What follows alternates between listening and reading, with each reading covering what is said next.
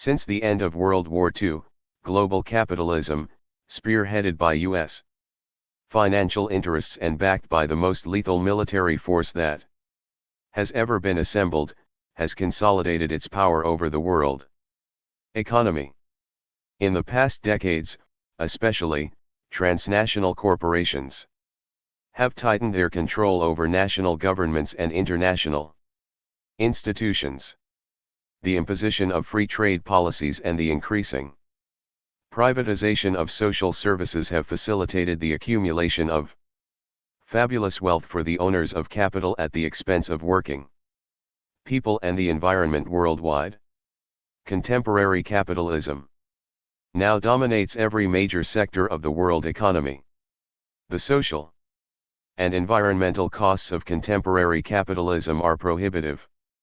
The global megatrends of rising inequality and absolute poverty, political instability, and global climate change, all compounded and accelerated by this predatory mode of production, are adversely affecting the lives and threatening the future of every inhabitant of nations and the entire world.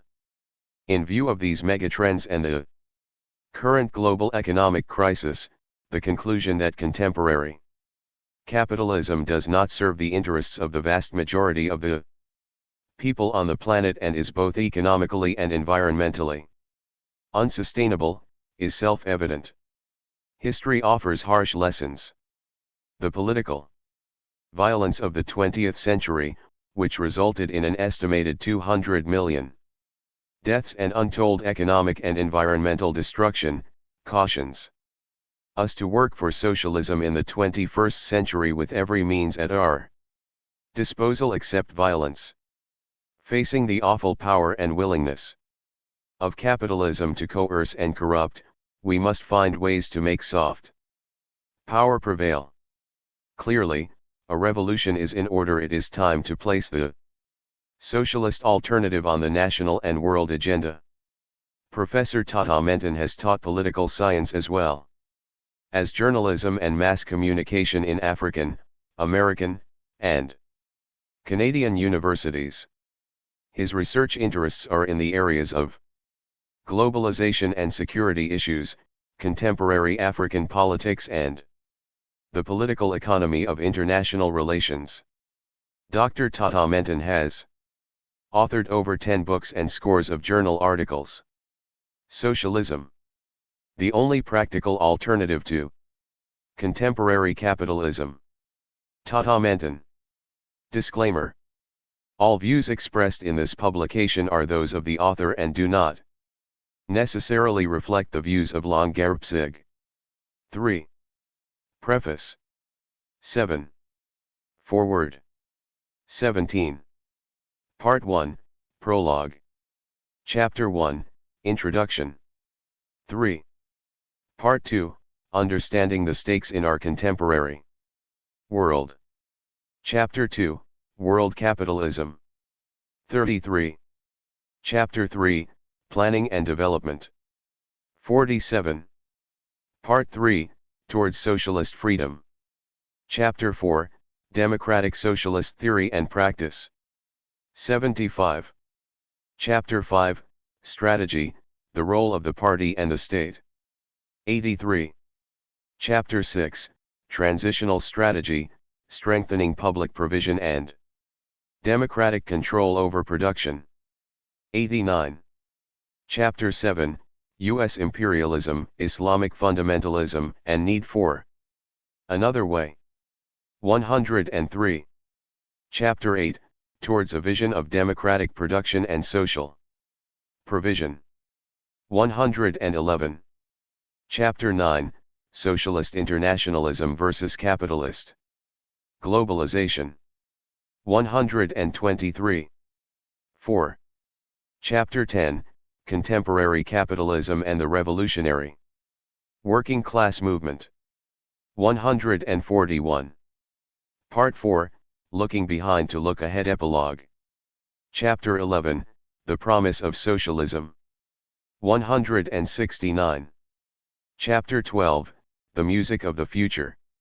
179. V. Acknowledgement. I am heartily thankful to numerous scholars whose ideas have been used in this book. Their inspiring and incisive ideas and support from the initial to the final level enabled me to develop an understanding of the subject of socialism as the only viable alternative to rampaging capitalist imperialism, today sanitized as globalization. Some have featured in my bibliography. Those who have not featured in the bibliography should not feel left out intentionally. 3 names readily spring to my mind. I am thinking of Samir Emin, James Petras, and William Robinson. Their ideas litter the entire book, and I have virtually become an intellectual clone of them. All those named and unmentioned remain intellectual treasures to me. Lastly, I offer my regards and blessings to all of those who supported me in any respect during the completion of this essay. One of them stands out distinct. He is Dr. Sami Ngum, who drags me out of my slumber whenever I have nothing to show him as my research work for his brutal computer surgery. Tatah Mentan, Minnesota, USA, May 2012.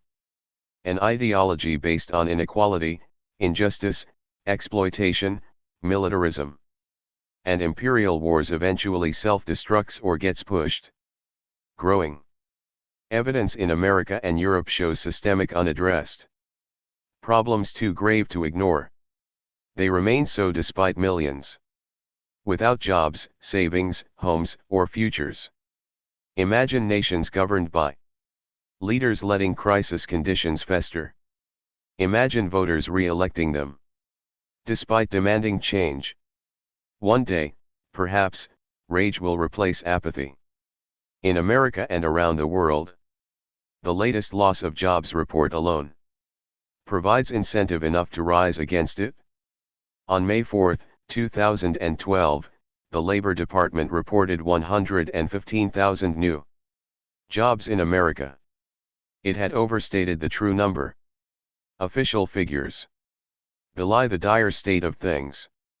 At most, 2/3 the headline total were created. Even that's in doubt. Most were low-pay, part-time, or temp positions with few or no benefits.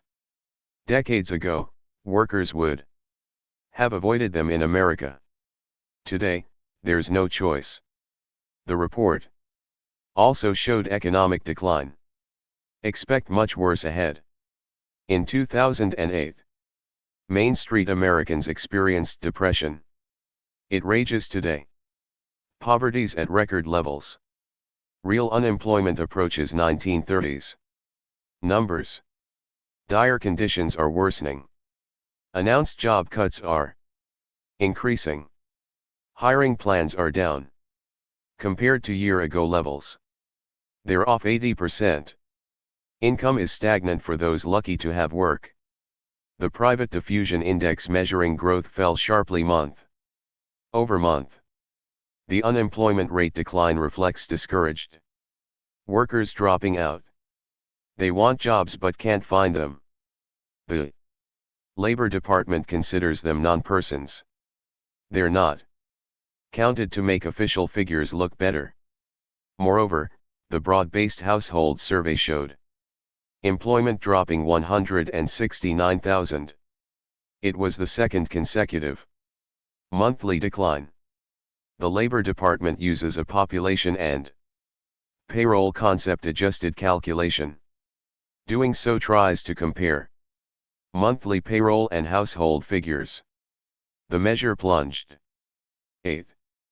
495,000 in April after dropping 418,000 in March. The calculation represented the largest back-to-back decline since late 2009. At 63.6%, America's labor force hit its lowest level since September 1981.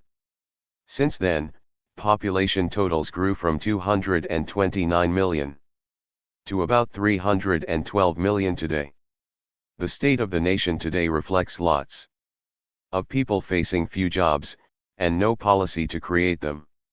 The Employment/population ratio stands at 58.4%. Alone, it represents a shocking testimony to failure. So do other data. Long-term unemployment remains near record levels. Credit deleveraging continues. Housing's in its worst ever depression. Prices keep falling. Inventories of unsold homes are huge. Foreclosures are at epidemic levels. State and local downsizing continues. Personal income suffers. Conditions are bad and worsening. The situation is worse elsewhere. Why? Predatory capitalism has failed mankind. Neoliberal globalization or contemporary capitalism, which began after World War II and has expanded exponentially since the 1980s, has produced dramatic inequality between and within nations, fostered continuing militarism, and contributed the lion's share to the looming crisis of climate change. The very idea of somehow combating what appeared to be an irresistible force has been a daunting enterprise, to say the least. Until now it is clear that neoliberal globalization does not serve the needs of a majority of the world's population, and, as economic meta-policy, is simply not sustainable. The question of combating globalization is rapidly becoming the question of what will follow the meltdown of the neoliberal global economic system. The purpose of this book therefore is to add some proposals for organization in socialism to its basis of common ownership, democratic control and production solely for needs as a strategy of combating the rapacious globalization. The fact of the matter is that the ravages of contemporary world capitalism have continued, unhindered, unleashing death, hunger, and avoidable disease among mankind. The market system continues to feed on its diet of misery. Now in a phase of world slump, it prevents society using its powers to solve problems. Around the planet, violence also continues with 9 fratricidal wars with their cocktail of teeming masses of refugees and dismembered families. Even in Russia and Eastern Europe, where greater political freedoms now exist, the collapse of state capitalist regimes has brought only the chaos of an economic free-for-all in which workers will continue to be exploited. None of these events comes as a surprise to socialists. Again we emphasize that nothing short of the abolition of capitalism and its replacement by world socialism can solve the problems facing the overwhelming majority of the world's population. Is Marxism dead? Every so often, usually after a period of economic instability and crisis that has given way to stabilization and growth, some talking head comes along and declares that Marxism is dead and capitalism is the final form of human fulfillment. As the late socialist author Daniel Singer aptly put it, the purpose of our pundits and preachers is to doom as impossible a radical, fundamental transformation of existing society. The most common theme is that socialism has failed to make inroads, especially in the United States, due to the prosperity and social mobility that even the lowliest members of society can experience. On the reefs of roast beef and apple pie, wrote the German writer Werner Sombart in his famous 1906 book, Why Is There No Socialism in the United States? Socialistic utopias of every sort are sent to their doom. The Depression years of the 1930s made these ideas harder to swallow, but variations on the argument were dusted off and refurbished during the economic boom after the Second World War.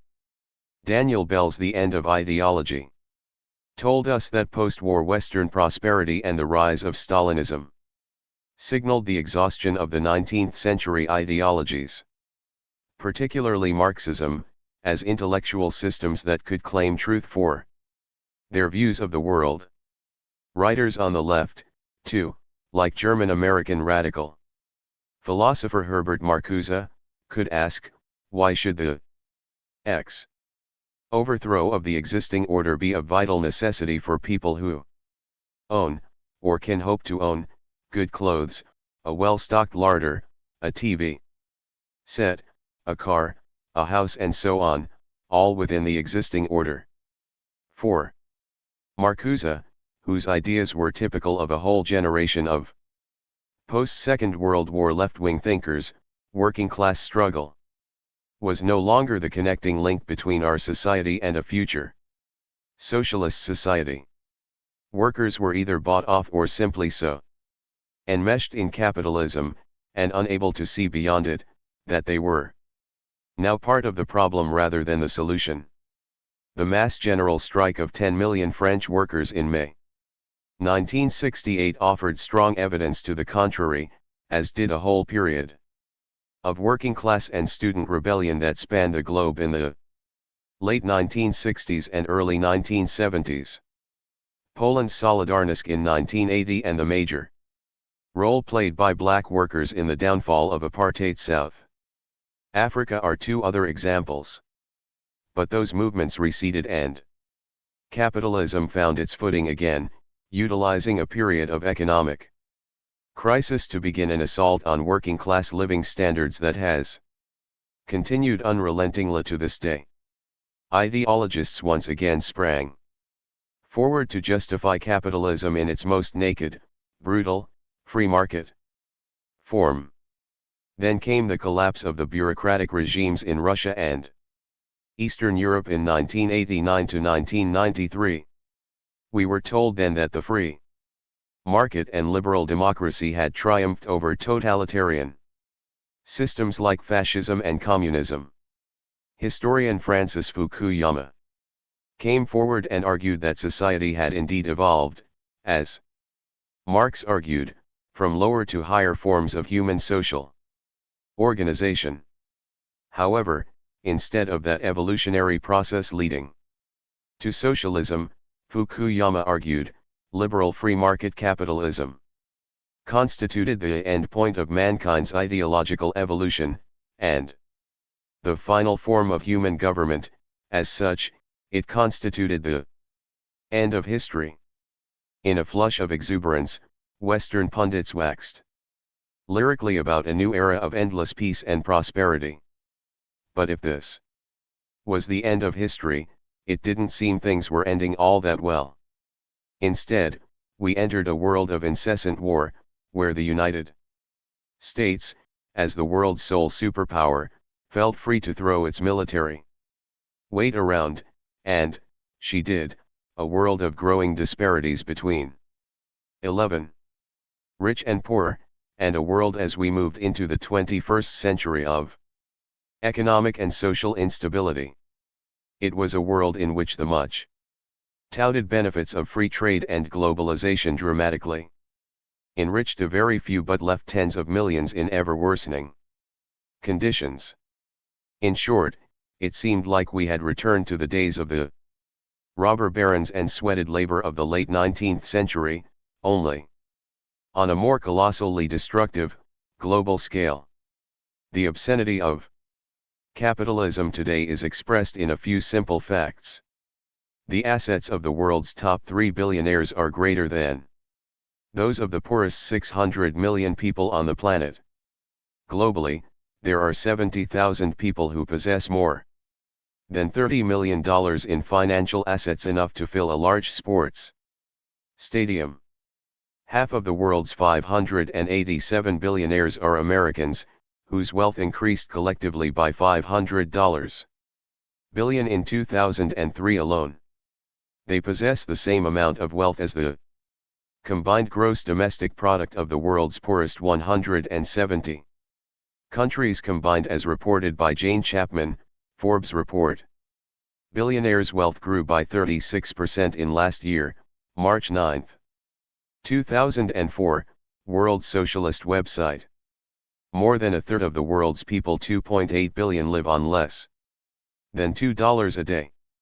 1.2 billion people live on less than $1 a day, as spelled Out in the United Nations Human Development Report 2003, Millennium Development Goals, 5.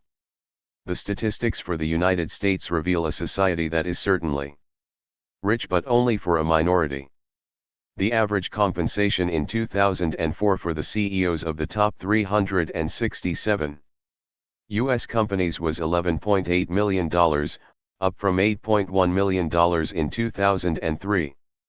On average, CEOs in 2004 made 431 times what a production worker made, up from a 107:1 ratio in 1990 and a 42:1 ratio in 1982. Presented by Sarah Anderson et.al., Executive Access 2005, Defense. Contractors get more bucks for the bang, 12th Annual CEO Compensation Survey for the Institute for Policy Studies, August 30, 2005, 13. Available at 12. http://www.faireconomy.org/press/2005/ee2005.pdf. CEO pay has increased by 300% over the last 15 years, whereas wages have increased in the same period by only 5%. If wages had kept up with the percentage increase in CEO pay, in 2004 the average pay for production workers would have been $110,136, instead of $27,460. The top 20% of American households control 83% of the nation's wealth, while the bottom 80% of Americans control only about 17% of the nation's wealth, as demonstrated by Americans for Democratic Action, Income and Inequality. Millions Left Behind, Report, February 2004, 5. Available at http://www.adaction.org/income2004.htm. A total of 34.6 million Americans in 2002 to 12.1% of the population lived below the official poverty line, and 8.5 million of them had jobs. Overall, black poverty is double that of whites. Poverty is always horrible. It only becomes an obscenity when the material means exist to eliminate it, yet it persists. But the priorities of world capitalism are such that the two things, unimaginable wealth and great misery, exist side by side. The priorities of capitalism are starkly revealed by the fact that the per capita income in sub-Saharan Africa is $490, whereas the per capita subsidy for European cows is $913, as found in the Human Development Report 2003, 155. These obscenities make the case, if not for Marx and Marxism, then at the very least for some project to change the world. That is why, try as the pundits may to bury him, Marx keeps resurfacing. His ideas are alive because his indictment of capitalism, though first penned in the 1840s, is still confirmed on a daily basis. As the misery worsens, the glaring class divisions give rise to what Marx had argued was the motor of historical change, the class struggle. Everywhere around the world, the working class, those whose labor produces societies 13. Abundant wealth in exchange for a pittance, continues to organize, demonstrate, strike, and resist in various ways. Marx not only exposed the ills of society, many had done so before him, but he revealed how capitalism developed, how it went into crisis, and how it would meet its end. At Marx's gravesite in 1883, Marx's friend and lifelong collaborator, Friedrich Engels, said that Marx discovered the special law of motion governing the present-day capitalist mode of production. Even Marx's critics sometimes acknowledge that he had brilliant insights into the nature of capitalism. But, Engels continued. Marx was before all else a revolutionist.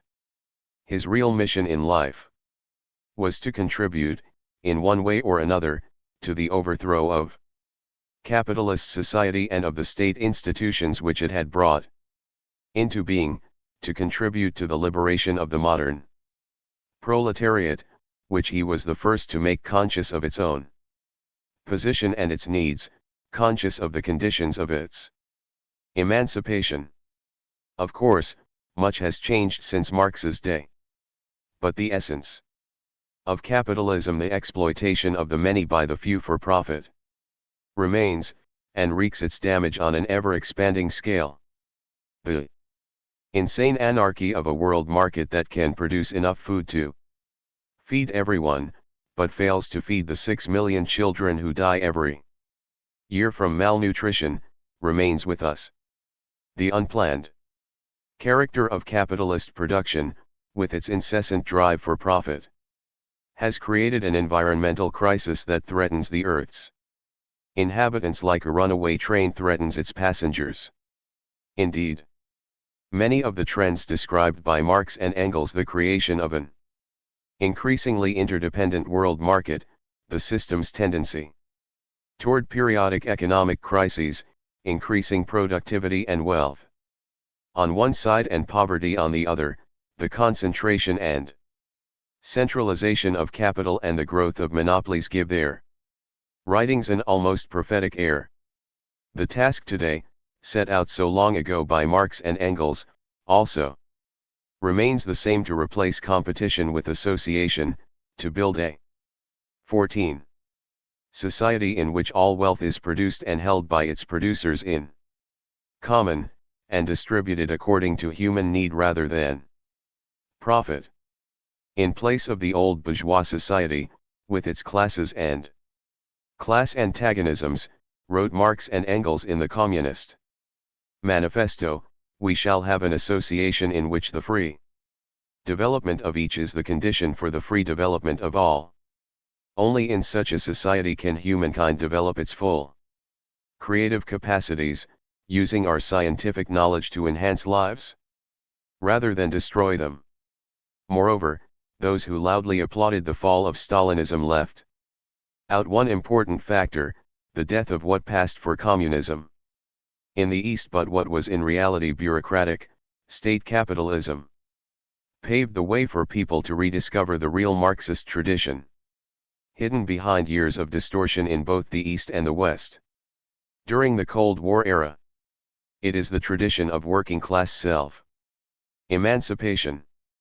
Far from being dead, therefore, Marxism is experiencing a rebirth. Marxist ideas remain crucial to our understanding of the world today and the task of changing it. There is, of course, no substitute for reading Marx and Engels, or the great revolutionary socialists who followed them, such as Rosa Luxemburg, Vladimir Lenin, and Leon Trotsky. I've read and reread works such as Marx's Civil War in France, Engels' Socialism, Utopian and Scientific, Rosa Luxemburg's Reform or Revolution, Trotsky's Lessons of October, and Lenin's State and Revolution, among many others, and each time I reread them I learn something new in light of fresh experiences. But as Lenin said in a postscript to St. and Revolution, it is more pleasant and useful to go through the experience of revolution than to write about it. Marx and Engels, like Lenin, were not armchair thinkers. First and foremost, they were revolutionaries who fought for a world free of oppression and exploitation. But they understood that to change the world, it is necessary to understand how that world works, and to learn from past struggles the effective levers for its transformation. Given a rapid growth in the world socialist movement, a shared world of unity, organized solely for our needs, could soon be 15. Achieved. I therefore urge readers who agree with the aims of this book to join me in the work of organizing for socialism. Part of this is to discuss the practical ways in which a sane world based on social equality and cooperation can operate. It is as part of this debate that this book makes a contribution. 17. Forward. As the crisis of global capitalism spirals out of control, the powers that be in the global system appear to be adrift and unable to propose viable solutions. From the slaughter of dozens of young protesters by the army in Egypt to the brutal repression of the Occupy movement in the United States, and the water cannons brandished by the militarized police in Chile against students and workers, states and ruling classes are unable to hold back the tide of worldwide popular rebellion and must resort to ever more generalized repression. Simply put, the immense structural inequalities of the global political economy can no longer be contained through consensual mechanisms of social control. The ruling classes have lost legitimacy. We are witnessing a breakdown of ruling class hegemony on a world scale. To understand what is happening in this second decade of the new century, we need to see the big picture in historic and structural context. Global capitalist classes had hoped and expected that the Great Depression that began with the mortgage crisis and the collapse of the global financial system in 2008 would be a cyclical downturn that could be resolved through state-sponsored bailouts and stimulus packages. But it has become clear that this is a structural crisis. Cyclical crises are ongoing episodes in the capitalist system, occurring and about once a decade and usually last 18 months to 2 years. There were world recessions in the early 1980s, the early 1990s, and the early 21st century. Structural crises are deeper, their resolution requires a fundamental restructuring of the system. Earlier world structural crises of the 1890s, the 1930s, and the 1970s were resolved through a reorganization of the system that produced new models of capitalism. Resolved does not mean that the problems faced by a majority of humanity under capitalism were resolved, but that the reorganization of the capitalist system in each case overcame the constraints to a resumption of capital accumulation on a world scale. The crisis of the 1890s was resolved in the cores of world capitalism through the export of capital and a new round of imperialist expansion. The Great Depression of the 1930s was resolved through the turn to variants of social democracy in both the North and the South. Welfare, populist, or developmentalist capitalism that involved redistribution, the creation of public sectors, and state regulation of the market. Globalization and the current structural crisis. To understand the current conjuncture, we need to go back to the 1970s. The globalization stage of world capitalism in which we are now itself evolved out of the response of distinct agents to these previous episodes of crisis, in particular, to the 1970s crisis of social democracy, or more technically stated, of Fordism Keynesianism, or of redistributive capitalism. In the wake of that crisis, capital went global as a strategy of the emergent transnational capitalist class and its political representatives to reconstitute its class power by breaking free of nation-state constraints to accumulation.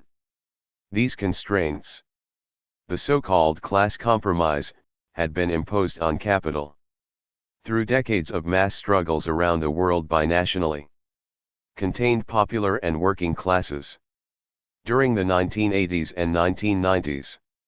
However, globally oriented elites captured state power in most countries around the world and utilized that power to push capitalist globalization through the neoliberal model. Globalization and neoliberal policies opened up vast new opportunities for transnational accumulation in the 1980s and 1990s. The revolution in computer and information technology and other Technological advances helped emergent transnational capital to achieve major gains in productivity and to restructure, flexibilize, and shed labor worldwide. This technological revolution, in turn, undercut wages and the social wage and facilitated a transfer of income to capital and to high consumption sectors around the world that provided new market segments fueling growth. In sum, globalization made possible a major, extensive and intensive expansion of the system and unleashed a frenzied new round of 19. Accumulation worldwide that offset the 1970s crisis of declining profits and investment opportunities. However, the neoliberal model has also resulted in an unprecedented worldwide social polarization. Fierce social and class struggles worldwide were able in the 20th century to impose a measure of social control over capital. Popular classes, to varying degrees, were able to force the system to link what we call social reproduction to capital accumulation. What has taken place through globalization is the severing of the logic of accumulation from that of social reproduction, resulting in an unprecedented growth of social inequality and intensified crises of survival for billions of people around the world. The pauperizing effects unleashed by globalization have generated social conflicts and political crises that the system is now finding it more and more difficult to contain. The slogan "We are the 99%" grows out of the reality that global inequalities and pauperization have intensified enormously since capitalist globalization took off in the 1980s. Broad swaths of humanity have experienced absolute downward mobility in recent decades. Even the IMF was forced to admit in a 2000 report that in recent decades, nearly 1/5 of the world's population has regressed. This is arguably one of the greatest economic failures of the 20th century. Global social polarization intensifies the chronic problem of overaccumulation. This refers to the concentration of wealth in fewer and fewer hands, so that the global market is unable to absorb world output and the system stagnates. Transnational capitalists find it more and more difficult to unload their bloated and expanding mass of surplus. They can't find outlets to invest their money in order to generate new profits, hence the system enters into recession. Or worse. In recent years, the transnational capitalist class has turned to militarized accumulation, to wild financial speculation, and to the raiding or sacking of public finance to sustain profit-making in the face of overaccumulation. While transnational capital's offensive against the global working and popular classes dates back to the crisis of the 1970s and has grown in intensity ever since, the Great Recession of 2008 was in several respects a major turning point. In particular, as the crisis spread, it generated the conditions for new rounds of brutal austerity worldwide, greater flexibilization of labor, steeply rising under an unemployment, and so on. Transnational finance capital and its political agents utilized the global crisis to impose brutal austerity and attempt to dismantle what is left of welfare systems and social states. In Europe, North America, and elsewhere, to squeeze more value out of labor, directly through more intensified exploitation and indirectly through state finances. Social and political conflict has escalated around the world in the wake of 2008. Nonetheless, the system has been unable to recover, it is sinking deeper into chaos. Global elites cannot manage the explosive contradictions. Is the neoliberal model of capitalism entering a terminal stage? It is crucial to understand that neoliberalism is but one model of global capitalism. To say that neoliberalism may be in Terminal crisis is not to say that global capitalism is in terminal crisis.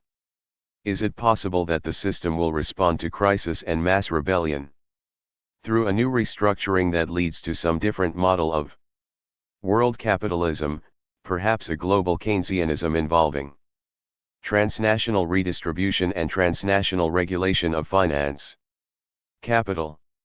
Will rebellious forces from below be co-opted into some new reformed capitalist order? Or are we headed towards a systemic crisis? A systemic crisis is one in which the solution involves the end of the system itself, either through its supersession and the creation of an entirely new system, or more ominously the collapse of the system. Whether or not a structural crisis becomes systemic depends on how distinct social and class forces respond to the political projects they put forward and as well as to factors of contingency that cannot be predicted in advance, and to objective conditions. It is impossible at this time to predict the outcome of the crisis. However, a few things are clear in the current world conjuncture. XXI. The current moment. First, this crisis shares a number of aspects with earlier structural crises of the 1930s and the 1970s, but there are also several features unique to the present.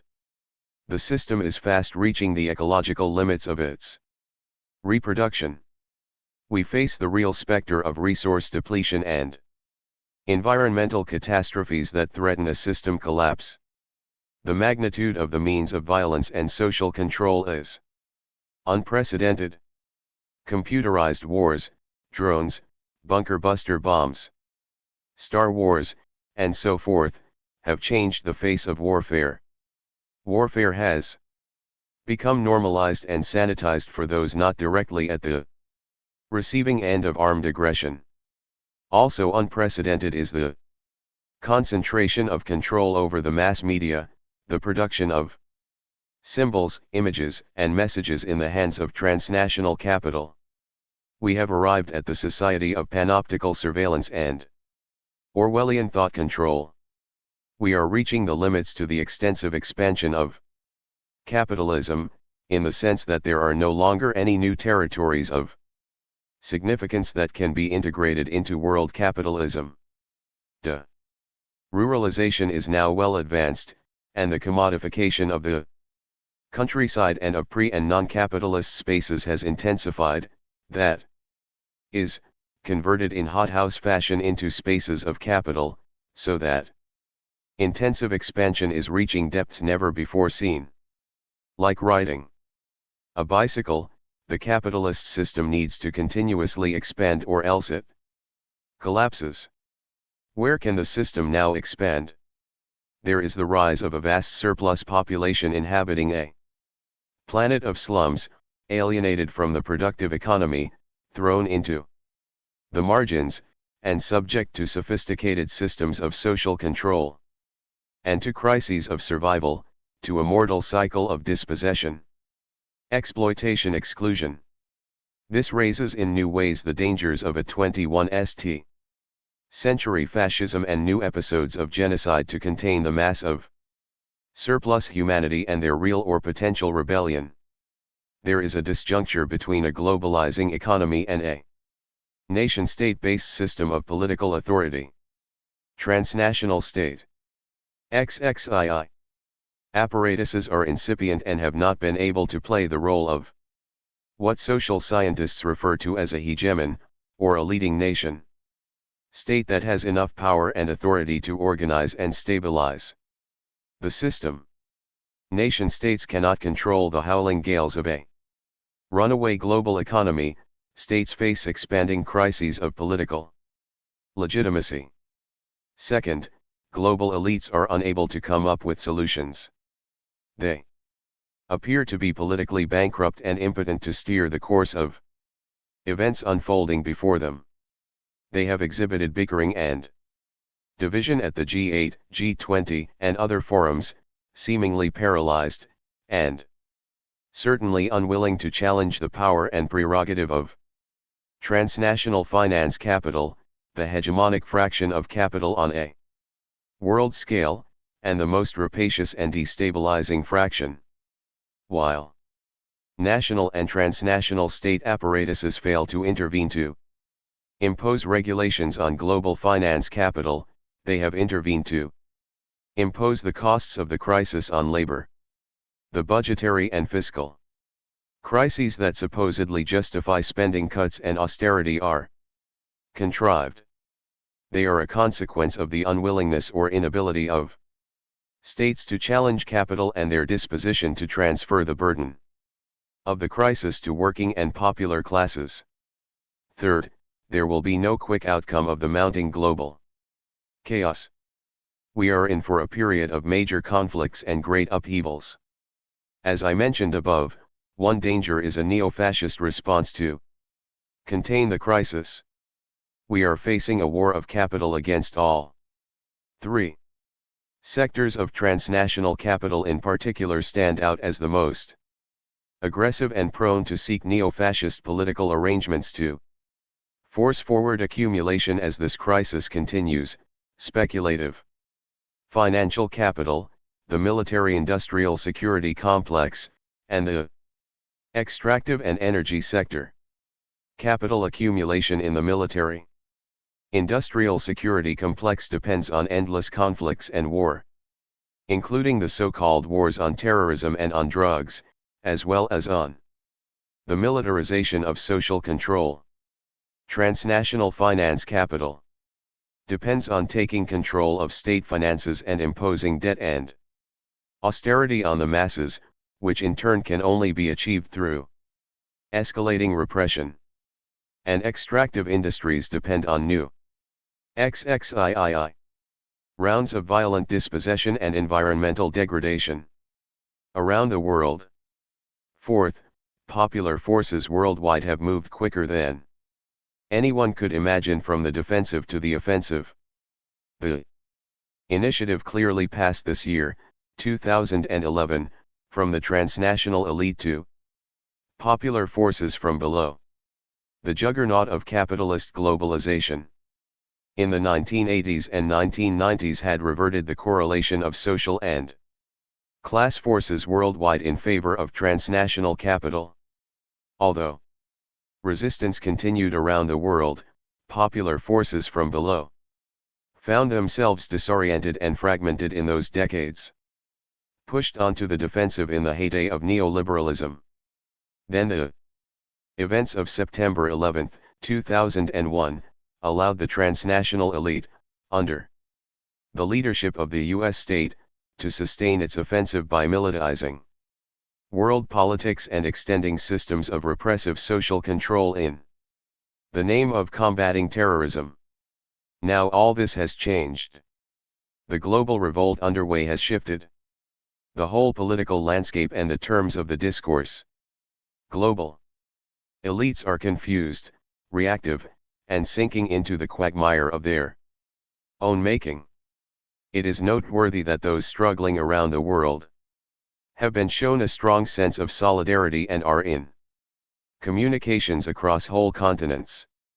Just as the Egyptian uprising inspired the U.S. Occupy movement, the latter has been an inspiration for a new round of mass struggle in Egypt. What remains is to extend transnational coordination and move towards transnationally coordinated programs. On the other hand, the empire of global capital is definitely not a paper tiger. As global elites regroup and assess the new conjuncture and the threat of mass global revolution, they will and have already begun to organize coordinated mass repression, new wars and interventions, and mechanisms and projects of co-optation in their efforts to restore hegemony. In fact, the only viable solution to the crisis of global capitalism is a massive redistribution of wealth and power downward towards the poor majority of humanity along the lines of a 21st century democratic socialism in which humanity is no longer at war with itself and with nature. XXIV. Socialism in the era of globalization. Globalization, as the present phase of world capitalist development is known, is a development that can be understood mainly on the basis of the internal laws and the dynamics of the functioning of the capitalist economic system. Karl Marx, in his seminal work Das Kapital, had shown us that as capitalism develops, it leads to the concentration and centralization of capital in a few hands. As a result of this law, huge amounts of capital get accumulated. This, in turn, needs to be deployed to earn profits, which is the raison d'etre of the system. Towards the end of the 20th century, more specifically in the decade of the 80s, this process of centralization led to gigantic levels of accumulation of capital. The beginning of the 90s saw the internationalization of finance capital, which had grown in colossal leaps. In 1993, the global stock of principal derivatives was estimated to be over $20 trillion. Subsequently, this globally mobile finance capital had acquired unprecedented dimensions. Currently, the turnover in the global financial transactions is estimated to be over $400 trillion, or nearly 60 times the annual global trade in goods and services estimated to be around $7 trillion. This huge accumulated finance capital required absolutely no restrictions on its global movement in search of predatory speculative profits. Simultaneously, the huge accumulation of capital taking place with the multinational corporations, the assets of some of whom outstrip the combined GDPs of many developing countries, also created conditions which required the removal of all restrictions on the movement of this industrial capital in search of super profits. Similar pressures also developed for the removal of all trade barriers and tariff protection. Thus, the laws of capitalist development by themselves created the objective conditions for the current phase of globalization, whose essential purpose is to break down all barriers for the movement of capital and to dovetail the economies of the developing countries to the super profit earning drive of multinational corporations. This is sought to be achieved by the global trio, viz., the IMF, the World Bank and the WTO. The XXV objective that clearly emerges is one of seeking the economic decolonization of the developing countries or the Third World. As this process of globalization was underway, came the collapse of the former Soviet Union and some of the socialist countries in Eastern Europe.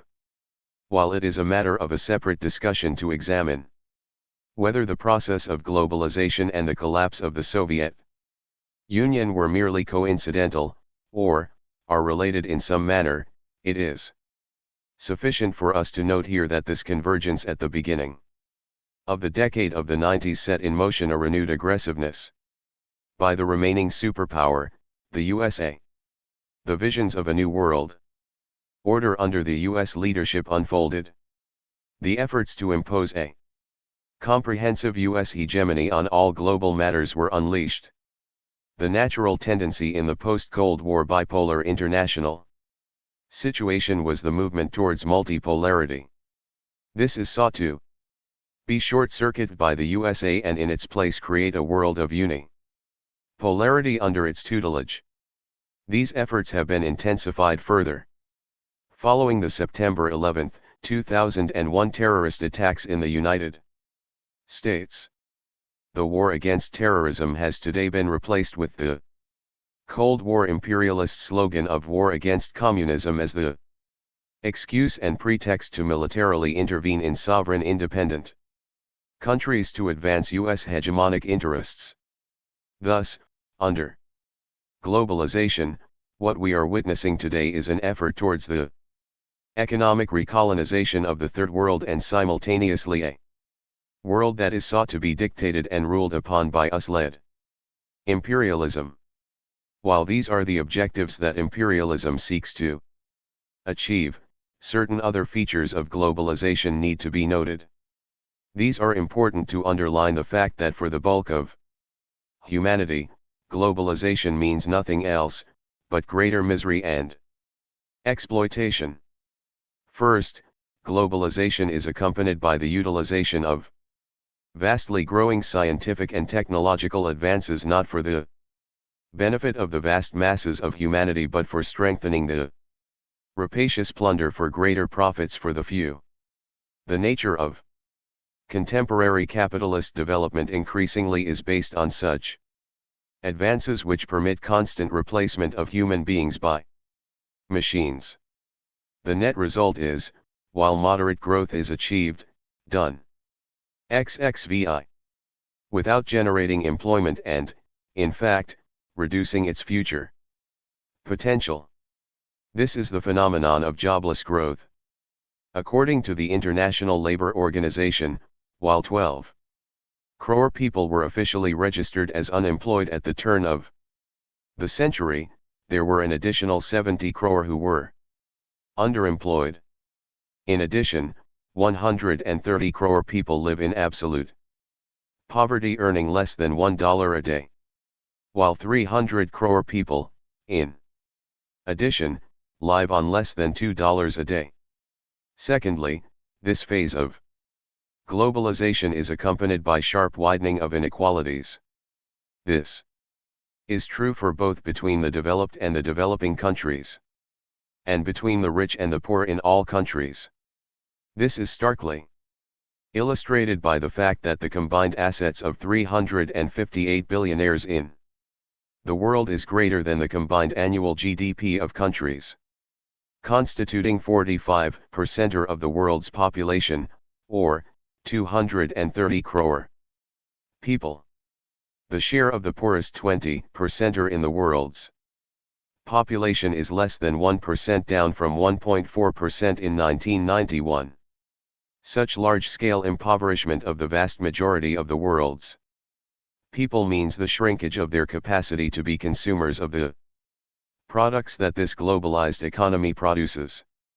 This renders the entire process of globalization to be simply unsustainable. This is the third feature. The enormous growth of the mobility of international finance capital had created illusions that this was a balloon that could be inflated to infinity. Burst it did, shattering many illusions created by this virtual wealth.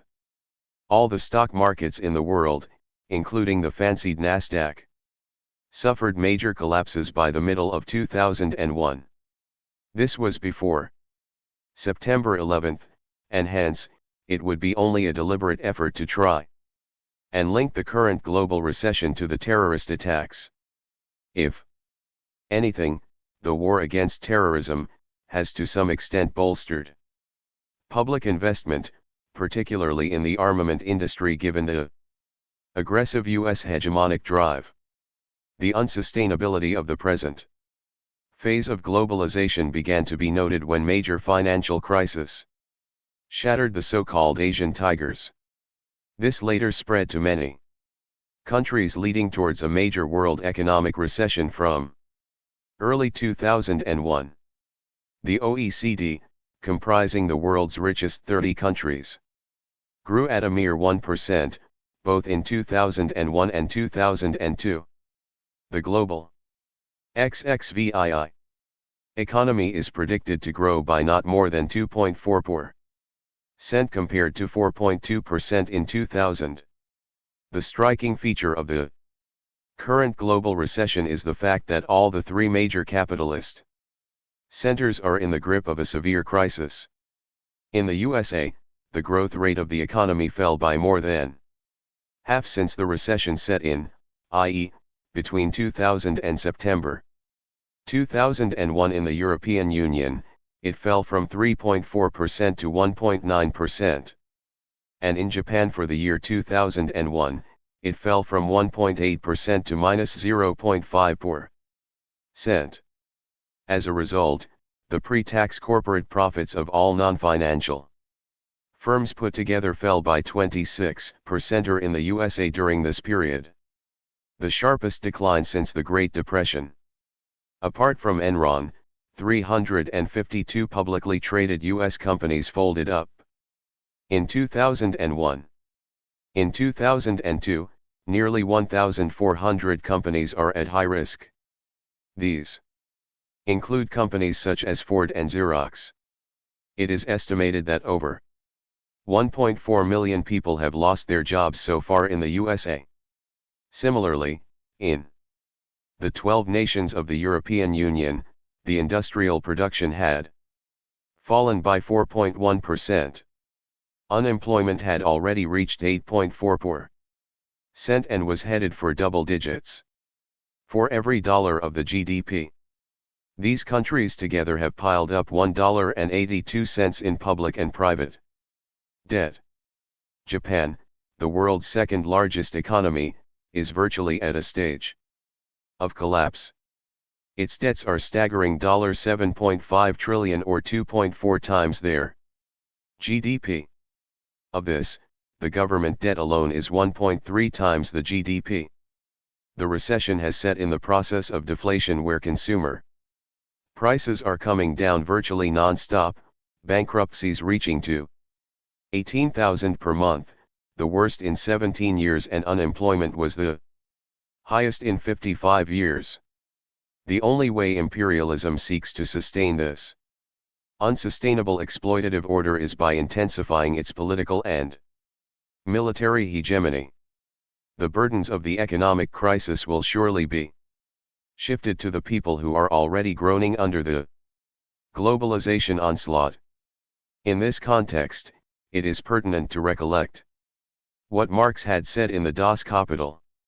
With adequate profit, capital is very bold.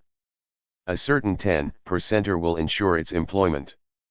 Anywhere, 20%er certain will produce eagerness, 50%er positive audacity, 100%er will make it ready to trample on all human laws, and 300%er and there is not a crime at which it will scruple, nor a risk it will not run, even to the chance of its owner XXVIII being hanged. Thus, what awaits humanity is a fresh wave of assaults and onslaughts. Unless, of course, the people's movement against globalization, which has been rapidly growing in recent years, attains levels that can halt and reverse this process. But that can be possible only if an alternative to the capitalist system emerges as the objective to achieve freedom and liberty. History has repeatedly shown that no amount of reform within the capitalist system can eliminate exploitation which is inherent in the very production process of the system.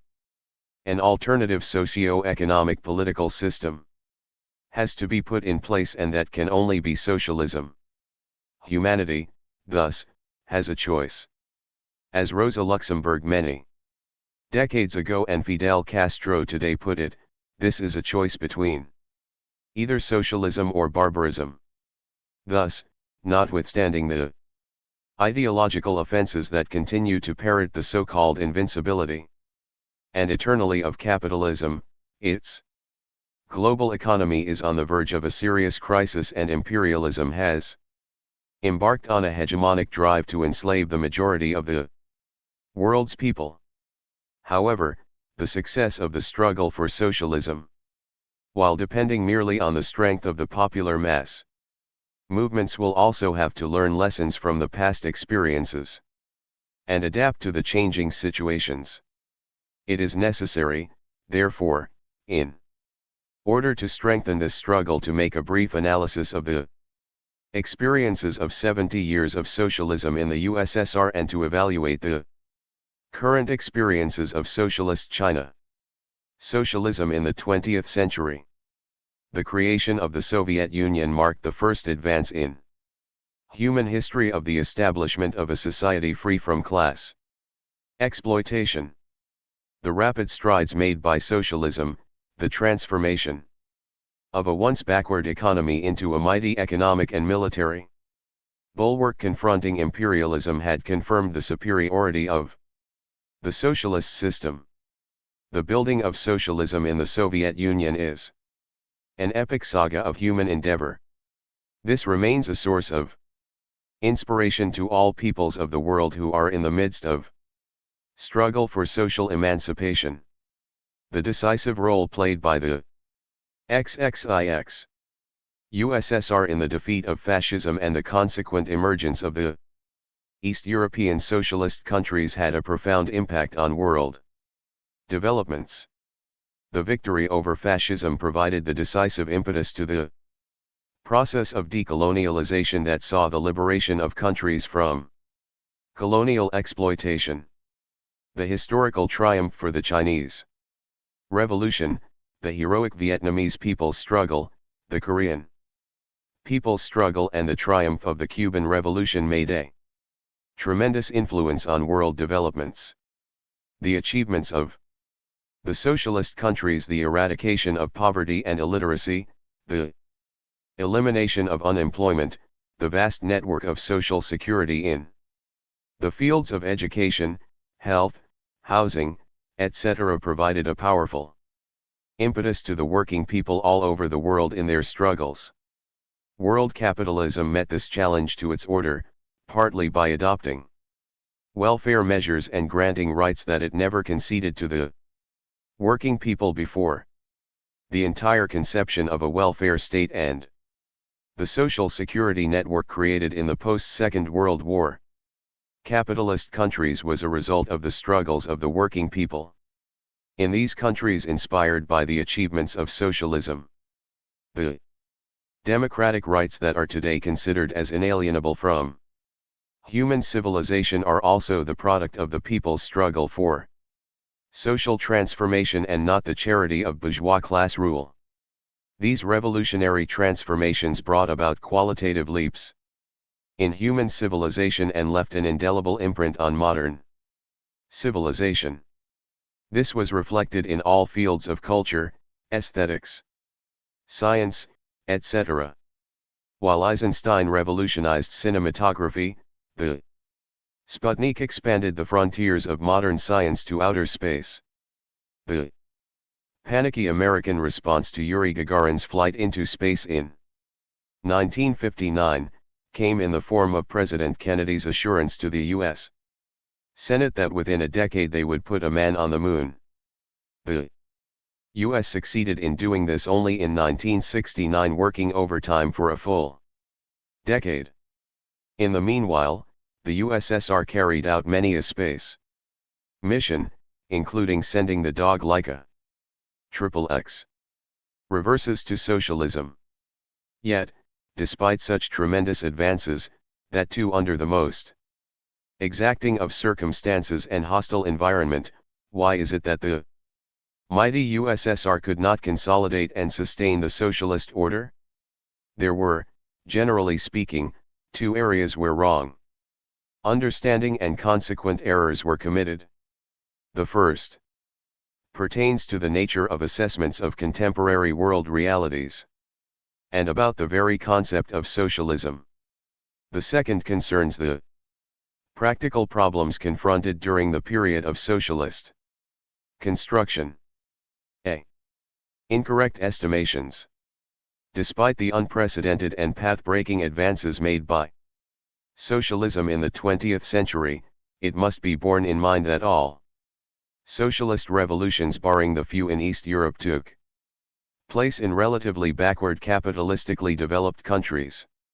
While this vindicated the Leninist understanding of breaking the imperialist chain at its weakest link, it nevertheless permitted world capitalism to retain its hold over the developed productive forces and, hence, also, the potential for its future development.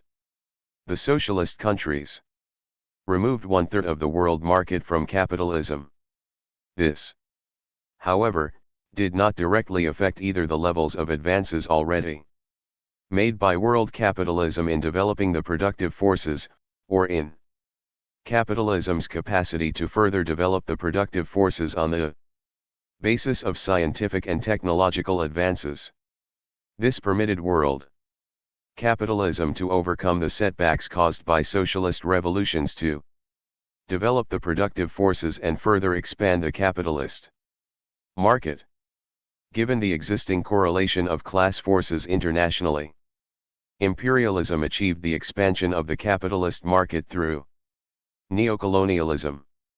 On the other hand, given the pace and qualitatively higher advances made by socialism in a relatively short span led to a belief that such advances XXXI were irreversible. The Leninist warning that the vanquished bourgeoisie will hit back with a force 100 times stronger was not fully taken into account. The inevitability of capitalism's collapse is not an automatic process.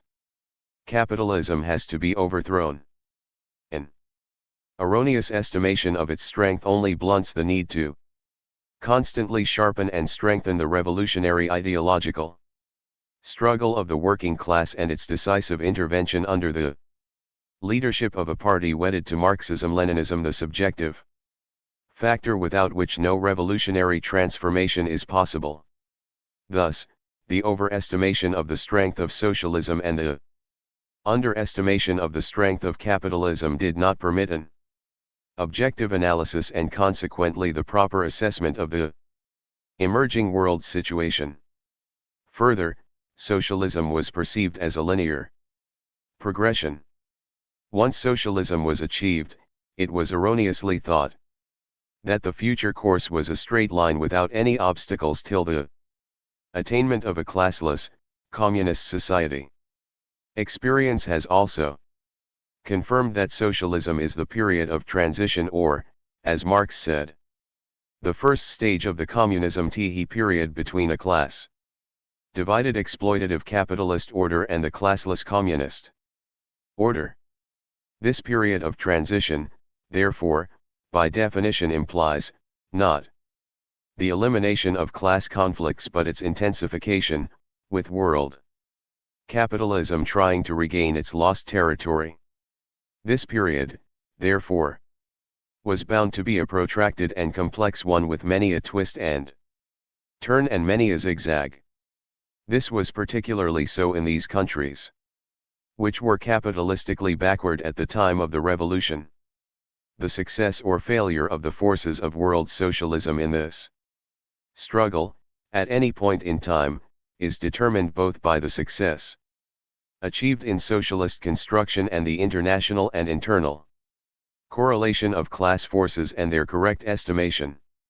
Incorrect estimations leading to an underestimation of the enemy both without and within the socialist countries and the overestimation of socialism had created a situation where the problems confronting the socialist countries were ignored as well as the advances and consolidation of world capitalism. Lenin had always reminded us that the living essence of dialectics is the concrete analysis of concrete conditions. If the analysis falters or the true appreciation of the actual situation is XXXII faulty, then erroneous understandings and distortions surface. It is such distortions and, importantly, deviations from the revolutionary content of Marxism-Leninism in later years of the USSR, particularly after the 20th Congress of the CPSU, along with the unresolved problems in the process of socialist construction that led to these reverses. Major shortcomings in socialist construction. In the process of socialist construction, there were essentially 4 areas where major shortcomings occurred. Before discussing these, it needs to be underlined, once again, that socialism was embarking on an unchanged ordered path of human advance. There were no blueprints or any specific formulae. This reality also contributed in a large measure towards these shortcomings. A. Class character of the state. The first of these areas is regarding the class character of the state under socialism. The dictatorship of the overwhelming majority over a minority of former exploiting classes, i.e., the dictatorship of the proletariat as opposed to the dictatorship of the bourgeoisie, which is that of a minority over the Overwhelming majority, is the character of the state under socialism. However, the forms of this class rule need to keep developing as socialism advances through various phases. The form necessary, say, in a period of capitalist encirclement, or civil war, need not be the form, say in a period of post-Second World War socialist consolidation. In the Soviet Union, the theoretical elaboration of the different phases of the dictatorship of the proletariat and different forms of the socialist state, was made for the first time in the political report of the 18th Congress of the CPSU in 1939. Stalin deals in length on this issue in a section titled, Questions of Theory. However, when such transformation of forms, whose changes represent the movement towards greater and larger participation of the people in the activities of the state, are not made at the appropriate time, the growing aspirations of people under socialism get stifled, and this leads to alienation and discontent. XXXIII. Further, the same form need not be applicable uniformly to all socialist countries. The form will be determined by the historical background and the concrete socio-economic conditions in those countries. Lenin had clearly stated in The State and Revolution that as the forms of bourgeois states are varied, the period of transition from capitalism to communism certainly cannot but yield a great abundance and variety of political forms. But he goes on to underline that the forms may be different, but the essence will inevitably be the dictatorship of the proletariat. The forms of bourgeois states are extremely varied, but their essence is the same. All these states, whatever their form, in the final analysis are inevitably the dictatorship of the bourgeoisie. The transition from capitalism to communism certainly cannot but yield a great abundance and variety of political forms, but the essence will inevitably be the same, the dictatorship of the proletariat. The adoption of the Soviet form of state in the post-Second World War socialist countries of Eastern Europe, hence, was a development that ignored the concrete socio-economic conditions and the historical background of these countries. For instance, Czechoslovakia had communists elected to its parliament in a multi-party system before the revolution. The prohibition of the multi-party system under socialism was seen by many as a regression. This contributed, as well, to the alienation of the people and growing discontent. B. Socialist democracy. The second area where there were major shortcomings was that concerning socialist democracy. Democracy under socialism needs to be deeper and richer than under capitalism. While capitalism gives the formal democratic right, it does not provide to the vast majority of people the capacity to exercise it. Socialism must provide both the right and the capacity to the people to exercise that right. However, in the process of socialist construction in many countries, two types of shortcomings occurred. Third, first, the dictatorship of the class over a period of time was replaced by the dictatorship of the vanguard of the class, i.e., the party. This over time was replaced by the leadership of the party. The socialist state, which represents the entire class and working people, got substituted by a small section in the party. This led to a strange situation with the decisions, say, of the party Politburo, becoming enforceable on all citizens. This was done through a fiat instead of convincing the majority of the people who are not members of the party through democratically decided state bodies like the Soviets. The Leninist principle of a party decision being articulated in democratic people's forums and parties' leadership established through a democratic process with maximum people's participation, was replaced, unfortunately, by diktats.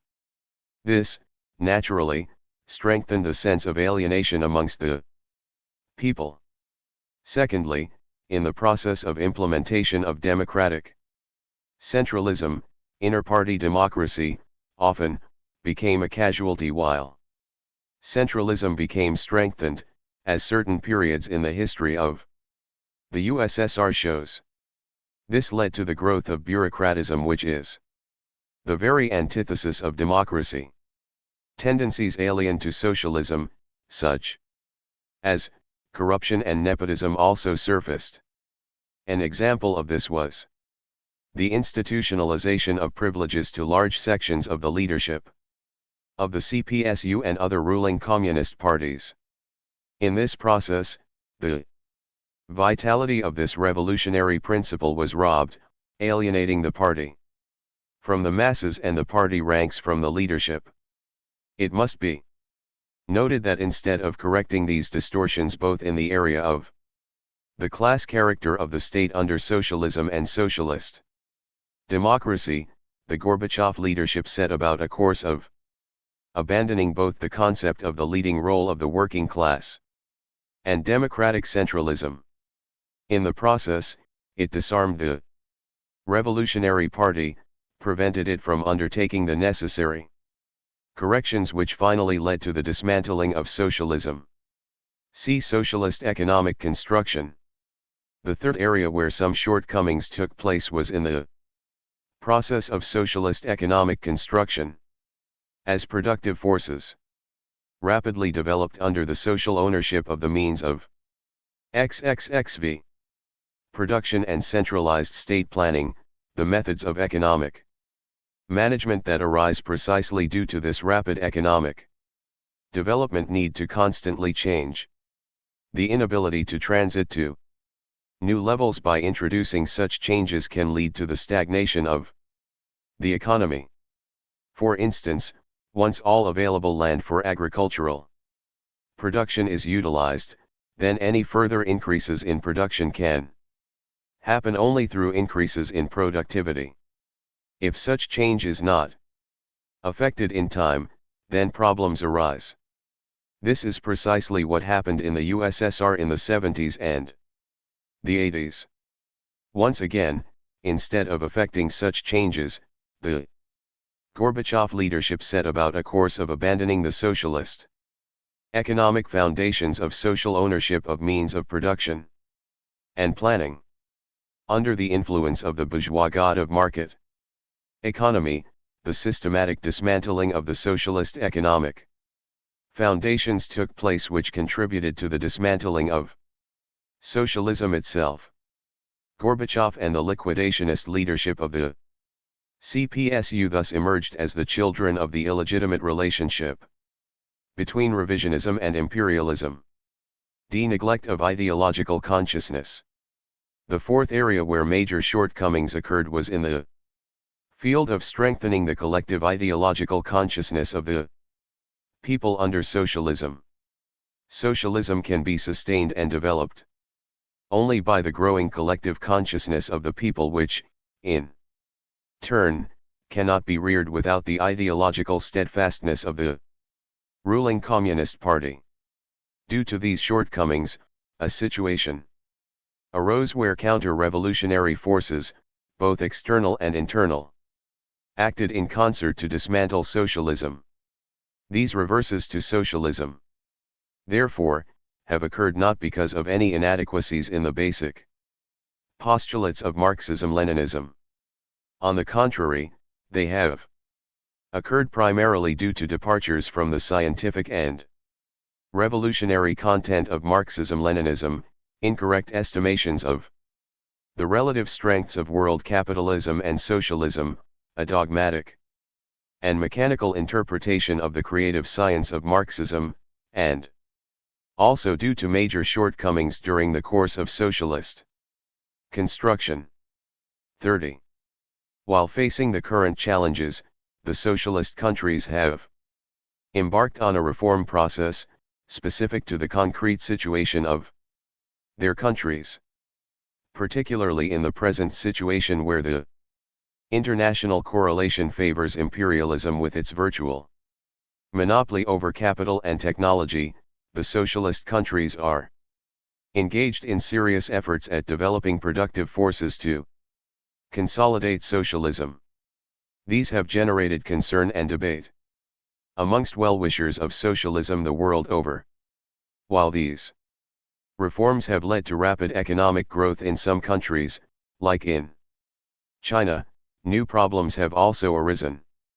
Let us discuss some theoretical and political issues with specific reference to China. The triumph of the socialist revolution in Russia did not and could never have meant the automatic transformation of the backward economies and low levels of productive forces into high levels of socialized means of production. For the purpose of our discussion, however, it needs to be noted that every socialist revolution, based on a concrete analysis of concrete conditions, worked out its approach towards developing rapidly the productive forces. How this can be done is specific to the concrete realities faced by the specific revolutions, both domestically and internationally. Lenin, himself, noted on the 4th anniversary of the October Revolution, borne along on the crest of the wave of enthusiasm, rousing first the political enthusiasm and then the military enthusiasm of the people, we expected to accomplish economic tasks just as great as the political and military tasks we had accomplished by relying directly on this enthusiasm. We expected, or perhaps it would be truer to say that we presumed without having given it adequate consideration to be able to organize the state production and the state distribution of products on communist lines in a small peasant country directly as ordered by the proletarian state. Experience has proved that we were wrong. It appears that a number of transitional stages were necessary: state capitalism and socialism, in order to prepare by many years of XXXVII effort for the transition to communism, not directly relying on enthusiasm, but aided by the enthusiasm engendered by the Great Revolution, and on the basis of personal interest, personal incentive, and business principles. We must first set to work in this small peasant country to build solid gangways to socialism by way of state capitalism. Otherwise, we shall never get to communism, we shall never bring scores of millions of people to communism. That is what experience, the objective course of the development of the revolution, has taught us. Further, he proceeds to state, capitalism is a bane compared with socialism. Capitalism is a boon compared with medievalism, small production, and the evils of bureaucracy which spring from the dispersal of the small producers. Inasmuch as we are as yet unable to pass directly from small production to socialism, some capitalism is inevitable as the elemental product of small production and exchange, so that we must utilize capitalism as the intermediary link between small production and socialism, as a means, a path, and a method of increasing the productive forces.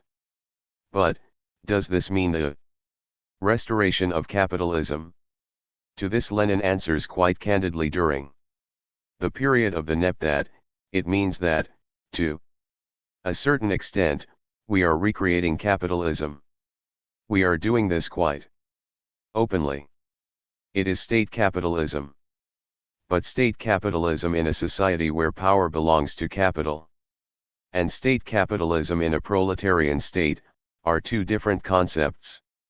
In a capitalist state, state capitalism means that it is recognized by the state and controlled by it for the benefit of the bourgeoisie, and to the detriment of the proletariat. In the proletarian state, the same thing is done for the benefit of the working class, for the purpose of withstanding the as yet strong bourgeoisie, and of fighting it. It goes without saying that we must grant concessions to the foreign bourgeoisie, to foreign capital, without the slightest Denationalization, we shall lease mines, forests, and oil fields to foreign capitalists, and receive in exchange manufactured goods, machinery, 38th, etc., and thus restore our own industry. Post-reform socialist China. To a certain extent, what we find in the post-reform socialist China is a reflection of the theoretical positions Lenin had taken regarding state capitalism during the NEP period. The main question involved is that of increasing the productive forces in a backward economy to a level that can sustain large-scale socialist construction. Lenin, during his time, on the basis of the concrete international and domestic situation, consistently endeavored to rapidly bridge the gap between backward productive forces and advanced socialist production relations. The course of this Soviet history of socialist construction, however, took place under different historical circumstances. Encirclement of the Soviet Union, the Civil War, the preparations for the Second World War by the fascist forces did not allow the Soviet Union a peaceful period necessary for a protracted period of transition towards the consolidation of socialist productive forces. The pace of the socialization of the means of production had to be hastened for the very survival of the socialism itself. The fact that it did succeed in socializing the means of production through collectivization, bore the brunt of fascist assaults during the Second World War and decisively defeated them will go down as one of the most remarkable and liberating experiences of the 20th century. In China today, what is being sought is to attain the conformity between the levels of productive forces and the relations of production under socialism. The advanced socialist production relations cannot be sustainable at lower levels of productive forces. A prolonged period of low levels of productive forces would give rise to a major contradiction between the daily expanding material and cultural needs of the people under socialism and backward productive forces. The Chinese Communist Party has concluded that if this contradiction remains unresolved, then socialism itself in China would be under threat. 36. Following the political turmoil that took place during the Cultural Revolution and after the dethroning of the Gang of Four, a serious introspection was begun by the CPC on political and economic issues. In 1978, clearing confusion and incorrect understanding on many political issues and practices, the CPC adopted a comprehensive ideological line that culminated in what they call one central task and two basic points. One central task is economic development, the two basic points are adherence to the four cardinal principles and the implementation of reforms and open door policy. Soon after the initiation of the reform process, in a conversation with Kim Il-sung in 1982, Deng Xiaoping says, in a country as big and as poor as ours, if we don't try to increase production, how can we survive? How is socialism superior, when our people have so many difficulties in their lives? The Gang of Four clamored for poor socialism and poor communism, declaring that communism was mainly a spiritual thing. That is sheer nonsense.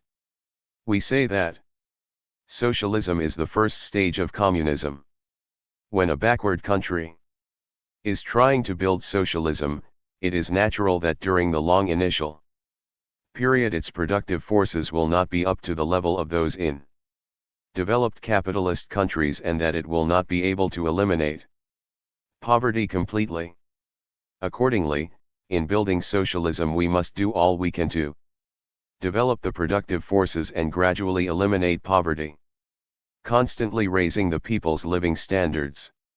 Otherwise, how will socialism be able to triumph over capitalism? In the second stage, or the advanced stage of communism, when the economy is highly developed and there is overwhelming material abundance, we shall be able to apply the principle of from each according to his ability, to each according to his needs. If we don't do everything possible to increase production, how can we expand the economy? How can we demonstrate the superiority of socialism and communism? We have been making revolution for several decades and have been building socialism for more than 3XL. Nevertheless, by 1978 the average monthly salary for our workers was still only 45 UN, and most of our rural areas were still mired in poverty. Can this be called the superiority of socialism? That is why I insisted that the focus of our work should be rapidly shifted to economic development. A decision to this effect was made at the third plenary session of the 11th Central Committee, and it represented an important turning point. Our practice since then has shown that this line is correct, as the whole country has taken on an entirely new look. It is essentially such an understanding that led to a theoretical conceptualization of the primary stage of socialism.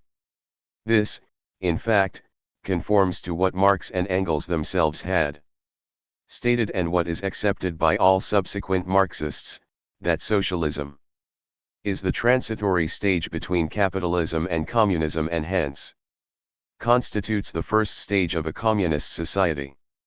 The CPC, however, has gone a step further to formulate that within this transitory stage, there will be stages depending on the levels of productive forces at the time of the revolution. This was systematically elucidated in the 13th Congress of the CPC. Basically, what it meant was that China, being a backward semi-feudal, semi-colonial country at the time of the revolution, was at a stage where the socialist transformation of its economy will have to be conducted from very low levels. The World Bank, in 1980 sent an investigation team to China, which estimated that the per capita GNP in 1952 was US $50, even lower than that in India and only slightly more than one-fifth of that in the Soviet Union in 1928. In a country with the largest population in the world, the effort for a transformation into a modern socialist economy is, indeed, a stupendous task. The CPC estimated that this process would take at least 100 years from the time of the revolution to reach the stage of a modern socialist economy. It is this process which they call the building of socialism with Chinese characteristics. In order to achieve such a transformation, the CPC put forward another theoretical formulation, that of building a socialist market economy. By now, it is clear that as long as commodity production exists, there would be a need for a market to exchange these commodities. The CPI at its 14th Congress noted, sli. In its ideological resolution, it would be erroneous to conclude that under socialism the market will cease to exist.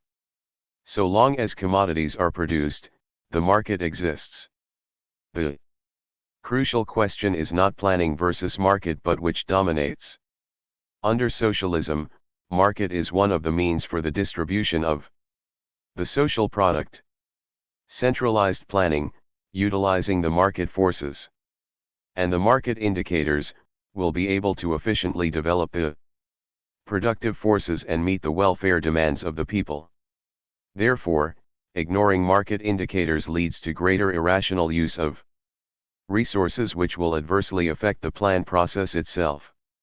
What is sought to be created in China is a commodity market economy under the control of the socialist state, where public ownership of the means of production will remain the mainstay, by which the CPC means, firstly, that public capital predominates in total social capital. Secondly, the state economy controls the economic lifeline and plays a dominant role in the national economy. Through this, they seek to prevent the economic polarization and growing inequalities created by private market economy and ensure the common prosperity of the working people.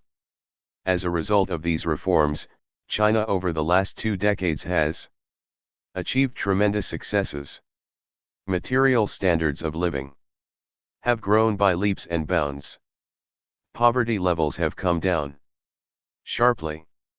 In health, higher education, scientific research and technology development, China has moved ahead at a commendable rate.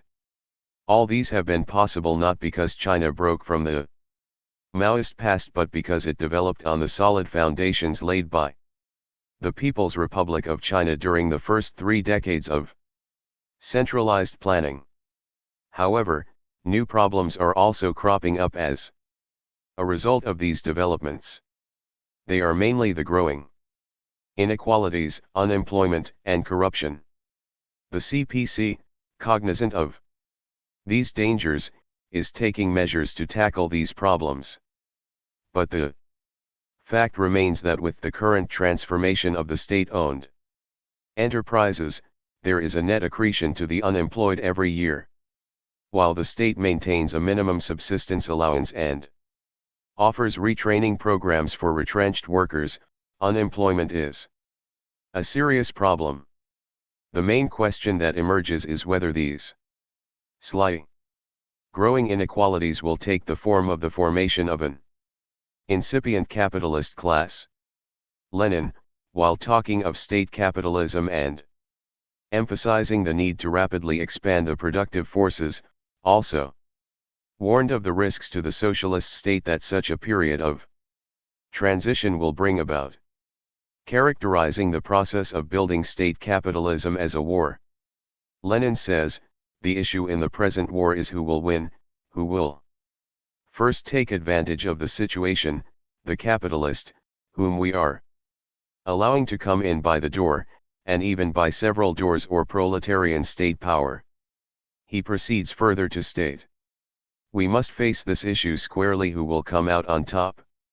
Either the capitalists succeed in organizing first, in which case they will drive out the communists and that will be the end of it, or the proletarian state power, with the support of the peasantry, will prove capable of keeping a proper rein on those gentlemen, the capitalists, so as to direct capitalism along state channels and to create a capitalism that will be subordinate to the state and serve the state.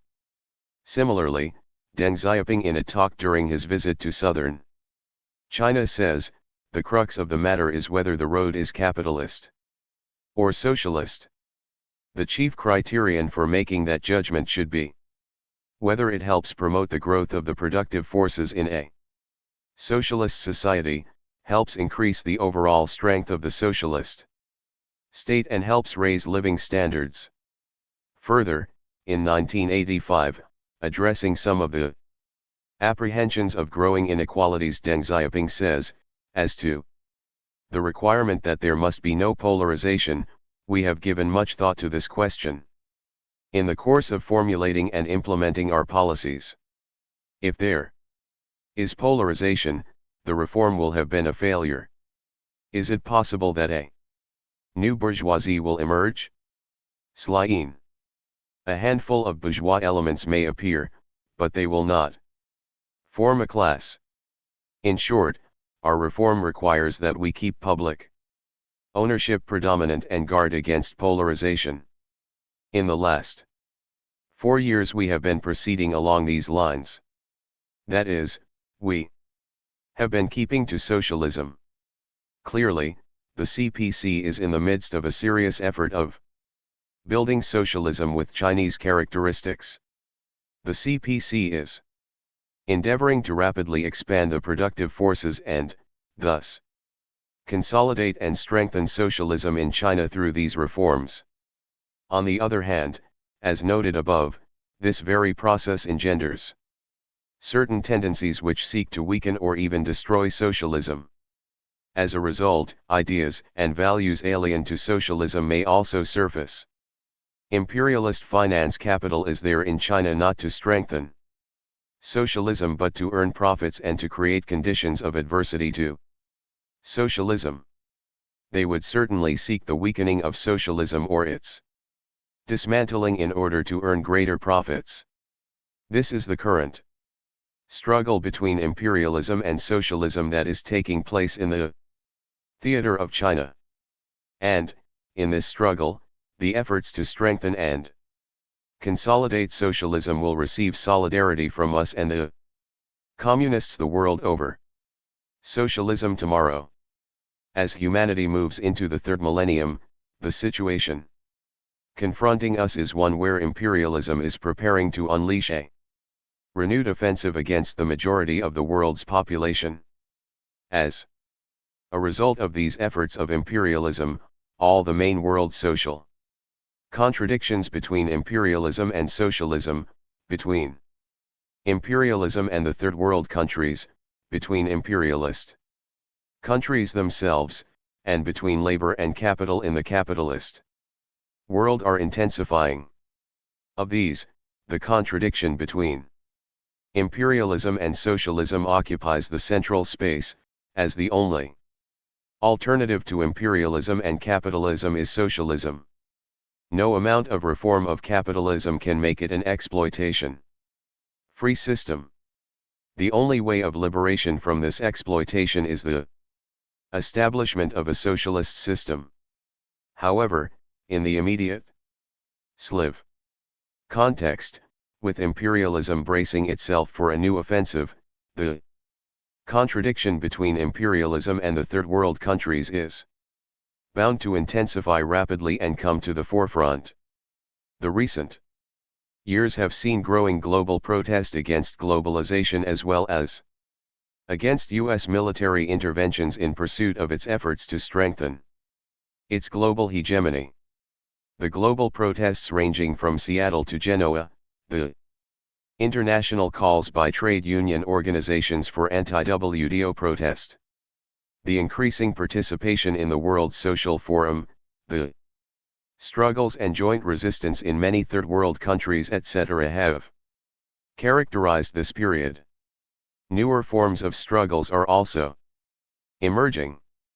In Latin America, for instance, the democratic and anti-imperialist movement is gaining momentum.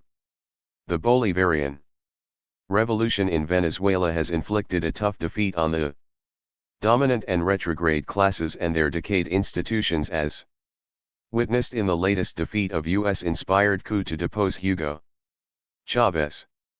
The insurgent movement is being intensified in Colombia. The Wide Front, gathering all left-wing forces, has become the main political force in Uruguay. The ethnic Indian Popular Revolution emerged in January 2000 in Ecuador. The Fujimori dictatorship was defeated in Peru. Working class-led popular struggles are blooming in Argentina and may turn into a huge movement in the country, which is undergoing a serious economic and social crisis under an unstable government. The Sandinista Front in Nicaragua and the Farabundo Martí Front in El Salvador are becoming important political forces in Central America. In Mexico, the ethnic Indian movement has gathered strength and the left forces are consolidating. In the Caribbean colonies, the movement for independence is gathering strength, especially in Martinique and Guadeloupe. In Panama, the patriotic movement has achieved a great victory when the North Americans withdrew from their strategic canal. This period has also seen the strengthening of the process of the regrouping of communist forces in various parts of the world. Various regional groupings of communist, left and progressive forces such as the São Paulo Forum, which brings together the left forces in the Americas, XLV, are also being strengthened. This period also saw growing interaction amongst the communist parties and a larger number of occasions for international communist gatherings. Much of this, however, is defensive in nature in terms of defending the rights that are being rapidly eroded. The struggle against capital's rule has to intensify and develop.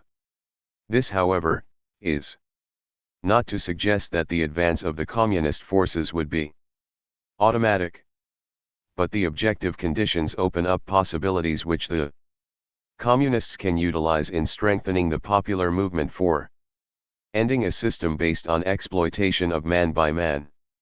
The responsibility of strengthening the subjective factor, the revolutionary ideological struggle led by the working class, uniting other exploited classes, and its decisive intervention under the leadership of a party wedded to Marxism-Leninism falls on our shoulders. It is imperative to utilize the objective situation and intervene to advance the movement for social emancipation. This is the only course available to humanity to save itself from being engulfed by the slide to barbarism. To those who argue that there is no alternative to globalization, our answer is that the alternative to TINA is SITA. 3. Chapter 1. Introduction. The present age of modern capitalism is one of deep illusion. The hopes placed in the politics of the 20th century have remained unfulfilled. We now confront the fact that in the 21st century, the human race is in danger of self-destruction. The suffering which results from continuing problems is incalculable. Deaths from starvation and disease are numbered in their millions annually. Across the globe, communities are divided by conflict, and the lives of individuals are carried on as meaningless struggles. Any hope for a world of unity, democracy, and material security has dwindled into a universal feeling of powerlessness in the face of massive problems which appear to be beyond control. None of these conditions of modern life were envisaged by those who held out better hopes for humanity at the beginning of this century. Now, what are the probabilities for the future based on the record of the past? Will this 21st century repeat the failures and disillusion of the last century on yet a greater scale? Must we in turn fail to hand over a better world to succeeding generations? Surely, the important question is why, given the best things that humanity can achieve, and why, given the common desire for a better world, do we continue to suffer this failure? Why do we seem unable to bring our relationships and everyday actions into accord with our common need for cooperation and material well-being? These are the questions which socialists set out to answer today. In going over the ground of failure, it is not our intention to contribute to prevailing pessimism. On the contrary, we reject it. We say that we can solve our problems. We say that a better world is well within our grasp, and that the work of achieving it must begin now. The power and responsibility for constructive action is within every individual. A world organized solely for human needs can be established, and this depends on nothing more than one simple and ordinary human ability, which is universal. This is the ability of every individual to cooperate with others in a worldwide community of interests. It is only through socialist political action that this ability can be acted upon immediately. It is the purpose of this book to set out the means by which socialism could establish world unity, and on this basis the possible practical means by which social problems could be solved peacefully and equitably. In outlining the basic features of organization through which socialism could achieve this, we do not presume to lay down in advance what a growing socialist movement must do.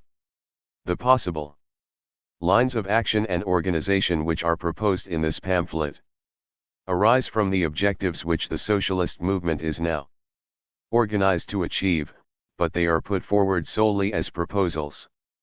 Whether these are taken up would be entirely the result of democratic decisions of greater numbers of socialists. The object is simply to Suggest practical ways in which existing problems could be solved by taking the present powers of production and useful social organization forward on a socialist basis. In considering the practical ways in which socialism could solve existing problems, it is important that the necessary changes should be kept clearly in mind. Socialism does not require the abolition and replacement of the entire structure of production and all existing forms of organization. What is required is a fundamental change in the social relationships through which these are operated. This will be achieved by the institution of common ownership of all resources and means of production. This will establish the relationships of co-operation through which socialism will solve the problems, starting off from the useful powers of production which it has taken over. We are not therefore formulating some ideal concept of the future, to which we expect the entire structure of society to suddenly adapt itself. The proposals we are putting forward arise from the existing material position of society. They consist of the ways in which the existing structure of production and forms of social organization can be adapted and developed solely for human needs, on the new basis of common ownership. 5. Characteristics of the contemporary capitalist system. How do Marxists characterize the situation and perspectives of the capitalist system of production at the beginning of the 21st century? Based on that definition, what objectives do they propose for themselves?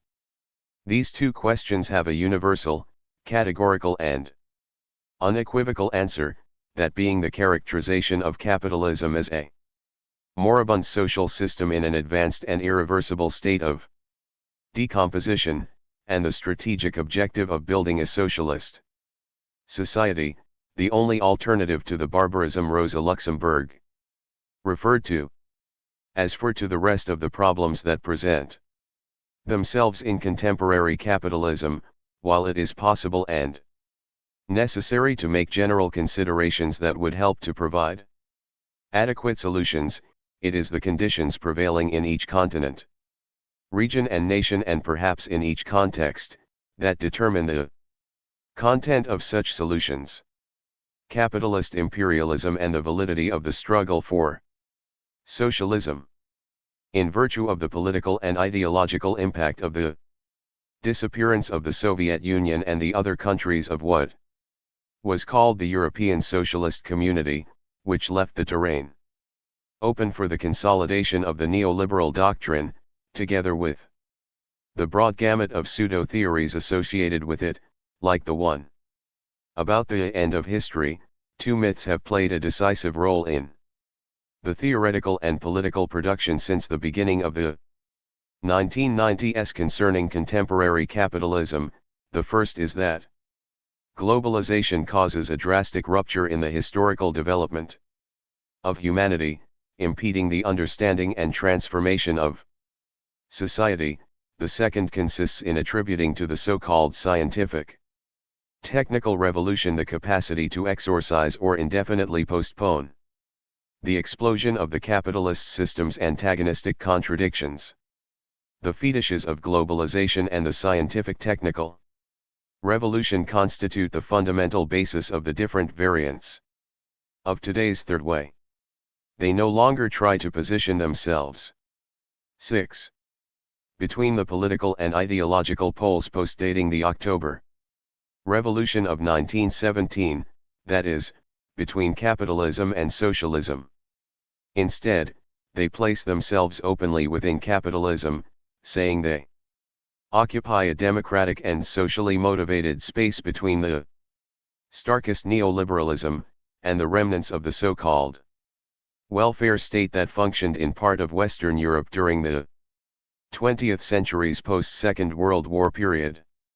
Corresponding to this characterization of historical rupture and the permanent self-renewal capacity of the capitalist system of production, there is a strategy oriented toward limiting the most Destabilizing effects of the process of concentration of political and economic power, with absolutely no proposal to alter it in its essence.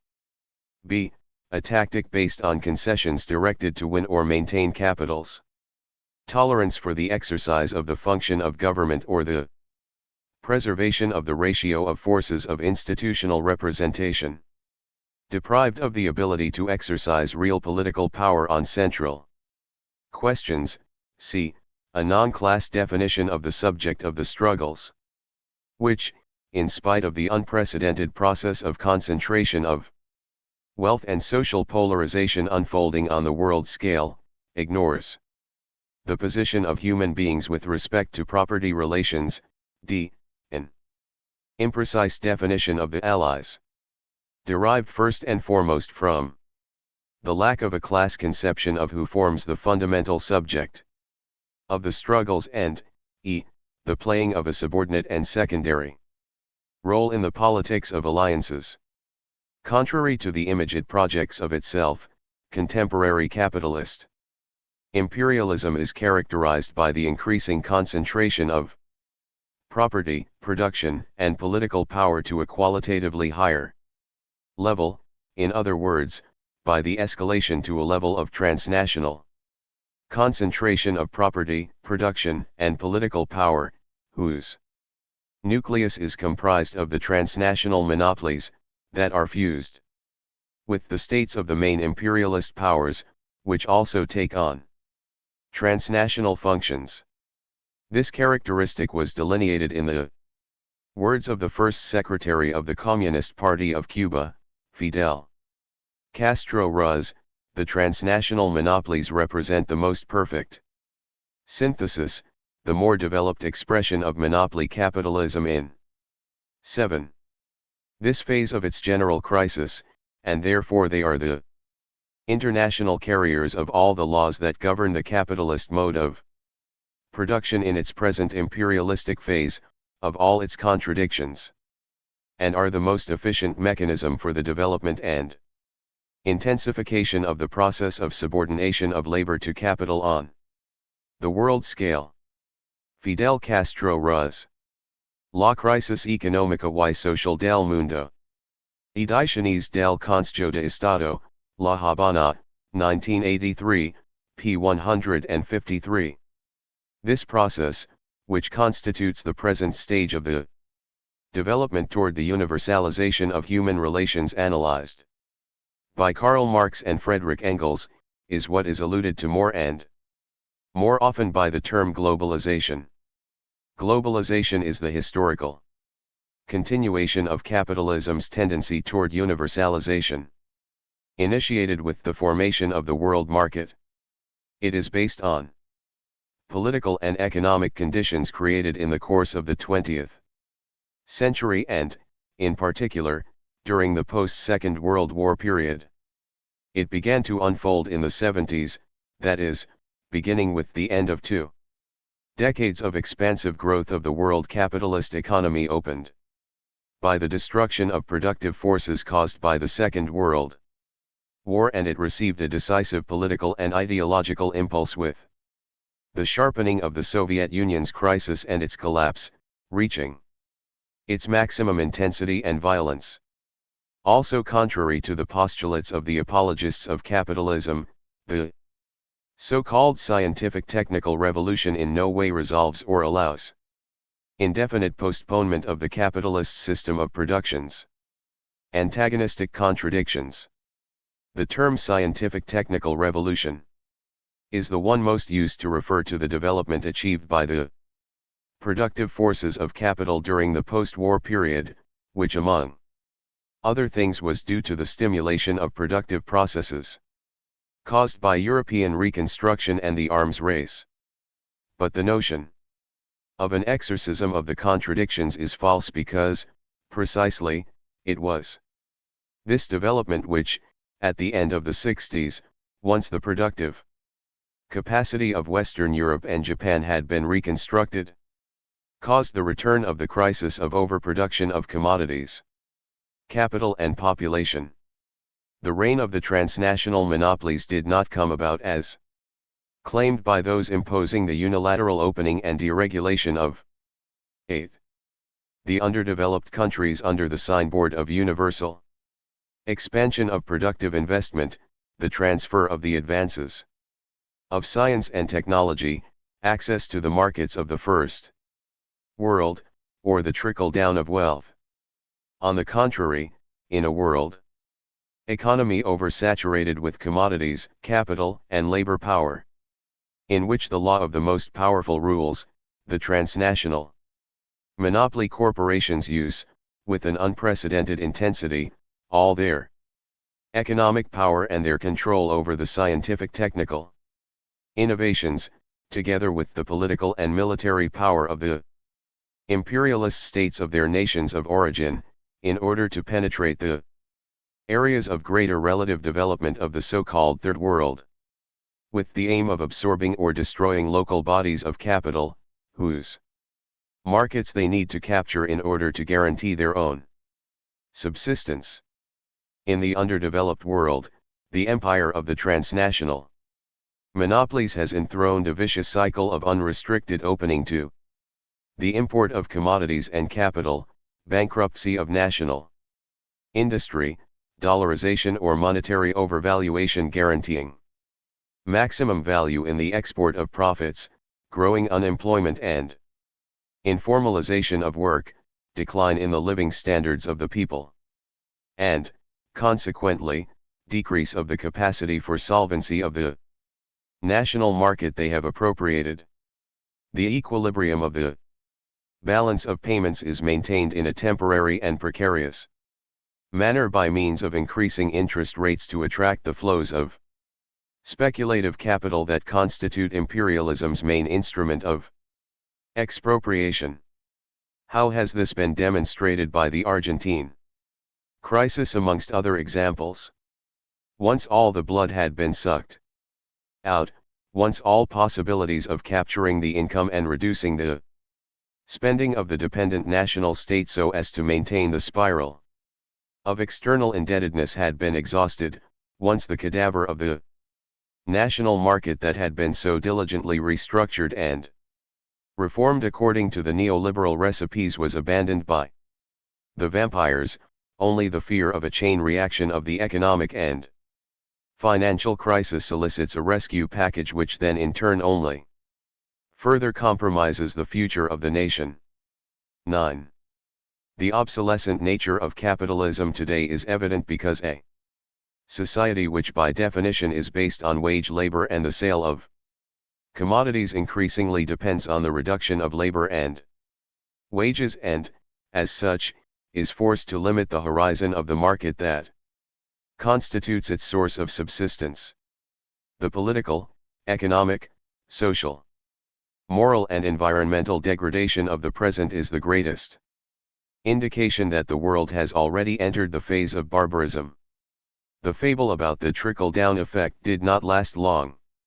According to this fable, the whole world was supposed to reach the levels of economic development now monopolized by the United States, the European Union and Japan. Fewer and fewer are those who refuse to recognize that the program of unilateral opening and deregulation imposed by neoliberalism is not the stairway to the first world but that it is a wide open door to political, economic, social and moral crisis. Those who think the big imperialist powers can take refuge in a Noah's Ark that will save them from the universal flood, are deluding themselves.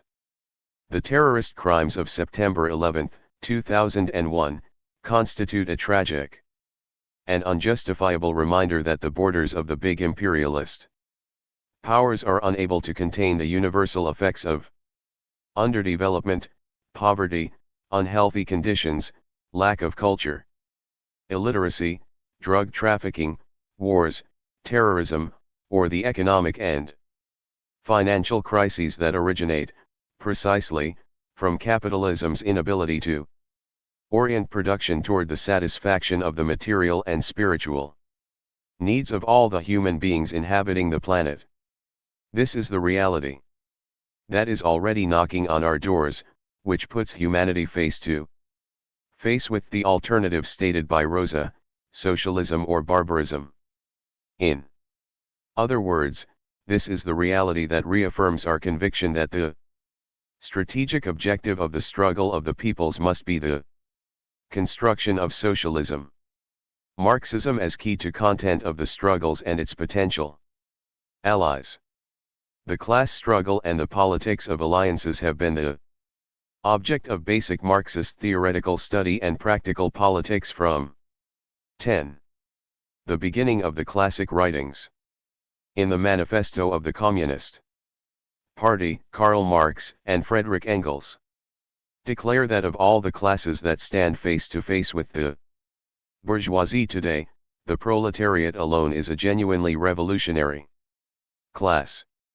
Starting from that premise, they directed their analysis to the role of the middle strata, which plays an ambivalent role between the bourgeoisie and the proletariat, and they derived their conclusions about the conditions in which those who form the middle strata keep their reactionary nature, that is, they try to roll back the wheel of history, and about the conditions in which they can become participants in the social revolution, in view of their impending transfer into the proletariat. In their telling words, the lower middle class, the small manufacturer, the shopkeeper, the artisan, the peasant, all these fight against the bourgeoisie, to save from extinction their existence as fractions of the middle class. They are therefore not revolutionary, but conservative. Nay, more, they are reactionary, for they try to roll back the wheel of history. If, by chance, they are revolutionary, they are only so in view of their impending transfer into the proletariat. They thus defend not their present, but their future interests. They desert their own standpoint to place themselves at that of the proletariat. Marx and Engels also focus their attention on the lumpen proletariat, which may, here and there, be swept into the movement by a proletarian revolution. Its conditions of life, however, prepare it far more for the part of a bribed tool of reactionary intrigue. After the publication of the Manifesto of the Communist Party, many authors, some considered to be continuing the work of Marx, have glossed over the word today contained in the statement made in that work, that the proletariat alone is a genuinely revolutionary class. And, from this, multiple vulgarizations of Marxist thought are derived, including the notion that in whatever historical circumstance the proletariat is necessarily called upon to exercise that role, or that this character is reserved for it exclusively. Those who fall into these errors lose sight of the fact that it was Marx and Engels themselves 11. Who first analyzed problems like the effect of the introduction of new machinery on the increase of competition between workers, and of each worker for her/himself, the effect of the increasing division of labor against the organization and struggle of the proletariat, which effectively reaches its maximum expression with the introduction of the transnational division of labor and the political and ideological consequences of the appearance of the labor aristocracy, which benefits from the most straightforward exploitation of the colonies and other sectors of its own class. This was to have a decisive impact on the success achieved by social democratic reformism in the European labor movement during the course of the 20th century. In the other direction, the vulgarizers of Marxism also lose sight of the fact that, independent of the changes that have occurred over the last 150 years, the contradiction between the bourgeoisie and the proletariat continues to be the fundamental antagonistic contradiction of capitalism. It is not the intention of this paper to go more deeply into the role of the proletariat, and within that, into the role of the proletariat of the imperialist powers in the present phase of the historical development of the class struggle. However, just to refute some of the principal pseudo-theories in vogue, let us remember that, 1. The working class continues to be the producer of almost the entire social wealth upon which not only development, but also humanities' survival itself are based, and thus its role in the class struggle continues to be decisive, and 2, contrary to what happened during the expansive growth of the post-war world capitalist economy, the process of increasing the value of capital within the main imperialist powers is no longer compatible with the general increase of employment, wages, and other forms of social redistribution. This conspires against maintaining the so-called welfare state, still today erroneously considered by some to be the final and definitive stage toward which the capitalist system of production is advancing. Instead of going into details about the composition of European social classes at the time when the Manifesto of the Communist Party or other works of Marx and Engels were written, it is more appropriate to make use of their method of analysis in order to apply it to today's 12th world. In Tsarist Russia, the weakest link in the imperialist chain at the beginning of the 20th century, with 3 million workers and 18 million poor peasants, Lenin was aware of the revolutionary role the peasantry had to play together with the working class, and on that basis proclaimed the Worker-Peasant Alliance. The coherence of this contribution to the Marxist tradition is unquestionable. In the second Russian edition of the Manifesto of the Communist Party, published in 1882, Engels was already analyzing the potential role of the poor peasantry in view of an eventual outbreak of the socialist revolution in that country. Of the Manifesto of the Communist Party, Karl Marx and Frederick Engels, Collected Works, Progress Publishers, Moscow. 1976, Volume 6. A great deal has been written in recent years about the social struggles that do not originate in class contradictions, although every social struggle inevitably carries the imprint of the class structure in which it unfolds. Without doubt, this element must be incorporated into the Marxist analysis of contemporary capitalism. The point of view of Marx is always that of the totality of the space in which capital circulates. If the space broadens, it is necessary to broaden the theoretical outlook. As a consequence of the universalization of the capitalist relations of production which has unfolded under the effects of the law of unequal economic and political development, formulated by Lenin, the horizon that the material and spiritual production process of capitalism occupies is no longer just or even eminently European, Western, Christian, white, male, of pure bourgeois and proletarians, ruled by the general parameters of bourgeois liberal democracy, with a relatively homogeneous degree of economic, political, and social development, and beneficiary of a planet in which the devastating effects of capital on the natural environment had not yet accumulated.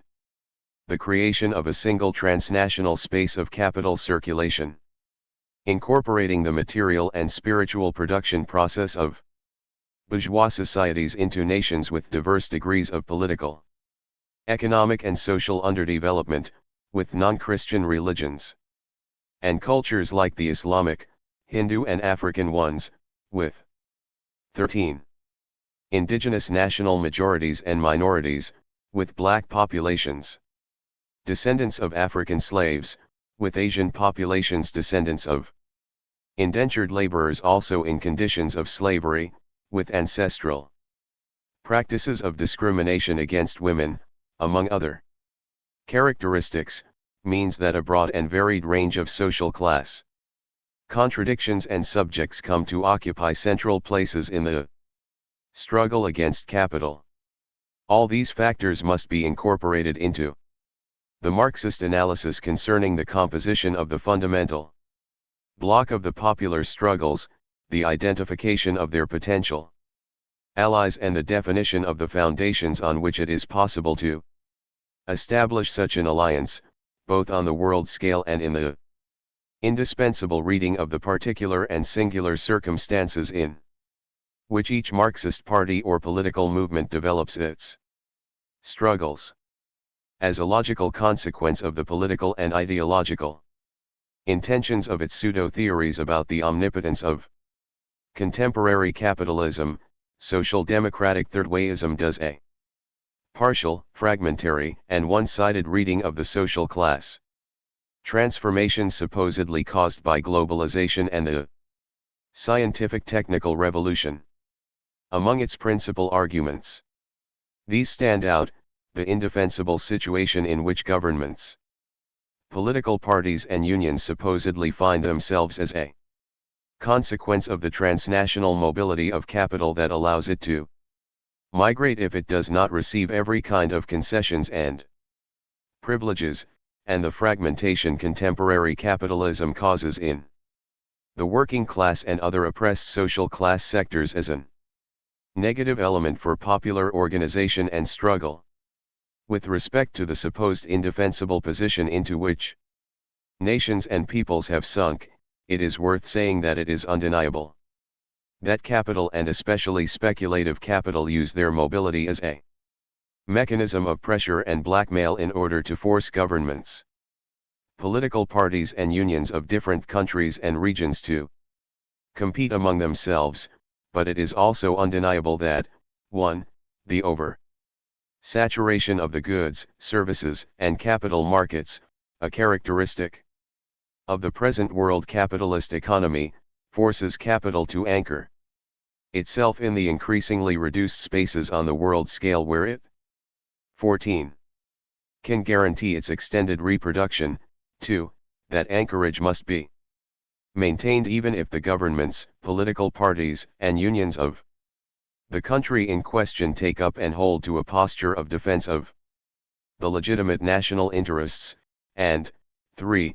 Such an anchorage would be even more solid and effective if the governments, political parties, and unions of the whole world, or at least of a region, like Latin America and the Caribbean, for example, managed to harmonize and unite their positions in defense of sovereignty and national interests.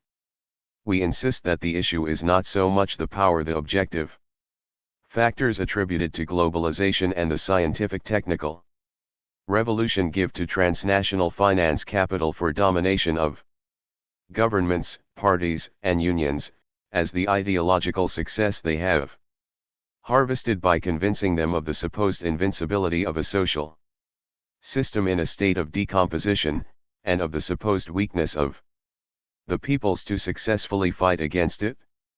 With respect to the difficulties of organizing and mobilizing for popular struggle, it is unquestionable that the metamorphosis of contemporary capitalism causes changes in the social class structure with a tendency toward the fragmentation of the sectors composing the popular bloc, but it also fragments and polarizes, perhaps to a greater extent, the bourgeoisie itself, because the basic form of reproduction of capital is the expropriation of some capitalists by others.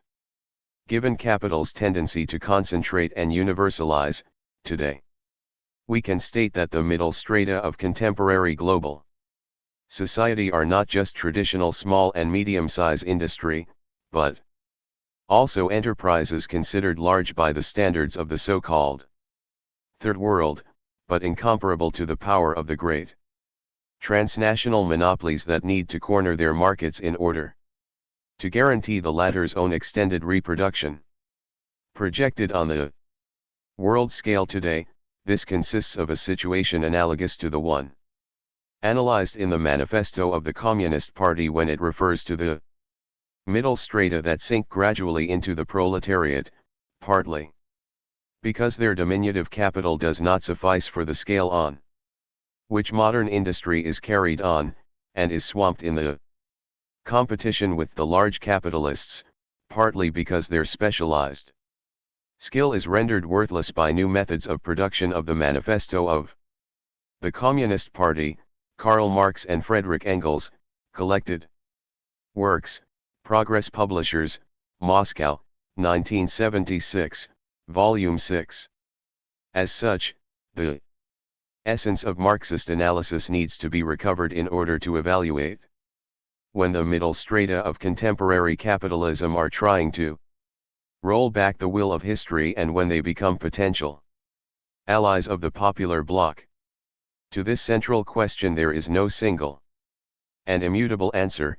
It is necessary to conduct this political reading again and again in each place and context. Exemplary Cuban Revolution's politics of alliances. When he carried out an X-ray of mid-20th century Cuban society. In History Shall Absolve Me, Fidel Castro followed the path of José Martí and established the foundations for a policy of alliances, which included integrating and unifying all the then oppressed and exploited social class sectors: workers, peasants, unemployed, small owners, professionals, intellectuals, illiterates, whites, blacks, Chinese, mestizos, Catholics, Protestants, men, women, youth, elderly and others, a policy of alliances that not only lead to the triumph of the Cuban Revolution, but which also serves it to maintain the broadest and most solid unity of the whole people, the indispensable condition for dealing with the multiple aggressions and dangers that have intervened in the process of building socialism. The inclusive, integrating and unifying approach of the Cuban Revolution was what guided the process of transformation of the alliance into unity, and of unity into fusion and synthesis of the organizations that fought against the tyranny of Fulgencio Batista, the 26th of July movement, the People's Socialist Party and the 13th of March Student Directorate, allies first in the integrated revolutionary organizations, brought together in the United Party of the Socialist Revolution, and fused and synthesized since 1967 in the Communist Party of Cuba, which is the only party of the Cuban nation, not because of omission or exclusion of other political forces, but as a result of the most profound and solid political and ideological convergence. 16.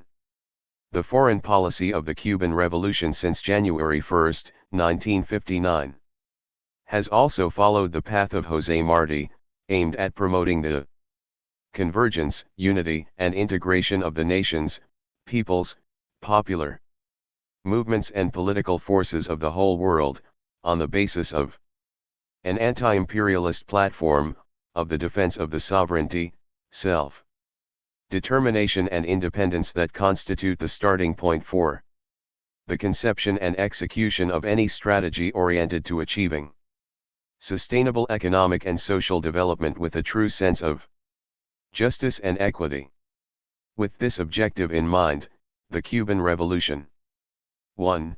Encouraged, in its time, the approach to and collaboration among the Soviet Union and the other socialist countries and democratic, progressive and revolutionary forces of the Third World, for purposes of fostering the mutual benefit derived from the interaction of two fundamental streams of the popular movement of the second half of the 20th century. 2. Played an active role in the movement of non-aligned countries and other organisms and conferences representative of the underdeveloped world, in which the sharpening of contradictions as a result of the increasingly voracious political, economic and military action of one imperialism was notable. 3. Broadened and deepened its relations with the most diverse popular political forces and movements worldwide, and 4. Maintained an unshakable policy of internationalism, corresponding to the requirements of each historical period. Battles like the campaign for non-payment of the external debt, the fight against neoliberal globalization, and the promotion of the globalization of solidarity and, more recently, the encouragement provided to the continental movement against the free trade area of the Americas, are examples of the inclusive, integrating and unifying vision of the Cuban Revolution, that starts from the identification of the national and social class contradictions of the intercenturies world, sharpened to an extreme degree by the exclusionary and polarizing nature of transnational monopoly capitalism. With this same commitment, Cuba incorporates into its battle of ideas the struggle against the growth of imperialism's aggressiveness, which, under the cover of the terrorist acts of September 11, 2001, is unleashing a bellicose crusade against the 17 nations, popular political forces and movements that stand up to its domination. This is the commitment that impels the Cuban Revolution to give priority attention to spaces like the Sao Paulo Forum and the World Social Forum, which constitute laboratories for ideas and actions in which the politics of alliances that shall bear fruit for the popular and political forces of the world in the 21st century, are being designed and put to the test. The formula the Communist Party of Cuba proposes for the success of the politics of alliances of the Marxist left is the conception of the alliances as a first step toward convergence, unity, fusion and synthesis of the demands, needs, aspirations and interests of all the oppressed and exploited social class sectors, that is, not as a mere and circumstantial electoral coalition in which the different factions negotiate the exchange of reciprocal support for realizing their respective particular interests, something that leads to contradictions over the path to follow, eventually causing the rupture of the alliance, but as the beginning of a strategic process conceived for the long term, of building consensus and elaborating a common program of government that not only confronts but also reverses the consequences of neoliberalism. The continuation and results of this program would be guaranteed by the broadest and most democratic participation and representation of all those sectors. The organizational forms this process takes would be determined by the conditions in which the struggles of each people unfold, be that of one or various parties, a movement, a front, a coalition, or an alliance, with which the social revolutionary subject provides itself to undertake this difficult but unavoidable road toward unity. In Latin America at the beginning of the 21st century, the politics of alliance of the communist parties and other Marxist organizations has a broad radius of action on themes like defense of sovereignty, independence and national self-determination, the promotion of a true regional integration and unity with respect to the interests of the peoples, the reversal of the opening, deregulation, privatization and foreignization process of the neoliberal stamp, and opposition to war and the attempts to criminalize the popular struggles. A good starting point for the building of our alliances is the battle against the 18 FTAA, which embodies the worst annexationist designs of U.S. imperialism, theoretical reality of imperialism and the future of socialism. The disintegration of the Soviet Union, the product of the world's first socialist revolution, gave rise to a renewed and sustained bout of Marxism is dead propaganda.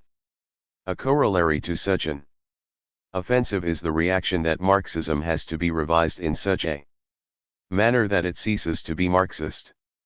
Both these trends are neither new nor original. In different periods of history, in the course of the ebb and tide of the class struggle, such ideas have arisen with varying degrees of effect and durability. But the speculation about the future of Marxism in the current period, in the last decade of the 20th century, is the most serious which the working class movement has faced so far. The reasons are obvious enough. 74 years after the October Revolution, the state that Lenin and the Bolsheviks founded was dismantled. Along with the collapse of existing socialism in Eastern Europe, it changed the world balance of forces. for the present, in favor of imperialism and world capitalism.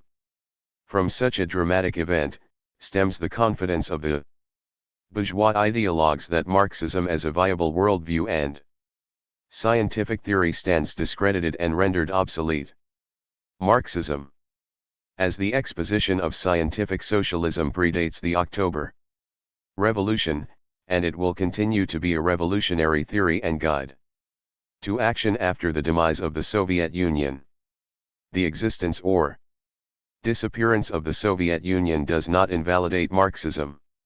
The struggle for scientific socialism, which is the basic tenet of Marxism, remains the only alternative to capitalism in the 21st century. Class struggle as the motive force for history retains its universal relevance. Capitalism today and in future too can be understood only by the analysis based on Marxism. Scientific socialism based on historical materialism provides the revolutionary framework for supplanting capitalism with a superior and exploitation-free society. Contemporary capitalism is still imperialism. Notwithstanding the sustained ideological efforts to discard imperialism as a category and 19. As a definition of world capitalism, imperialism is the adversary in the worldwide class struggle. The setbacks to the socialist system have altered the balance of forces in favor of imperialism, but this does not negate the existence of the class struggle. The scientific and technological revolution has enabled the advanced capitalist countries to revolutionize the means of production, resulting in the sharply increased exploitation of the workers and greater concentration of wealth in the hands of the upper strata. This, coupled with the rapacious exploitation of the lesser developed capitalist countries, constitute the vital economic sinews of imperialism. At the ideological and cultural level, the hegemony of the bourgeois classes remains intact with the harnessing of the powerful mass media created by the technological revolution to globally purvey its ideas. It is this dominance of the economic, technological and cultural spheres by capitalism which provides it with the aura of invincibility.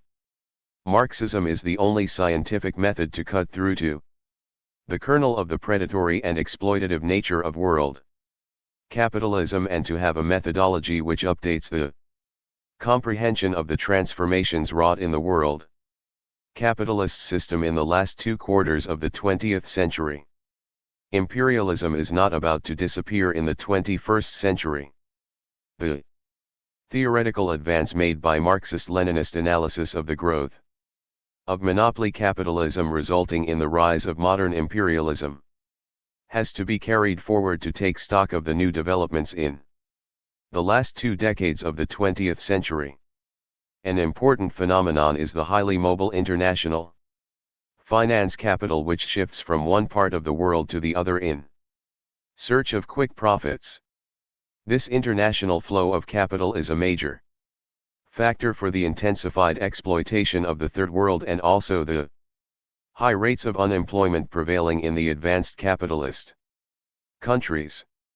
The harmful consequences of speculative financial flows are being witnessed currently in the currency crisis which has gripped the Southeast countries, which are held up as a model for the Third World to follow.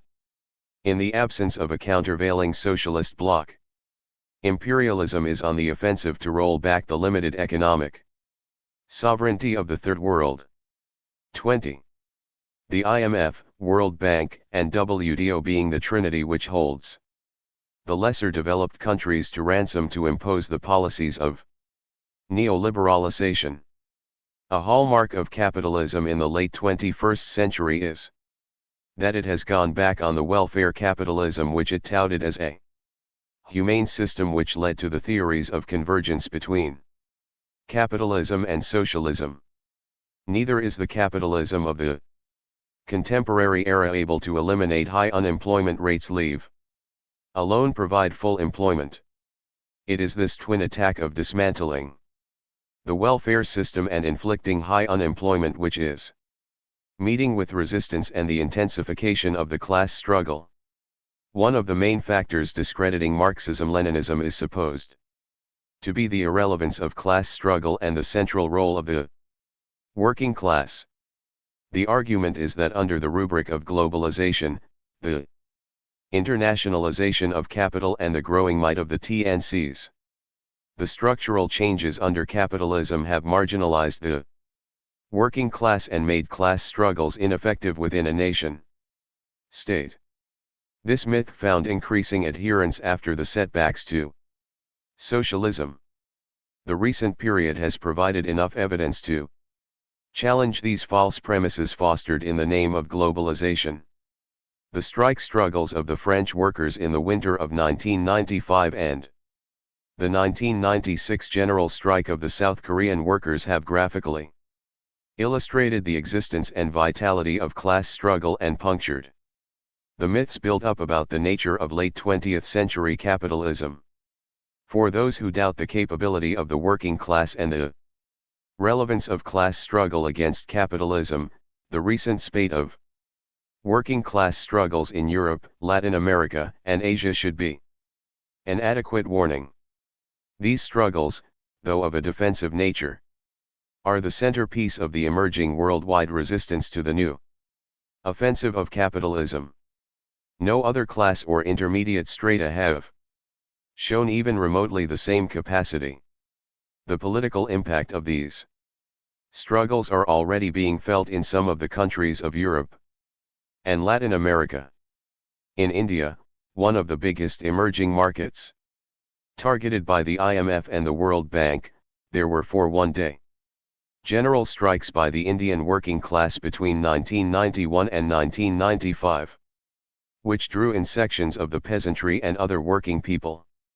21. Renovating socialism. The first socialist revolution took place in an underdeveloped capitalist country where semi-feudal relations still prevailed. Lenin had viewed 1917 as a precursor to the German Revolution and the World Revolution. The German and Hungarian revolutions of the 1918-19 period and other revolutionary upheavals were crushed by the bourgeoisie. Socialism in one country was a necessity, not the preferred choice. The travails of building socialism encircled by imperialism, the double burden of eliminating pre-capitalist backwardness and catching up with the productive levels of Western capitalism was a heroic endeavor. The socialist potential was vividly manifested in the all-round rapid development of the productive forces, the welfare benefits for all citizens unparalleled in history, and the stupendous struggle to defeat fascism. The defects were the birthmarks and part of the heritage of the conditions in which the first socialist state was born. Looking back, we can see that the historic achievements of the Soviet Union in the early decades in the face of enormous difficulties had blurred the reality that the transition to socialism is a protracted and complex process. Lenin had warned at the outset itself, we have only just taken the first steps towards shaking off capitalism altogether and beginning the transition to socialism. We do not know and we cannot know how many stages of transition to socialism there will be. Further, Lenin had stated, the more backward the country, which, owing to the zigzags of history has proved to be the one to start the socialist revolution, the more is it difficult for that country to pass from its old capitalist relations to socialist relations. It must be recognized that a weakness of Marxist theory has been the underdevelopment of the creative thought in study of existing socialism and the development of a new society as compared to its strong and comprehensive analysis of the capitalist system. Without going into a detailed inquiry into the causes for the dismantling of the Soviet Union, the lessons from it have to be grasped so that a coherent Marxist-Leninist understanding provides the groundwork. 22. For future progress. To enrich Marxist-Leninist theory and practice.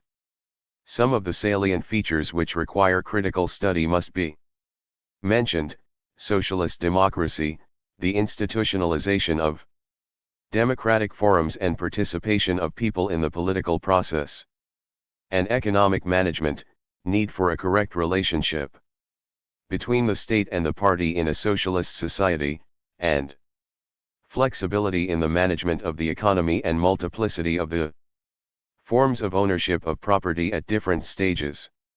To build socialism in a world where capitalism retains dominant or substantial strength, requires a theoretical perspective which recognizes the paramount lesson that the transition to socialism and the building of socialism, particularly in lesser developed capitalist countries, is a more protracted and complex process than it was envisaged under the impact of the October Revolution.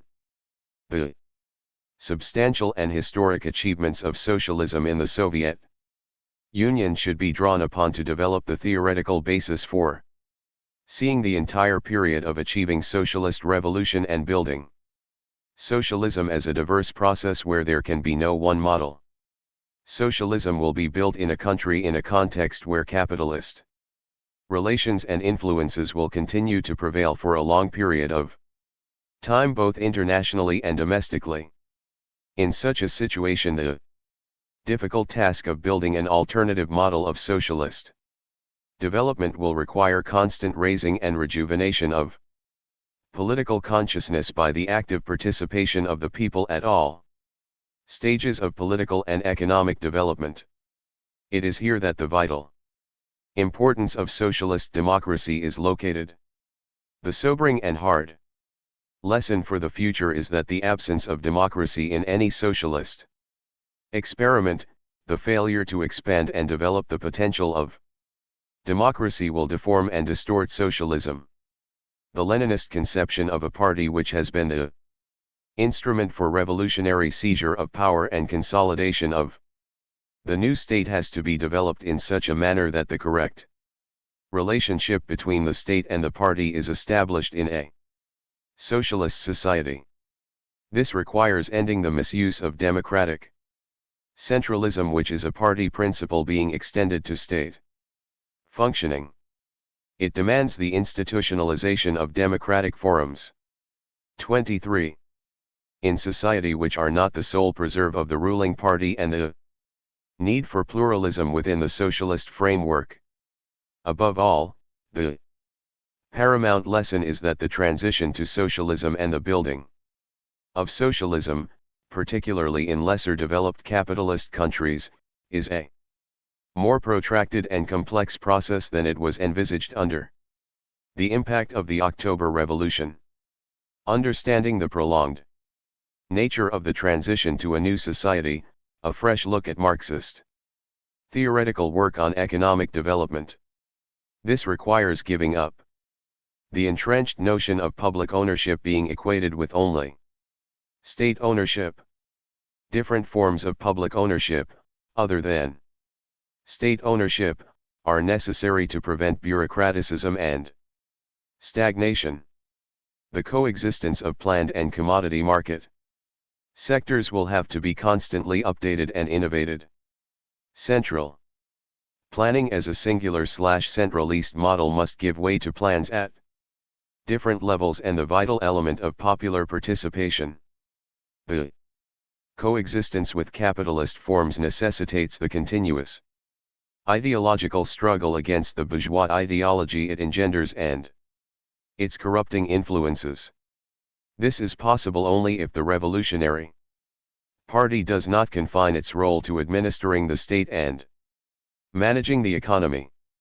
The parties in the Soviet Union and East Europe played no role as independent agencies for waging ideological struggle and political work among the people. This in turn is related to the lack of institutionalizing socialist democracy, which is not possible by merging the ideology of the party with the state. Contemporary relevance of Marxism. At the dawn of the 21st century, the world experienced the enormous development of the productive forces, the successive waves of the scientific and technological revolution, and for the first time an abundance of material goods which can end want and deprivation for the whole of humanity. In contrast to this possibility, the bulk of the world's population lives in hunger, poverty and disease. Capitalism is a system which has resulted in such a sharp divide. For the true emancipation of humanity, class exploitation and imperialism must end. The currents against such exploitation are 24. Reasserting themselves amongst different sections of the working people in various parts of the world. As long as this struggle for human emancipation remains, Marxism will provide the nourishing springs for analysis and for revolutionary movements to transform the world. It is essential for the Marxists of the current generation to carry forward the task of developing Marxism further, discarding what is not relevant and taking on board what is new, is a constant process in the Marxist method. It will be well for us to remember what Lenin said: we most certainly do not look upon the theory of Marx as something permanent and immutable. On the contrary, we remain convinced that it has merely laid the foundation stone of the science which socialists must advance in all directions if they want to keep abreast of life. It is appropriate and befitting that the Communist Party of Cuba is sponsoring this international workshop on the future of socialism in the 21st century to mark the occasion of the 30th anniversary of Che Guevara's martyrdom. For if there is anything Che's revolutionary life and work symbolized, it is the striving for perfection in theory and practice, inspired by an undying optimism that socialism is the future. Marxist alternatives. In the post-Soviet and so-called post-Marxist era, there are various ideological trends and theories flourishing which deny even the possibility or the necessity to comprehend the world as a whole. Such contemporary currents as postmodernism have arisen in the period of late capitalism, which has turned against the very project of enlightenment which marked the early phase of the rising bourgeoisie. Marxism has to refute many of these radical variants within the bourgeois thought.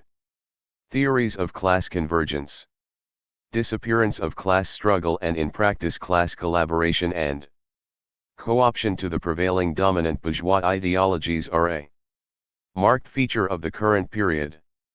The socialist alternative will have to be kept abreast, and by using Marxist theory to refute the many radical variants of bourgeois thought.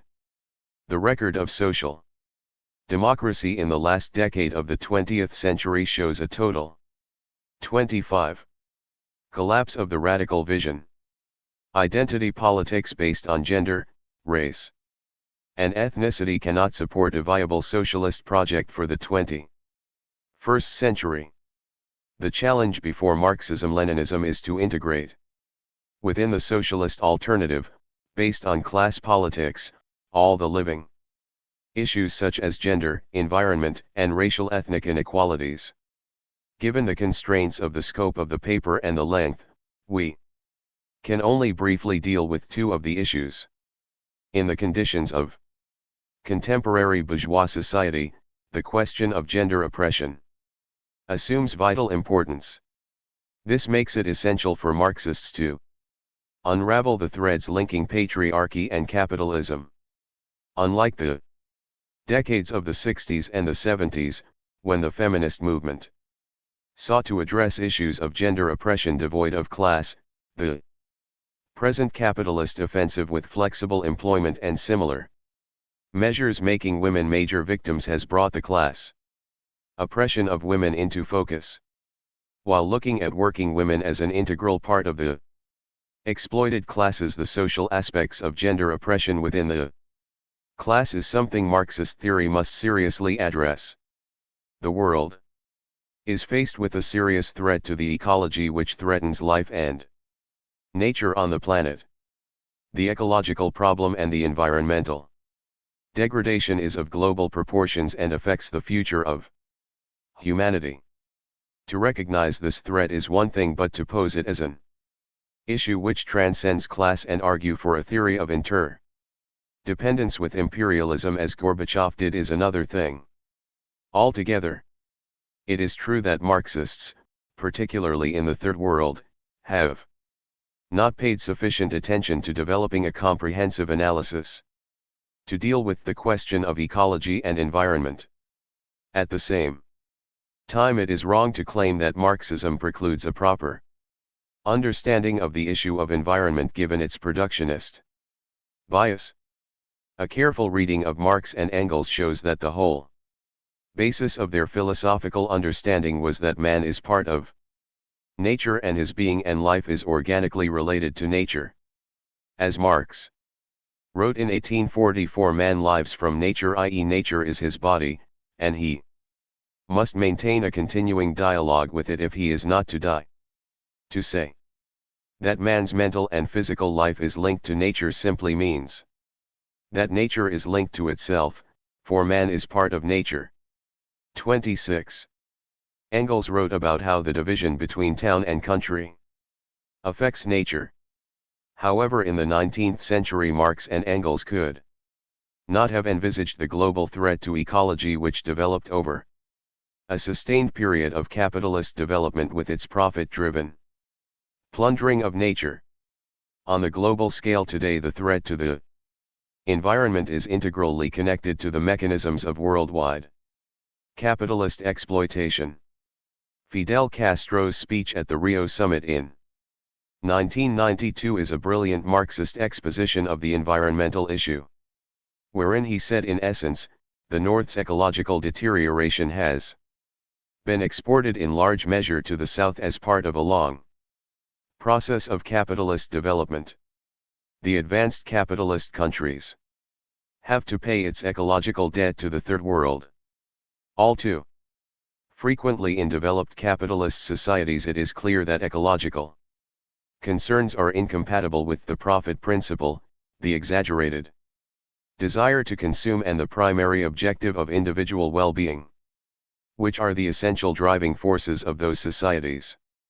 The export of ecological pollution from the richer capitalist countries to the poorer countries, the possession and control of genetic resources, the efforts to control and check development of the Third World countries using the ecological factor to make up for the lavish consumption and affluence standards of the imperialist countries is to be seen as part of the international class struggle. Difference between socialism versus communism. Socialism is commonly regarded as an economic system that seeks to achieve equality among members of society. Communism, on the other hand, is both an economic system that seeks equality among members of society and a political ideology that advocates a classless and stateless society and rejects religion. It is regarded as a more extreme form of socialism. Socialism and communism both adhere to the principle that the resources of the economy should be collectively owned by the public and controlled by a central organization. They differ, however, in the management and control of the economy. In socialism, the people themselves decide through communes or popularly elected councils on how the economy should 27. Work. This makes socialism a liberal system because majority of the people have a say on how the economy should be run. Communism, on the other hand, controls its economy through a single authoritarian party. It is thus characterized as conservative because the economy functions based on the decisions of a few. The views of socialism and communism also differ in the distribution of wealth produced by the economy. Socialism supports the view that the goods and services produced should be dispensed based on the productivity of an individual.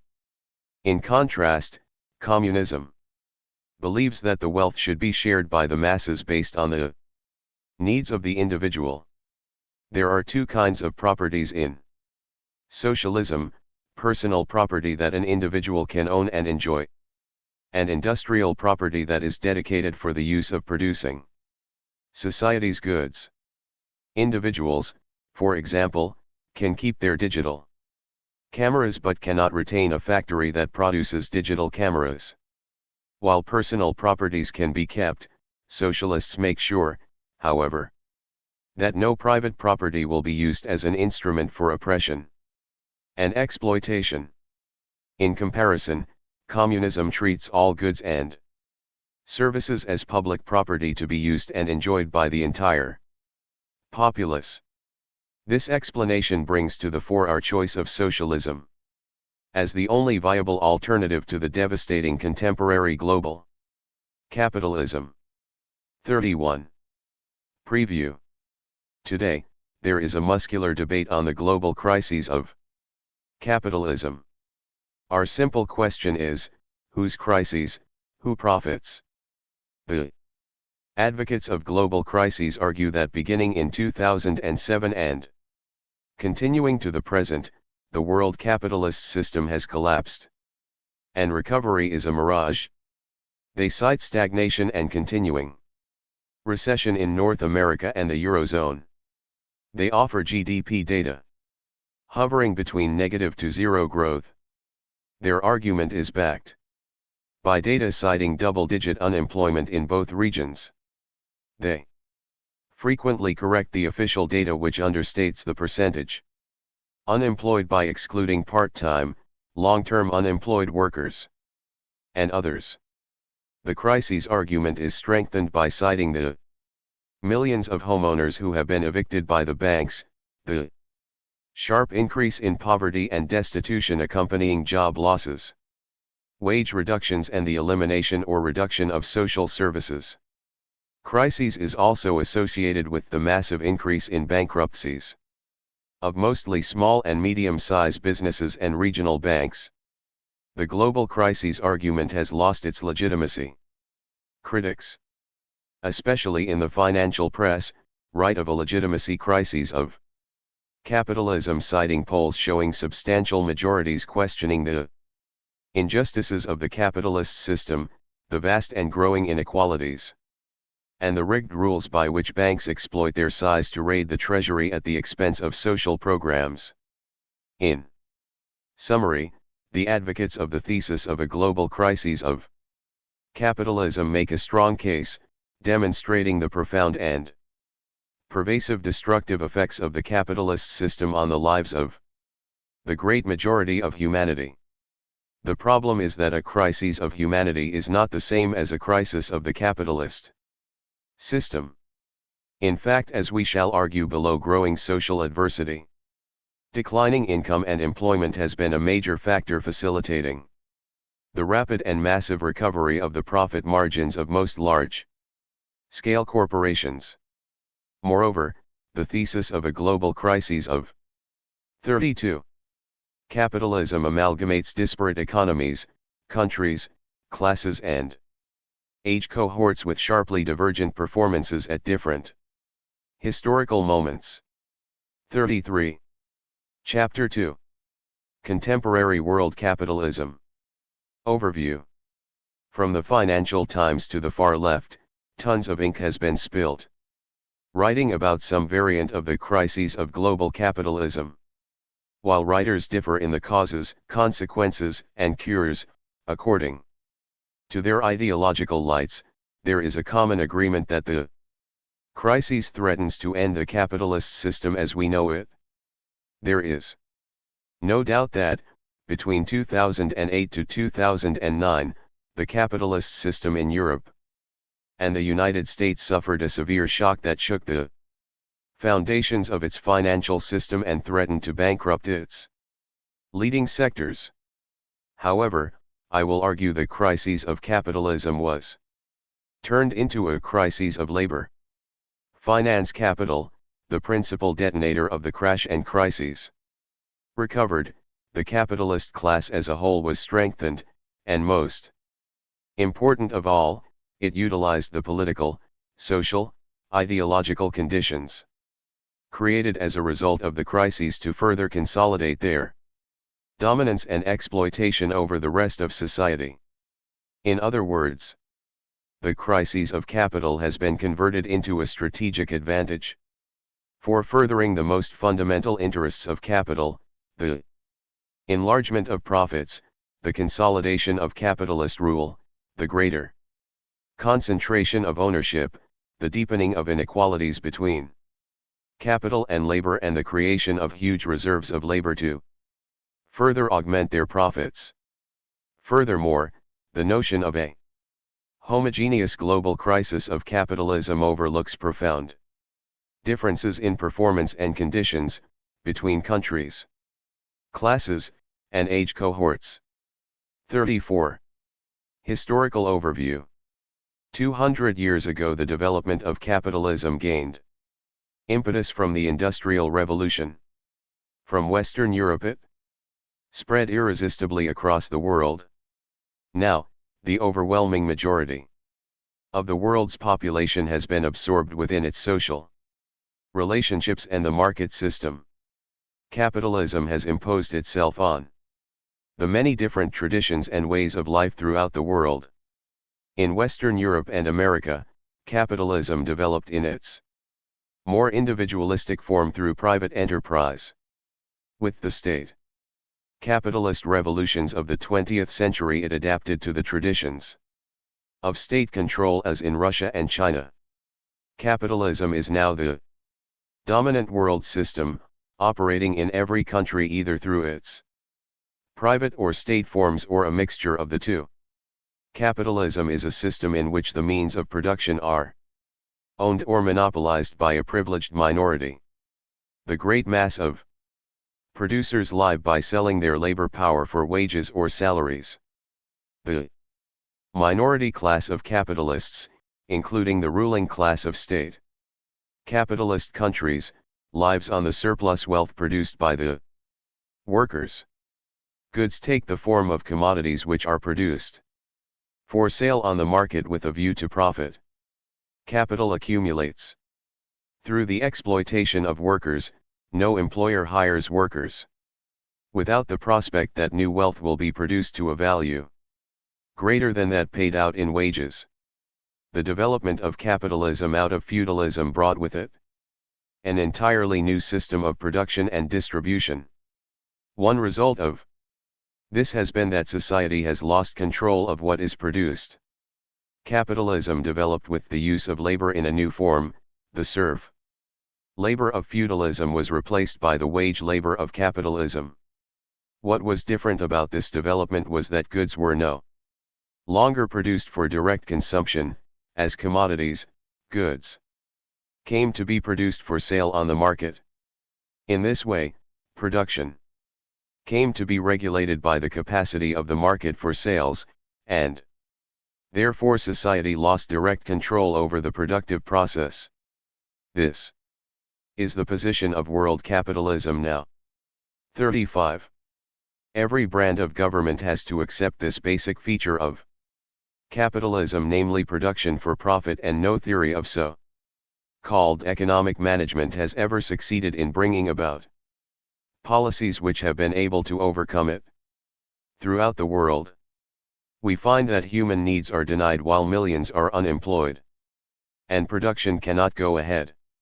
The use of labor, on which the life of society depends, is dominated by class interests, the profit motive, and all the constraints on social action which inevitably arise from this. Moreover, capitalism is inherently a system of ruthless competition. Worker competes with worker for jobs, business competes with business for sales and profit, nation competes with nation over commodity sales, spheres of economic and political interest, the control of trade routes and sources of raw materials. Every sphere of life is governed by economic constraints and the destructive forces of competition. In its worst form, this gives rise to war, with the result that millions of lives have been destroyed during this century. Even in so-called peacetime, the preparation for war causes a massive waste of labor, materials, and technology in the arms race. The insanities of modern capitalism and its persistent problems arise from the pressure of human needs on an economic system which cannot provide for them. It is an insane system because capitalist society is driven in an uncontrolled way by the antisocial forces of class interests, the profit motive and ruthless competition.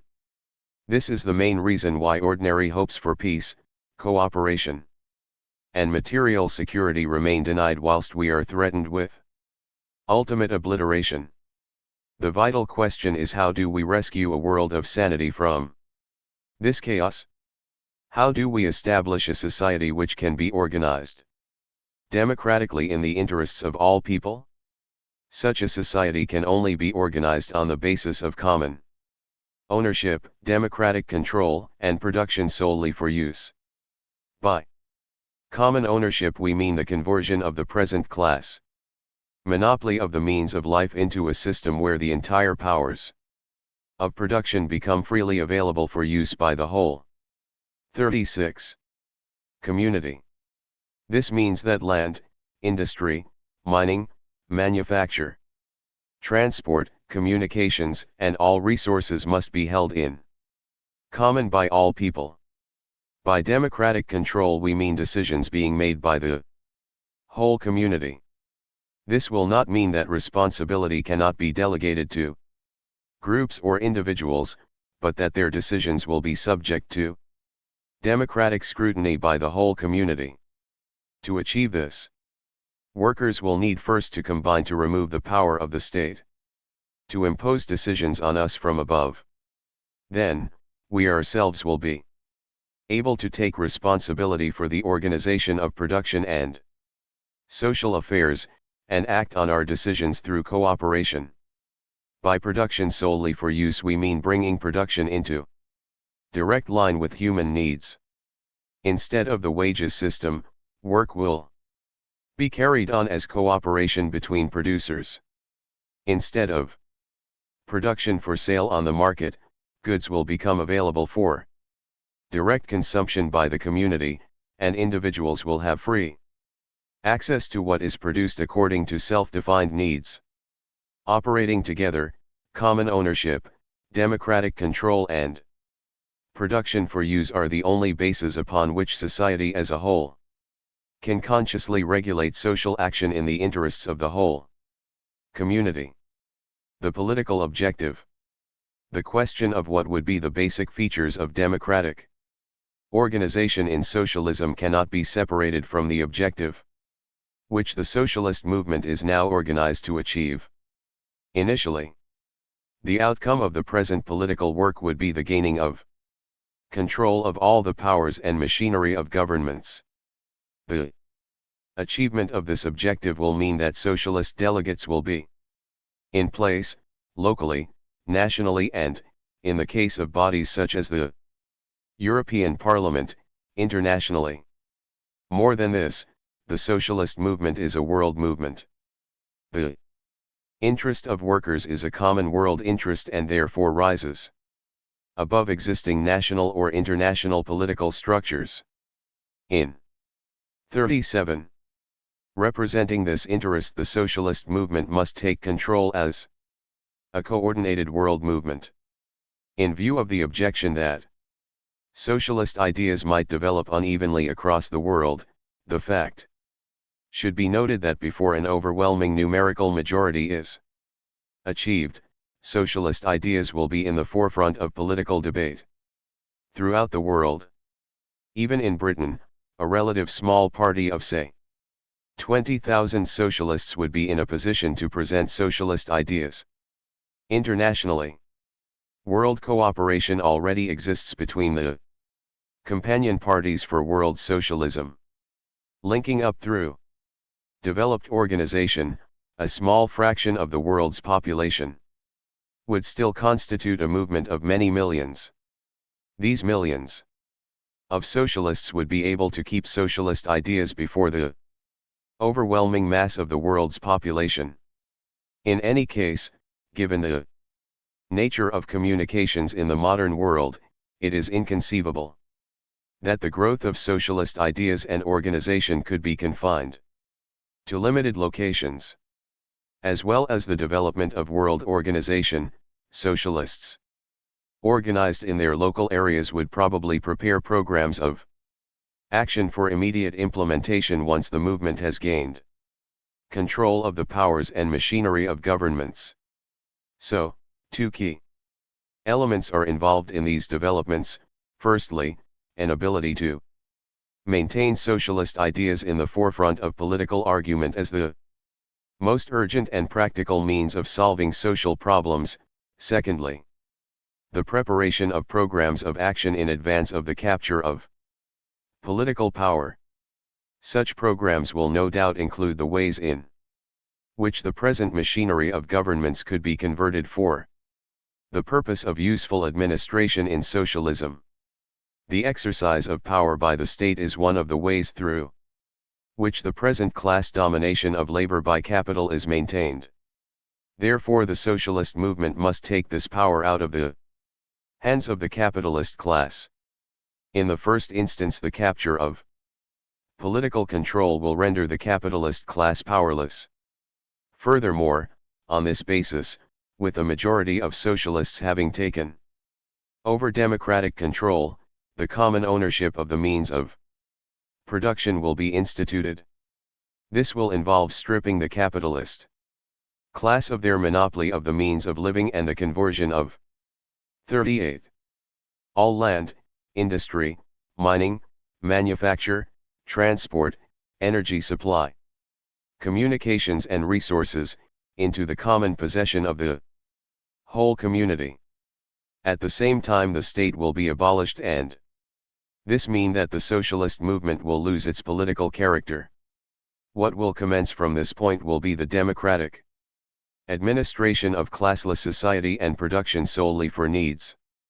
As we have suggested, the practical ways in which this will begin, as part of various community actions to deal with problems, will have been prepared in advance of the capture of political control. When we speak of the abolition of the state, we mean the abolition of the power of the capitalist class to maintain their monopoly of the means of production, and control of society. Any useful feature of the previous state machine would be converted as part of the new democratic administration. Much of the work carried on as part of the existing machinery of government would have to be maintained, modified, or expanded. This includes the work of housing, education, health, transport, and welfare departments, strategic planning offices, fire services, or any other body which the community might consider useful. Administration in socialism would therefore dispense with the redundant features of the previous machinery of governments which had maintained and enforced class rule, and adapt and expand all those useful functions necessary for administration to meet human needs. Administration will be democratic at local, regional, and wider levels, and will take place through democratically elected delegates. Democratic decision-making. Although the socialist system of democratic administration may be based on a structure adapted from the existing system of government, it would work in a completely different way.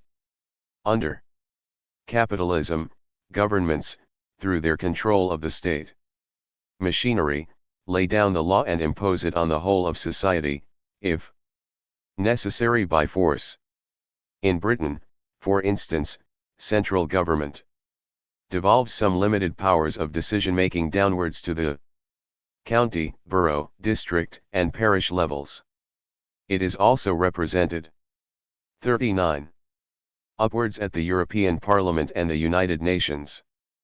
But in all these cases the center of control remains the national government. With socialism, this dominant feature of the structure will be immediately abolished. The power of the state, which operates from the concentration of centralized power in the hands of governments, will be replaced by a fully democratic system through which decisions will flow from the broadest possible social base to represent the views of the whole community.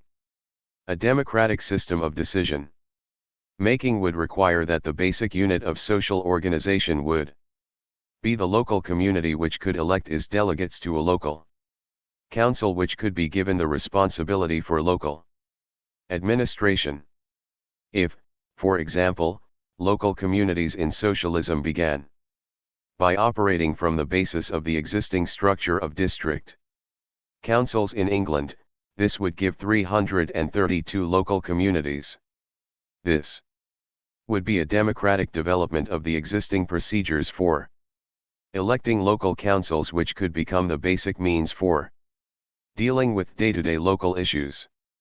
Then, regional councils could provide organization through which decisions affecting wider populations could be made at the regional level. Similarly, global decisions could be made by delegates elected to a World Council. An important feature of this world organization is likely to be the work of specialist bodies. For example, the Food and Agricultural Organization of the UN is easily adaptable for a useful role in assisting world food production. The FAO already functions as a specialized agency of the UN and could operate in association with a World Council in Socialism. It is organized in 147 countries and has 4,000 planners and technicians drawn from all over the world. It produces scientific papers which bring together research material from many different countries, maintains a library of knowledge on food, agriculture, forestry, fisheries, nutrition, conservation, the environmentally safe control of pests and diseases, etc., and has published a census of world agricultural resources. In 1978, the FAO completed a soil map of the entire world using techniques such as aerial photography and satellite surveillance. This combines details of climates and soils and sets them against specific crop requirements, all of which has built up a picture of potential world food production. 40. It stores information in its own computer system, which has the potential of being linked with a network of computers and thus of communicating with all localities and all parts of production. In socialism, a world specialist body like the FAO could be concerned with coordination, assistance and advice. It would be in a position to provide this service against a detailed world picture of all the problems associated with the need to increase world food production in ways which would be safe within the natural systems of the environment. This is not to suggest that such world bodies would be entirely centralized and operating from a single world location. They could operate regionally and locally, and their members could be involved in any scale of activity where the necessity might arise. Other examples of world specialists bodies which could continue to operate in socialism in adapted forms are the International Telecommunications Union, the Universal Postal Union, the International Civil Aviation Organization, the World Meteorological Organization, UNESCO, and the World Health Organization. Specialist world bodies could also monitor the reserves and uses of finite materials, the control and use of space and environmental problems in general. The procedures for electing delegates to the various councils could vary, but would include machinery whereby the councils could be instructed by majority poll. On an everyday basis, the responsibility for deciding upon routine matters could be delegated to such councils, and providing they had sufficient members, they would broadly reflect general opinion. But, in certain circumstances, councils would want to ascertain the view of the whole community on specific questions. In these cases, a majority poll could be carried out, and the same method could be used to challenge council decisions where this was thought necessary. With modern communications, the means for carrying out majority polls would be straightforward and would present no difficulties. In their final detailed form, which would doubtless vary from region to region. The arrangements made for everyday decision-making would be the outcome of the democratic wishes of the whole community. 41. Society could delegate certain decisions to people who take on the responsibility for running particular parts of production or services. For example, in workplaces, committees could be chosen to coordinate and organize production, subject to democratic control by all of those involved. Where the numbers of people are few, for example, in the running of small-scale services, no doubt work will be organized along more informal lines. But wherever responsibility has been delegated to an individual or group, this would only be with the consent of the whole community. Democratic checks on councils, committees, groups, or individuals to whom responsibility has been delegated, would mean that ultimately control would still be exercised by the community as a whole. The important point to be made about an integrated world system of cooperative decision-making is that decisions would flow throughout the structure upwards from local communities. This would replace centralized control by governments. Such a system would be adaptable, for any purpose, on any intermediate scale between the local and world levels. The buying and selling system. At the present time, production is organized on 3 levels. 1. At the world level, we have the supply of raw materials such as the various metals, energy sources such as coal, oil, and natural gas, agricultural products such as cereals, wool, cotton, and sugar, world transport such as shipping and air freight, and world communications. 2. Industry and manufacture are more regionally based, with raw materials being processed for the production and assembly of component parts of machinery and finished goods of all kinds. 3. Although some local production takes place for local consumption, for the most part local organization is concerned with such activities as building, and the running of local services. This production is carried on as a result of decisions and actions by individuals, small groups, and large organizations, which interact with each other and alter the pattern of the whole. This works through communications, and under capitalism, the information 42, which is communicated between the various parts of production, is mainly of 2 kinds. Firstly, quantities of required materials and goods are ordered and supplied throughout the network of production. This happens from the mining of raw materials through to the assembly of finished products. Secondly, all these worked upon materials and goods have prices attached to them. So any invoice which passes between the various parts of production specifies both quantities of goods and materials and their prices. A mining company, for example, might supply quantities of iron ore to a smelting plant together with a price. This plant would process the ore and then supply quantities of iron and steel to a foundry, which would convert the iron or steel into component parts of machinery or goods. In their turn, component parts are passed to assembly firms which put together the final product. In final distribution, the finished goods pass from wholesalers to retailers and then to buyers. At every stage, these quantities of worked upon materials and goods are passed on at price which covers accumulating costs plus profit. We see that under the system of production the entire sequence of work activities is governed at every stage by the possibilities for sales.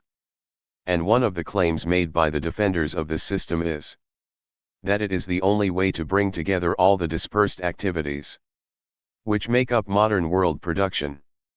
It is argued that, because buying and selling require goods to be priced, this reduces the many different work activities involved in modern production to a common unit of measurement, which is money. It is therefore claimed that the use of money enables modern production to be rationally organized. But in fact, costing and pricing are not intended for the purpose of organizing production. The function of pricing is to fix costs with a view to making profit. A business must calculate its costs.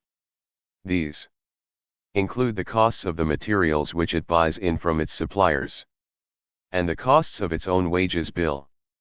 It relates these costs to the time taken by workers to produce a given amount of goods. These accounting procedures are concerned not with organizing production, but with calculating costs to which the business must add a figure representing its rate of profit. Unless the market price of the 43 commodity being produced is higher than the cost of producing it, there would be nothing left for profit, and profit is what capitalist production is all about. Costing is part of calculating profit, and this has nothing to do with the practical organization of production. In reality, the market is a barrier against the full use of productive resources. Even the human commodity, labor power, has a price in the form of wages. The exploitation of workers means that they receive, in the form of wages and salaries, less than the value of the goods and services they produce. In practice, costing and pricing are ultimately about calculating the exploitation of labor, enabling the capitalists' class to live and accumulate capital from the wealth which the working class produces but does not consume. The value of this surplus is realized in the market through the sale of commodities. This is the economic object of the operation of the market system. It is organized for profit and the accumulation of capital. No need for the market. Socialism will remove every factor of value, cost, and price involved in production, and therefore there will be no use for money as marketable commodities under capitalism. Bread, shoes, housing, and, indeed, labor power are in value relationships to each other, which are expressed through prices. In socialism, these value relationships will not exist. Capitalism is an exchange economy which begins with an exchange of workers' labor power for wages and ends with the realization of profit through the exchange of goods for money in the market. Socialism will relate productive activity directly to needs. Production for use will begin with cooperation between producers and end with the direct supply of goods to the members of the community for whose needs they have been produced. Only socialism can be a practical system for the production and distribution of goods directly for consumption. Socialism could rationalize the organization of world production through local, regional, and world structures which would correspond 44. Generally to the tiers of decision-making which have been outlined in the previous chapter. This could provide organization for any need or purpose. It could provide for the initiatives of small groups or individuals within local communities, and at the same time it could deal with problems allowing for society as a whole to act on a large scale and to take a more long-term view. Practical possibilities. In practical terms, needs would arise in local communities, expressed as required quantities of machinery, equipment, building materials, and the whole range of foods and consumption goods. These grams, kilos, tons, liters, cubic meters of required materials and goods would then be communicated throughout the distributive and productive network. The monitoring and communications of needs, expressed as a demand on stocks or required production, would be clear and readily known. The supply of some needs would take place within the local community, as for example with food production for local consumption, local building, maintenance, and the running of local services. Other needs would be communicated to regional production units. For example, local building might require glass for housing. which was produced regionally.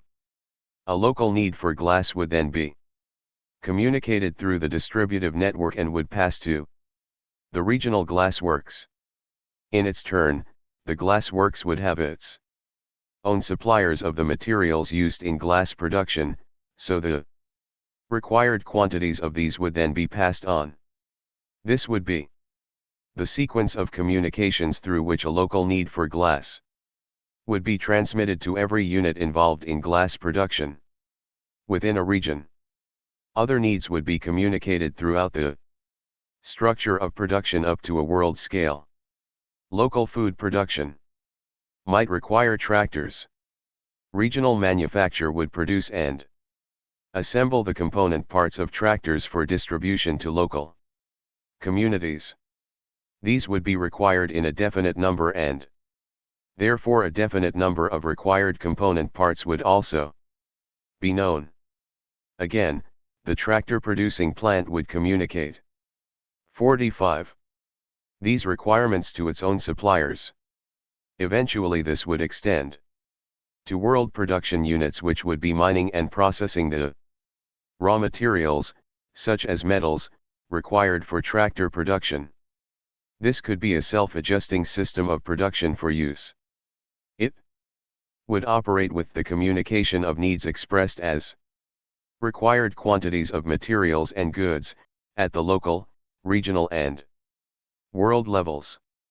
The abolition of the market system would remove every element of exchange, the use of money, and all cost/price factors from the operation of production. This would leave all the useful features of production to be freely operated directly for needs through social cooperation. There is no doubt that production for use would be greatly assisted by modern communications. Traditionally this has meant means of transport such as roads, railways, shipping and, later, air transport. These were assisted by the development of postal and telephone services. Now electronic communications through satellite links provide for instant worldwide contacts, and computers enable millions of bits of information to be stored and processed. Modern information technology could be used in socialism to bring into direct relationship various dispersed but connected parts of world production. This would be particularly useful for monitoring the position of stocks, productive capacity, and resources. Production for use without the market would also solve the seemingly perennial problem of economic instability. Because the forces of the market govern capitalist production, it moves through uncontrolled cycles of expansion and contraction. During boom times production expands. However, during a boom some industries produce too much for their particular market. Competition to sell the excess commodities reduces prices, leading to reduced profits, or no profit at all. Companies then scrap plans for further investment, reduce output, and sack workers no longer needed. This, in turn, affects the markets for other industries and, if the combined effect is large enough, results in a depression and high unemployment. Without the market, production for needs in socialism could not be constrained by the limits of market capacity. In fact, there would be an immediate expansion of production to 46. Satisfy needs. Whereas overproduction is a permanent problem for capitalism, in socialism, when production had realized its aims, it could be adjusted without any of the destructive effects of a depression under capitalism. Production for use could make available a permanent stockpile of some useful materials, in excess of immediate needs. While there would be no point in stockpiling ever greater reserve supplies, nevertheless current production could aim at topping up available reserves as these were distributed for use. 47. Chapter 3. Planning and Development. Overview. The profound crises of 2008 to 2009 provoked a spate of questioning of the capitalist system, even among many of its most ardent advocates. Criticism abounded. Reform, regulation, and redistribution were the fare of financial columnists. Yet the ruling economic and governing class took no heed.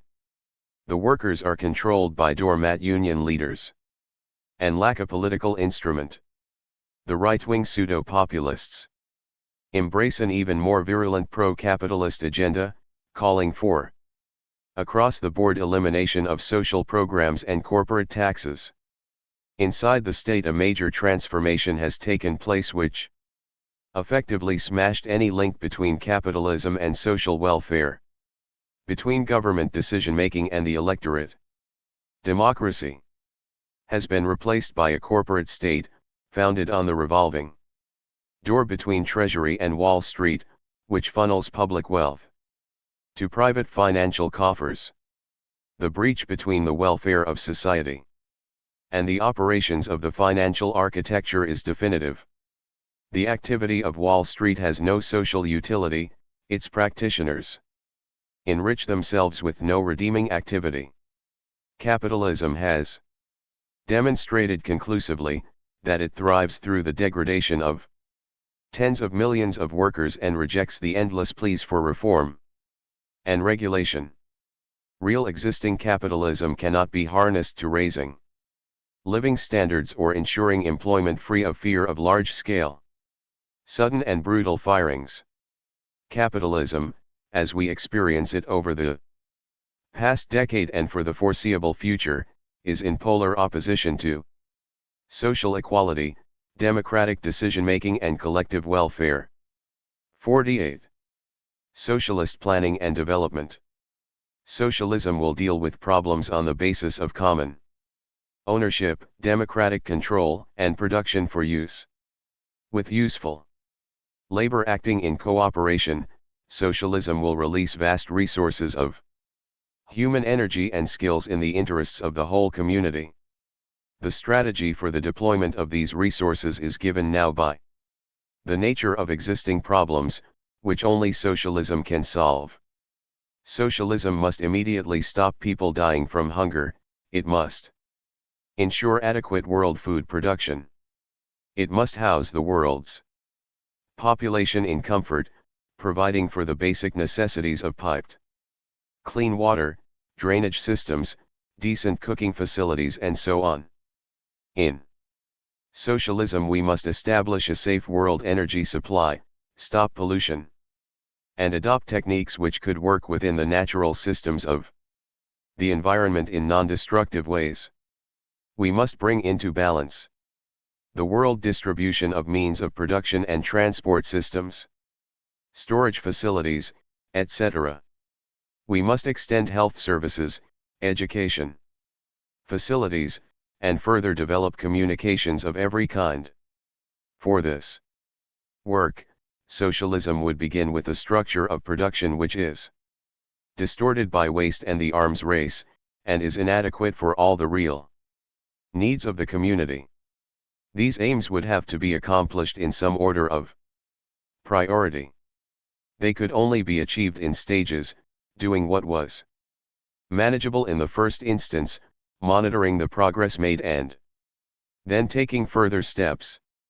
They would provide an overall direction for day-to-day initiatives in various locations as part of worldwide co-operation. They are given now by existing problems which socialism must solve.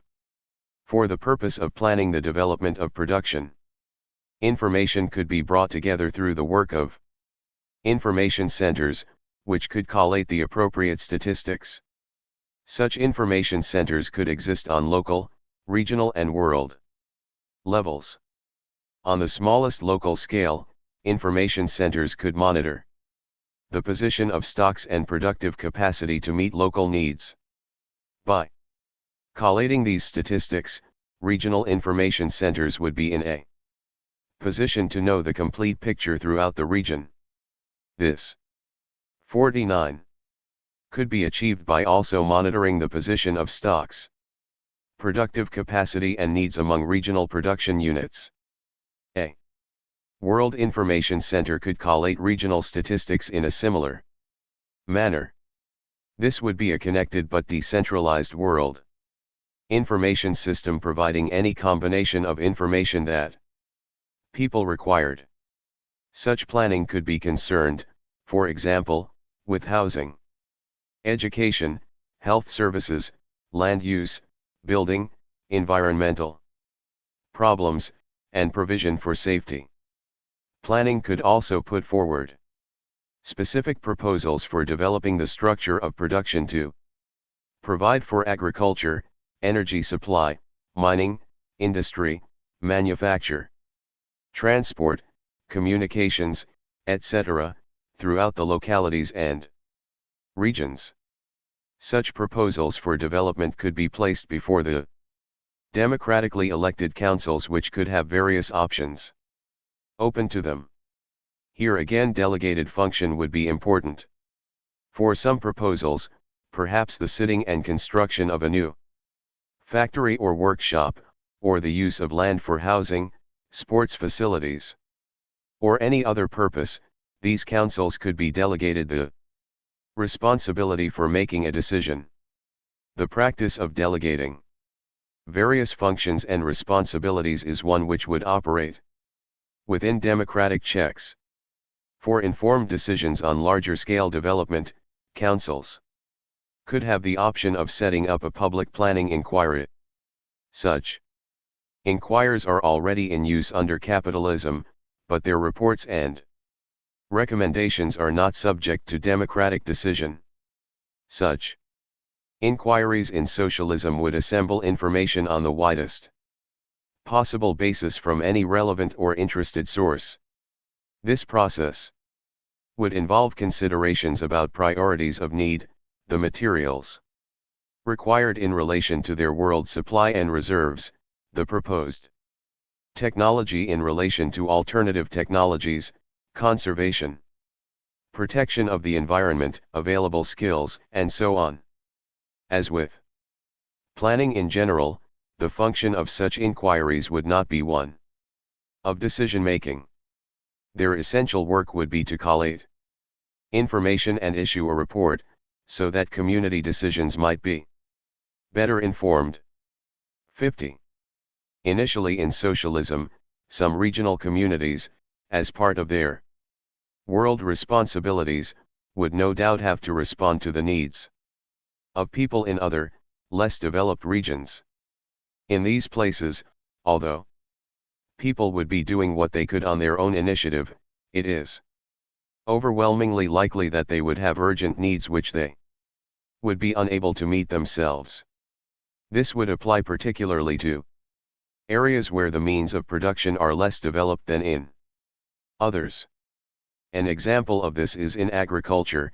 Currently, for every 1,000 hectares of arable land in Europe, there are 60 available tractors and over 6 combine harvesters, while in Africa, for the same land area, there are only 2 tractors and 0.2 combine harvesters.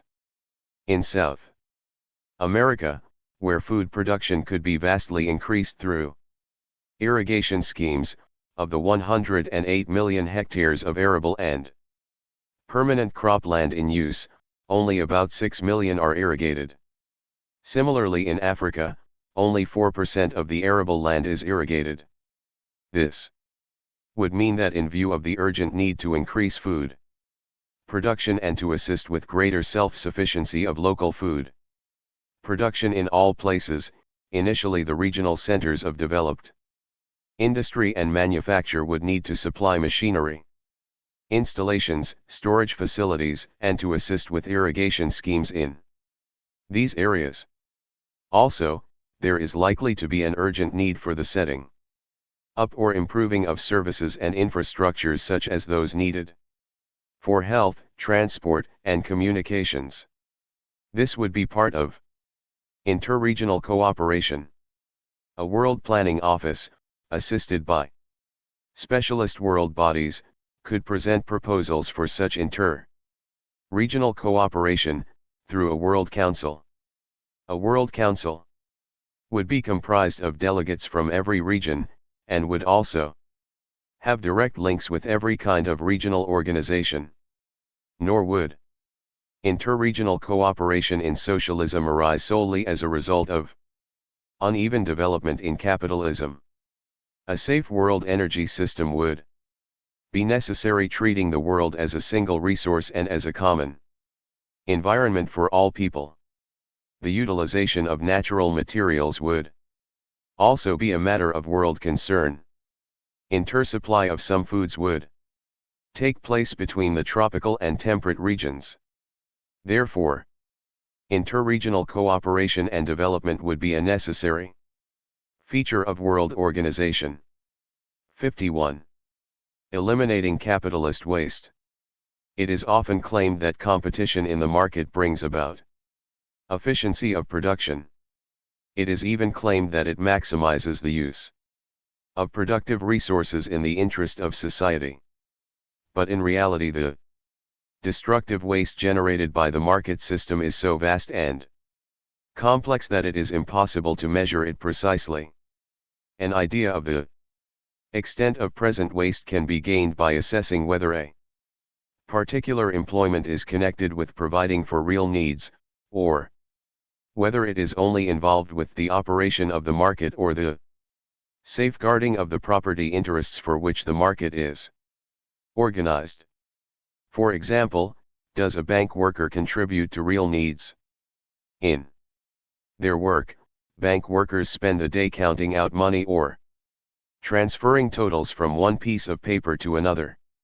Under capitalism, it is obviously an indispensable employment. But this work arises from the lending and borrowing of money for investment and purchasing, bank account facilities, and so on, and therefore the work is inextricably bound up with production for sale at a profit and the day-to-day operation of the market system. It is not useful work necessary for the production of goods and the running of services for needs. It is part of the market system which maintains an economic barrier between useful production and human needs. If to banking we add insurance and finance generally, we are talking of about 1 million workers in Britain alone whose employments are socially useless from the point of view of real needs. But the waste does not stop here. All these functions are serviced by other workers. For example, bank workers are carried to work by transport, they work in buildings which required maintenance, they use equipment such as computers. This involves other workers from mining, industry, manufacture, building, transport, energy supply. In this way, the administration and servicing of the profit system involves circuits of waste which pervade the entire structure of production. There are many other examples of employments which are necessary for the profit system, but which would be immediately 52. Redundant in a socialist society: legal workers, chartered accountants, cost accountants, estimators, valuers, claims assessors, underwriters, brokers, taxation workers, marketing and sales personnel, advertisers, social security workers, cashiers and checkout assistants, police, prison workers, security guards, charities, armies, navies, air forces, armament workers, defense establishments, etc., etc. The armed forces in particular waste vast resources. They use millions of people, and divert the most advanced techniques of applied science. On a 20-world scale, tens of millions of people are involved in the war machine. With the abolition of the armed forces, these vast resources of energy, skills, materials, and technology would all become available for useful production in socialism. Moreover, wars, large or small, are always going on in capitalism, and means of production are constantly being destroyed. War. Objectives include the destruction of industrial networks and communication systems. In the wars of this century, the destruction of factories, industrial equipment, buildings, railways, roads, bridges represents a vast amount of waste. It also involves a massive waste of the labor used in their construction. In a sane society, all such means of production would serve out their useful lives for the benefit of the community. Instead, we have capitalism and they are destroyed. In war, more than any other kind of destructive waste, the human and material resources involved in the world's military symbolize the political and economic insanities in which modern society is entrapped. This is demonstrated too by the work of bodies like the British government communications headquarters at Cheltenham. This title is a euphemism for an elaborate spy network, which employs about 9,000 people in the headquarters and throughout the worldwide network of listening posts known as the Composite Signals Organization, which spies on all other countries. It has its counterpart in America, the National Security Agency, and its equivalent set up in Russia. Nothing could be further removed from world cooperation and the work of providing for needs. This example of destructive waste involves the most sophisticated communications technology. At GCHQ they have in 53. Use the Cray-1, one of the world's most powerful computers, with a capability of making 150 million calculations per second and of storing 30 billion words. In socialism, this technology and the highly skilled people involved could become part of a world information system. As has been stated, such a system could be utilized throughout the world for the useful work of monitoring production, for needs bringing together a common pool of world information, with all people having free access to it. Other people who are at present wasted under capitalism are the unemployed. They represent the whole spectrum of human skills, forced into idleness while human needs are denied. This in itself constitutes the self-evident proof that the capitalist system maintains an economic barrier between production and needs. A final acute problem of wasted labor arises from worldwide poverty. World population is about 5,700 million. That figure is set to reach 6,000 million by the year 2000. Estimates of the number of hungry vary. According to the U.S. President's Science Advisory Council, 450 to 500 million people are hungry. The World Bank's estimate is 730 million without enough to eat to enable them to have an active working life. Of these 730 million, 340 million have diets insufficient to prevent serious risk to health, and they suffer arrested mental development and have stunted growth. There are also millions who live below the official poverty lines in the so-called developed countries. All these people are demoralized, unable to develop their potentialities as useful members of the community. The full extent of waste under capitalism is impossible to quantify precisely. But taking account of the main features, we can estimate that, with the elimination of all of capitalism's wasted labor and materials, socialism will probably be able to at least double the numbers of people available for the production of useful goods and services directly for need. Choice of productive methods. We have emphasized that under capitalism work takes the form of employment and that this is a means to an economic end, profit. 54. And capital accumulation. Work in capitalism is not therefore simply a source of wealth production, and capitalism is not primarily a system for producing and distributing necessary goods and services. Moreover, capitalism is governed by economic laws, which cannot be socially controlled. Since the possibilities for profit and capital accumulation are given by the possibilities of sales in the market, the competition between business enterprises determines the way in which production is generally structured. Whatever line of commodity production we look at, we find that production is organized in relation to market capacity, and at all times under capitalism the capacities of markets to absorb goods for sale are less than the potential ability of society to produce and distribute useful goods.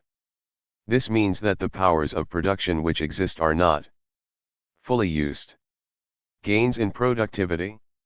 It is true that the development of capitalist production has been accompanied by increased productivity of labor, but the gains have been largely dissipated by waste, and the rate of productivity has also been grossly exaggerated. For example, there are fewer workers directly employed in British agriculture today than 50 years ago, while outputs have increased. But the increase in productivity cannot be calculated from a simple relationship between the numbers of farm workers and output. British agriculture has become capital intensive, and other inputs such as fertilizers, pesticides, weed killers, etc., have increased. This has involved a reorganization of the structure of production, whereby workers in manufacturing and in the chemical industry are now involved in agriculture. When all these factors are taken into account, the real gains in productivity are much less than is commonly supposed. The position with British capitalism is that productivity increased between 0.5% and 1% per year between 1900 and 1950. Factors that have kept the rate of productivity down in capitalism are competition, economic constraints, class conflict. 55. Competition. Competition creates situations such as the following. An enterprise, having invested in a process in a particular part of production, expects its costs of machinery, plant, buildings, to depreciate together with the production of commodity values which have been realized through sales. But if a competitor producing similar commodities for the same market invests in a more efficient process through which it can produce goods more cheaply but still profitably, then the first enterprise is faced with a choice. It can either reduce prices and make less profit, an option which cannot last, or it can write off its investment and reinvest in a more efficient process. In this way, useful means of production are written off, either because they are less profitable in use than the most up-to-date techniques, or through bankruptcy. Such machinery and equipment represent useful social labor which has not been fully used. This subtracts from productivity. It represents wasted labor. 2. Economic constraints. An example of the economic constraints imposed by capitalism is the fact that investment decisions must always be made against projections about market capacity, which is inherently unpredictable. Market capacity constantly fluctuates and no one can foresee how it will behave. Depression. See a reduction of market capacity and a corresponding cutback in production, with millions of unemployed. But this does not only involve workers being made idle. It also means machinery lying idle in mining, industry, manufacture, transport, agriculture. This again subtracts from the overall productivity of labor. 3. Class conflict. In defending their position under capitalism, workers often actively resist the development of new productive techniques. They do this in an attempt to protect and conserve their jobs within the existing organization of production. In general, changes in productive technique are a threat to their position under capitalism. In addition, many workers engage in a range of subtly organized restrictive 56 practices in an attempt to defend their jobs. For many workers in capitalism, employment has no social meaning. It is a crude economic exchange their labor power in return for the wages or salaries they need to live. It is not surprising, then, that the work process in capitalism is frequently pervaded by cynicism and worker disaffection. This atmosphere of wage labor is in sharp contrast to the spirit in which people can cooperate to complete a task when it is under their control, is in their interests and is not constrained by economic factors. Industrial strife and the meaninglessness of the work process in capitalism subtracts from the social productiveness of labor. Socialist production. There are sound reasons for saying that in socialism the productiveness of social labor would be greatly increased. Historically, productive technique has seen a development from hand tools through machinery and conveyor belt systems to automation, and now robots. But, as we have seen, the nature of capitalism is such that it can never use the technology available to its full extent. Within the freedom of work carried on in cooperation directly for needs, socialism could set up automated systems handling materials through sequences of production and minimizing the direct application of labor to the materials involved. The use of programmable robots which can be adapted to different operations means that these could also be produced in quantity by standardized methods of automated production. This provides the technical possibility that automated systems of manufacture, which would be flexible in use, could themselves be produced through these systems, where necessary. Such automated systems using programmable robots allow for high volume, high quality production around the clock. When these technical factors are considered, together with the increased number of people who would become available for useful production and the wide spectrum of skills which they possess, when it is considered that the setting up of these systems could be rapid, 57, and entirely free from the constraints of profit, that their intensity and duration of use will be unconstrained by the limits of market capacity, that such standardized means of production could be put into operation in the most efficient way throughout the world. Structure of production, that throughout this structure social needs could be immediately communicated, that it would be the experience of every participant that their every action would be directly in line with mutual needs, then it can be seen that socialism could release enormously increased powers of production. We are not here suggesting that the highly developed use of such automated systems would necessarily become the dominant method of production in socialism. In socialism we would be free to adopt the most advanced labor-efficient techniques where they were considered to be necessary or appropriate, but what was necessary or appropriate would also take into account needs other than those of a strictly material kind. Work itself is an important need, and care of the environment and conservation are also vital. Other factors must also be taken into account, such as social safety and the protection of other species. So socialism would be unlikely to use methods like conveyor belt systems which reduce workers to mechanical functions as a way of maximizing output. This cannot satisfy the need for work as a fulfilling activity. Socialism would be unlikely to follow the example of capitalism in energy production, where a cheap and competitive way of converting fossil fuels into electricity causes massive release of pollutants into the atmosphere. Socialism would not need to take the risks involved, as capitalism may be obliged to do, in the construction and use of fast breeder nuclear reactors.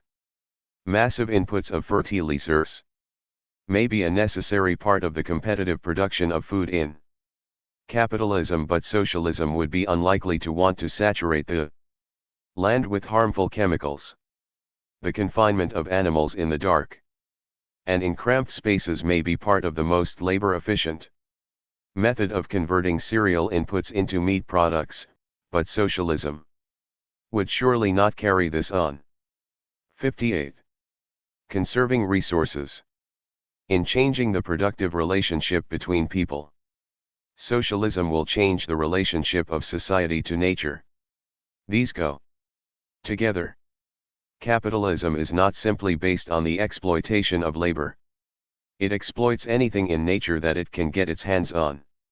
This means that before society can control its impact on the environment, it must first be able to consciously regulate its own actions. In order to cooperate with natural systems, society must first cooperate within itself. Human beings are a part of nature, but we also view nature as something separate to be used to provide us with the material means of life. In capitalism, when we view the natural environment, we not only see land, seas, forests, river valleys, and deserts as spectacular and beautiful landscapes, but we are also aware that they contain resources such as coal, oil, natural gas, various metals such as iron, ore, copper, tin, and many other materials. These natural resources are not just useful raw materials, but they also exist in an economic form. They not only provide the basic elements for producing useful things, they also represent potential profit for the capitalist class. A farmer does not view land simply as land, a useful resource for the production of food. In the eyes of agribusiness, land is also an element of capital, operating for profit and further capital accumulation. An oil or mining company does not view oil reserves or iron ore deposits simply as useful features of the natural environment. It views them as resources to be exploited for the benefit of capital.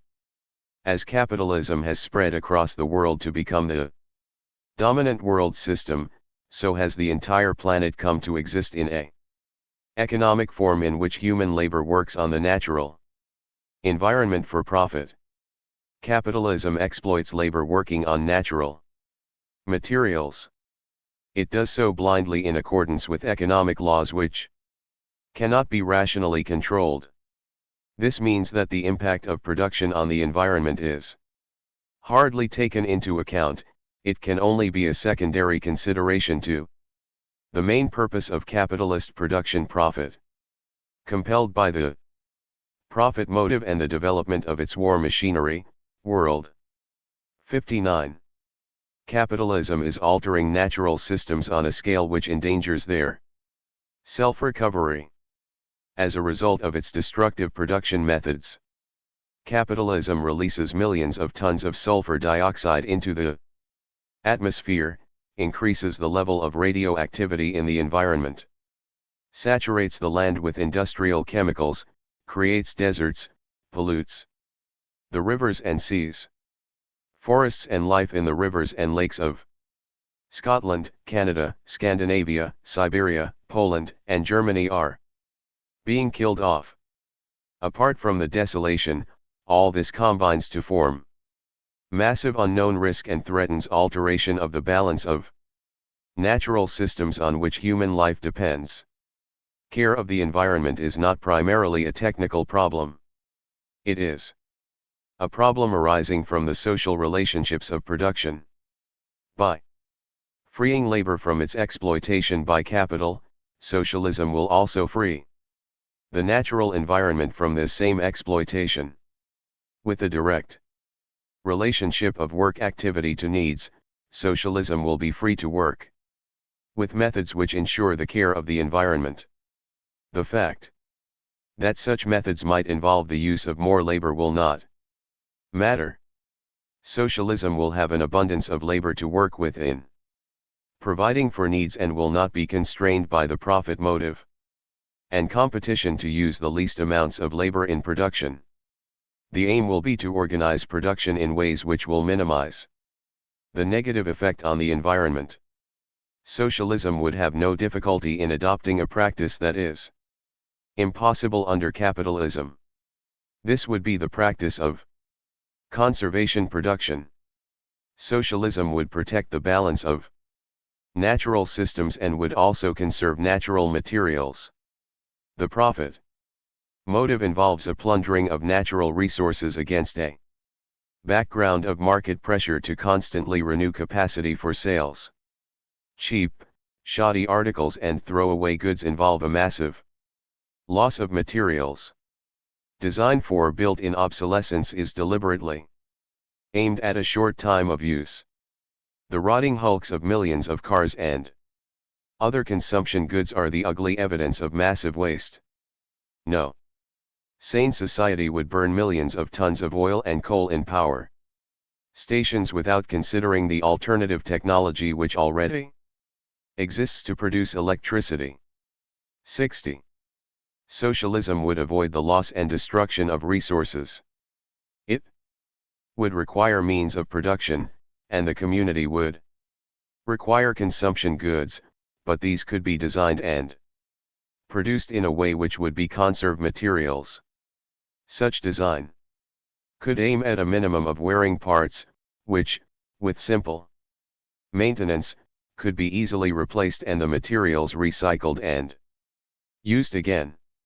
The parts not subject to wear could be made from durable materials, and if for some reason equipment or goods became redundant, their materials would be available for other uses.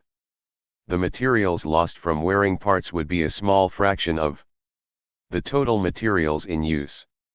This practice of conservation production would mean that once materials became socially available after extraction and processing, they would be permanently available for use in one form or another. A useful analogy is with gold.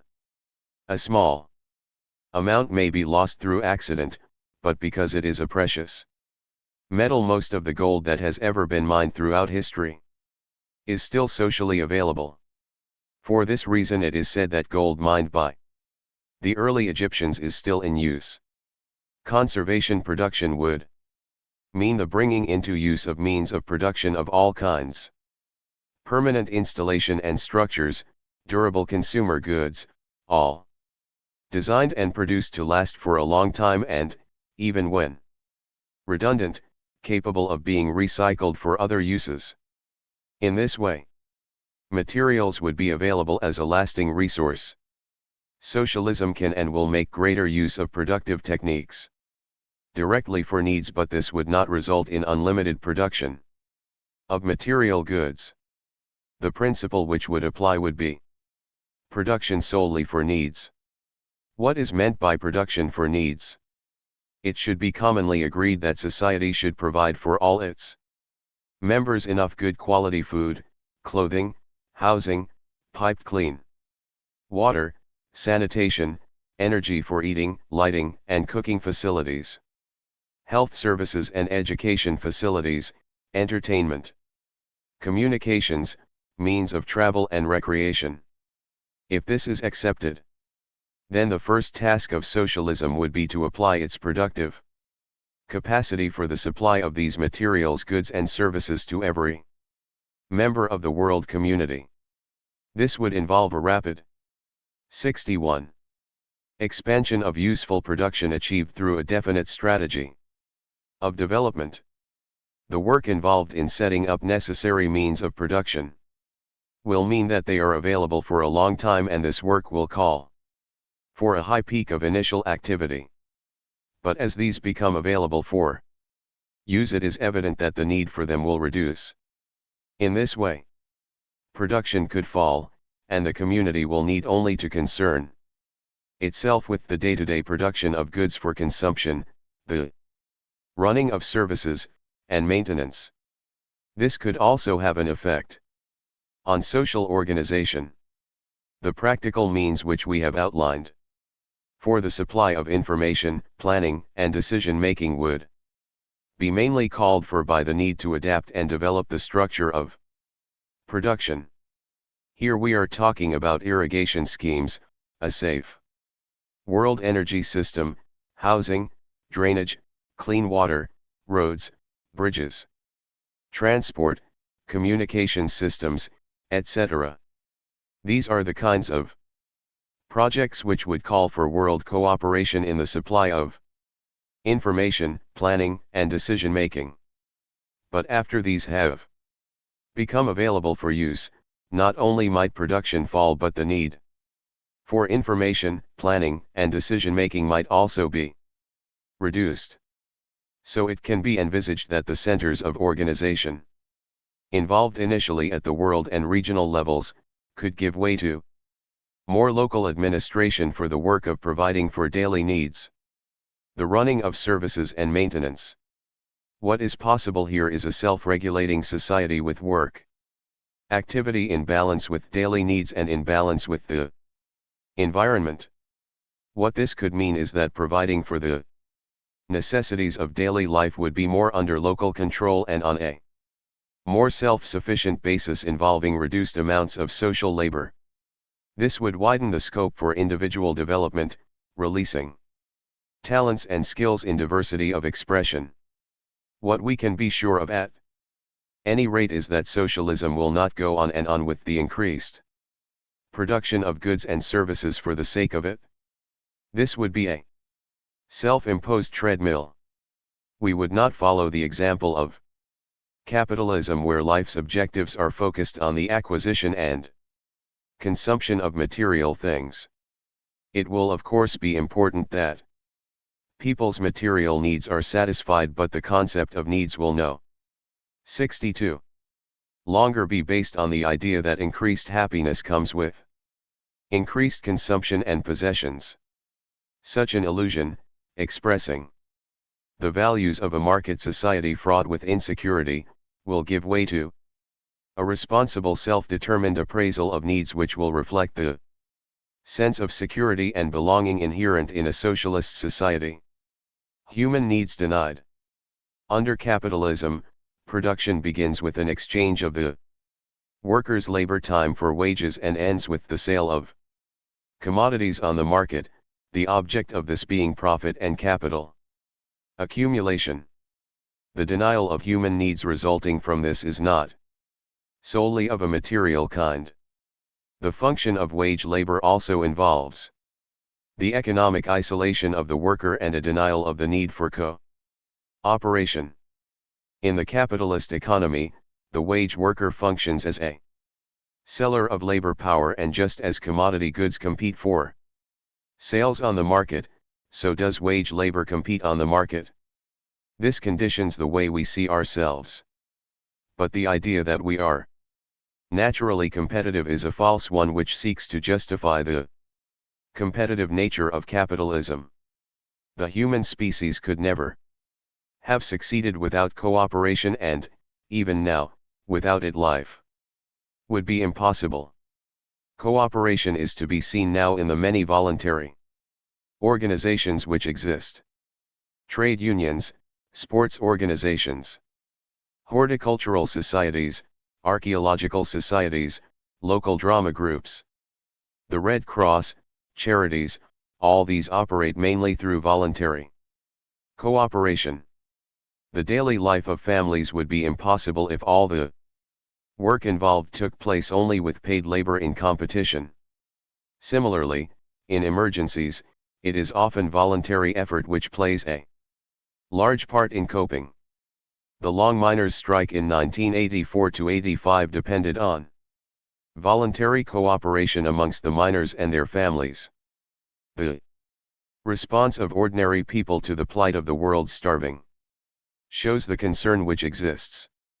The medical and other volunteer workers who take risks in going to areas of destitution and the way people help one another in times of flood or earthquake, all testify to the spirit in which people can cooperate. It is social cooperation. 63. Which is the permanent basis for human existence, and it is the economic competition of capitalism which actively prevents the need for cooperation from being fully realized. And it does this at tremendous human cost. Competition generates conflict, stress, insecurity, the isolation of the individual from others, and anxiety. tends towards instability and the fragmentation of relationships. Co-operation brings about the reverse of these things. It means that the object of the individual and the group are the same and that all share a common interest. Therefore the efforts of one enhance the interests of all. In cooperation the individual develops in mutual accord with others, and this provides for self-realization, personal security and integration. Through this, individuals have a stronger sense of their own identity and therefore a sense of meaning in their lives. Modern production is social production. This means that what society can achieve depends upon individuals doing different things in different places, but that all these link up with the effect of improving the quality of life for everyone. But capitalism increases competition in social production and forces all those involved to be economically isolated from each other. So far as the wage worker contributes useful labor to the production of useful goods and services, he or she is involved in worldwide social production. But this is not what capitalist production is primarily about. At every stage, all this work activity is dominated by the economics of production for sale at a profit. This forces workers into competition, individual isolation, and drains the work of its social meaning. As sellers of labor power on the market, wage workers are not in a direct relationship of cooperation with other workers. They exchange their labor power for the wage packet. It is this exchange which dominates the experience of work and not the element of cooperation with other workers. In work, wage workers are not responding to their own social motivations, but instead work is a response to the economic pressure to become employed, to keep a job, to get money to meet personal needs and the needs of dependents. Workers are governed by the market for labor, which is itself governed by the market capacity for the sales of goods at a 64 profit, and the way that work is organized is determined by the techniques and methods which are profitable. Wage workers have not direct control over these forces which dominate their lives.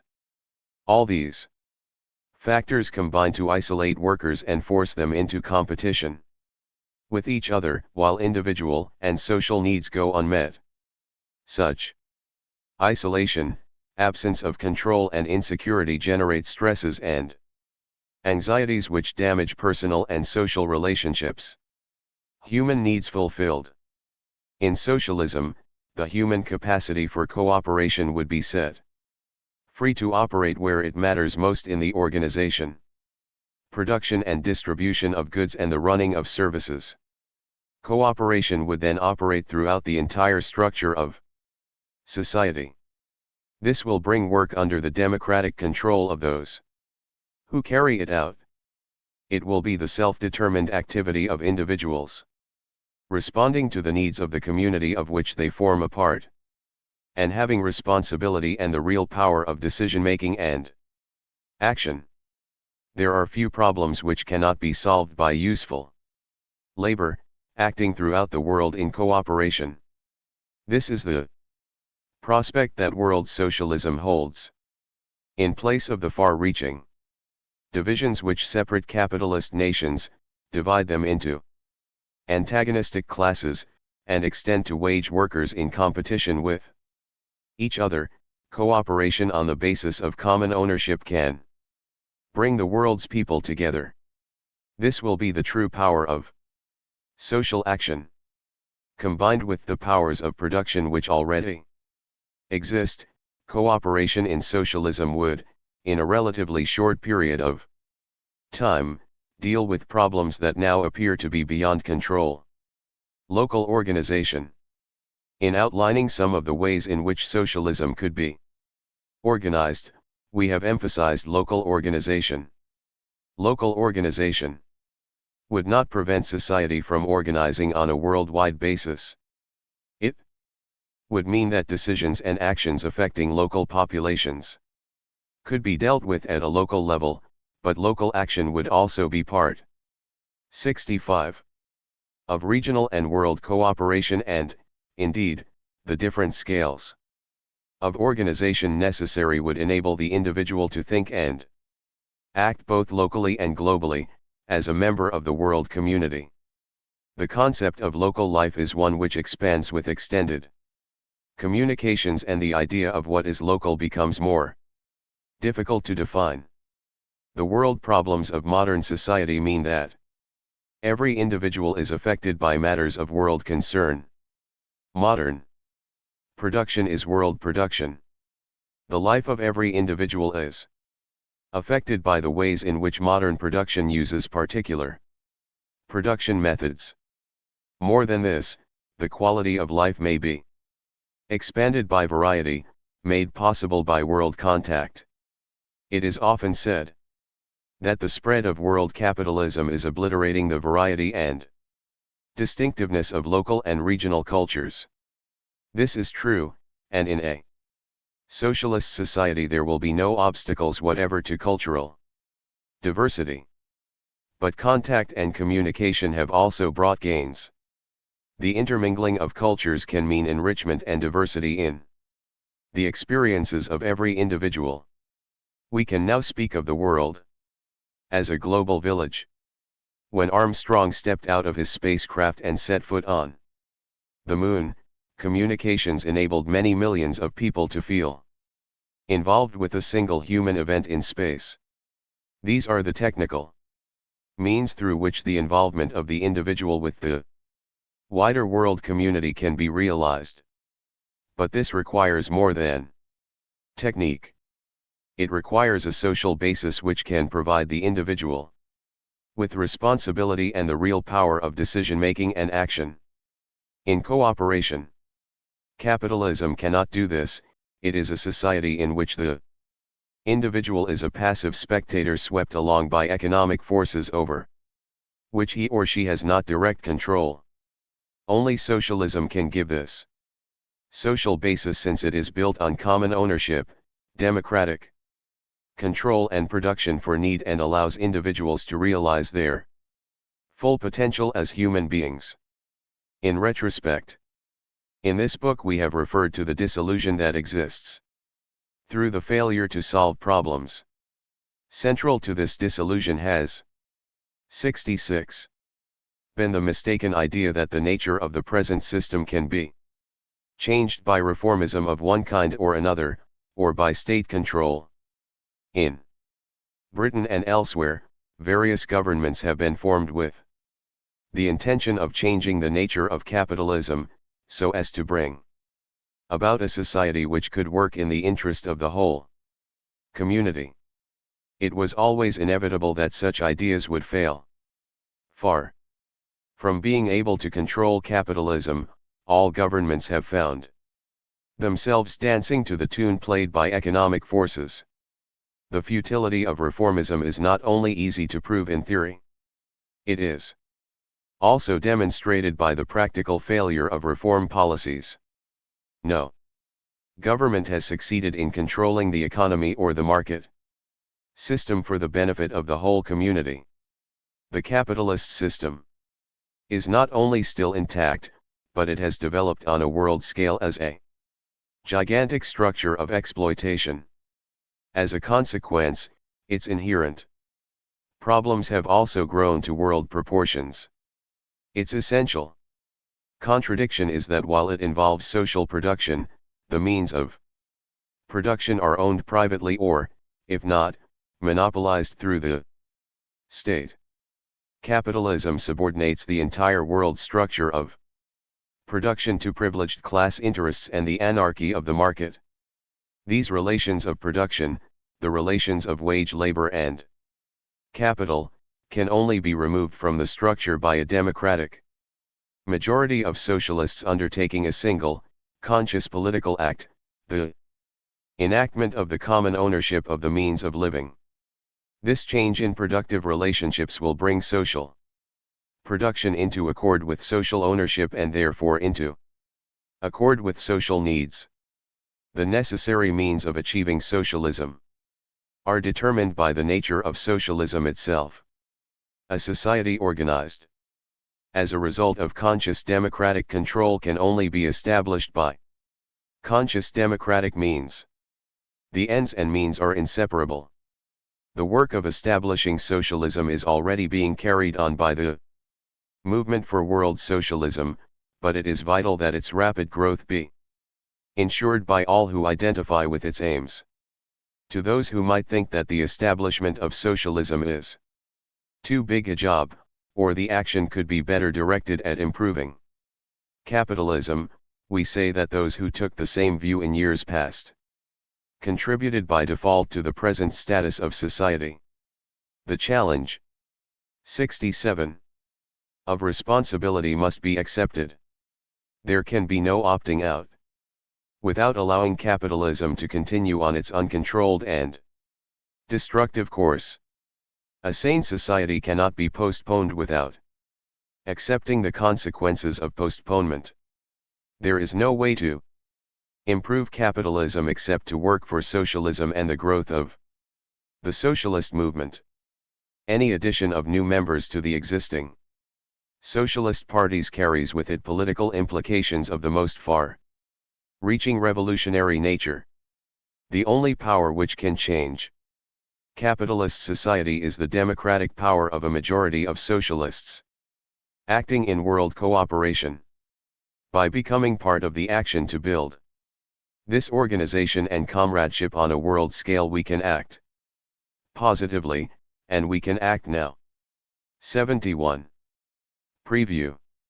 It is utterly foolish and hypocritical to argue for a global crisis of capitalism when several of the major economies in the world economy did not suffer a major downturn and others recovered and expanded rapidly. China and India did not suffer even a recession. Even during the worst years of the Euro's decline, the Asian giants grew on average about 8%.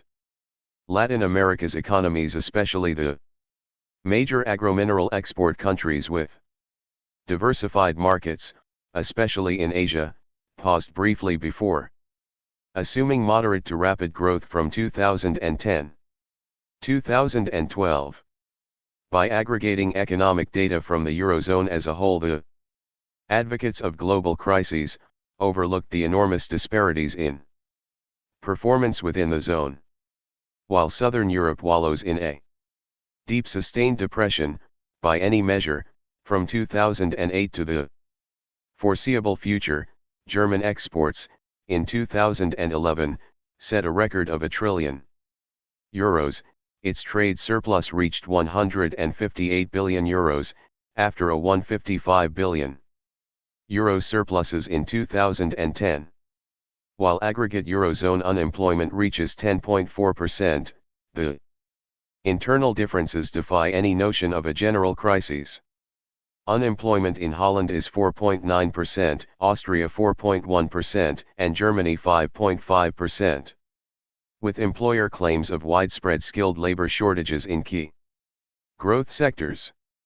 On the other hand, in exploited Southern Europe, unemployment runs to depression levels, Greece 21%, Spain 22.9%, Ireland 14.5%, and Portugal 13.6%. In other words, the crisis does not adversely affect some economies, that in fact profit from their market dominance and techno-financial strength over dependent, debtor and backward economies. To speak of a global crisis obscures the fundamental, dominant and exploitative relations that facilitate recovery and growth of the elite economies over and against their competitors and client states. In addition, global crises theorists wrongly amalgamated 72 crises-ridden, financial speculative economies with dynamic productive export economies. The second problem with the thesis of a global crisis is that it overlooks profound internal differences between age cohorts. In several European countries, youth unemployment runs between 30 to 50%, while in Germany, Austria and Holland youth unemployment runs to Germany 7.8%, Austria 8.2% and Netherlands 8.6%. These differences underlie the reason why there is not a global youth movement of indignant and occupiers. Fivefold differences between unemployed youth is not conducive to international solidarity. The concentration of high youth unemployment figures explains the uneven development of mass street protests, especially centered in Southern Europe. It also explains why the Northern American anti-globalization movement is largely a lifeless forum, which attracts academic pontification on the global capitalist crises, and the impotence of the social forums are unable to attract millions of unemployed youth from Southern Europe. They are more attracted to direct action. Globalist theorists overlook the specific way in which the mass of unemployed young workers are exploited in their dependent debt-ridden countries. They ignore the specific way they are ruled and repressed by center-left and rightist capitalist parties. The contrast is most evident in the winter of 2012. Greek workers are pressured to accept a 20% cut in minimum wages, while in Germany workers are demanding a 6% increase. If the crisis of capitalism is manifested in specific regions, so too does it affect different age/racial sectors of the wage and salaries classes. The unemployment rates of youth to older workers varies enormously. In Italy it is 3.5/1, Greece 2.5/1, Portugal 2.3/1, Spain 2.1/1 and Belgium 2.9/1. In Germany it is 1.5/1. In other words, because of the higher levels of unemployment among youth, they have a greater propensity for direct action against the system, while older workers with higher levels of employment have shown a greater propensity to rely on the ballot box and engage in limited strikes over job and pay-related 73 issues. The vast concentration of unemployed among young workers means they form the available core for sustained action, but it also means that they can only achieve limited unity of action with the older working class experiencing single-digit unemployment. However, it is also true that the great mass of unemployment youth provides a formidable weapon in the hands of employers to threaten to replace employed older workers. Today, capitalists constantly resort to using the unemployed to lower wages and benefits and to intensify exploitation to increase profit margins.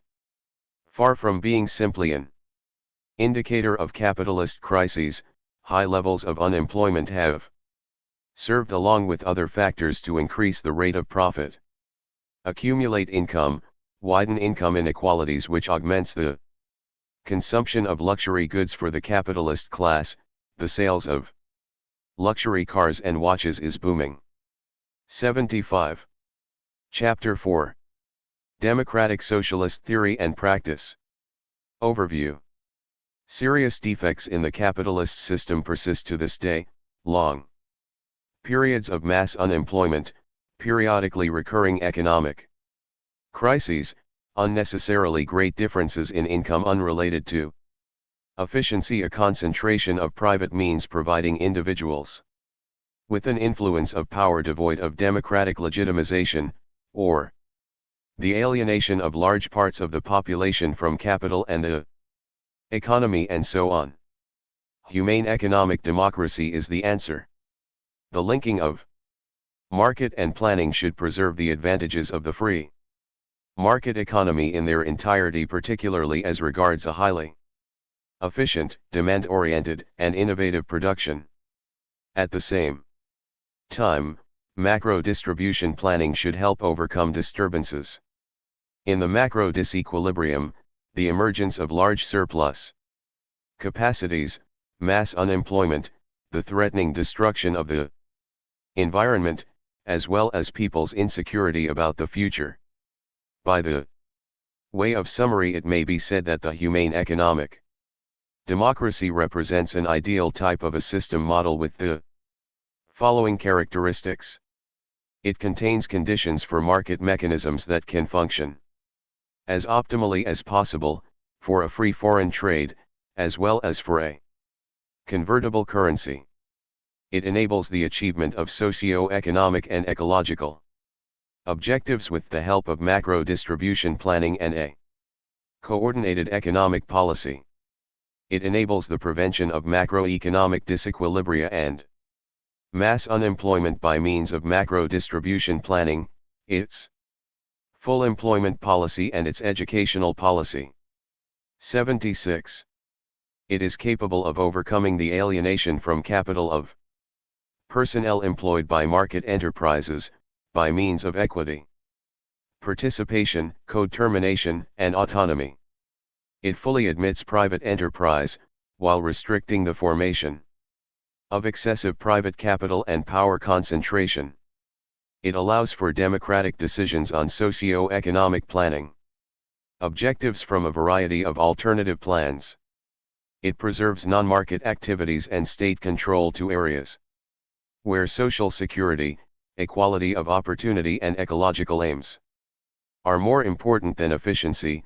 There are insurmountable monopoly conditions, and state control ensures that the efficiency of an enterprise is higher than in competitive split-up. These are the main concepts of a model of humane economic democracy, which could emerge from socialist reform efforts. The democratic socialist vision. Democratic socialists believe that the individuality of each human being can only be developed in a society embodying the values of liberty, equality, and solidarity. These beliefs do not entail a crude conception of equality that conceives of human beings as equal in all respects. Rather, if human beings are to develop their distinct capacities, they must be accorded equal respect and opportunities denied them by the inequalities of capitalist society, in which the life opportunities of a child born in the inner city are starkly less than that of a child born in an affluent suburb. A democratic community committed to the equal moral worth of each citizen will socially provide the cultural and economic necessities: food, housing, quality education, healthcare, childcare for the development of human individuality. Achieving this diversity and opportunity necessitates a fundamental restructuring of our socio-economic order. While the freedoms that exist under democratic capitalism are gains of popular struggle to be cherished, democratic socialists argue that the values of 77. Liberal democracy can only be fulfilled when the economy as well as the government is democratically controlled.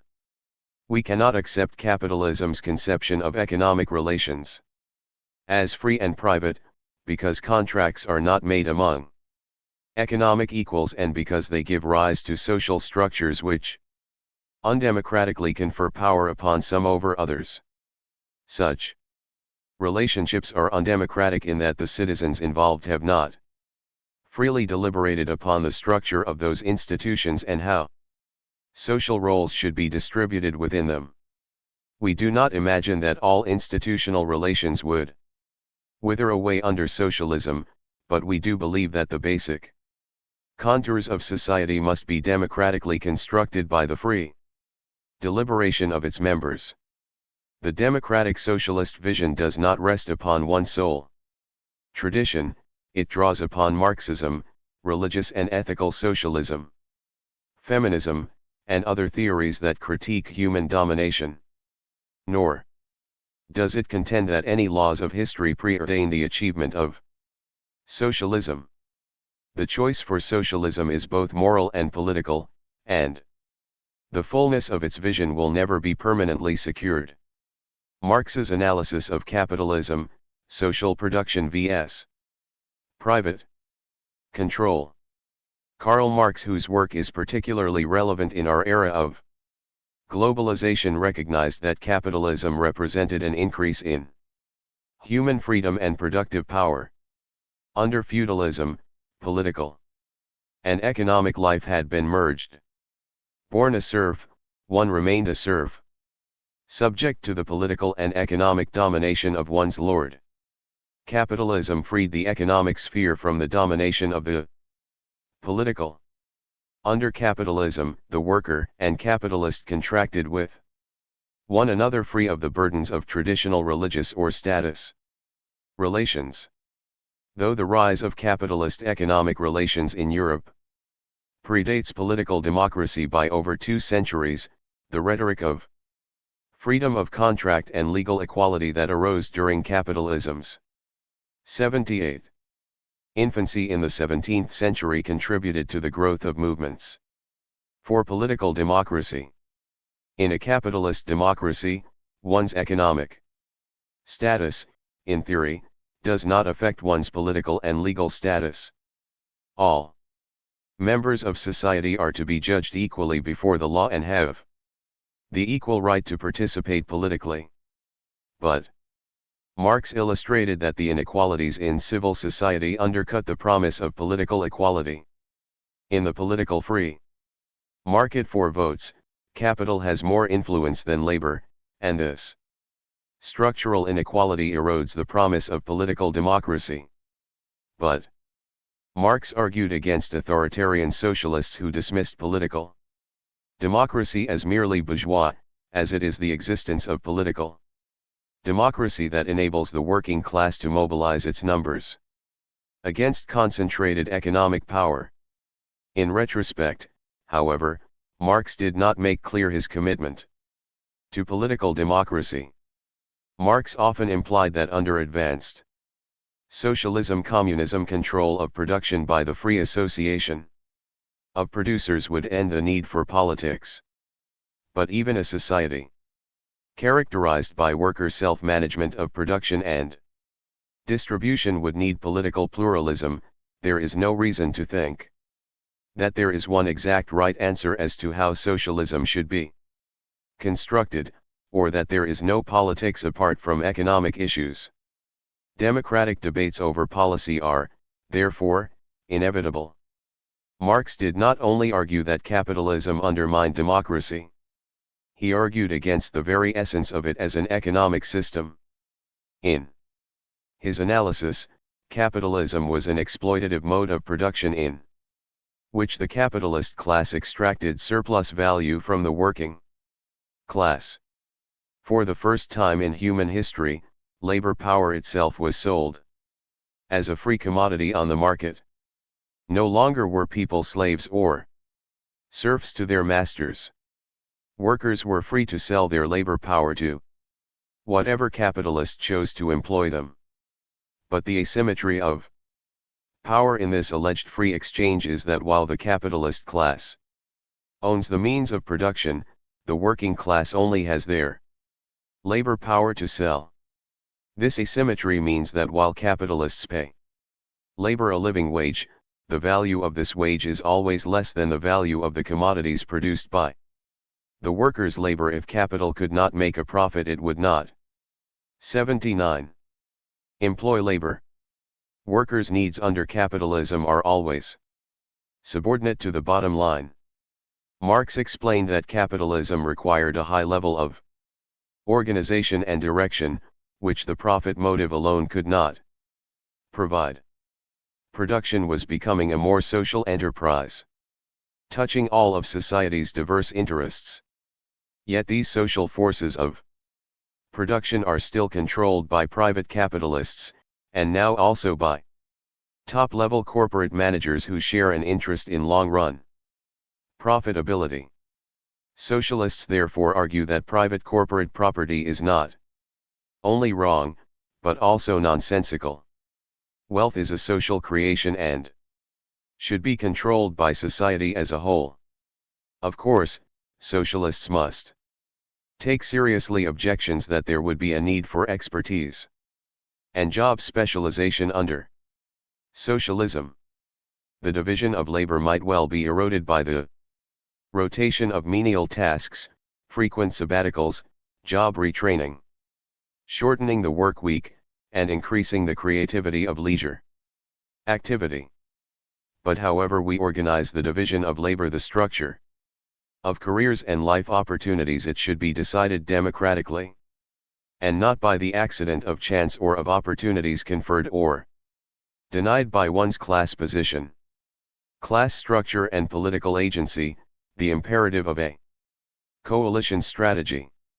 Marx did not believe that workers' revolution would occur because of socialism's moral desirability or the wisdom of socialists.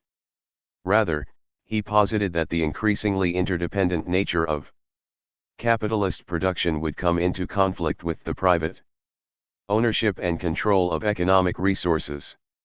For Marx, only the working class had a common interest in revolution and the structural power within the mode of production to carry it out. But it would take political organization for the working class to fulfill its potential as the social agent of revolution.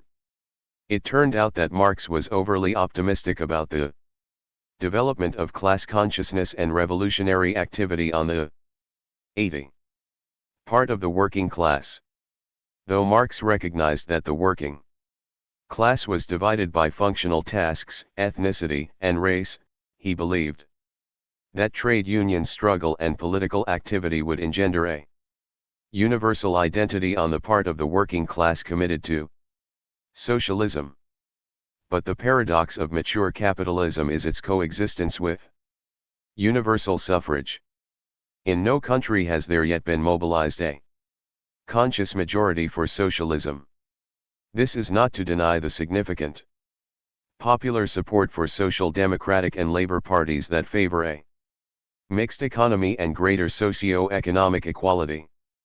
But even in Sweden there has yet to develop a conscious electoral majority for a cooperatively run economy. Why is it that in the 20th century there never emerged a conscious majority for socialism under liberal democracy? It is partially due to socialism's identification with authoritarian communism. It may also be because prosperity after World War II enabled capitalist welfare states to satisfy the material needs of most of their populations.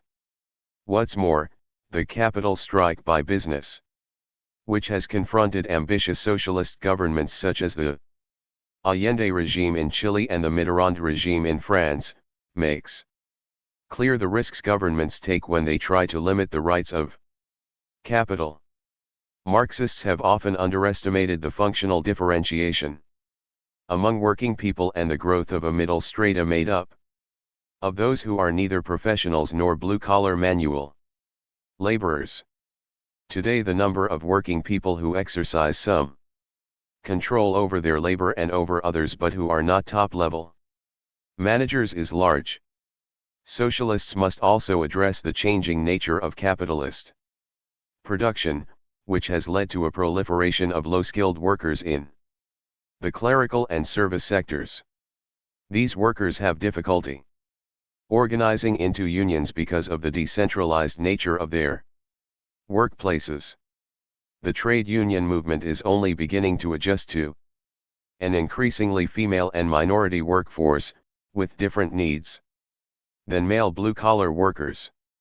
Organizing this new working class is critical to the future of socialism. 81. One way of appealing both to the middle strata and the working class is to stress democratic control over consumption and social provision, in addition to Marxism's traditional focus on democratic control over production. In the United States today, large sectors of the middle class cannot afford decent health care, housing, education, and child care. The challenge for the left is to unite these sectors with the working class and poor in favor of universal, progressively financed, public provision. Providing these goods for the middle class through tax credits and private insurance will only ensure the further impoverishment of social services for the bottom third of society. Thus, building a majority coalition between the middle strata and lower income people becomes not only a moral imperative, but also a political necessity. The large number of workers in the helping professions and the public sector provides the structural basis for such a coalition, particularly if these sectors are increasingly unionized. But middle-class opposition to an expanded public sector will decrease only if progressive taxation is restored and democracy and efficiency increasingly characterizes social welfare provision. Some Marxists have also overestimated the centrality of work to identity. Community, ethnic, and regional identities have often competed with class loyalties, racial divisions, and the initial organization of immigrants into ethnic-based political machines. Rather than class-conscious parties have weakened class identity in the United States. Democratic socialists recognize the pre-capitalist origins of racism and sexism. While capitalism clearly structures these forms of oppression, there is a relatively autonomous cultural and psychological dimension to these forms of domination. Socialist feminists analyze how the sexual division of labor in child rearing produces different gendered attitudes towards nurturing and moral judgment. Socialist analyses of racism examine the psychological underpinnings of racism in cultural fears of the other and anxieties about group identity and status. Democratic socialists, influenced by the Black liberation, women's liberation, and gay and lesbian liberation movements. 82. Also recognize that different identities provide meaning for people. The orthodox Marxist desire to subsume all ethnic, racial, and cultural groups under the universal identity of the working class threatens the particular communities that provide sustenance to individuals. A democratic socialist society would facilitate the autonomy and enrichment of various cultural and ethnic traditions. But some postmodern theorists go too far in celebrating particularity. While particular identities and the autonomy of movements against oppression are central to a free, pluralist society, so is the development of a sense of common citizenship. Vibrant political life and a strong welfare society must be grounded in a strong sense of communal membership. Citizenship should not be viewed as a homogenizing category that reduces all to the pursuit of the same interests and needs. Rather, if human beings and the particular communities with which they identify are to be accorded equal respect, they need to live in a society that guarantees that all members will be able to fulfill their unique potential. 83. Chapter 5. Strategy, the role of the party and the state. Overview. A correct appreciation of the vanguard party and its indispensable role depends upon understanding the crucial importance of the subjective factors in the proletarian revolution. On a broad historical scale, and in the final accounting, economic conditions are decisive in shaping the development of society. This truth of historical materialism does not negate the fact that the political and psychological processes unfolding within the working masses more directly and immediately affect the course, the pace, and the outcome of the national and world revolution. Once the objective material preconditions for transformative activity by the workers have reached a certain point of maturity, their will and consciousness, expressed through the intervention of the organized vanguard, can become the key component in determining the outcome of the class struggle. A political organization capable of handling such colossal tasks cannot arise spontaneously or haphazardly. It has to be continuously, consistently, and consciously built. It is not only foolish but fatal to take a lackadaisical attitude toward party building or its problems. The bitter experiences of so many transformative opportunities aborted, mismanaged, and ruined over the past half-century by inadequate or treacherous leaderships has incontestably demonstrated that Nonchalance in this vital area is a sure formula for disorientation and defeat. Theoretical reprise. While Marx never adequately described how socialism would be achieved by crossing the terrain of a democratic capitalist society, v. Lenin claimed there was no choice but insurrection. Socialists 84 could not use the capitalist state to abolish capitalism, they would have to overthrow the state and then smash its machinery. What institutions of government would take its place Lenin never made fully clear, except for vague references to the self-governance of workers' councils in the state and revolution. Obviously the Bolshevik Party rapidly supplanted the councils as the main governing institution in Lenin's Soviet Union. In What Is to Be Done, Lenin claimed that trade union activity would produce only a reformist desire for more economic goods, rather than revolutionary consciousness. Lenin may not have inaccurately predicted the nature of predominant working class consciousness during normal periods of capitalist development. Workers under capitalism have more to lose than just their chains. But Lenin's belief in the privilege of the vanguard party that it can do whatever it wants once it takes power because it represents the workers' true interests contradicts Marx's belief in working class self-emancipation. Though an effective strategy for clandestine organization in repressive societies, Leninism's track record in democratic capitalist societies is dismal, perhaps because self-described Leninist parties are usually thoroughly authoritarian. Any possible transition to socialism would necessitate mass mobilization and the democratic legitimacy garnered by having demonstrated majority support. Only a strong majority movement that affected the consciousness of the army rank and file could forestall an armed coup by the right. Even when a repressive regime necessitates a minority road to revolution, democratic socialists stand with Rosa Luxemburg, revolutionary Marxist leader in Germany a century ago, in her advocacy of the restoration of civil rights and liberties once the authoritarian regime has been overthrown. There has yet to be a communist revolution in which the vanguard party then allows itself to be voted out of office.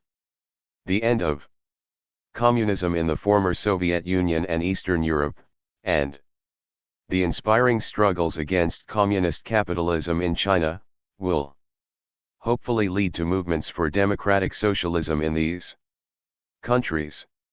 85. Leninists often argued the state under capitalism was nothing more than a tool of the capitalist class. What this instrumentalist view of the state cannot explain is why numerous reforms have been implemented under democratic capitalism against the fierce resistance of capitalists. Nor can it explain why some capitalist societies have stronger welfare states and greater democratic controls over capital than do others. Certainly structural dependence upon corporate investment to reproduce conditions of prosperity constrains democratic governments. The flight of capital has hindered liberal and social democratic reforms. But in times of depression, war, or mass political mobilization, the state has implemented reforms that have curtailed the rights of capital and increased popular power. To preserve the legitimacy of democratic government, the state must respond to popular mobilization. In part, this is possible because the capitalist class does not directly rule under capitalism, while the demands of corporate and defense industry lobbyists heavily influence politicians and state bureaucrats. The major goal of politicians is to guarantee re-election through steady economic growth. Capitalist interests are often divided among themselves, thus providing state officials with a certain degree of autonomy. In times of economic crisis and or popular mobilization, state managers and political elites will sometimes advocate programs for economic recovery which are initially opposed by most capitalists. Politicians need to win elections and capitalists simply do not have enough votes to guarantee victory. In the long run, however, if popular mobilization does not persist, reforms will often be restructured to shift the balance of power back towards capital. State officials are always constrained by the need for business confidence and continued private investment. State policy results from class and political conflict, but the asymmetry of the capital-labor relationship stacks the deck against popular movements.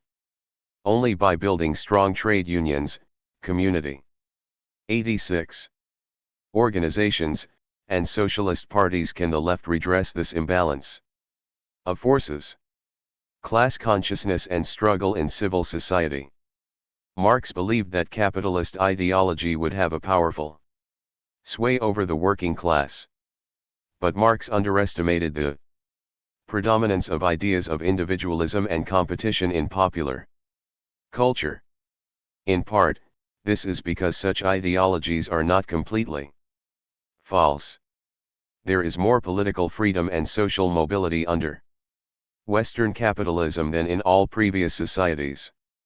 The early 20th century Italian Marxist theoretician Antonio Gramsci better understood how bourgeois ideology underpinned the common sense of capitalist culture.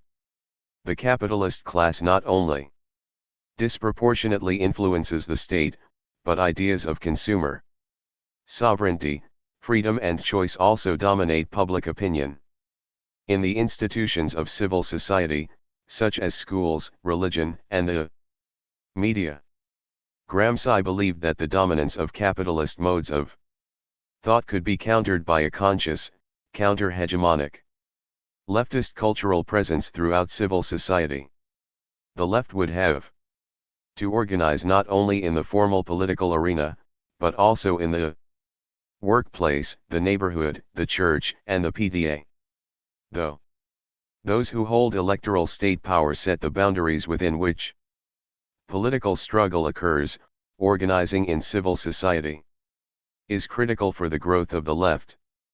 Cultural, educational, and ideological work is as political as are elections. In order to affect state power and to change the balance of forces in civil society, democratic socialists believe it is necessary to work both in electoral politics and in community and trade union organizing. In light of the peculiar structure of the American political system, most progressive 87 forces, when doing electoral work, pragmatically choose to work in the left wing of the Democratic Party. Hence, electoral class conflict runs through the Democratic Party, not around it. Given the structure of the U.S. government, any third party in the United States rapidly has to become a second or first party to survive. The critical question facing socialists in the United States today is not whether to form a nationwide third party. Rather, it is how best to build those progressive constituencies which alone can push politicians, whatever their party affiliation, to the left. Forming a party is pointless if few will join it. If and when the mass constituencies of the American Democratic left decide to leave the Democratic Party, only then will a credible national third party be on the political agenda. The transition to socialism. Hopes for a rapid democratic transition to socialism were shattered by the horrors of Stalinism and the failure of social democratic governments to discern a socialist road out of the Great Depression. After World War II, democratic socialism increasingly became identified with the Keynesian welfare state. Post-war growth and the concomitant expansion of welfare provision enabled governing working class parties to put socialization of ownership on the back burner. As British Labour Party leader Tony Crosland argued in 1956 in his book The Future of Socialism, a state-regulated capitalism could respond to the needs of the people if income was equitably distributed. But even if the stronger welfare states of Northern Europe did significantly redistribute income across classes, with the crisis of the welfare state due to the end of post-World War II growth in the 1970s, the mainstream left again faced a crisis of vision and program.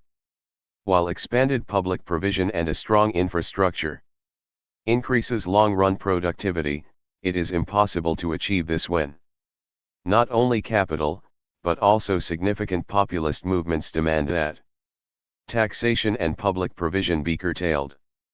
Again, the left's task is 88. Both moral and programmatic. It must reintroduce the values of equality and solidarity which support universal public provision through progressive taxation. And it must also advance a compelling vision of economic growth through greater democratic control over capital. A strategy of gradually encroaching upon the prerogatives of capital will involve creative experiments in workers' buyouts, democratic control over pension funds, and mandated worker and consumer representation on corporate boards. But these can only occur through the growth of trade union and socialist political power. Socialism will be the achievement of an epoch in which the power of labor vis-a-vis capital will be constantly contested. If the relative power of labor grows, this terrain will take on increasingly favorable contours. 89. Chapter 6. Transitional Strategy, Strengthening Public Provision and Democratic Control. Overview. There should be no illusions that the establishment of an inclusive democracy will be a swift process or that the implementation of a transitional strategy program will not have a hard time from the elites controlling the state machine and the market economy. This process is bound to be a long one involving a huge popular movement and will extend over an entire historical period.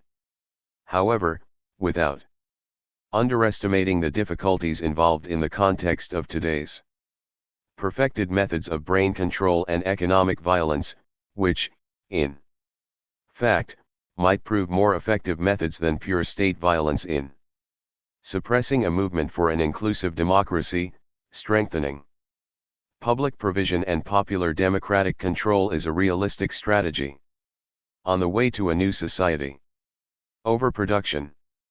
The strategy outlined above is borne out by sociologist John Stevens' historical argument that the stronger the counter-hegemonic strength of unions and left parties, the stronger the welfare state and the more egalitarian the distribution of economic and political power.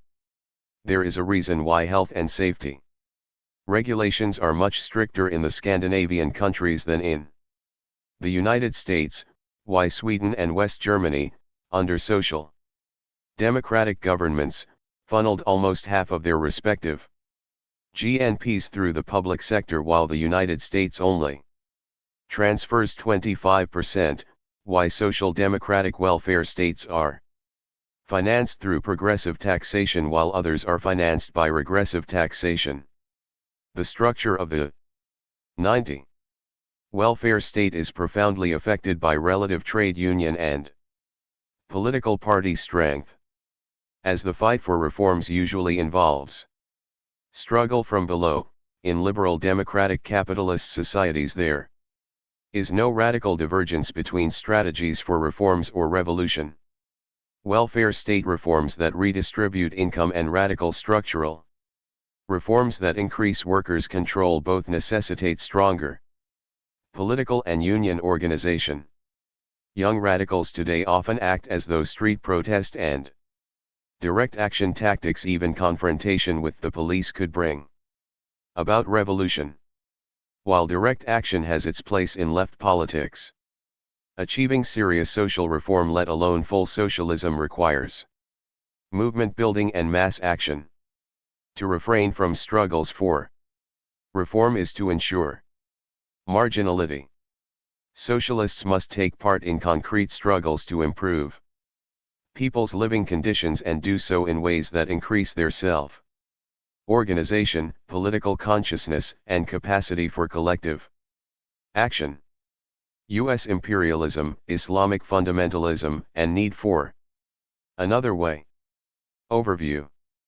The core issue in the Middle East is very straightforward, namely oil.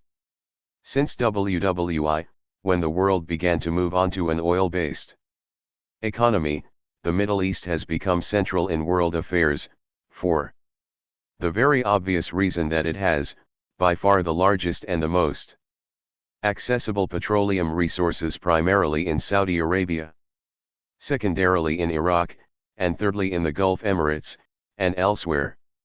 It is, as the State Department described it during the Second World War, when the US was taking over, it's a stupendous source of strategic power and the greatest material prize in world history.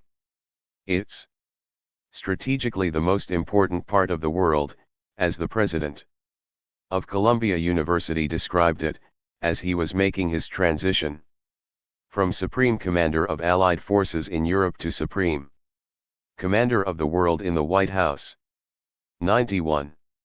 In the Middle East, the way it was worked out, is that there are to be what the Nixon administration called local cops on the beat, that is, local gendarmes who sort of keep order in the neighborhood.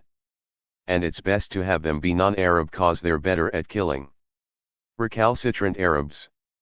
So there's a periphery of, in fact, what David Ben-Gurion, Israeli Prime Minister, called the periphery policy of non-Arab states: Iran, Turkey, Israel, Pakistan. There they are to be the local cops on the beat, but the understanding, of course, is that police headquarters remains in Washington. And if things really get out of hand, the local cops on the beat can't handle it. There's British and US muscle in reserve to be used when needed. That's essentially the modality of control. And this modality angers many vigilant Muslims, even those outside the Middle East. Revisiting the fallout. As the U.SS crimes against humanity in the Middle East mount, it is of tremendous importance for people in the U.S. to honestly confront and rise to the profound challenges and responsibilities before us in bringing this to a halt. In this spirit, I welcomed the argument made by Horace Thayer and Aaron Hess in the Socialist Worker on April 20, 2007, entitled "Standing Up to Islamophobia." Even while I find their central arguments to not only be wrong, but harmful, I do not doubt that Thayer and Hess want to oppose U.S. wars of aggression and their accompanying assault on Muslims, Arabs and South Asians living in the U.S. But they end up arguing for an approach that will neither meet the actual challenges of opposing the U.S. crusade, nor bring forward new, truly liberating possibilities here and around the world. They end up in this unfortunate place through the use of bad logic, flawed methodology, and a duck from unpleasant realities epistemology. Let's look at how this is so. Standing Up quotes George Bush as arguing, "The war we fight today is more than a military conflict. It, 92, is the decisive ideological struggle of the 21st century. On one side are those who believe in the values of freedom and moderation, the right of all people to speak and worship and live in liberty. And on the other side are those driven by the values of tyranny and extremism. Then, they write, unfortunately, some voices on the left, even radical sections of the anti-war movement, accept these same terms. They go on to quote from an article of mine: increasingly, humanity is being confronted with two intolerable choices: Bush's crusade for empire or a reactionary Islamic fundamentalist response. The Bush regime has committed crimes on a far greater scale and is by far the greater danger to humanity, but both are complete nightmares. Both reinforce and feed off each other, and as they grow, they suck up the air to breathe for secular and progressive forces in this country. and around the world. People in their hundreds of millions in this country and around the world must be presented with a third option, an option that refuses to choose between crusading Macworld or reactionary jihad. On their face, these two positions could not be any less the same terms. Bush is extolling US imperialist aggression while I am calling for resistance powerful enough to stop it. But it is only by ignoring this glaring difference that THIRD-Hess can, first, sloppily insist that my condemnation of Islamic fundamentalism accepts the same terms as those set by the Bush regime, and second, conveniently avoid having to distinguish between two very different kinds of opposition to the actions of the US in the Middle East. In the face of an unjust war on Iraq and Afghanistan, there are both the just demands of the broad masses of people who oppose the US occupation and ambitions to control the whole region, as well as the reactionary, theocratic opposition that reflects the interests of outmoded strata within those countries. The need to support the just demands of the people should not be conflated with supporting the reactionary fundamentalist forces, nor should the ideology and program of these fundamentalists be equated with the interests of the broad masses in the region. 93. Outmoded, a scientific term, not a curse word. To call these fundamentalist forces outmoded is not some swear word, nor a reflection of some kind of prejudice, as implied by the THIRD-Hess article. Outmoded and reactionary speaks to the content of their own specific version of a very oppressive program for the masses of people in these countries. And on another level, outmoded strata expresses the class relations involved. These forces represent old ruling strata in these societies, not the interests of the masses of the people.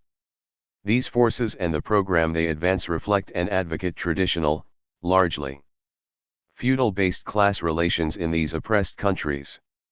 Some of these clerics are directly tied to big semi-feudal land-holding interests. This was true, for example, in Iran, which is discussed more below. But, in any case, their program is explicitly an appeal to, and a program for, the reinforcement of traditional relations of these societies. And the complex pattern we see of cooperation and conflict between these forces and the imperialists reflects, ultimately, the complex and contradictory relation of imperialist domination of these countries to feudalism. In short, the imperialists both depend on and prop up these old oppressive relations while at the same time they undermine them with new modern forms of exploitation, which transform and disrupt those old relations. For example, the imperialists rely on the power of feudal forces in the countryside in many places to keep the masses there under control. And, in most oppressed countries, the downtrodden and oppressed conditions of the masses in broad areas of the countryside, together with their close relations to agriculture, helps lower wages overall in these countries and increases the super profits reaped there by the imperialists.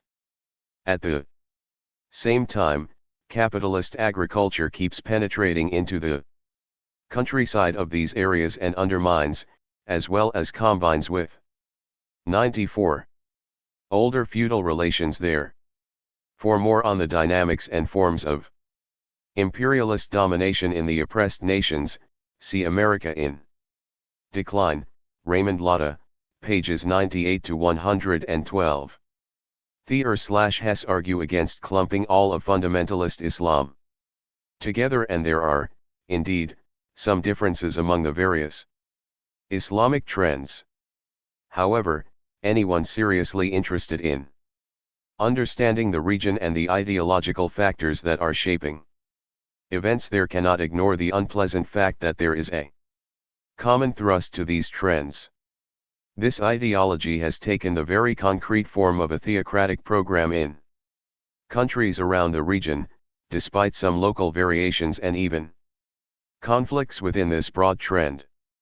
In this era, taking up religious literalism of any kind as a political program is taking up a program full of outmoded and oppressive content that came from the ancient societies out of which the religious texts emerged. By imposing it on the modern world, what you get is what we've seen everywhere. Fundamentalism gets a foothold, vicious patriarchy and bigotry, religious warfare, honor killings, and the promotion of unscientific, superstitious ignorance. The treatment of women is one of the most fundamental questions among the oppressed themselves, and a criteria of how any struggle for liberation should be judged. The fundamentalist outlook and agenda that says the literal interpretation of religious texts should be law or the highest law, whether it be Sharia law or Judeo-Christian biblical law, goes against fundamental rights of freedom of conscience and equality between people that have been fought for and are needed for a decent society in the 21st century. These things, whether they are being imposed by Sunnis in Saudi Arabia, by the Taliban in Afghanistan, by the state in Iran, or by oppositional movements, must be unequivocally rejected, not ignored, prettified, or tailed with identity politics. The breadth of support for this reactionary fundamentalist program has grown in direct proportion to screamingly unjust imperialist attacks on the people of these countries. Today, the influence of very harmful and reactionary forms of Islamic fundamentalism have the initiative in the Middle East. The brutality of the U.S. occupation and the vacuum of legitimate authority has 95 ignited sectarian religious violence and the rapid growth of opposition to the occupation that has a fundamentalist vision for the country. The U.S., despite all its talk about coming to the aid of women oppressed by the Taliban, has continued to back and install reactionary clerics and sectarian religious forces in the countries it has occupied. All of this complicates the tasks of secular, progressive, revolutionary, and communist movements in that region and demands a different way forward for the masses of people. Religious fundamentalism, interests of the masses. The dominant varieties of Islamic fundamentalism in the Middle East today, while their ideological roots trace back earlier, began to develop as a political force in the aftermath of World War II, when the imperial powers forged new forms of semi-colonial and semi-feudal state structures in these countries that diminished the position of many clerics and other traditional feudal power relations. These forces took a major leap in the last couple decades, as many were consciously built up and promoted by the US in opposition to the Soviet Union's influence in the region. And this leap was greatly accelerated, too, by the effects of a post-Mao coup in China, which ended China as an inspiring force for revolutionary change in the world, along with the end of the national liberation struggle in Vietnam. Islamic fundamentalism, in effect, stepped into a kind of secular nationalist, revolutionary, and communist leadership vacuum on a world level. The US has had a contradictory relationship with the Islamic fundamentalist movements, backing them when it has served their interests and attempting to crush them when these same forces have turned on US interests or come into conflict with it. The decline of British colonialism and the rise of neocolonialism in this strategic region has often come wrapped in the garb of modernity imposed from above, with the free market driving millions of peasants off the land, hurling them into the urban shanty towns and refugee camps. The penetration of US investment and neocolonial control also disrupted and undermined the traditional semi-feudal power centers. 96. And the position of the clerics in these societies. The ripping up of the old social fabric and the chaos, impoverishment, and wrenching apart and refashioning of dependent economies pliable to more thorough and vicious exploitation and plunder of these countries also led to the development of ideological responses to the imposition of imperialism from the West.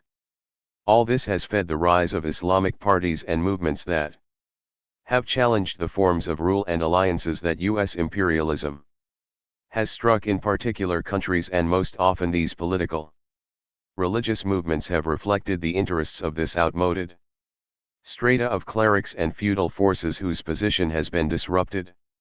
Their reactionary ideology and political agendas do not represent the interests of the desperate and displaced peasantry and the impoverished and rebellious urban masses they have recruited as foot soldiers, just as a Christian fascist like Pat Robertson does not represent the interests of the people in this country who follow him, many of them responding to the uncertainty and parasitism that imperialist globalization has visited on their own lives. Just because something has a big following among sections of the oppressed does not mean that it is a good thing. Lessons from Iran. The Islamic Republic of Iran emerged out of a revolutionary struggle of millions against the U.S.-backed Shah in 1979, after which Khomeini, a reactionary Islamic fundamentalist Ayatollah, moved in stages to consolidate power. Thousands of genuinely anti-imperialist forces, especially communists but also other secular, nationalist, and even more liberal Islamic forces, were rounded up, tortured, and butchered, and tens of thousands more were jailed and forced into exile. Women who refused to wear the hijab were whipped, beaten, and arrested, and the legal system was changed so that the testimony of one man was equal to that of two women. In 1988, more than 10,000 political prisoners were systematically mass murdered by the Islamic State. 97. As part of coming to power in 1979, these theocratic forces presented themselves, and drew mass appeal, from an anti-imperialist pose. While they had real conflicts with a particular U.S. regime, Khomeini and his forces were reactionary theocrats, not leaders of an anti-imperialist struggle. The real tragedy and lesson of the Iranian Revolution was that revolutionary forces joined in spreading the illusion that these were anti-imperialist forces. To be aligned with entailed. For this, the masses of Iran have suffered disastrous consequences. Blindness to the class basis and political content of Islamic movements whose agenda is imposing theocratic rule and Sharia law will leave people unprepared for the challenges of the war the Bush regime is actively plotting against Iran. Bush will again pose people's options as standing with your country or the terrorists, with Christianity or with Islamic rule. Those opposing the Iraq War and Bush's war on terror have to firmly direct their main efforts at their own government and at stopping what is by far the greater reactionary force, that of U.S. imperialism. But that does not mean having to support the rise of reactionary clerics in Iraq or the theocrats presently ruling Iran. People can and must learn to differentiate between the just demands and struggle for national liberation and the reactionary and theocratic programs of outmoded forces posturing and pimping off the sentiments of broad sections of these societies for national liberation. New democratic revolution. In oppressed nations like Iran, the path to breaking the hold of imperialism and overcoming feudalism is new democratic revolution, which, unlike the democratic revolution of previous centuries, is led by the proletarian class and its vanguard party. In the context of a new democratic revolution, it is possible and generally correct to unite with other strata. This certainly includes the peasants. In the countryside, along the vast numbers of displaced peasants who've been thrown into shantytown misery, and, further, it is 98. generally possible to unite with sections of smaller capitalists who have real conflict with imperialism over the subordination of all national development to global imperial interests. And unity can even be built with non-theocratic religious forces. All this must be led as part of a program that radically breaks with all the structures of dependency on imperialism, and with enslaving feudalism as the first stage of a revolutionary program for getting rid of all exploitation and oppression and the social relations this gives rise to.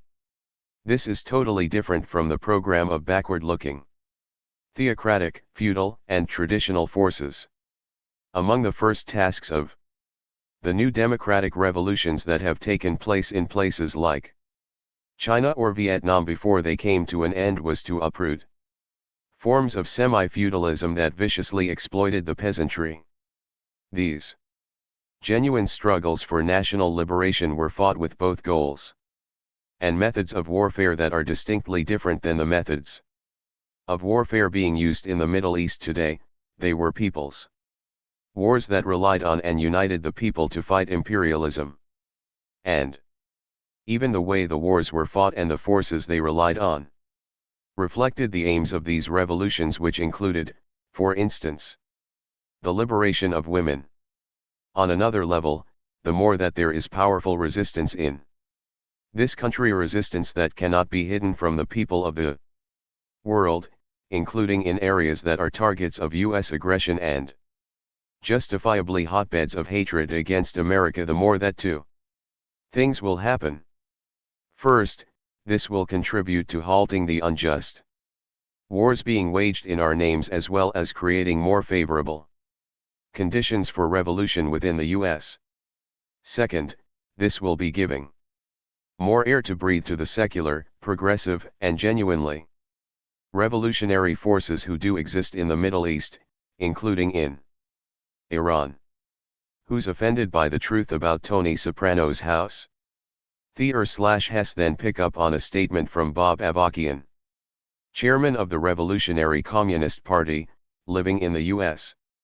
is a little bit like living in the house of Tony Soprano. You know, or 99. You have a sense that all the goodies that you've gotten have something to do with what the master of the house is doing out there in the world. They quote a later passage from Avakian next, but September 11 was a rude announcement that there's a price to be paid for living in Tony Soprano's house, for continuing to go along with these profoundly unequal relations in the world and the way that your government, and this system fundamentally, bludgeons people in the world into conditions of almost unspeakable suffering in order to keep this whole thing going, and in order, yes, for some goodies to be handed out to sections of people in the house. THIRD-Hess argue that, Avakian's view that ordinary working Americans were sharing in the goodies is false. Working class people in the U.S. have also been forced to pay with continuing cuts in social services, with shredded civil liberties, and with their lives, in the case of the soldiers used as cannon fodder in Iraq and Afghanistan for U.S. wars. THIRD and Hess can only make their argument by cutting out a critical part of Avakian's argument that refutes the very point they are making, a point to which we'll return later. But first, let's answer THIRD-Hess's argument that working class people in this country aren't benefiting from U.S. imperialism with two words: clean water. Look around the planet, thousands die each day due to lack of clean drinking water in the third world, clean water which is taken for granted in the U.S. But the disparities go far beyond just water. In this era of imperialism, there is a fundamental divide in the world between oppressed and oppressor nations. Both the economic advantage and the relative peace and stability enjoyed by large sections of people living in the oppressor nations depend on the wars being waged across the globe, the super profits being sucked out of the labor of children and others, the natural resources being privatized and stolen, and the hundreds of millions of people being driven from their lands and hurled across the globe in an ever more desperate search to survive by being exploited even more ruthlessly, as part of the globalized imperialist economy, all of which is 100. Propelled by capitalist accumulation and enforced by the military force of the US and other imperialists. The irony of THIRD/Hess's position is that while they accuse me of accepting Bush's imperialist chauvinism, their argument both ignores this shocking divide between oppressed and oppressor nations and sells short the people of this country, including many who are objectively privileged because of this divide but who can be won to stand with the people of the world. These people can be won to a better position not by appealing merely to their economic interests or ignoring this imperialist divide in the world, but by telling people the truth about how the wealth of this country comes from its plunder of the world and challenging them to act against this world system of imperialism that is the common enemy of the vast majority of humanity, whether they reside in the citadels of imperialism or in the vast areas of the world being plundered by imperialist globalization. And it should be pointed out that the kind of economist reasoning argued here by THIRD/Hess also goes with capitulationist political programs that downplay the danger of theocratic political movements that have gained powerful ruling class backing in the US.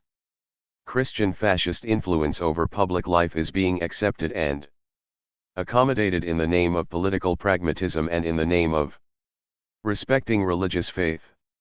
Meanwhile, abortion, science, and critical thought in education are under serious assault, and these forces are providing the ideological backing of biblical righteousness for a U.S. imperial crusade in the world. The fundamental interests of the majority of people in the U.S. do not lie in living in Tony Soprano's house.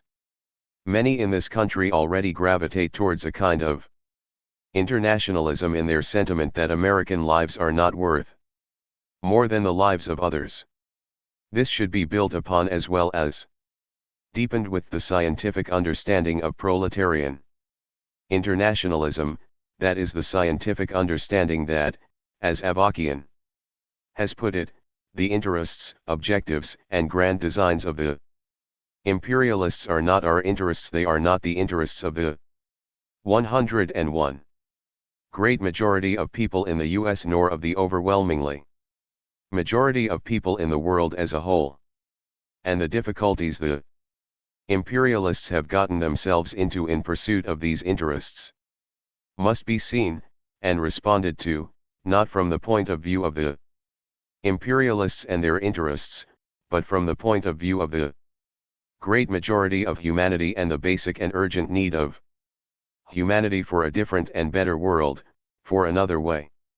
Everyone is encouraged to read the piece from which this was drawn in its entirety as part of fulfilling the responsibility of people living in the United States to understand and bring to a halt the tremendous crimes being committed and the even greater crimes being prepared in our names.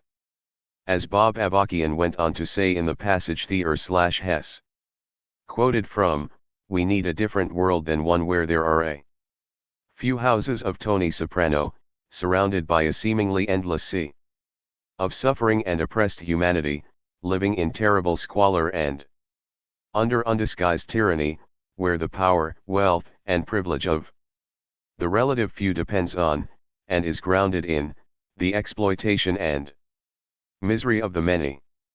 This is a world that cannot, and should not, go on as it is." 103. Chapter 7. Towards a Vision of Democratic Production and Social Provision. Overview. Neoliberalism has become one of the most pervasive, if not dangerous ideologies of the 21st century. Its pervasiveness is evident not only by its unparalleled influence on the global economy, but also by its power to redefine the very nature of politics itself. Free market. Fundamentalism rather than democratic idealism is now the driving force of economics and politics in most of the world, and it is a market ideology driven not just by profits but by an ability to reproduce itself with such success that, to paraphrase Fred Jameson, it is easier to imagine the end of the world than the end of neoliberal capitalism. Wedded to the belief that the market should be the organizing principle for all political, social, and economic decisions, neoliberalism wages an incessant attack on democracy, public goods, the welfare state, and non-commodified values. Under neoliberalism, everything either is for sale or is plundered for profit. Public lands are looted by logging companies and corporate ranchers. Politicians willingly hand the public's airwaves over to powerful broadcasters and large corporate interests without a dime going into the public trust. Halliburton gives war profiteering a new meaning as it is granted corporate contracts without any competitive bidding and then bilks the US government for millions. The environment is polluted and despoiled in the name of profit making, just as the government passes legislation to make it easier for corporations to do so. Public services are gutted in order to lower the taxes of major corporations. Schools more closely resemble either malls or jails, and teachers are forced to get revenue for their school by hawking everything from hamburgers to pizza parties. As markets are touted as the driving force of everyday life, big government is 104. Disparaged as either incompetent or threatening to individual freedom, suggesting that power should reside in markets and corporations rather than in governments and citizens. The neoliberal mantra.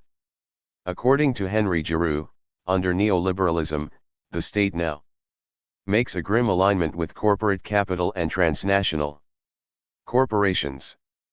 Gone are the days when the state assumed responsibility for a range of social needs.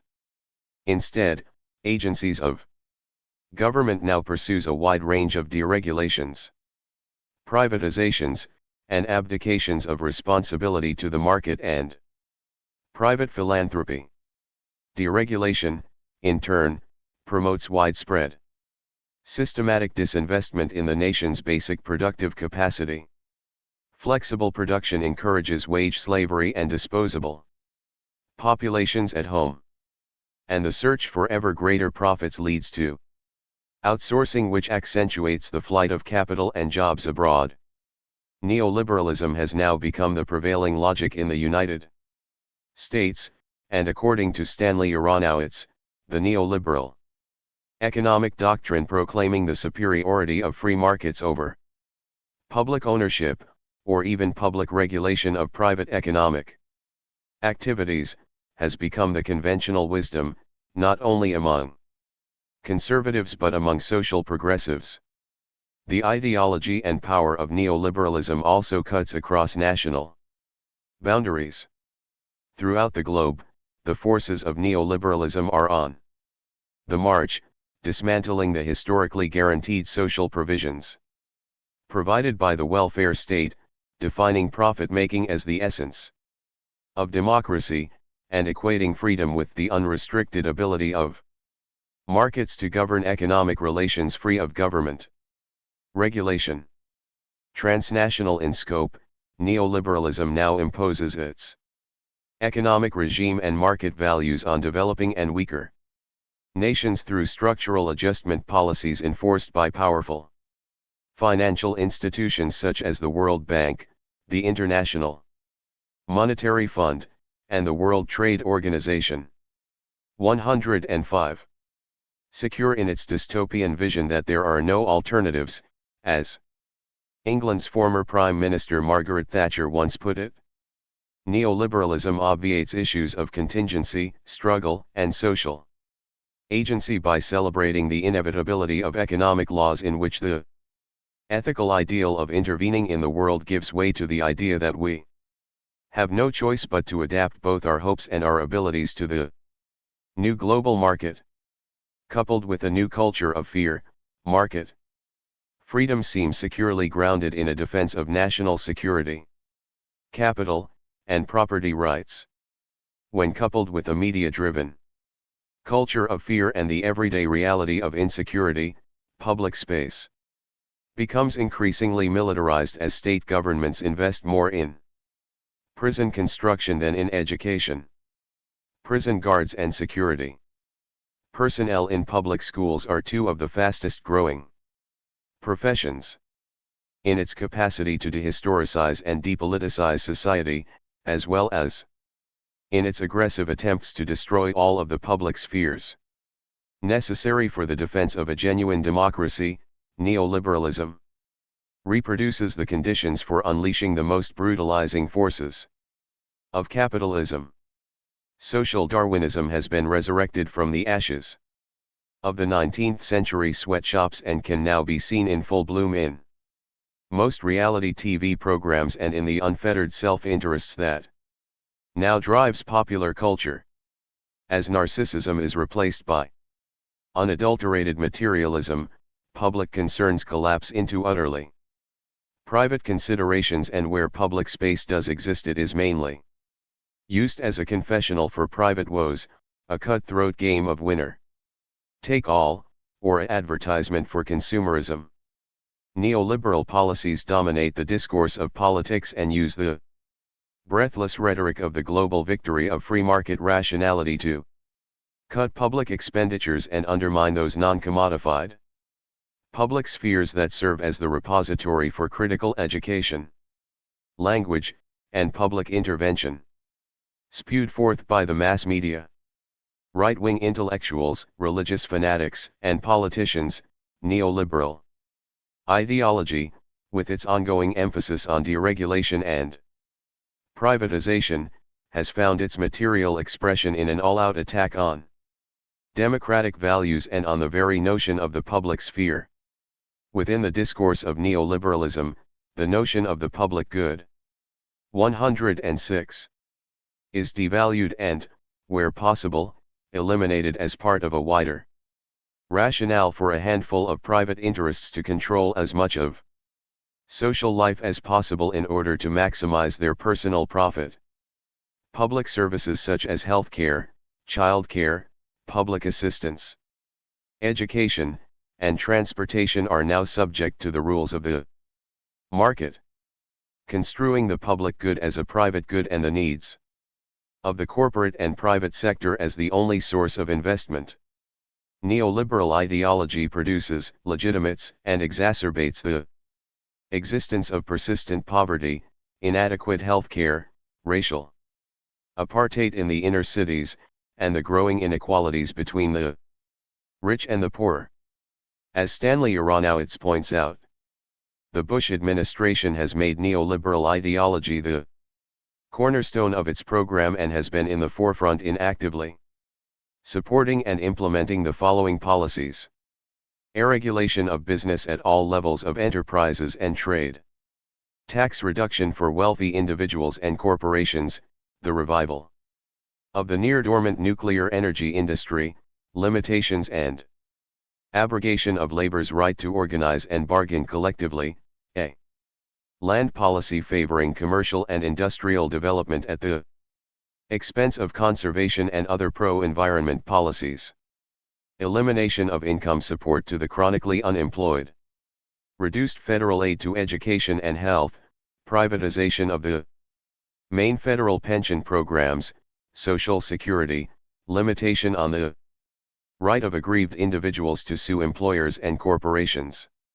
who provide services, in addition, as social programs are reduced, are joined by the Democrats in favoring increases in the repressive functions of the state, expressed in the dubious drug wars in the name of fighting crime, more funds for surveillance of ordinary citizens, and the expansion of the federal and local police forces.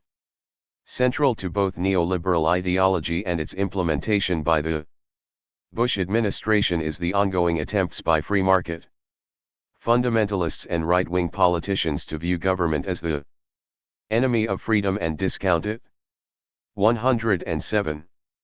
as a guardian of the public interest. The call to eliminate big government is neoliberalism's great unifying idea and has broad popular appeal in the United States because it is a principle deeply embedded in the country's history and tangled up with its notion of political freedom. And yet, the right-wing appropriation of this tradition is racked with contradictions in terms of neoliberal policies. The advocates of neoliberalism have attacked what they call big government when it has provided essential services such as crucial safety nets for the less fortunate, but they have no qualms about using the government to bail out the airline industry after the economic nosedive that followed the 2000 election of George W. Bush and the events of 9/11. Nor are there any expressions of outrage from the cheerleaders of neoliberalism when the state engages in promoting various forms of corporate welfare by providing billions of dollars in direct and indirect subsidies to multinational corporations. In short, government bears no obligation for either the poor and dispossessed or for the collective future of young people. As the laws of the market take precedence over the laws of the state as guardians of the public good, the government increasingly offers little help in mediating the interface between the advance of capital and its rapacious commercial interests. Neither does it aid non-commodified interests and non-market spheres that create the political, economic, and social spaces and discursive conditions vital for critical citizenship and democratic public life. Within the discourse of neoliberalism, it becomes difficult for the average citizen to speak about political or social transformation, or to even challenge, outside of a grudging nod toward rampant corruption, the ruthless downsizing, the ongoing liquidation of job security, or the elimination of benefits for people now hired on part-time. The liberal democratic vocabulary of rights, entitlements, social provisions, community, social responsibility, living wage, job security, equality, and justice seem oddly out of place in a country where the promise of democracy has been replaced by casino capitalism, a winner-take-all philosophy, suited to lotto players and day traders alike. As corporate culture extends even deeper into the basic 108 institutions of civil and political society, buttressed daily by a culture industry largely in the hands of concentrated capital, it is reinforced even further by the pervasive fear and insecurity of the public that the future holds nothing beyond a watered-down version of the present. As the prevailing discourse of neoliberalism seizes the public imagination, there is no vocabulary for progressive social change, democratically inspired visions, or critical notions of social agency to expand the meaning and purpose of democratic public life. Against the reality of low-wage jobs, the erosion of social provisions for a growing number of people and the expanding war against young people of color at home and empire building abroad, the market-driven juggernaut of neoliberalism continues to mobilize desires in the interest of producing market identities and market relationships that ultimately sever the link between education and social change, while reducing agency to the obligations of consumerism. As neoliberal ideology and corporate culture extend even deeper into the basic institutions of civil and political society, there is a simultaneous diminishing of non-commodified public spheres. Those institutions such as public schools, independent bookstores, churches, non-commercial public broadcasting stations, libraries, trade unions and various voluntary institutions engaged in dialogue, education, and learning, that address the relationship of the individual to public life and foster social responsibility and provide a robust vehicle for public participation and democratic citizenship. In the vacuum left by diminishing democracy, religious zealotry, cultural chauvinism, xenophobia, and racism have become the dominant tropes of neoconservatives and other extremist groups eager to take advantage of the growing insecurity, fear, and anxiety that result from increased joblessness, the war on terror, and the unraveling of communities. The socialist position. When socialists argue for decommodifying taking out of private market provision such basic human needs as health care, child care, education, transport, and housing, they have in mind a 109. Decentralized and more fully accountable welfare state than exists in Western democracies. While state financing of such goods is necessary to ensure equity, decentralized social provision through community-based institutions must make welfare provision more human scale and accessible. Democratic control of consumption should be as central to the socialist vision as democratic control over production, particularly given popular mistrust that socialism would be a bureaucratic nightmare, which treated people as clients rather than citizens. While the exact details of a socialist economy are open to debate, it will most likely be a mixture of democratic planning of major investments and market exchange of consumer goods. Large, concentrated industries, such as energy and steel, would be publicly owned and managed by worker and consumer representatives. Many consumer goods industries would be run as cooperatives. Workers would design the division of labor within their workplaces and thus overcome the authoritarianism of the traditional capitalist firm. Economic planning would set a guiding strategy by means of fiscal and monetary policy, with the daily coordination of supply and demand left to the market. But this market would be socialized by rendering it transparent. Enterprises would be obliged to divulge information about the design, production processes, price formation, wage conditions, and environmental consequences of the goods that they make. Publicly supported collectives, consumers' unions would analyze this data and propose norms to govern various aspects of these practices. Information about actual production processes and proposed norms would then be disseminated via universal, publicly supported communication networks such as the Internet. This would encourage dialogue between producers and consumers over what is socially needed. Again, there is no final blueprint for socialism. But, only under socialism will fully democratic debate over the use of society's wealth be possible and the satisfaction of people's basic needs assured. Productive activity will become not merely a way to acquire money. 110. But a means to develop the whole creative potential of all working women and men. 111. Chapter 8. Socialist Internationalism versus Capitalist Globalization. Overview. Socialists are naturally internationalists. Their concerns are global concerns as well as local concerns. They aren't against globalization. They are against capitalist globalization. The clarion call of the Communist Manifesto is, of all countries, unite. Socialists have called for socialist globalization, rather than socialism in one country. And, it was Marx and Engels who noted in the middle of the 19th century the great development of globalization. The need, they said in the Communist Manifesto, of a constantly expanding market for its products chases the bourgeoisie over the whole surface of the globe. They go on to say that through its exploitation of the world market given a cosmopolitan character to production and consumption, in every country, universal interdependence of all nations.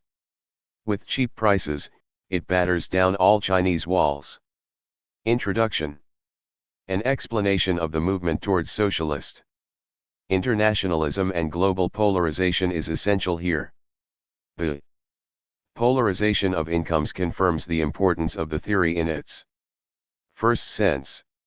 While the wealth of 3 multimillionaires exceeds the GDP of 48 nations and a person on the periphery dies of hunger every 4 seconds, it is difficult to ignore the widening of the gap between the advanced and underdeveloped countries. Today nobody could believe that this asymmetry is a temporary phenomenon, to be ultimately corrected by the benefits of globalization. The peripheral 112 countries are not simply the losers from globalization, they are also subjected to an intensification of the transfers of income that have historically held back their development. This drainage has led to the intensification of extreme poverty in the 49 poorest nations and major deformations of partial accumulation in the dependent semi-industrialized countries. In this second case, the prosperity of those sectors inserted in the international division of labor is bought at the expense of those economic activities centered on the internal market. The analysis of imperialism does not offer a conspiracy theory of underdevelopment, nor does it absolve the local governments of responsibility for this situation. It simply presents an explanation of the polarization of accumulation on a world scale and the reduction of the possibility of its evening out among different economies. The accelerated margin of development which in the 19th century allowed Germany and Japan to acquire the status of great power, held until then by France or Great Britain, no longer exists today for Brazil, India, or Korea. The map of the world thus modeled, according to Claudio Katz, in New Economic Turbulences, 4330, May, 2001, is characterized by a stable architecture of the center and a variable geography of underdevelopment, the only possible modifications being those of the peripheral status of each dependent country. The theory of imperialism attributes these asymmetries to the systematic transfer of the value created in the periphery towards the capitalists of the center. This transfer is concretized through the deterioration of the terms of trade, the extraction of financial resources and the transfer of industrial profits. The political effect of this drainage is the loss of the political autonomy of the peripheral ruling classes and the increasing level of U.S. military intervention. 3 aspects of contemporary imperialism can be clearly observed in the reality of Latin America and Africa today. Economic expropriation, political recolonization and military interventionism are these 3 pillars of the current imperialism. Some analysts limit themselves to describing this oppression as an inexorable destiny, in a resigned manner. Some present the fracture between winners and losers of globalization as a cost of development, without explaining 113. Why this price persists over time and is still being charged to those nations who have already paid it in the past. The neoliberals tend to prognosticate that the end of underdevelopment will happen in those countries that gamble on attracting foreign capital and the seduction of companies. However, the dependent nations who have entered on this road in the past decade by opening their economies up are now paying the heaviest price in the emergent crises. Those who were the most committed to privatization have lost most on the world market. In providing every facility to imperialist capital, they have lifted the barriers that limited the pillage of their natural resources, and they are paying for it today by more asymmetrical trade exchanges, growing financial instability and a sharpened industrial disarticulation. Some neoliberals attribute these effects to the limited application of their recommendations, as if a decade of negative experiences had not furnished enough lessons as to the result of their recipes. Others suggest that underdevelopment is a consequence of the temperamental inadequacies of the population of the periphery, the weight of corruption or the cultural immaturity of the peoples of the Third World. In general, the colonialist argument has changed style. But its content remains invariable. Today the superiority of the conquerors is no longer justified by their racial purity, but by their superior knowledge and patterns of behavior. Capitalist globalization. Globalization has a long history, perhaps even from the European discovery of North America in its search for the riches and markets of China. The important question is the way globalization has changed rather than how much it has expanded. It is a question of structure and quality rather than quantity. By the early 17th century, the drive for satisfying the whims and desires of the bourgeoisie had reached an intense level. Ships were returning to Europe with delicacies, finery, exotica, and other luxuries. As an inventory of the possible. What place on earth, he asked, could one choose where all the commodities and all the curiosities one could wish for were as easy to find as in this city? Over 200 years before the Communist Manifesto, fleets of ships were plying the seas to bring back all sorts of products from new lands for the home market. By the time of the Communist Manifesto, those new lands were fast becoming saturated markets. The bourgeoisie created wants in its colonies where it hawked its products. It appeared that it had stretched its markets to every corner of the globe. But things have changed significantly since Marx's time.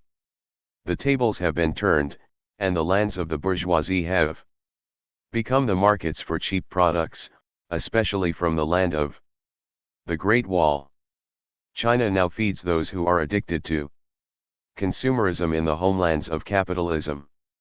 And the Great Wall still stands and profits by selling junk food to those who flit around the globe.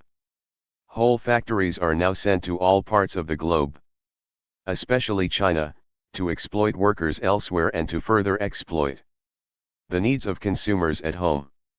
More and more people are caught in the contradictions of contemporary globalization as industries are closed in the centers of capitalism, livelihoods are decimated or squeezed, and environments are destroyed.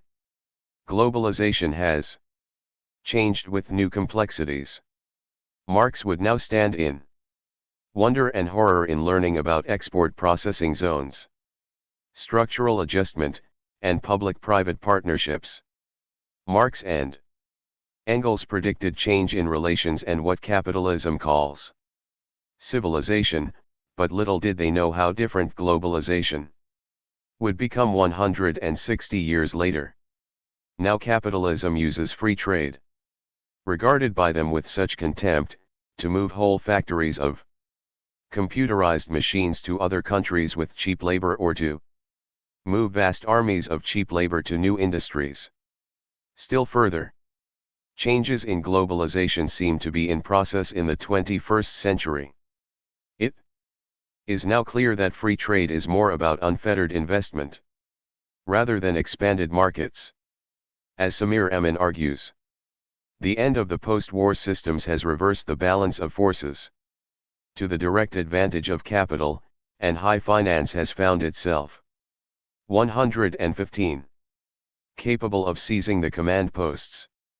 Globalization is now financialization with a significant levy on the surplus, to the benefit of high finance. Finance capital has gained hegemony in directing capitalism. Marx and Engels, who marveled at the wonders of capitalism like railways, electric telegraphs, would have been impressed by light bulbs, radios, trucks, and anesthetics. They would see our contemporary world with supersonic jets, international space stations, digital information, satellite communication, MRIs, etc. as a fantasy world beyond belief. After a short period of adjusting from the time and technology gap, they would also see it as twisted. World trade and globalization has changed in important structural ways with even more complexities. Across the globe, Marx found it impossible in his day to even start his projected work on world trade. It would be beyond his wildest dreams now, but he would embark with vigor and excitement, together with others, to try to understand what is happening on a global scale. And his point would still be to change the world.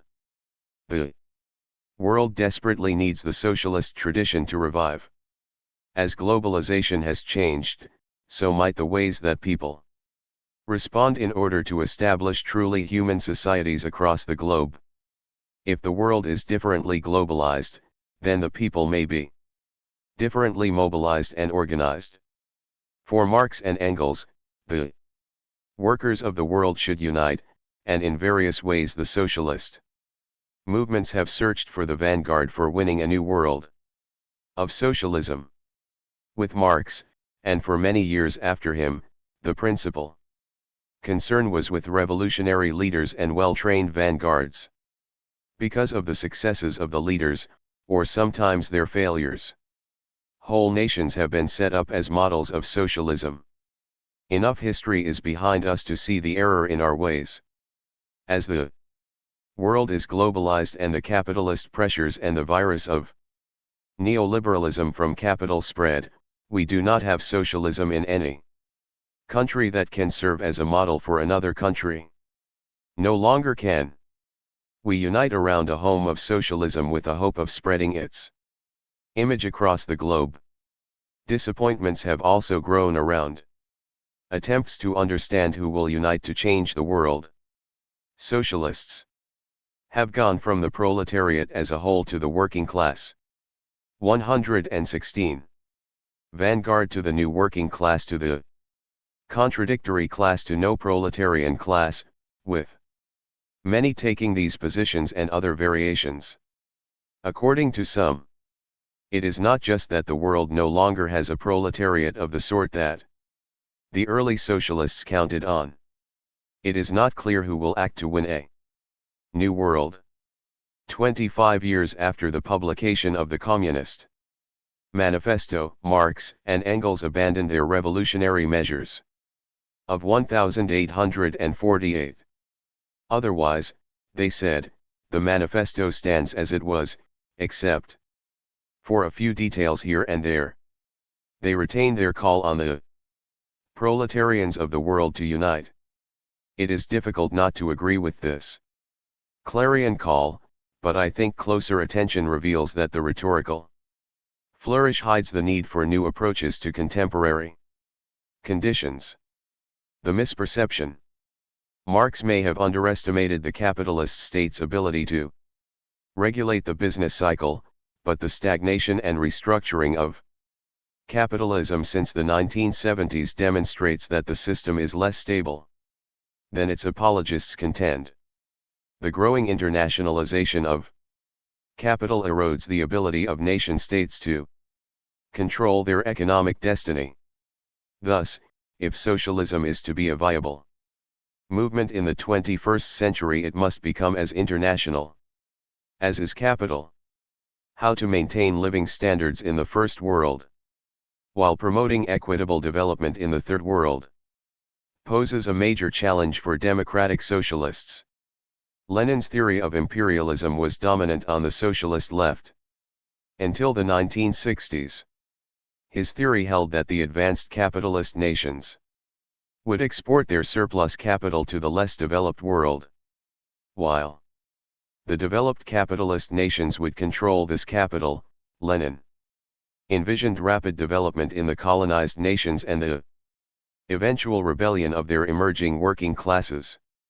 In fact, few third world countries experienced vigorous industrial growth until the 1960s, and most overseas capital investment went to other first world nations. In the post-war period, as radical economists 117 acknowledged the relative stagnation of less developed economies and the overall flow of capital out of the developing countries to the first world, the theory of the development of underdevelopment emerged. Rather than industrializing the Third World, First World imperialism, according to dependency theory, relegated developing countries to producers of cheap raw materials and agricultural products. If industrialization occurred, it was limited to export platforms producing relatively cheap goods for export to the imperial country. While dependency theory partly explained the evolution of the poorest Third World nations, it could not explain the emergence of significant industrial producers in East Asia and parts of Latin America. Nor could it explain how abject poverty could coexist with advanced industrial production. Post-dependency analysis explained how a strong state bureaucracy could ally with foreign and domestic capital to foster industrial growth. But such development rarely served the needs of the local economy for light industry and agricultural development. In addition, as it was heavily financed by foreign borrowing, this industrialization success was often based on low-wage production, guaranteed by state repression of labor unions. In newly industrializing countries such as Brazil, Mexico, and South Korea, industrialization is no longer the question. The question is whether this industrialization can benefit domestic workers rather than domestic elites and foreign consumers. Democratic socialists favor an industrialization that will not repeat the social and ecological horrors of recent industrial experiences. We want ecologically sound growth of qualitative gross national product, not simply quantitative product. Expending funds on environmentally sound technology is one way of increasing the qualitative product. Improvements in human services and growth in leisure time would also enhance the quality of life. There may well be ecological limits to strictly quantitative growth, but socialism will prove attractive to the world's population only if it both 118 quantitatively and qualitatively enhances the standard of living of people in the less developed world. Over 25 years of a deregulated world economy, imposed by conservative and third-way center-left governments in the developed world and by the International Monetary Fund throughout the rest of the planet, has severely increased global inequality.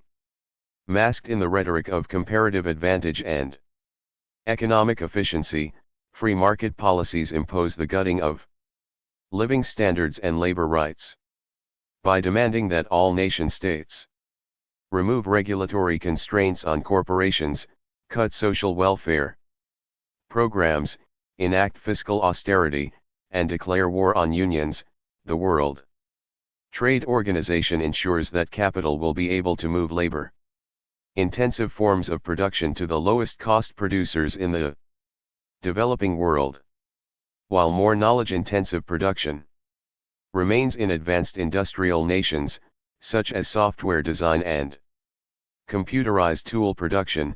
The disproportionate share of the benefits of productivity increases goes to the top 20% of the population, the symbolic manipulators who organize production itself.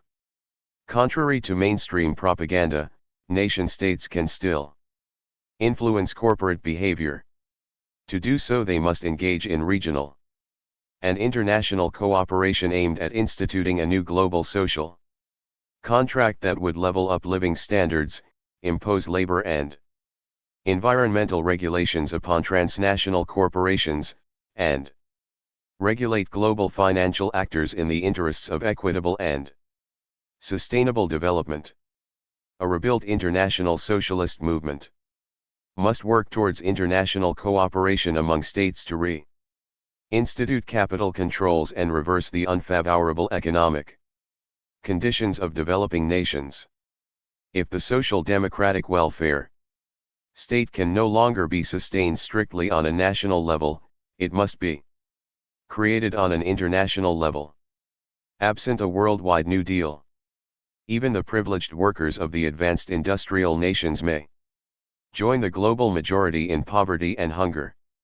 If global social democratic capitalism proves impossible, there will be no chance for an international movement towards the full socialization of the world. Economy. 119. 4 Political challenges. A new internationalism has erupted with the movement for another globalization. These mobilizations are marked by a challenging of the principles of competition, individualism, and profit, and have already generated an advance in anti-capitalist consciousness, reflected in some of the slogans of the movement. Helping to transform this embryonic critique of capital into an emancipatory proposal is the first task that falls to socialists. This alternative is already being debated in the world forums. When one analyzes the social perspectives of the spontaneous internationalism of the movement, in this movement, there is a consistent opposition to the fundamentalist reactions against imperialist atrocities and a similar rejection of ethnic or religious confrontations between the exploited peoples, provoked by the right. This internationalist solidarity is incompatible with any kind of capitalist project, for such a project can only promote exploitation and thus stimulate national confrontations. Only socialism offers a perspective of real community between the workers of the world. The generalized revival of the anti-imperialist struggle at the periphery represents the second challenge for socialists. Some theorists ignore this eruption, because they have decreed the end of nationalism and celebrated this disappearance without being able to distinguish between the reactionary and progressive currents of this movement. These authors declare, moreover, the uselessness of any tactic, strategy or political priority towards the new horizontal struggles, for according to them these are combats between capital and labor without any form of mediation. This vision constitutes a crude simplification of the national struggle, for it puts in the same bag the Taliban and the Palestinians, the executors of the ethnic massacres in Africa or the Balkans, and the artisans of the wars of liberation of recent decades. It does not distinguish or situate progress and reaction. For this reason it does not understand why the peoples of 120. The Third World fight for the abolition of the foreign debt, the nationalization of energy resources or the protection of local production. Defining tactics and conceiving specific strategies is all the more important in that the national demands of the exploited of the periphery have no meaning for the workers of the central nations. The transnationalist viewpoint repeats the old neoliberal hostility towards the concrete forms of popular resistance in the underdeveloped countries, employing a more radical language. Its imprecision diffuses a sentiment of powerlessness in the face of imperialist domination, for in the world they describe without frontiers, centers, and territories it is impossible to localize the oppressor or choose the method of confronting them.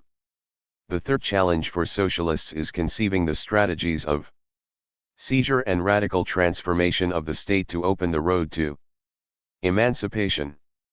This objective demands the demystification of the neoliberal questioning of the utility of state intervention and neutralist faith of constitutionalism, which masks the control by the dominant class over this institution.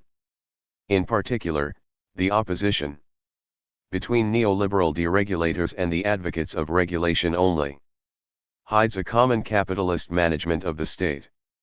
This manoeuvre is the cause of the growing divorce between society and state. The more public affairs depend on entrepreneurial profits, the greater the weight acquired by the apparatuses and bureaucracies distant from the needs of the majority of the population. But the transcendence of this fracture demands the inauguration of a new collective management, allowing an advance to the progressive extinction of the elitist and oppressive character of the State. This objective cannot be attained through a magic act of dissolution of institutions that have age-old roots, nor by engaging on the enigmatic emancipatory road proposed by those who postulate a change of society that renounces the seizure of the state and the exercise of power as indicated by John Holloway. 121. Claims. There are two distinct sets of claims about capitalism's change and labor's weakness. First, geographical shifts are said to have undermined local and national strategies of resistance. This works directly, as capital's mobility allows it to find ever cheaper labor and to play workers in one place off against those in another. It also works indirectly, undermining the capacity of nation-states to deliver pro-labor and welfare reforms. Finance, in particular, can simply disappear to wherever states provide a conducive environment.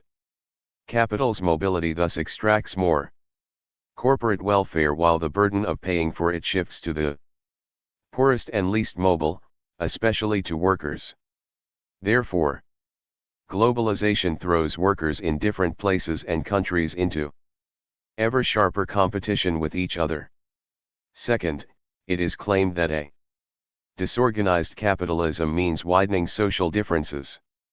New technologies, particularly in information and communication, supposedly transform both corporate structures and the nature of work. The giant factories of industrial capitalism are replaced by complex networks of smaller firms, while an increasing emphasis on knowledge and symbolic manipulation makes physical labor less important. In this new economy, some skilled workers do well, but as individuals, not collectively. Other work is degraded and, with more competition for fewer unskilled jobs, those at the bottom suffer.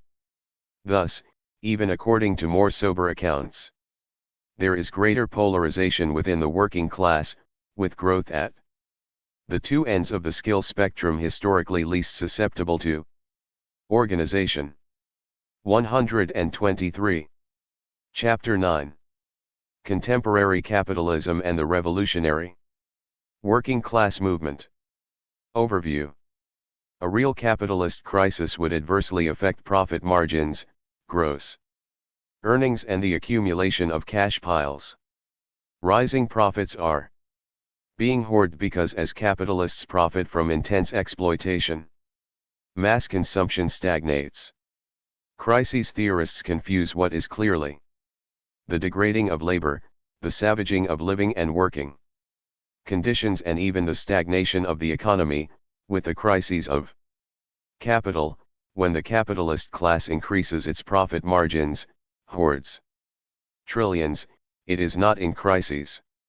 The key point is that the crises of labor is a major stimulus for the recovery of capitalist profits. We cannot generalize from one to the other.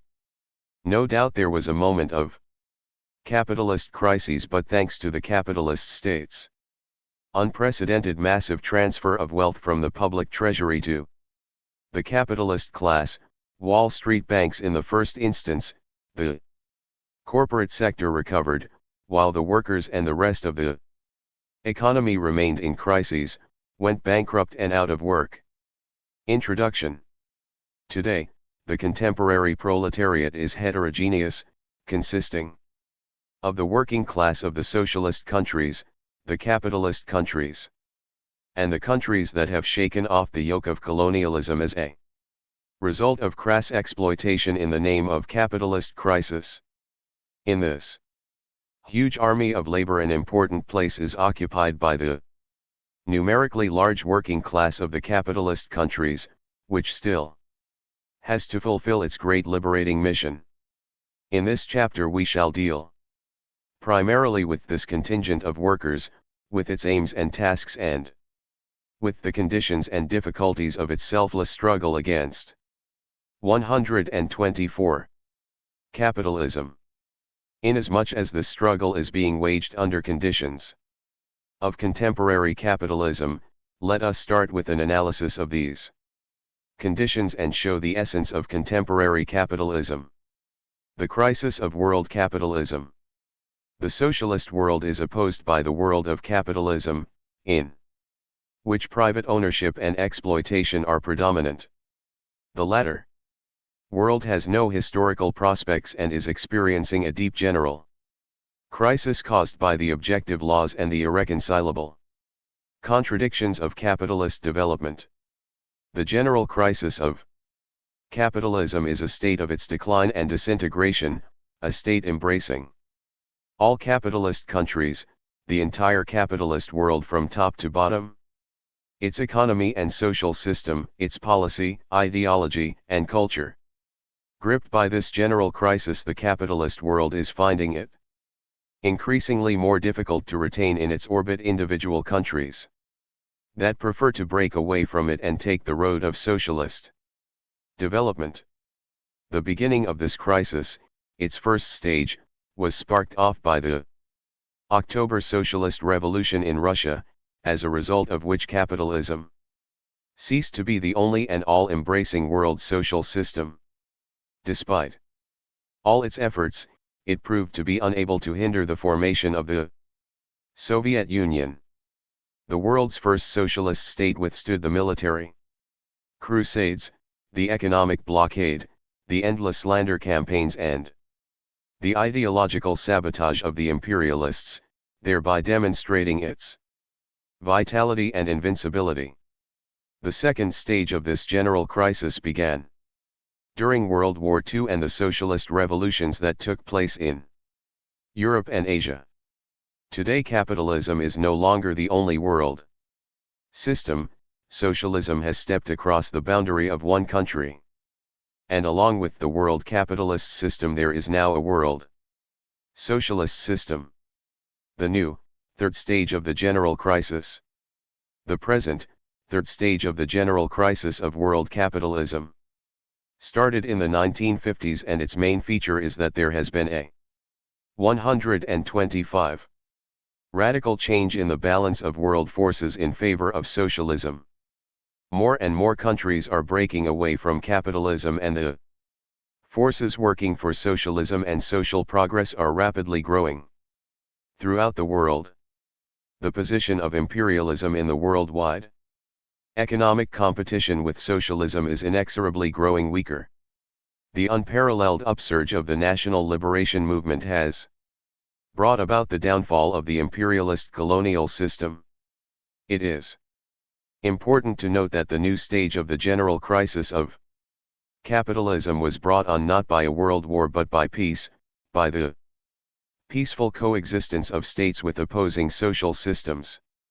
One of the features of this new stage is that there has been an acceleration of the inner instability and decay of capitalist economy. The unsteady rates of production growth, the constant underemployment of production capacities, and the economic slumps that periodically shake the capitalist world eloquently show that capitalism is steadily losing its ability to make full use of its productive forces, let alone to apply the latest scientific and technical achievements in the interests of the people.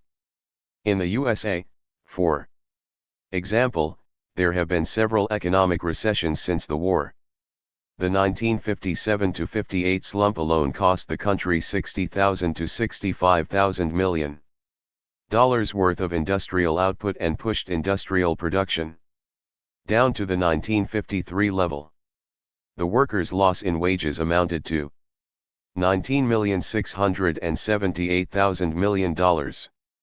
At the close of 1960, only 70% of Canada's and 80% of Japan's industrial capacities were in operation.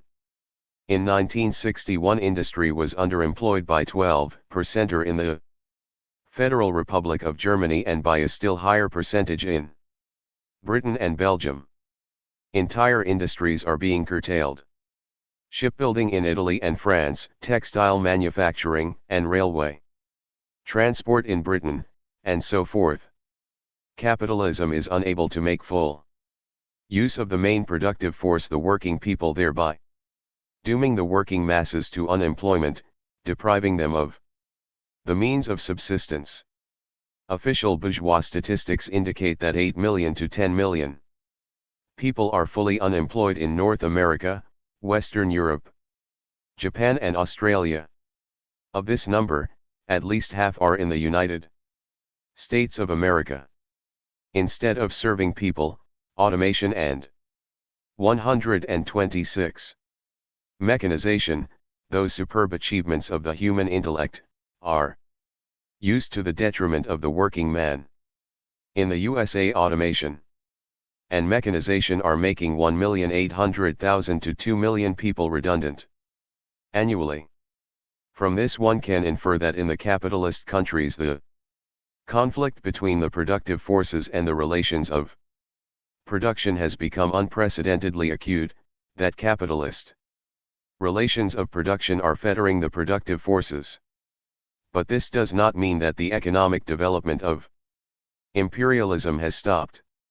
The desire to win the economic competition with the world's socialist system, the demands of contemporary scientific and technical progress and, mainly, the ruthless rivalry within the capitalist system are compelling the capitalists to improve production and utilize the latest achievements of science and technology. This and the need to replace obsolete or destroyed plant, as well as the influx of considerable capital from the USA, the vast army of reserve workers, and so on, account for the post-war relatively high rates of economic development in a number of capitalist countries. However, these rates are not stable and do not abolish the cyclic nature of the development of capitalist production, under which periods of economic booms give way to periods of decline. In the present new stage of the general crisis, all the other contradictions of capitalism are becoming more acute than ever before. The struggle between labor and capital is gaining momentum, and the interests of nations clash with the mercenary aspirations of a handful of monopolists, who have gained control of the state machine. Due to the uneven economic and political development of the capitalist countries, the alignment of forces within the capitalist system is changing rapidly. The antagonisms between individual and blocks of capitalist countries are becoming more and more apparent, and the competition in the capitalist market is intensifying. Imperialism's internal and foreign policy is facing a growing crisis expressed in a reactionary offensive in all spheres: the repeal of bourgeois liberties, the setting up of tyrannical fascist regimes, and the loss by imperialism of its former role in international affairs. Bourgeois ideology is likewise in the grip of a deep-rooted crisis, highlighted by pessimism and fear of the future, by mysticism. 127. And a lack of faith in science and in the creative powers and potentialities of man, by denial of progress and slander campaigns against communism, and by defense of the system of hired slavery and oppression. Bourgeois ideology has long ago lost its ability to advance ideas that can attract the masses, for it is an ideology of a class that is leaving the stage of history. The aggravation of all the contradictions of capitalism and of its general crisis is evidence that the socialist revolution, whose mission is to destroy capitalism with its reactionary policy, ideology and relations of production, is a pressing historical need. Frequently the question asked is why capitalism still exists in many countries, particularly in highly developed countries, despite the fact that its contradictions make the socialist revolution a historical need. It should be borne in mind that the conflict in the capitalist mode of production creates the objective possibility for a revolution, but this possibility can be turned into reality only by a social force able to utilize this possibility. That force is the Revolutionary alliance between the working class and the non-proletarian masses, an alliance headed by a Marxist party. Such a force has not yet matured in a number of countries due to the rift in the working class and the political resourcefulness of the bourgeoisie, which with whip and cake, a long-standing policy, stupefies part of the working people with bourgeois illusions, feeds bribes to workers' leaders and does its utmost somehow to ease the antagonism between labor and capital. An important role in preserving capitalism is also played by the bourgeois state, by its huge apparatus of physical coercion and ideological influence. To this it should be added that due to insufficient time, former backwardness and difficult conditions of development, the socialist countries have not yet surpassed the developed capitalist countries in per capita production. Naturally, the building of socialism in these countries could not help but be accompanied by difficulties and errors, and this too delayed the drawing of a certain section of the 128th working people of the non-socialist world into an active struggle for socialism, state monopoly regulation and the working class. Contrary to this global capitalist crisis theorists, a substantial amount of data has surfaced which refutes its assumptions. A recent study reports U.S. corporate profits are higher as a share of gross domestic product than at any time since 1950. U.S. companies' cash balances have never been greater. Thanks to intensified exploitation of workers, and a multi-tiered wage systems in which new hires work for a fraction of what older workers receive. The crises of capitalism ideologues have ignored the financial reports of the major U.S. corporations. According to General Motors' 2011 report to its stockholders, they celebrated the greatest profit ever, turning a profit of $7.6 billion, surpassing the previous record of $6.7 billion in 1997. A large part of these profits results from the freezing of its underfunded U.S. pension funds and extracting greater productivity from fewer workers, in other words intensified exploitation and cutting hourly wages of new hires by half. Moreover, the increased importance of imperialist exploitation is evident as the share of U.S. corporate profits extracted overseas keeps rising at the expense of employee income growth. In 2011, the U.S. economy grew by 1.7% but median wages fell by 2.7%. According to the financial press, the profit margins of the S&P 500 leapt from 6% to 9% of the GDP in the past 3 years, a share last achieved 3 generations ago. At roughly a third, the foreign share of these profits has more than doubled since 2000. These record profit margins result from mass firings which have led to intensifying exploitation of the 129 remaining workers. Also, negligible federal interest rates and easy access to credit allow capitalists to exploit vast differentials between borrowing and lending and investing. Lower taxes and cuts in social programs result in a growing cash pile for corporations. Within the corporate structure, income goes to the top where senior executives pay themselves huge bonuses. Among the leading S&P 500 corporations, the proportion of income that goes to dividends for stockholders is the lowest since 1900. As the so-called general crisis of capitalism deepens, its ideologists and politicians make every effort to embellish capitalist society, camouflage its misanthropic nature and present the processes in it in a false light. They seek to prove that the nature of capitalism has changed, that it is synthesizing with socialism into a single industrial society with a high level of consumption. To back up this theory, they allege that, like socialism, contemporary capitalist society has become completely governable, and that the aim of 81 capitalist production is to ensure the masses the highest possible level of consumption. Capitalism is governed by the capitalist market, by capitalist competition. Once this was the only regulator of capitalist economy.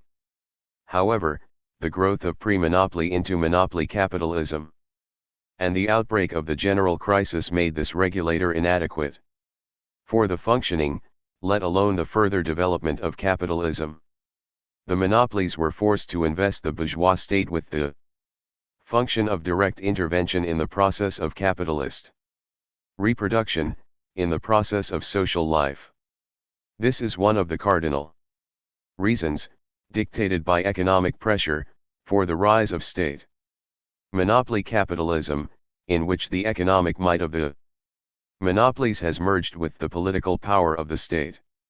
This, it goes without saying, is not the only reason, in the same way as interference in production is not the only aim behind the linking up of the power of the monopolies with that of the state.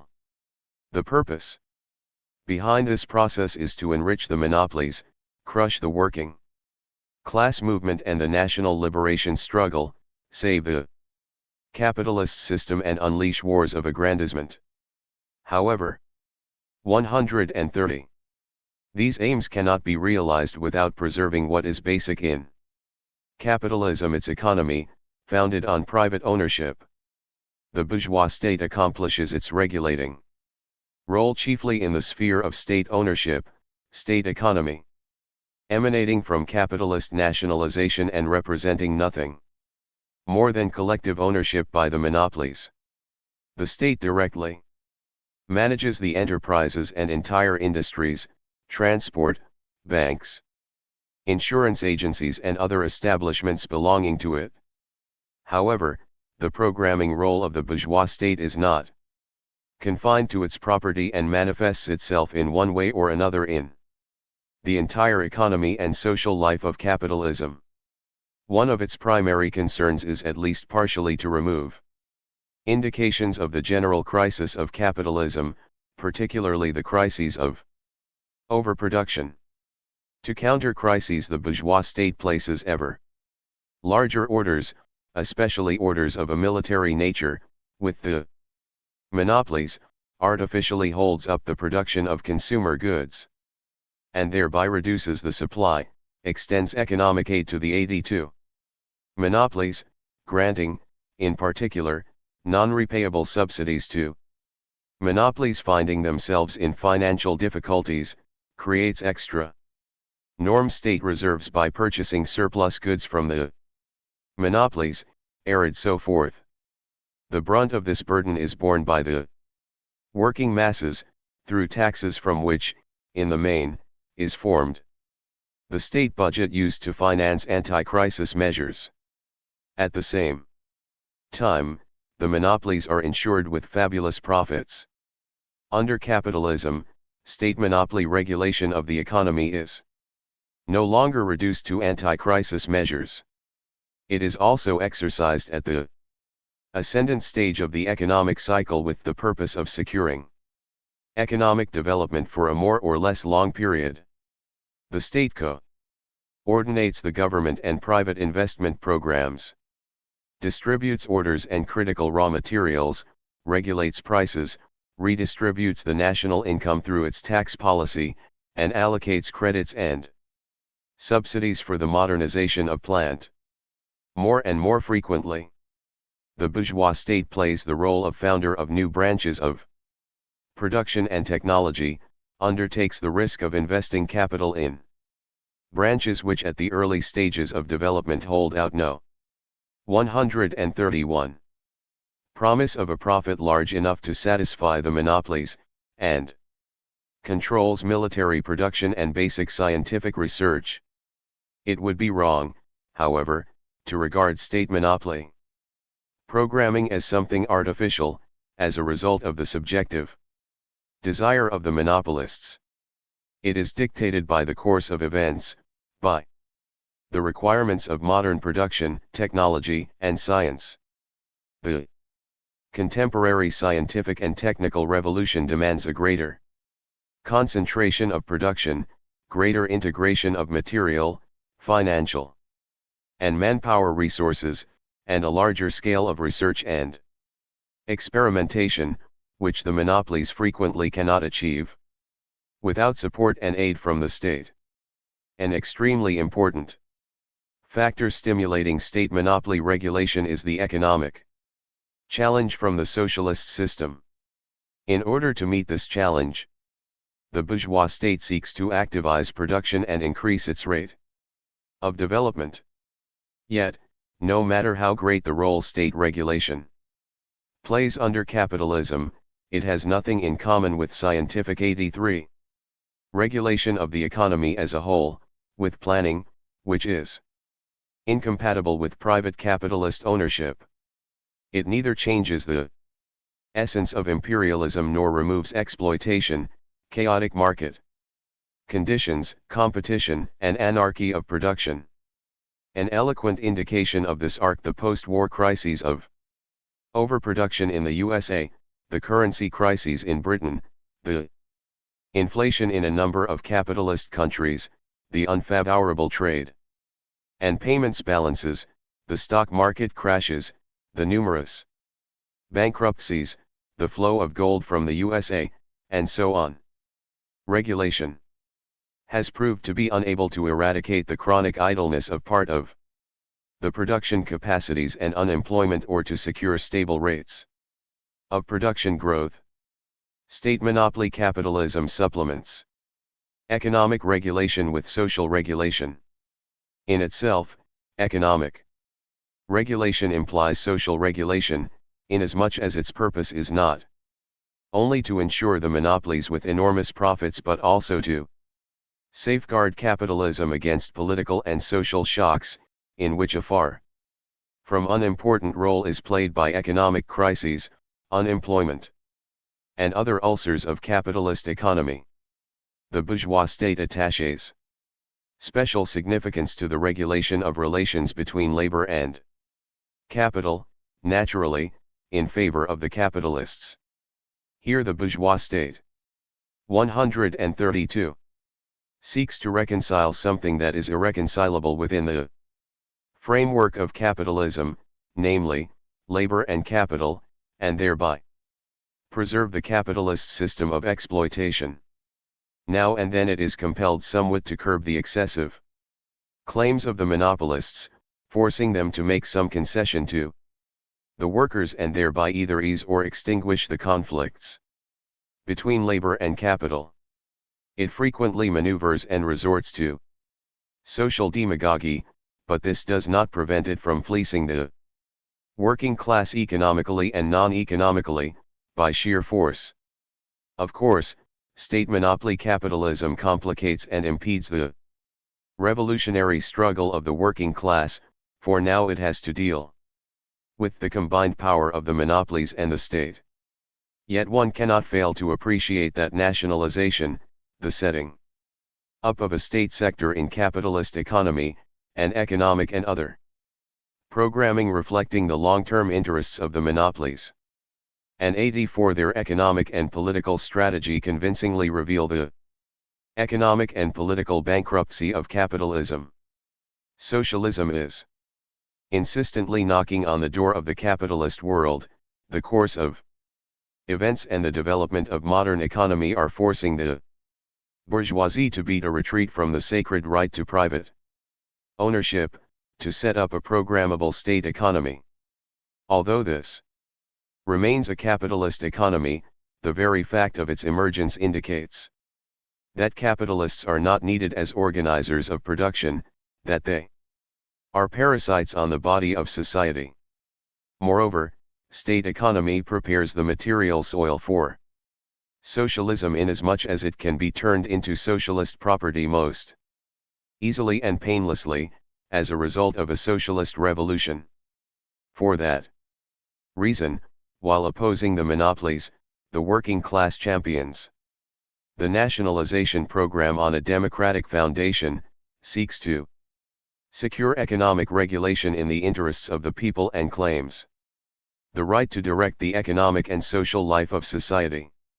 Economic and social regulation does not solve the contradictions of contemporary capitalism, particularly the contradiction between labor and capital. On the contrary, these contradictions grow ever more acute. 133. Capitalism versus man. Bourgeois ideologists and politicians maintain that contemporary capitalism is turning into a people's capitalism, that its purpose is to satisfy the needs of man, that it is moving towards a welfare state and a high level of consumption. But these very same ideologists and politicians forget to specify which man and whose needs and welfare capitalism cares for under capitalism there is man who owns means of production and man who works. The big proprietors constitute a tiny minority, yet they are the real masters of the capitalist world. It is with their welfare and high living standard that bourgeois ideologists are concerned.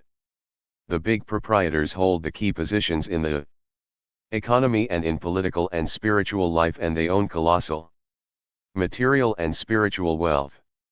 Thus, a small circle of rich men, comprising only 100th part of the population, own 60% of the national wealth in the USA and more than 50% in Britain. In the early 1960s there were in the USA at least 85 families with a private fortune exceeding $75 million. Owners of capital, naturally, have unlimited possibilities for satisfying their needs, which frequently acquire the nature of unbridled whims.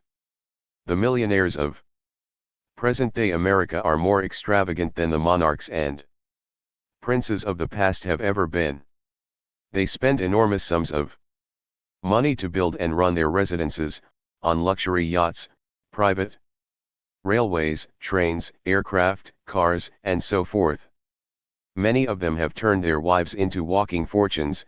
At a ball in Washington, one of the ladies wore jewels valued at several $1 million and was protected by 15 private detectives and a squad of police. These huge assets cannot be earned by honest work.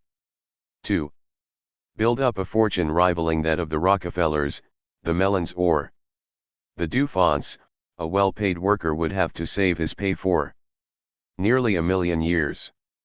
The only source of the fortunes of the monopolists is the exploitation of the working people, which is essentially misanthropic and incompatible with the nature of man, with his lofty calling and place in life. State monopoly capitalism is intensifying the exploitation of workers. Witness the fact that during 134, the first years after the Second World War, the norm of surplus value in the U.S. processing industry reached 260 to 300%, as against 203.3% in 1939, 186.2% in 1929 and 122.2% in 1889. To characterize the position of the working class under capitalism, we have to take the operation of two antipodal trends into consideration. One of these is the uninterrupted trend towards a worsening of the position of the working class, while the second opposes the first and is linked up mainly with the struggle of the working class, which seeks to contain the capitalist offensive against labor. In some of the developed capitalist countries, the working class has bettered its position precisely as a result of a dogged and persevering struggle against the capitalists. Reactionary bourgeois economists claim that there is no impoverishment of the working class in capitalist society. Facts give the lie to this assertion. In capitalist society we observe absolute impoverishment and relative impoverishment of the working class. One of the manifestations of relative impoverishment is that the profits of the monopolies increase while the proletariat's share of the national income steadily grows smaller. For example, in the period 1924 to 52, the profits of the U.S. monopolies rose 7.7-fold, while the working people's share of the total social product dropped from 59.7% in 1900 to 45.9% in 1956. In terms of the absolute, i.e., the material, this share is sufficiently high in some developed capitalist countries to ensure a certain section of the working people with a high standard of living.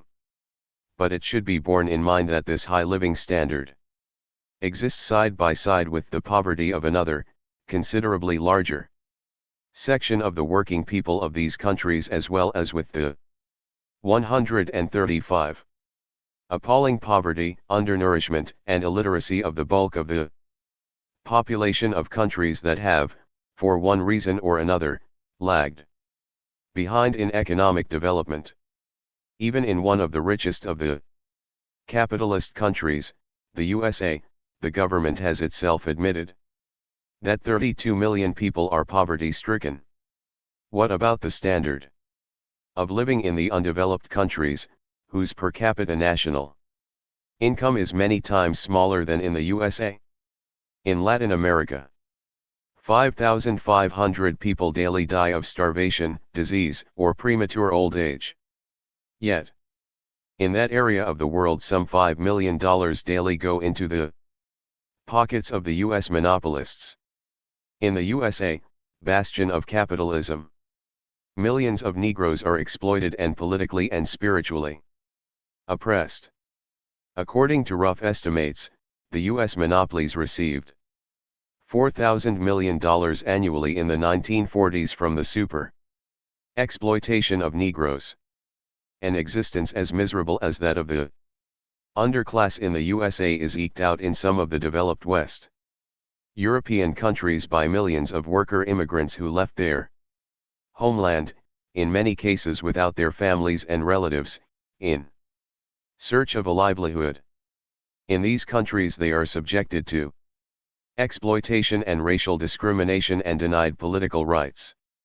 Employed on the most arduous and hazardous jobs, they receive less for the same work than local workers and live in poverty, squalor and ignorance. The millions of unemployed, whom imperialism has ousted from the sphere of production and thereby deprived of the possibility to display their ability to work, which is the most important and profound manifestation of humanity, can only dream of living like real human beings. These outcasts of affluent society see nothing before them but hopeless penury, the shriveling up of their physical strength, and spiritual emptiness. Driving for maximum profits, the monopolists are intensifying labor, speeding it up. This, too, is adversely affecting the working man. The organism wears out and ages prematurely, the accident and the occupational disease rates grow, and mental diseases have become a social calamity. In the USA, for instance, nearly 2 million industrial accidents, including 14,000 to 15,000 fatal cases, are reported annually. Half of the patients in the hospitals are mental. 136 cases, only 56% of the people falling ill receive medical attention. Capitalism pays inadequate attention to people's health. Medical assistance is usually rendered for payment, and the doctor's fees are extremely high. The average American family annually spends nearly half of a month's income on medical assistance. In many capitalist countries there is an acute housing shortage, and the old age pension scheme leaves much to be desired. Through their monopoly of mental work, the ruling classes spiritually enslave the working man, placing education, science and culture out of his reach. They ensure the spiritual development of the working people only to the extent that it dovetails with their own interests, striving to reduce the education of the children of workers. and peasants to vocational training so as to make them qualified solely as hired workers. The misanthropy of imperialism is particularly striking in such an extremely ugly phenomenon of contemporary capitalism as the militarization of the economy. Enormous assets created by the hands and intellect of the working man are spent not on projects to improve the life of the people but on the production of monstrous weapons of mass annihilation and destruction. In the USA during 20 post-war years, 48 times more money was spent for military purposes than during the 20 years immediately preceding the Second World War. Altogether, the capitalist world annually spends more than $100,000 million for military purposes. It is easy to imagine what drastic changes might have taken place in the economic development of the undeveloped countries and in the standard of living of their people if this money had been spent for peaceful purposes. But this can hardly take place under imperialism, where war is the most profitable business of the monopolies. Modern scientific and technical achievements are opening breathtaking prospects for boosting the living standard and the intellectual level of the working man. Yet, in addition to hindering the utilization of these achievements in the interests of man, the monopolies frequently turn them against him, converting them into ghastly means of annihilation and destruction. Most of the complex and expensive research is in the hands of the monopolies, which, naturally, appropriate the results of this research. 137. And use them to make certain of monopoly profits and to capture markets. The secrecy surrounding research, due to economic rivalry, creates difficulties in exchanging scientific information and gives rise to duplication in research with the result that money and effort are wasted. The monopolies store away many thousands of important inventions and discoveries until their commercial value rises. Take the case of nylon. Its industrial production was started only in 1946. 47, i.e., 14 years after it was developed. A particular menace to humanity is the utilization of science and technology for military purposes. More than 2/3 of the US scientists and nearly 3/5 of the scientists in Britain are working on military projects. Of the funds allocated in the USA for scientific development, 70% are used for research of a military nature. Contemporary capitalism is thus a misanthropic force. The working people, naturally, cannot reconcile themselves to encroachments on their human rights and dignity. They are doggedly struggling for liberation from imperialism, and this struggle is headed by the working class. 141. Chapter 10. Summary and Socialist Transformation. Overview. Socialism is no longer the scare word of the past.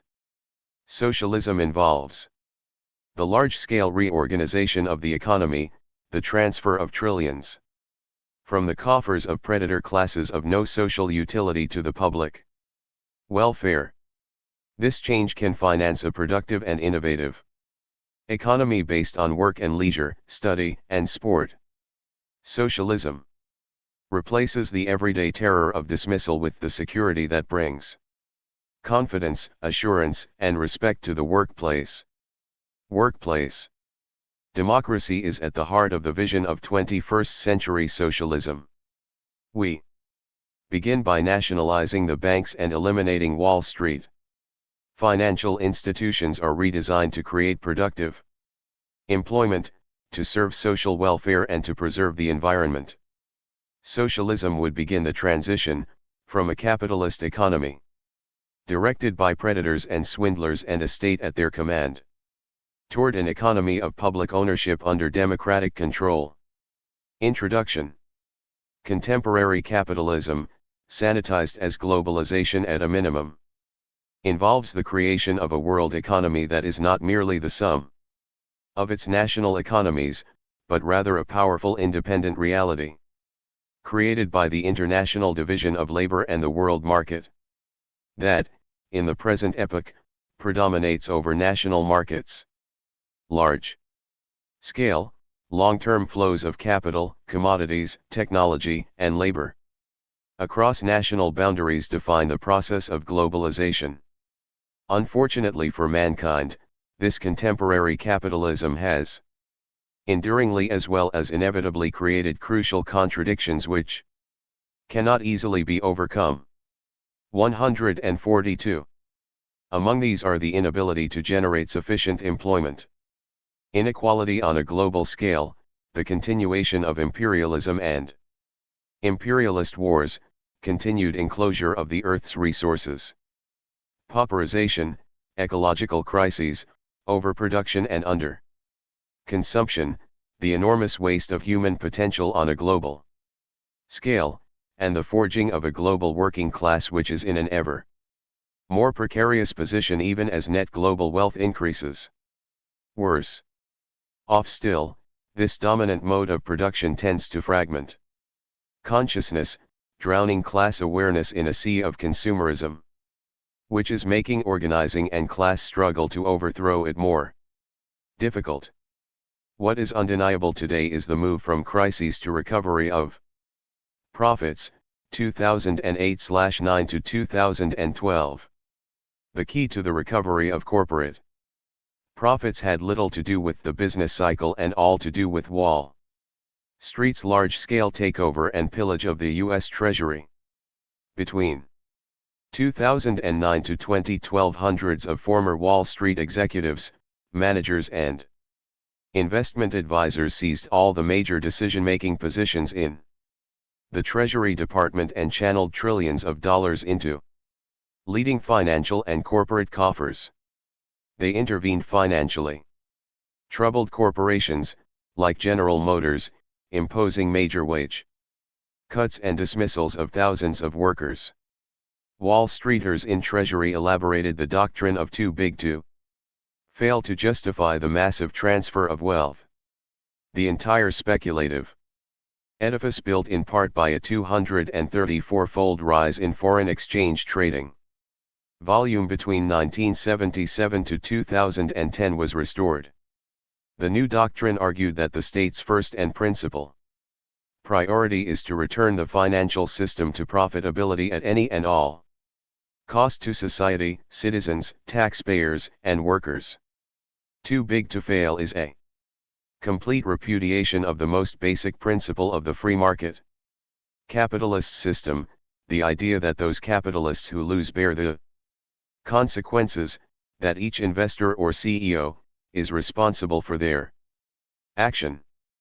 Financial capitalists no longer needed to justify their activity in terms of any contribution to the growth of the economy or social utility. According to the current rulers, Wall Street must be saved. Because it is Wall Street, even if the rest of the economy and people sink. State bailouts and financing. 143. Are complemented by hundreds of billions in tax concessions, leading to unprecedented fiscal deficits and the growth of massive social inequalities. The pay of CEOs as a multiple of the average worker went from 24 to 1 in 1965 to 325 in 2010. The ruling class flaunts their wealth and power, aided and abetted by the White House and Treasury. In the face of popular hostility to Wall Street pillage of Treasury, Obama went through the sham of asking Treasury to impose a cap on the multi-million-dollar bonuses that the CEOs running bailed-out banks awarded themselves. Wall Streeters in Treasury refused to enforce the executive order. The CEOs got billions in bonuses in 2011. President Obama went along, thinking he conned the U.S. public with his phony gesture, while he reaped millions in campaign funds from Wall Street. The reason Treasury has been taken over by Wall Street is that in the 1990s and 2000s, banks became a leading force in Western Economies. Their share of the GDP rose sharply. Today it is normal operating procedure for presidents to appoint Wall Streeters to all key economic positions, and it is normal for these same officials to pursue policies that maximize Wall Street profits and eliminate any risk of failure, no matter how risky and corrupt their practitioners. The claim goes that there is no alternative to these policies. The blowback of Tina. There is a terrible rule of war. Whatever new weapon that you introduce onto the battlefield, your adversary will eventually acquire it as well. Indeed, they will often use an industrial strength version of that very same weapon against you. Hiram Maxim invented the modern machine gun, automated and oil-cooled, but the British Army dismissed the invention. Not so the Germans, who used it with deadly accuracy against the British in World War I. The French, meanwhile, were the first to use modern chemical warfare in 1915 by deploying tear gas against the Germans with little effect. The 144 Germans quickly improved on the innovation by developing chlorine gas, and later mustard gas, with devastating effect. And, of course, Americans invented nuclear weapons and then spent the next half-century trying to forestall their use by others. The perfect weapon, however, has no odor and makes no sound. It has no half-life. It doesn't require huge factories and production lines. There are no truly effective defenses. The perfect weapon, of course, is ideology. And the United States, in the nuclear age, believed that it had created just such a perfect weapon. Washington would export the American version of liberal democracy and refashion the world in its own image. In so doing, America would make the world safe not so much for democracy, but for Americans. But a funny thing happened on the way to hegemony. The very ideology that the United States assumed would defeat all comers has in fact been turned against the United States. Liberal democracy contains within it the very seeds of the American empire's destruction. Call it blowback, Tina style.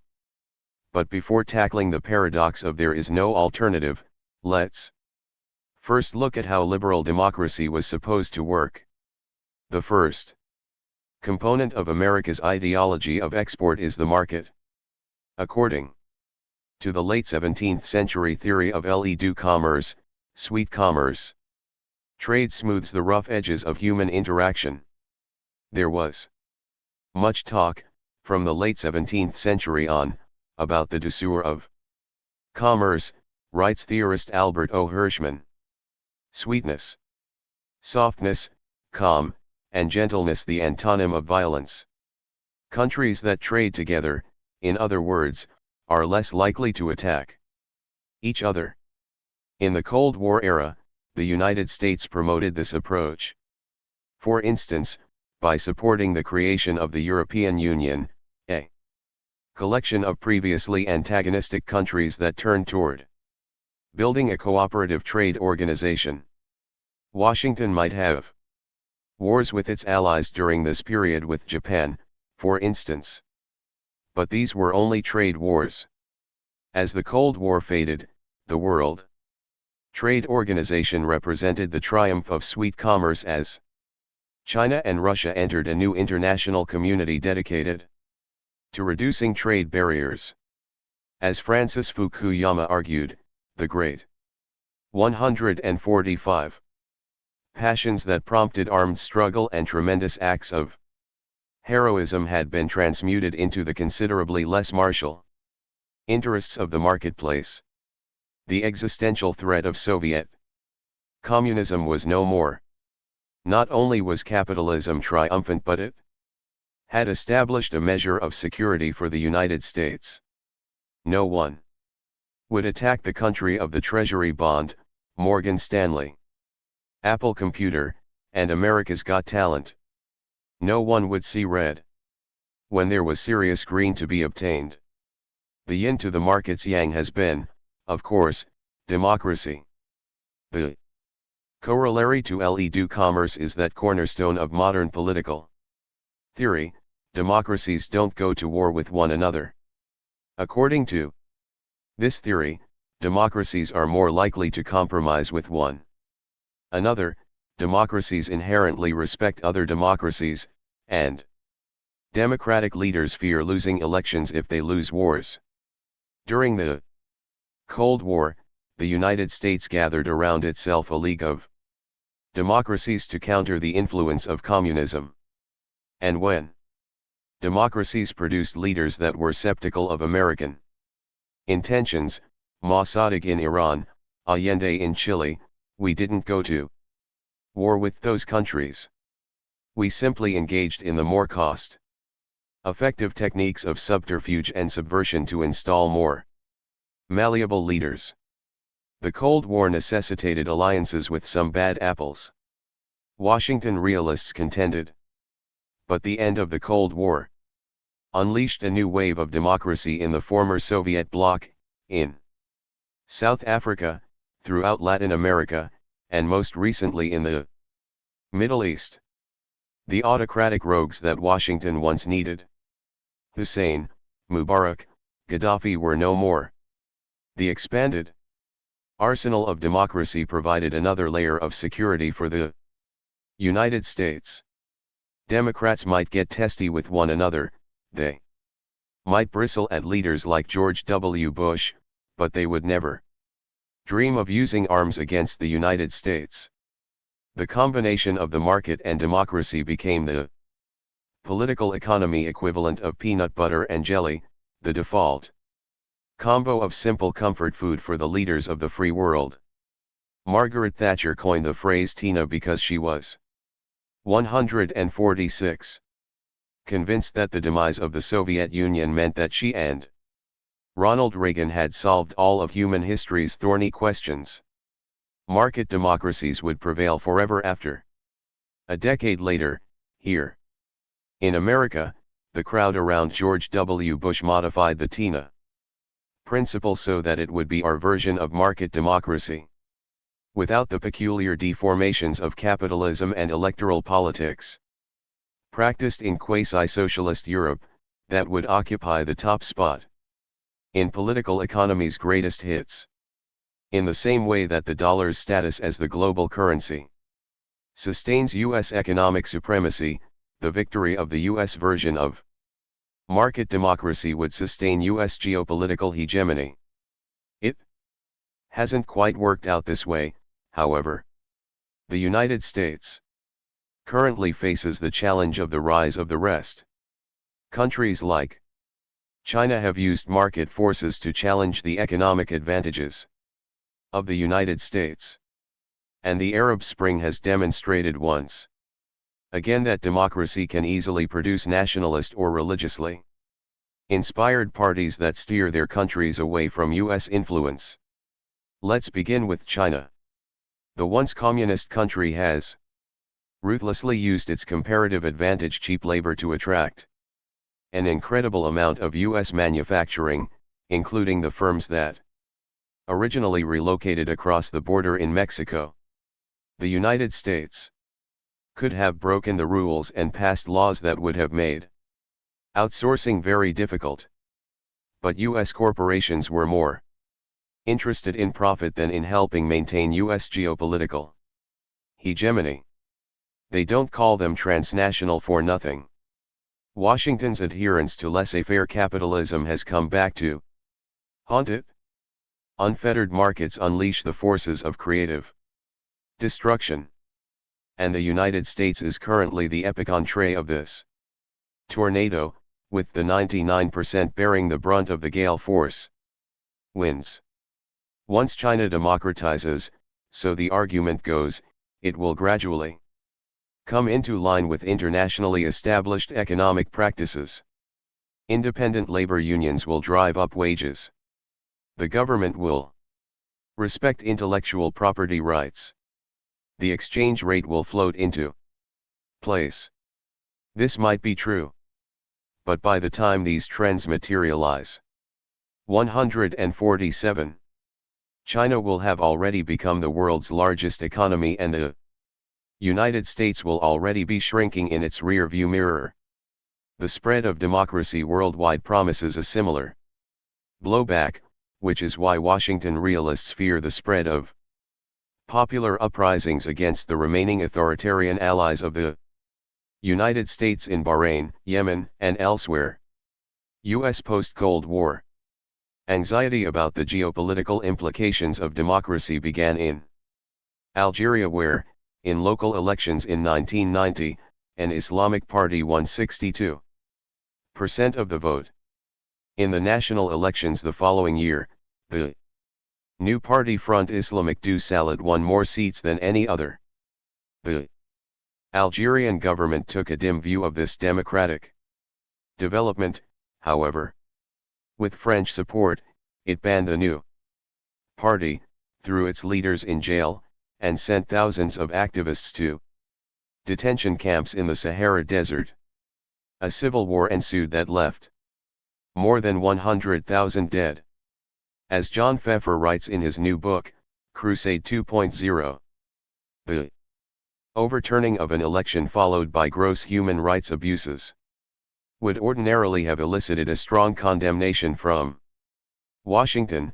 Instead, the United States acquiesced to the changes, just as it did a couple years earlier when the Turkish military's soft coup of 1997 removed an Islamist prime minister. To avoid charges of anti-Islamic bias, U.S. officials couched their Islamist exception in universalist terms. The U.S. government opposed what it called one person, one vote, one time. In common parlance, this translated into a fear that Islamist parties would use democratic means to rise to power and then kick away the democratic ladder beneath them. Washington once feared that communists would rise to power through democratic means, in Italy, Congo, Guatemala. After the end of the Cold War, Islamists quickly substituted for communists. With the Algerian scenario now being replayed today throughout the Middle East. Islamist parties have won majorities in Tunisia and Egypt, as elections have provided an opportunity for these long suppressed movements to appeal directly to the people. A similar future beckons for Libya and, possibly, Syria as well.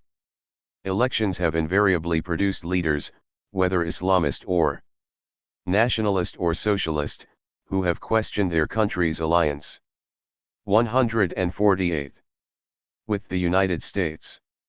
The shift may not be immediate. Yukio Hatoyama in Japan, for instance, lasted less than a year before Washington exerted sufficient pressure to quash him. The Justice and Development Party in Turkey was skeptical about the U.S. war in Iraq and has broken relations with Israel, but it remains a NATO member.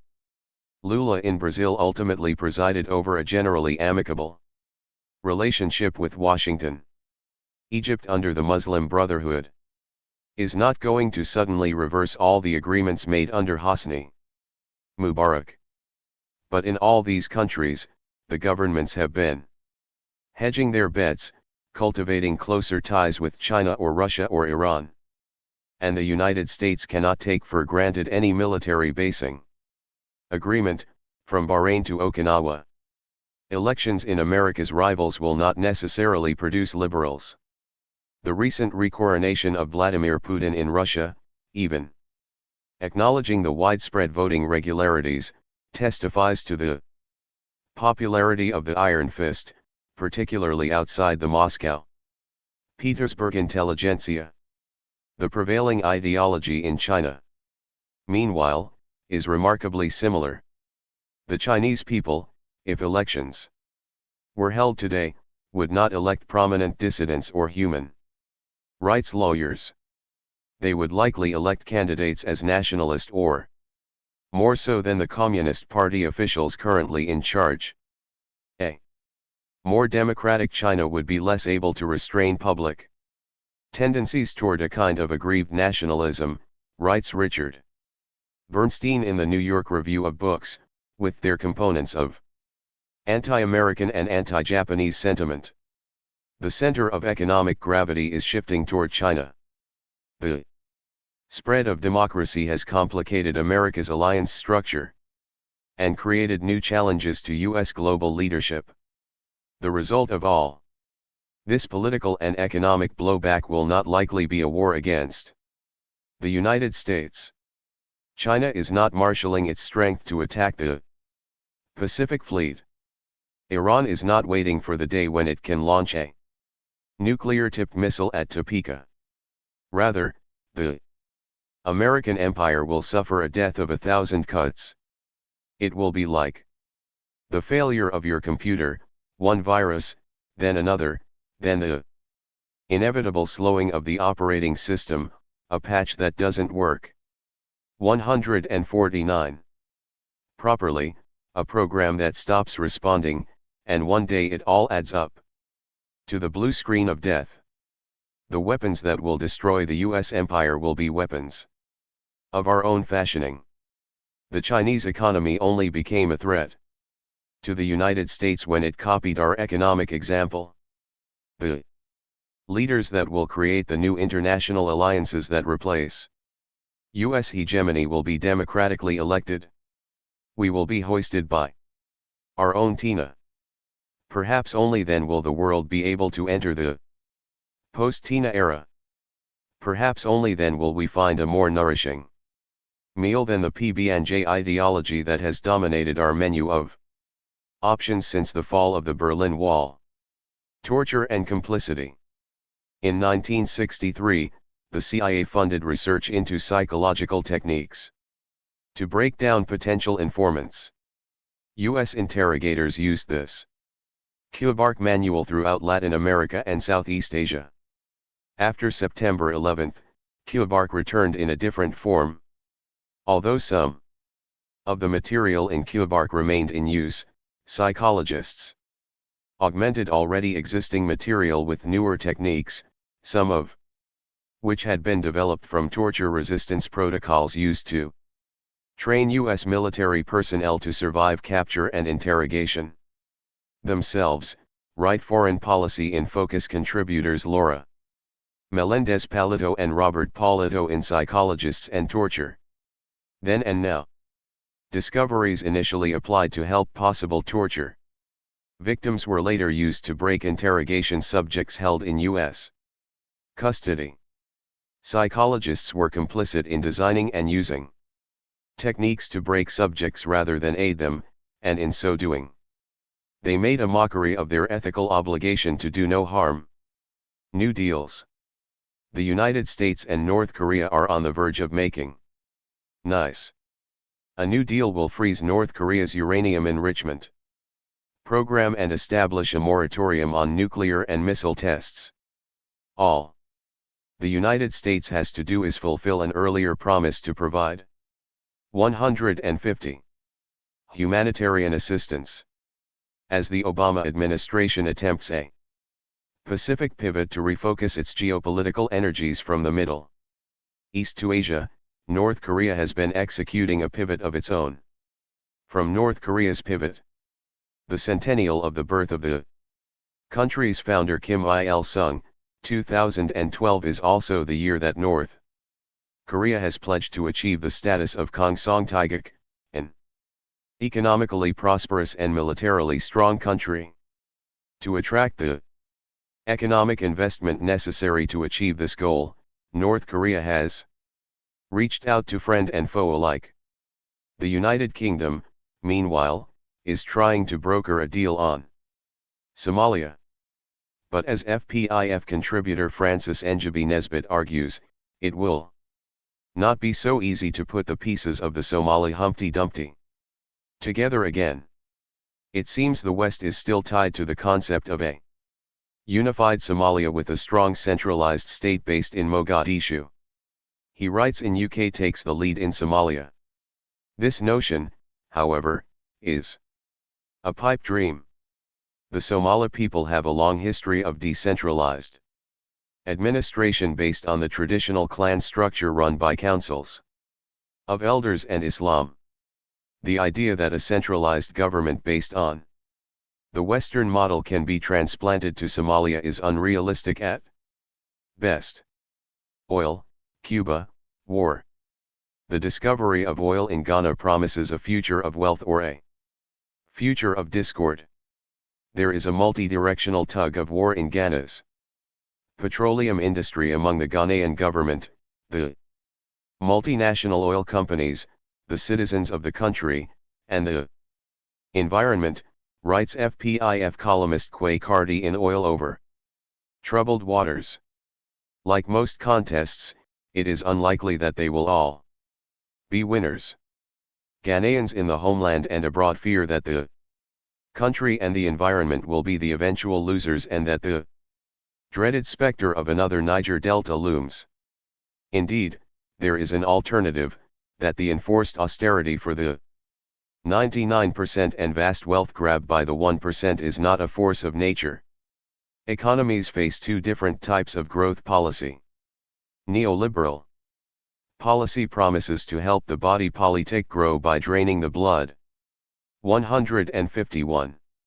From the body, ostensibly to help it grow more healthy and restore its balance. The alternative policy is to feed the body to help it grow healthy. This requires liberating the brain, the government and policy makers that implement an economic philosophy, from the financial sector's control. The attempt to force logic on the population is not working any better than it did in Harvard's Economics 101 class, from which students walked out in protest against the unrealistic parallel universe thinking. Its appeal is mainly to intelligent but ungrounded individuals. They are selected as useful idiots and trained to draw pictures of the economy that exclude analysis of the debt overhead, rentier-free lunches and financial parasitism. 1. Needs to be very clever, after all, to imagine a system that saves the appearances of an unrealistic Ptolemaic system. In sum, there should be a positive role for government and a real central bank not oppressed under the thumb of private sector bankers and financial engineers seeking to suck the economic surplus out of nations much as military conquerors did in past centuries. Globalization in historical perspective. Contemporary globalization retains many of the key features of the earlier phases of globalization.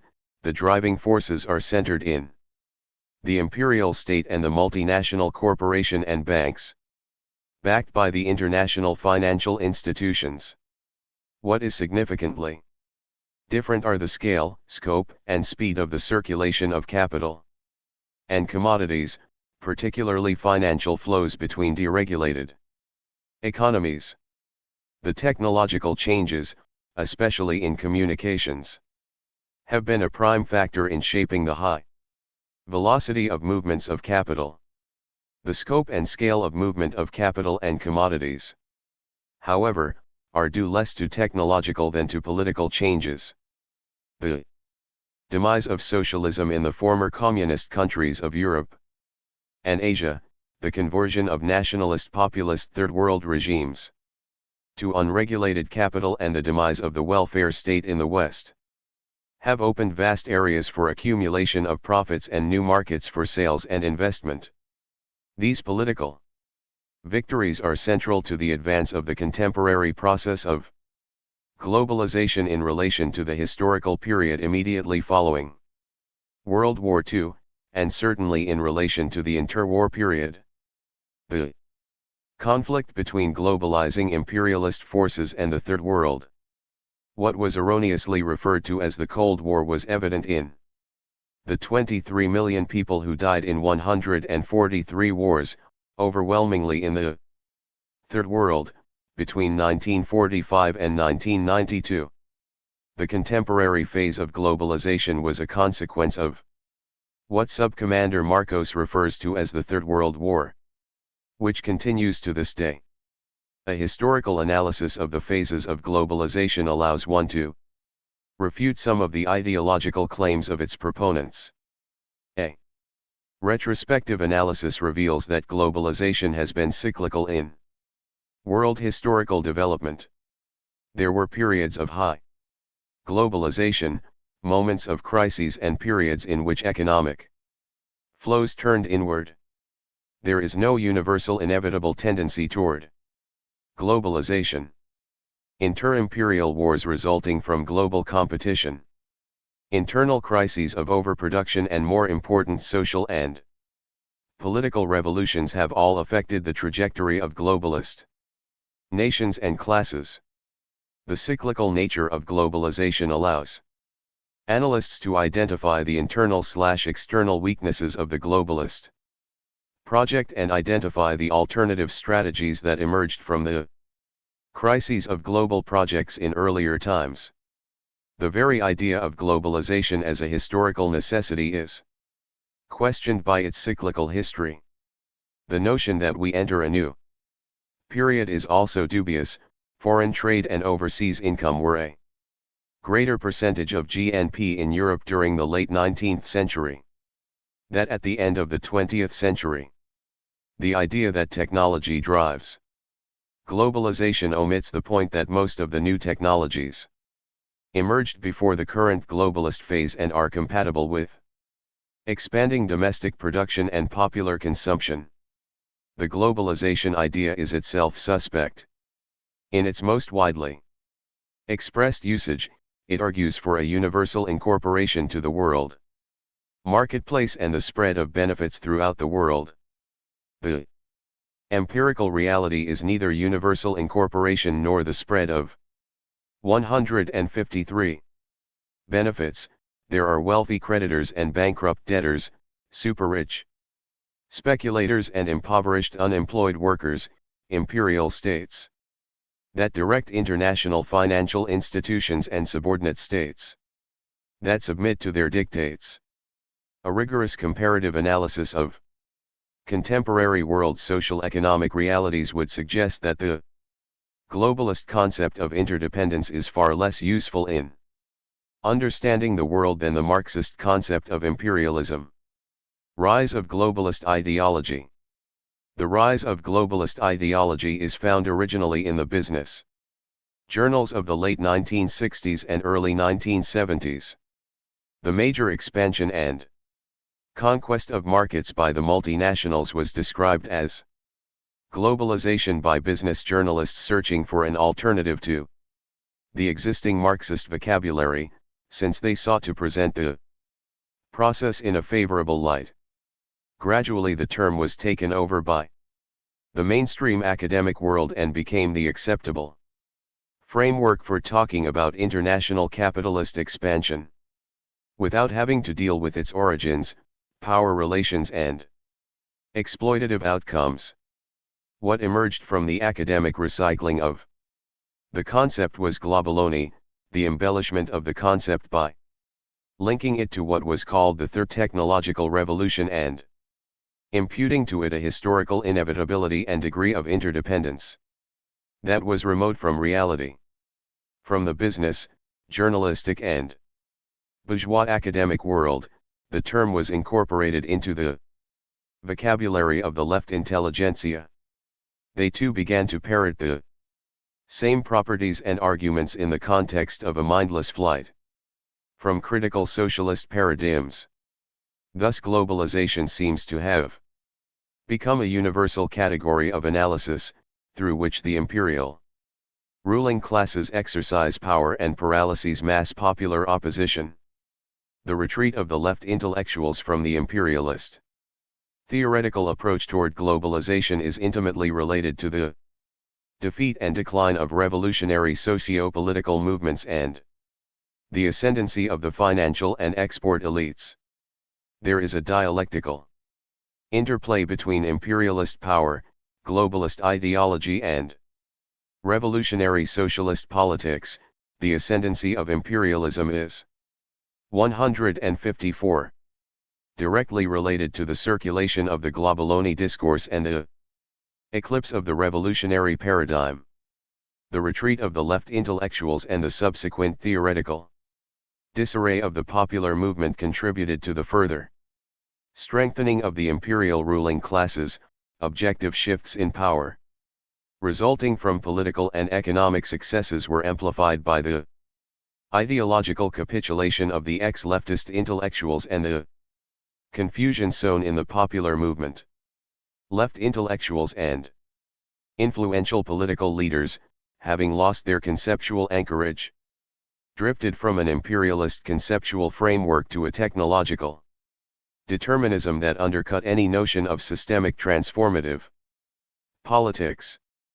The underlying political basis for the ascendancy of neo-liberalism, including the political and military defeats of the left, were slighted in favor of pseudo-explanations that pointed to historical economic imperatives. The political and ideological hegemony of the globalist neo-liberal project was further enhanced by the combined rigidity and flexibility of the neoliberal state, opportunities for upward mobility for private sector professionals and ex-leftist intellectuals ensconced in well-heeled NGOs, and downward mobility for the mass of peasants and wage salary workers, particularly in the public social services. The project provided massive flows of capital, cheap mass consumer imports in the expansive phase and crises, collapse and unprecedented rates of bankruptcy and unemployment in the deflationary phase. The Asian experience is a prototype of this process. Political economic victories for imperialism, the ascendancy of globalist neoliberal political economic power, capitulation and integration of the ex-left, followed by crisis, collapse, and mass immiseration. Socialist perspective. Faced with the demise of the globalist project, with the foreign investors picking the bones of the moribund carcass, namely, the lucrative local enterprises, how do we reconstruct a socialist? 155. Alternative. In the first instance, by recovering and reconstructing our theoretical tools. Secondly, by learning from and inverting the lessons from the right on how to engineer a radical political economic transition, a transition that combines social justice, democracy and efficiency in the organization of a new socialist economy. To move from a critique of globalist neoliberal configuration to a socialist alternative, we need to adopt the method of historical materialism and ask ourselves, what do we learn from previous experiences of globalization via imperialism? All the imperial powers throughout history were never globalized, they became globalizers precisely through the development of the home market. Globalization was an instrument to expand and deepen the home market and develop the forces of production. Globalization was given a universal, virtuous character in each epoch of outward expansion, either in terms of moral values or as an opportunity. To the degree that contemporary globalization leads to the internal exploitation of labor and state resources within the imperial centers, it has awakened a labor opposition that creates an objective and subjective basis for internationalist working class action. The history of globalization is fraught with inter-imperial rivalries that struggle to displace competitors and impose the rule of particular national multinationals and state rule. The selective anti-imperialism of local clients facilitates the entry of imperial latecomers. The reconstruction of the left cannot be rooted in becoming the plaything of rivalries between ascending and declining imperial powers. In the present context, there are several issues: the U.S. exploitation of the Asian crisis to enhance its position relative to Japan, South Korea, etc. The temptation among some leftists is to defend state-centered capitalism against neoliberalism. For others, the alternative is to accept the harsh prescriptions of adjustment from the IMF in exchange for employment, etc. The basic facts are that capitalism cannot sustain growth and rising income levels, that welfare and capitalism are a product of a special balance of class forces that no longer exists. The existence of a revolutionary socialist alternative was the basic reason forcing 156. Capital to make reformist concessions in Europe and Asia. It was the existence of revolutionary socialist regimes that forced the imperialist countries to tolerate state-directed growth in Asia and showcase their performance. Only the re-emergence of credible revolutionary alternatives might allow reformist and state-centered technocrats to negotiate concessions. As matters stand today, the real choices are between capitalism that strips labor of all its social attributes, monopolizes public revenues and appropriate public enterprises and minerals, and the socialist alternative that needs to be reconstructed. Globalization parabola. Crucial to the task of constructing the socialist alternative is to recognize the globalization parabola in the current period, the ascendancy in the 70s, its consolidation in the 80s and early 90s, and its decline over the last several years, beginning in Asia, Latin America and spreading to North America and Western Europe.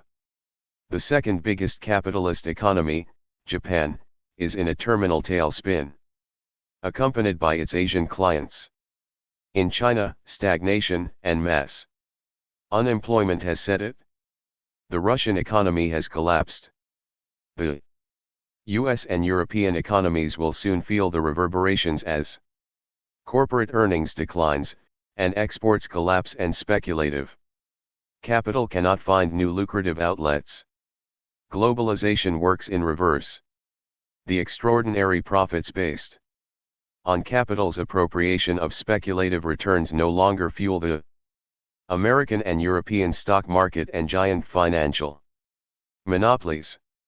The worldwide bankruptcy of capitalism, its inability to reproduce itself, poses a major opportunity to argue for a socialist transformation and against strategies focused on adaptation and merely defensive struggles. Adaptation to austerity leads to new regressive policies. The argument for one more adjustment is an unending melody. There is only more pain, not prosperity, in this never-ending tunnel. Defensive struggles, while necessary for sustaining elementary living conditions in the face of the economic collapse, provide short-term victories yet prepare strategic defeats. Given the non-viability of the historic capital-labor partnership. 157. Under present circumstances, that leaves us with the concept of a socialist transformation. Transformation of what? Toward what? Past and present conceptions of socialist transformations. There are two basic fallacies regarding socialist transformations. One is the notion of delinking linked to the ideas of self-reliance and building socialism in one country. The other is the more recent idea of market socialism, the notion that market-driven forces can create the material basis for socialism. Both conceptions contain grains of truth, but in their underlying logic are very harmful to the construction of socialism. First, the possibility of development of socialist productive forces delinked from world production leads to costly, inefficient and ultimately prolonged periods of harsh accumulation. In most cases, delinking is just not feasible without giving up essential products necessary for consumption and production. Only under harsh wartime conditions or in periods of boycotts and states of siege does it make sense to try to make a virtue of necessity by appealing for self-reliance, urging the people to sacrifice and encouraging the idea that, despite a harsh external setting, a revolutionary population can produce and survive. Such was the case when the US and the USSR encircled Mao's China and restricted its external trade relations. But it would be an egregious error to convert special circumstances into a model of development. The second erroneous approach is the Dengist idea that market forces, private ownership, free trade, and foreign investment directed by the Communist Party can become the driving forces toward the construction of socialism. The ascendancy of the market forces has transformed the Chinese labor force into a global reserve army of cheap labor. It has converted the cadres and leaders of the party into business people who plunder the state for private gain, destroy the environment and produce ecological disasters. In a word, it is the market that directs the party and its leaders and not vice versa. The result is the worst-case scenario, where the authoritarian political structures of communism are combined with the brutal socio 158 economic injustices of capitalism and the catastrophic degradation of the environment. That is the operative meaning of market socialism. We should approach the construction of socialism in a different manner. First of all, the working class has created a vast body of knowledge over time that is world knowledge. The revolutionary regime must link up with this world knowledge in order to avoid the cruel and costly earlier stages of development in which this knowledge was created. In a word, the revolution must link up with world centers of know-how as a necessary step to increase the local capacity to advance the forces of production and democratize the relations of production. Secondly, the economic exchanges, market relations can have a progressive function if they are subordinated to a democratic regime based in direct popular representation in territorial and in productive units. Assembly style. Democracy is not only a strong deterrent of bureaucratic distortions, but also serves as an essential control mechanism over the content and direction of market exchanges. The current fragmentation and dissolution of production is a result of the enclave nature of the export strategy, where key production units specializing in specific commodities serve the international strategies of overseas and domestic investor elites. The socialist strategy focuses on the creation or reconstruction of essential links between domestic economic sectors. The socialist economy resembles a grid rather than the spoke of a wheel that is characteristic of imperial-dominated export economies. The current overseas economic packet that combines foreign investment, control, and management decision-making with technology transfers must be disaggregated under socialism. The capturing of technology without the inconvenient encumbrances of foreign dictates and outrageous CEO salaries and foreign ownership is possible because of the plethora of technologically knowledgeable people and enterprises who can be contracted and paid to transfer know-how. This form of dependence is temporary and has less possibility of perpetuating itself. Learning. 159. From borrowing becomes the basis for adaptation to local needs and the development of autonomous innovative capacities. The breaking of the tyranny of globalization requires the rejection of ownership and control and the selective acquisition of the accumulation of knowledge and products that produce dynamic growth. The parasitical and exploitative structures of globalization need to be differentiated from the creative and productive components.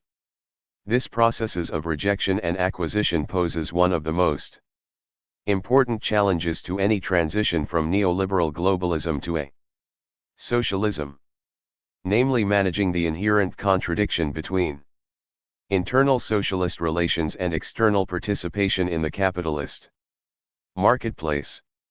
This requires not only democratic control over the economic processes but, more fundamentally, the ideological and cultural education of working people in values of solidarity, operation and equalitarian.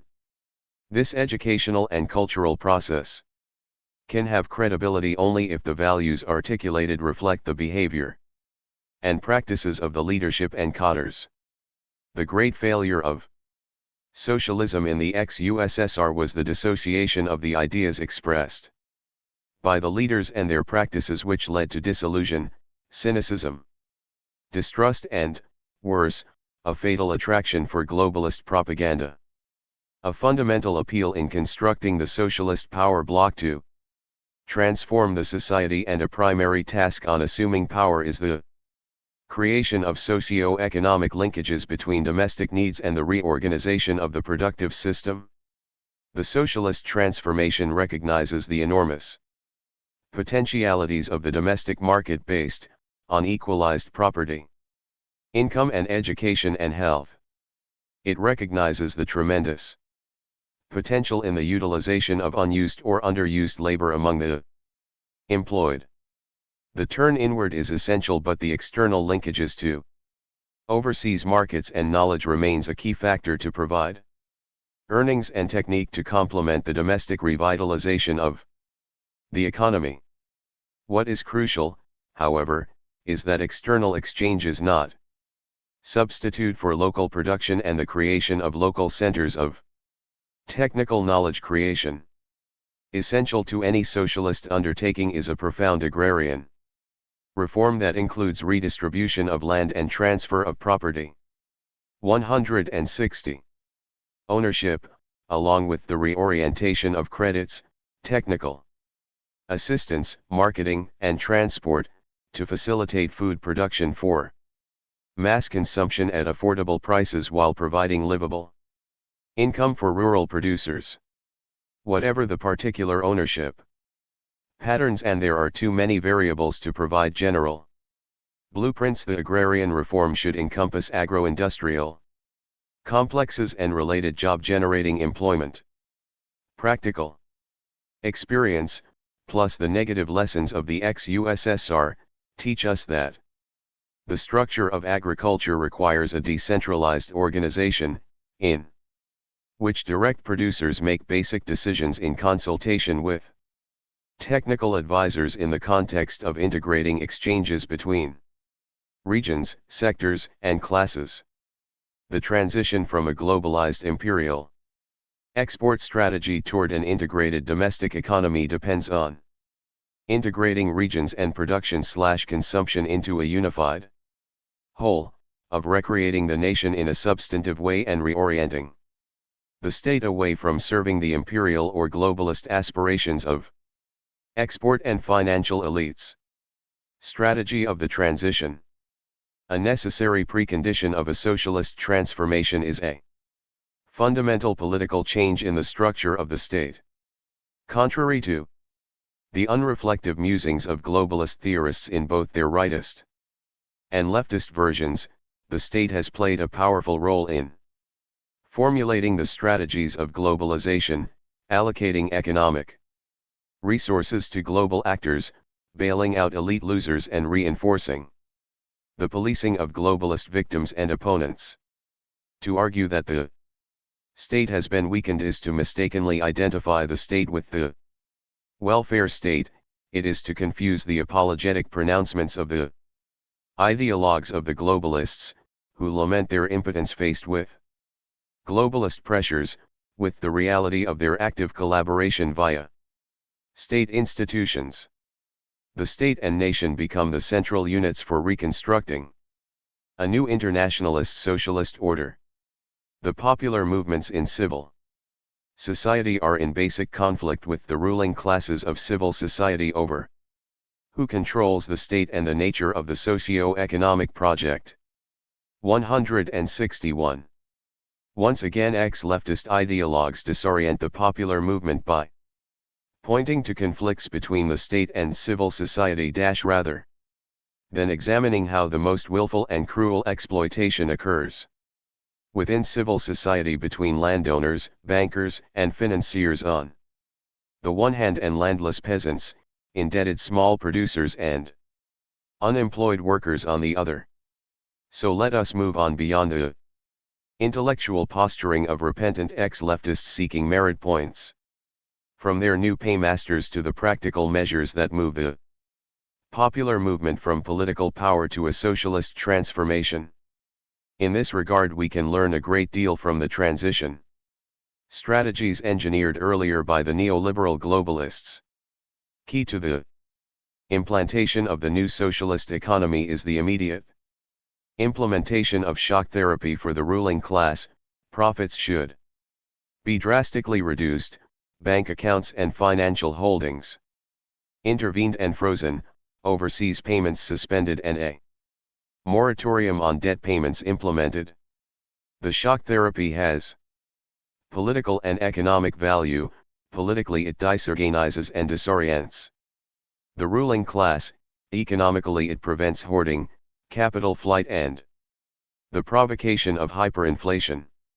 More important, it involves strong state intervention to restructure the economy and reconfigure state budgets and institutions. The purpose is to open the economy for domestic production, to liberate credit and investment for expanding production and exchanges at the national, regional, and local level. Shock therapy predictably will evoke protests and dire cries of injustice and arbitrariness. But quick and resolute action in following up the shock therapy with substantive new investments and credits toward the domestic market can generate more than sufficient support for sustaining the regime. Shock therapy, rationally applied, means renegotiation with former globalist patrons and partners, not repudiation. It does not spell rupture but a reordering of priorities and relations to favor the new forces of the domestic market. The second phase in the transition involves economic reconversion, the shift from hyper specialization in single commodities and limited activity in the industrial production cycle to diversified production, a better balance between local consumption and export. 162. Production, and greater investment in education, research, health and productivity. To realize economic reconversion requires a shift in investments, employment and income policy.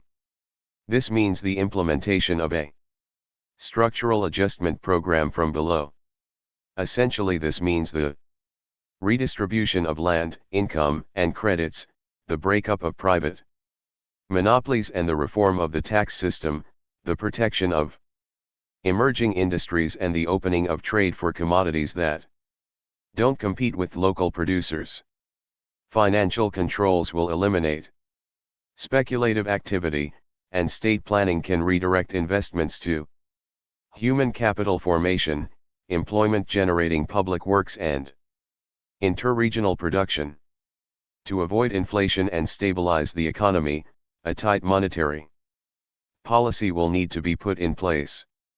Monetarism from below means the elimination of state bailouts of billion-dollar debts due to mismanagement, swindles or speculation by the private sectors, the elimination of low-interest loans and cheap credits to exporters, elimination of tax abatements for multinational corporation in so-called free trade zones.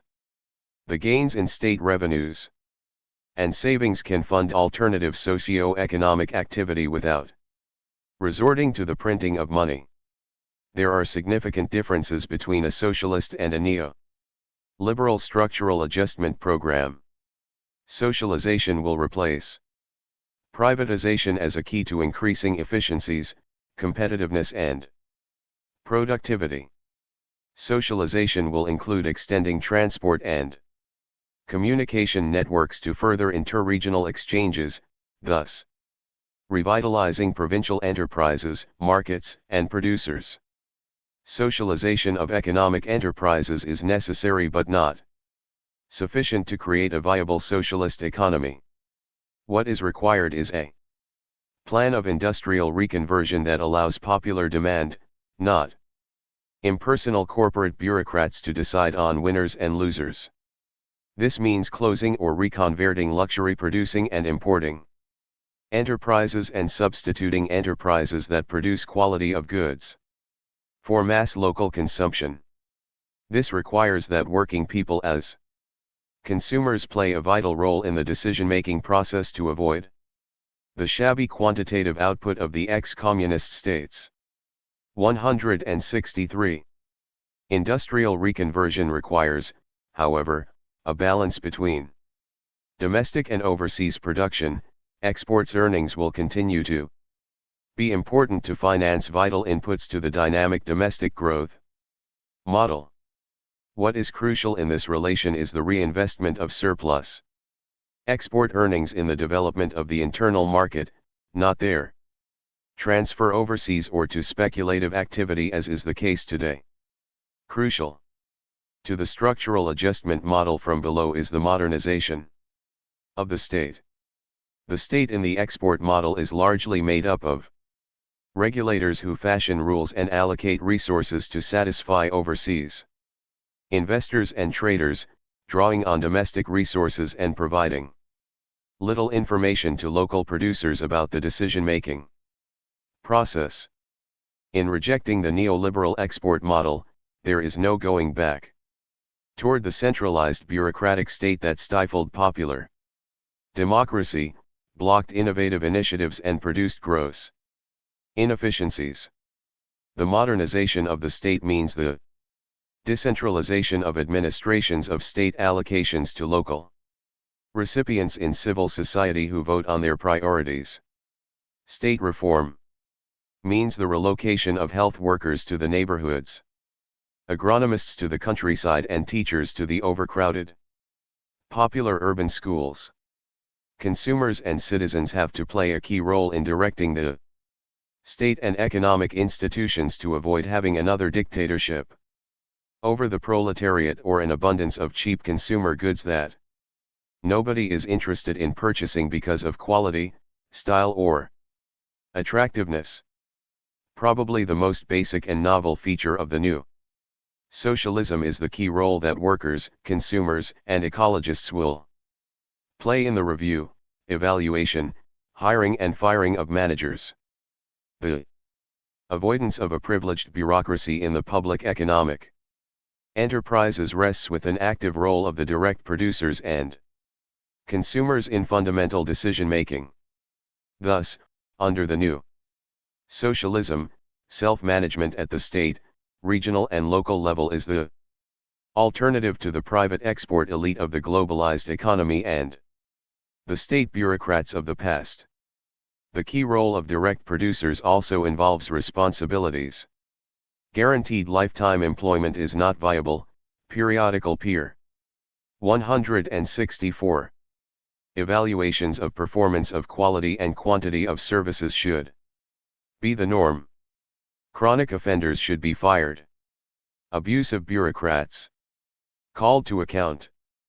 Public utilities workers made accountable for unacceptable delays. Local, decentralized organization allows friends, neighbor and citizens to take decisions into their own hands. Absentee teachers should receive absentee salaries and answer to parents, students, and others. Professors who recycle outdated lectures on yellowing note cards should be evaluated and advised to upgrade their courses or face dismissal. New socialism means the end of the double discourse. It means that personal lifestyle should be in accord with public discourse. Intellectuals cannot critique neoliberalism and then engage in frenzied consumption of imported consumer items. One cannot preach equality up to the doorstep of the household and then practice the authoritarian politics once in the family.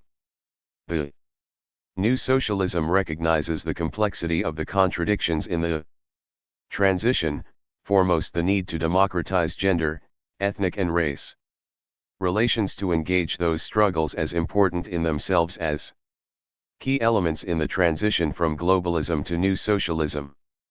Alternatives are not disembodied utopias that are imagined by individuals sitting in front of the internet. The alternatives grow out of the past and present experiences and opportunities that emerge from the failures and crises of the export strategies. The new socialism learns not only from its capitalist adversaries how to turn the tables but also from the mistakes of the old socialism. It is more inclusive, incorporating women, consumers and ecologists.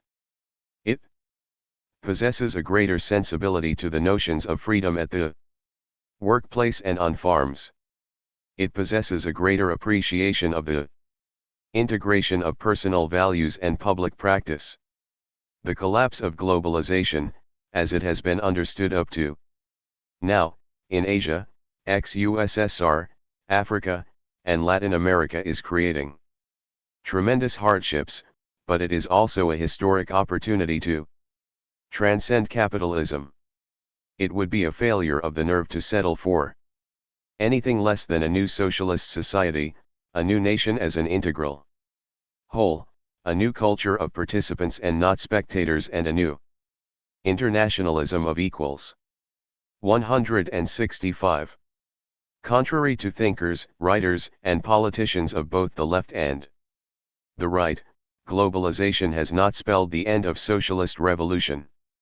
On the contrary, the historic moments and times in which global pretensions became supreme were also the moments in which the great socialist revolutions have taken place. The first great push toward globalization under the auspices of European industrial capitalism, the period between 1880 to 1914, culminated in World War I and the Russian Revolution.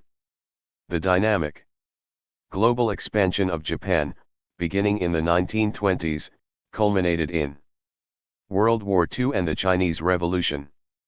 The third wave of globalization, headed by the United States, began in the 1940s and continues to this day.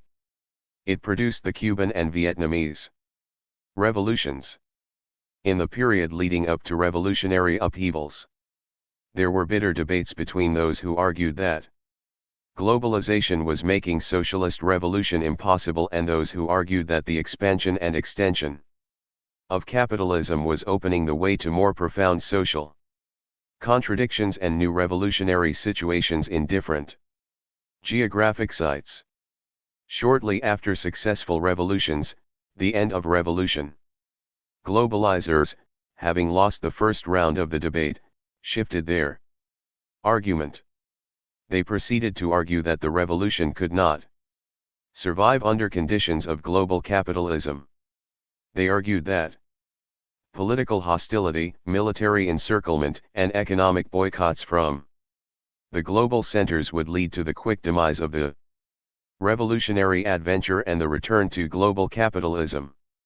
The revolutionary practitioners, or at least some of them, responded by arguing that the revolution was a result of internal conditions and, secondly, that the revolution in the process of transforming society would serve as a point of reference and alternative to other countries.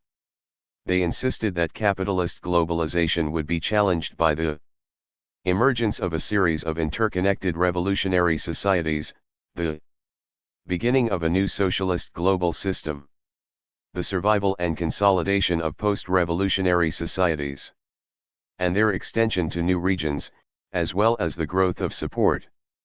166. Among significant sectors of the working people in most globalizing countries, forced globalists to shift their argument once again. They focused on the distortions, degeneration and deviant nature of the revolutionary regimes from their original purpose. The exponents of socialist revolutions divided in their response to the globalists in this argument. The regime supporters of real existing socialism denied any deviations and reaffirmed the successes of the revolution and even postulated future victory over global capitalism by arguing for a new socialist global order. The critics of the regimes of existing socialism argued that a profound process of degeneration had occurred and that fundamental political and socio-economic change were necessary to prevent the reincorporation and resubordination of the revolutionary nations and working people to global capitalism. The prolonged period of political degeneration of the revolutionary regime, expressed in the conversion of the principal leaders to globalized capitalism, led to the demise of the remaining institutions and policies sustaining the original socialist transformation, public property, full employment, socialized medicine, state control over foreign trade, etc. With incorporation of the ex-communist societies into the global market during an expansive phase of Western capitalism, the ideologues of globalization shifted their argument. They insisted that globalization was inevitable and pointed to the incorporation of the former communist countries. In the absence of established alternative social systems, they argued, there was no alternative but to submit and accept globalization. They transformed the economic demands of specific socio-economic units and imperial states into the impersonal commands of transcendent forces. The policies that commanded working people be impoverished and corporate directors be enriched. The globalizers presented a self-serving historical interpretation of socialist revolutions to highlight their contemporary successes. They argued that socialist revolutions were an extended detour from the path of capitalist development, which was inevitable and the only road to growth, prosperity, and modernity. Ex-communists provided 167 grist to the globalist propaganda mill by describing the socialist revolutions as coups, thus denying the profound crises, contradictions and collapse of capitalism that led to the revolutions. Historical crises, the global character of the societal decay emerging from the breakdown of globalized capitalism was ignored. The realization of the goals of global free market policies has led to the most irrational structures and catastrophic outcomes.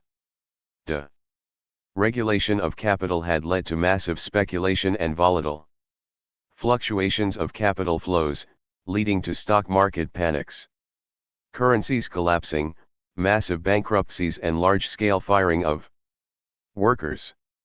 Indiscriminate opening of markets and borrowing have led to the destruction of local producers, irrational borrowing and unsustainable levels of expenditures and debt payments. Privatization has led to huge windfall profits and takeovers by incompetent investors, speculators, and foreign corporations interested in monopoly profits but incapable of sustaining production in a declining market. The social effects are just as devastating: massive declines in living standards, leaving 2/3 of major population centers in Mexico, Indonesia, Russia, and Brazil below the poverty line. Increasingly, masses of people are responding by attacking or rejecting the local and international symbols and representatives of globalized capitalism. The next step could be political movements that move from protest against the immediate effects of globalized capitalism to challenging the fundamental policies, institutions and classes that sustain it. In sum, today as in the past, globalization has created the basic conditions for social revolution. Its apologists are repeating the same arguments of the past: inevitability and universality of globalism, a market imperative that command obedience to the market, and the ultimate failure of revolutionary transformation. Will history prove them wrong once again? 169. Chapter 11. The Promise of Socialism. Overview. It is the aim of the Socialist Labour Party to create a society in which wars will be but evil memories, a society in which poverty will have disappeared, in which freedom will have been made secure, and in which democracy will have become the prevailing order of society for all. In the ideas expressed by the word socialism, as advocated by Marxian socialists, are embodied the hopes and dreams of the ages: a Society of peace and abundance. The belief of the Socialist Labor Party is that through its program and program alone can socialism be attained peacefully. Meaning of socialism. Socialism is no longer a pure, innocent ideal. Its appeal has been tarnished by the authoritarian, statist regimes that have ruled in its name. In the name of social equality, these regimes abolished formal political equality to fulfill the promise of political democracy, which is eviscerated by economic inequality. Democratic socialists work towards a society characterized by equality, solidarity, and participation. Participation will not be orchestrated from above by a paternalist state, but will occur from below in the workplaces, neighborhoods, and schools of civil society. This democratic commitment to social pluralism does not negate the need for a democratic state that would ensure the rule of law, protect the environment, and ensure a basic level of equity for each citizen. It is predominantly through cooperative, voluntary relationships that people will develop the social bonds that render life meaningful. In these institutions, there will be different roles. 170. Conforming to the varied talents citizens bring to different pursuits. The subjugation of authoritarian collectivism has little to do with the liberty of democratic socialism. Democratic socialism only promises the possibility of human fulfillment. It cannot guarantee human happiness. Human failure will exist under democratic socialism, but suffering will not be imposed by institutions over which we have no control. We will finally eliminate the gross inequalities engendered by a capitalist social order. No longer will the accident of a child's class, race, or sex influence his or her life opportunities. The democratic revolutions of the 18th century envisioned a world characterized by liberty, equality, and fraternity. The inequalities of power and wealth perpetuated by capitalism frustrated that vision. Democratic socialism proposes nothing less than to complete that long revolution. The dramatic worsening of the world economic crisis over the summer gives us a clear indication that the capitalist system really is on its last legs. The debt crisis has demonstrated the literal bankruptcy not only of the banks, but of entire states, and not only the states of weak economies like Greece or Portugal but key countries of the Eurozone, and on top of it all, the most powerful economy in the world, the USA. And if the crisis is global, it is also historic. The mountain of debt that has become so visible over the last few years is only the consequence of capitalism trying to postpone or hide the economic crisis which surfaced as far back as the late 1960s and early 70s. And as today's recession reveals its real face as a genuine depression, we should recognize that this is really the same underlying crisis as the one which paralyzed production in the 1930s and tipped the world towards imperialist war. A crisis expressing the historical obsolescence of the capitalist system. The difference between today's depression and that of the 1930s is that capitalism today has run out of choices. In the 1930s, the ruling class was able to offer its own barbaric solution to the crisis, mobilizing society for imperialist war and redividing the world market. This reorganization created the conditions for launching the boom of the 50s and 60s. This was an option at that time, partly. 171. Because World War did not yet automatically imply the destruction of capitalism itself, and there was still room for new imperialist masters to emerge in the aftermath of the war. But it was an option above all, because the working class in those days had tried and failed to make its revolution and had been plunged into the worst defeat in its history, at the hands of Stalinism, fascism, and democracy. Today world war is only an option in the most abstract, theoretical sense.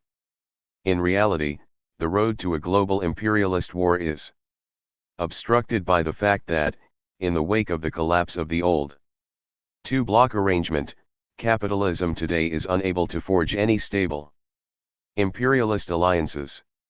It's also obstructed by the absence of any unifying ideology capable of persuading the majority of the exploited in the central capitalist countries that this system is worth fighting and dying for. Both these elements are linked to something deeper. The fact that the working class today has not been defeated and is still capable of fighting for its own interests against the interests of capital. Dangers facing the working class. Does this mean that we heading by some automatic process towards revolution?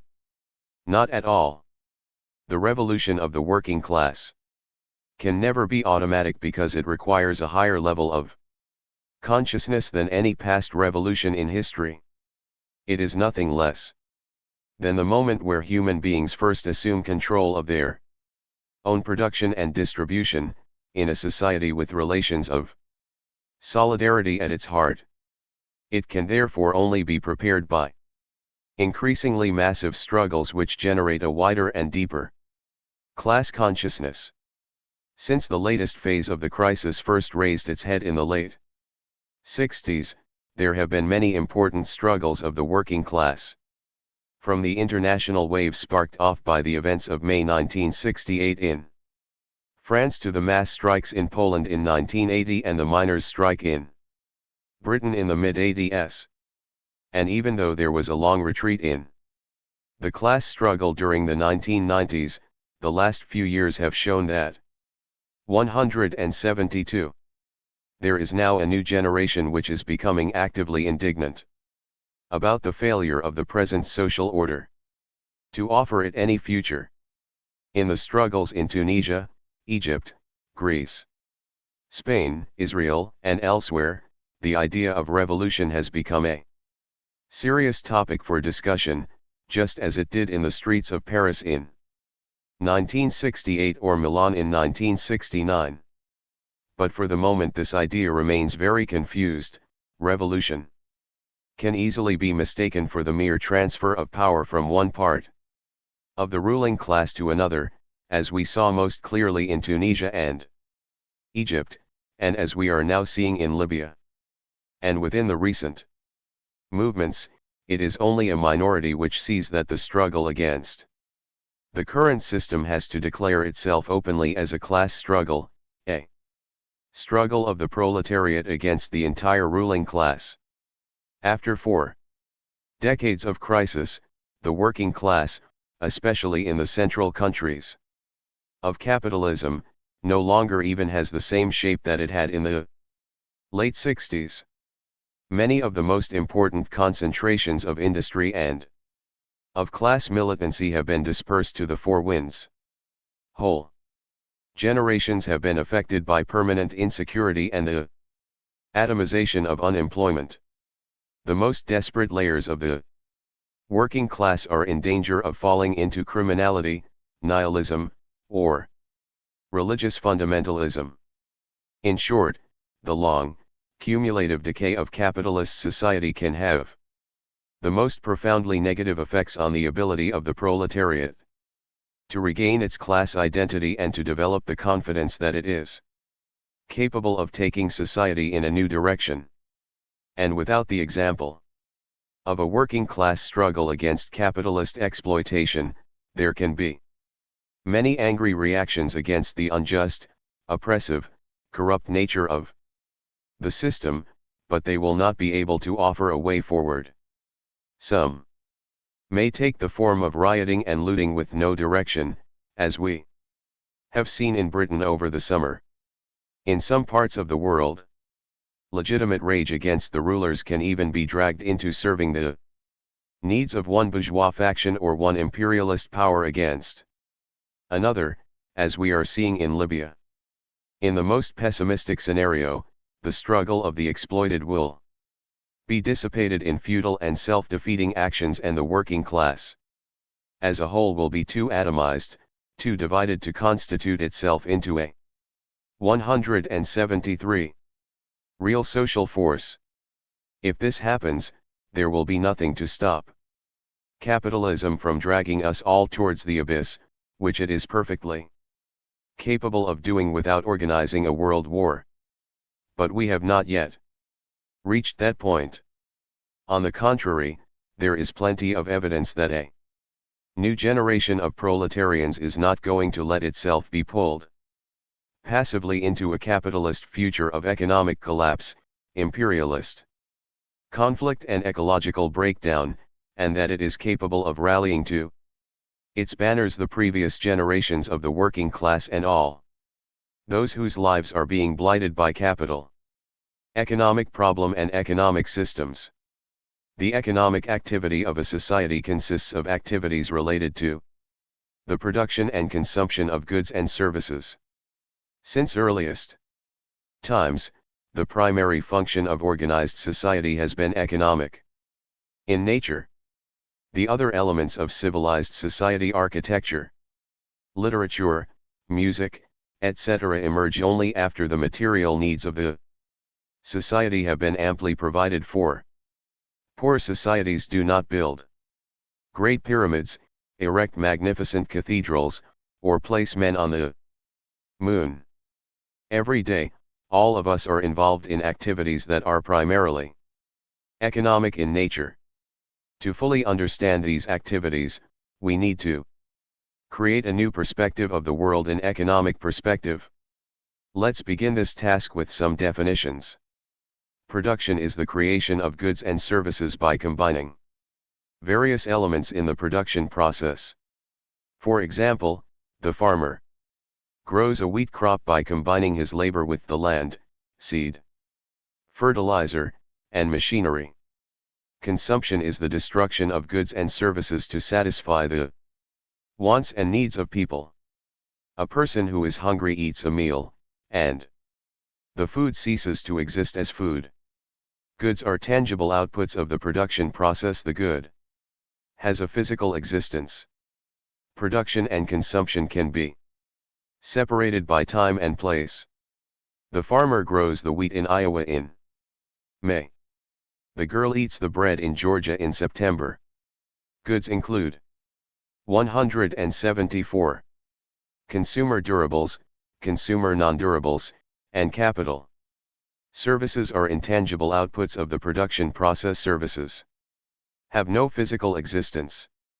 As a result, production and consumption usually occur at the same time and place.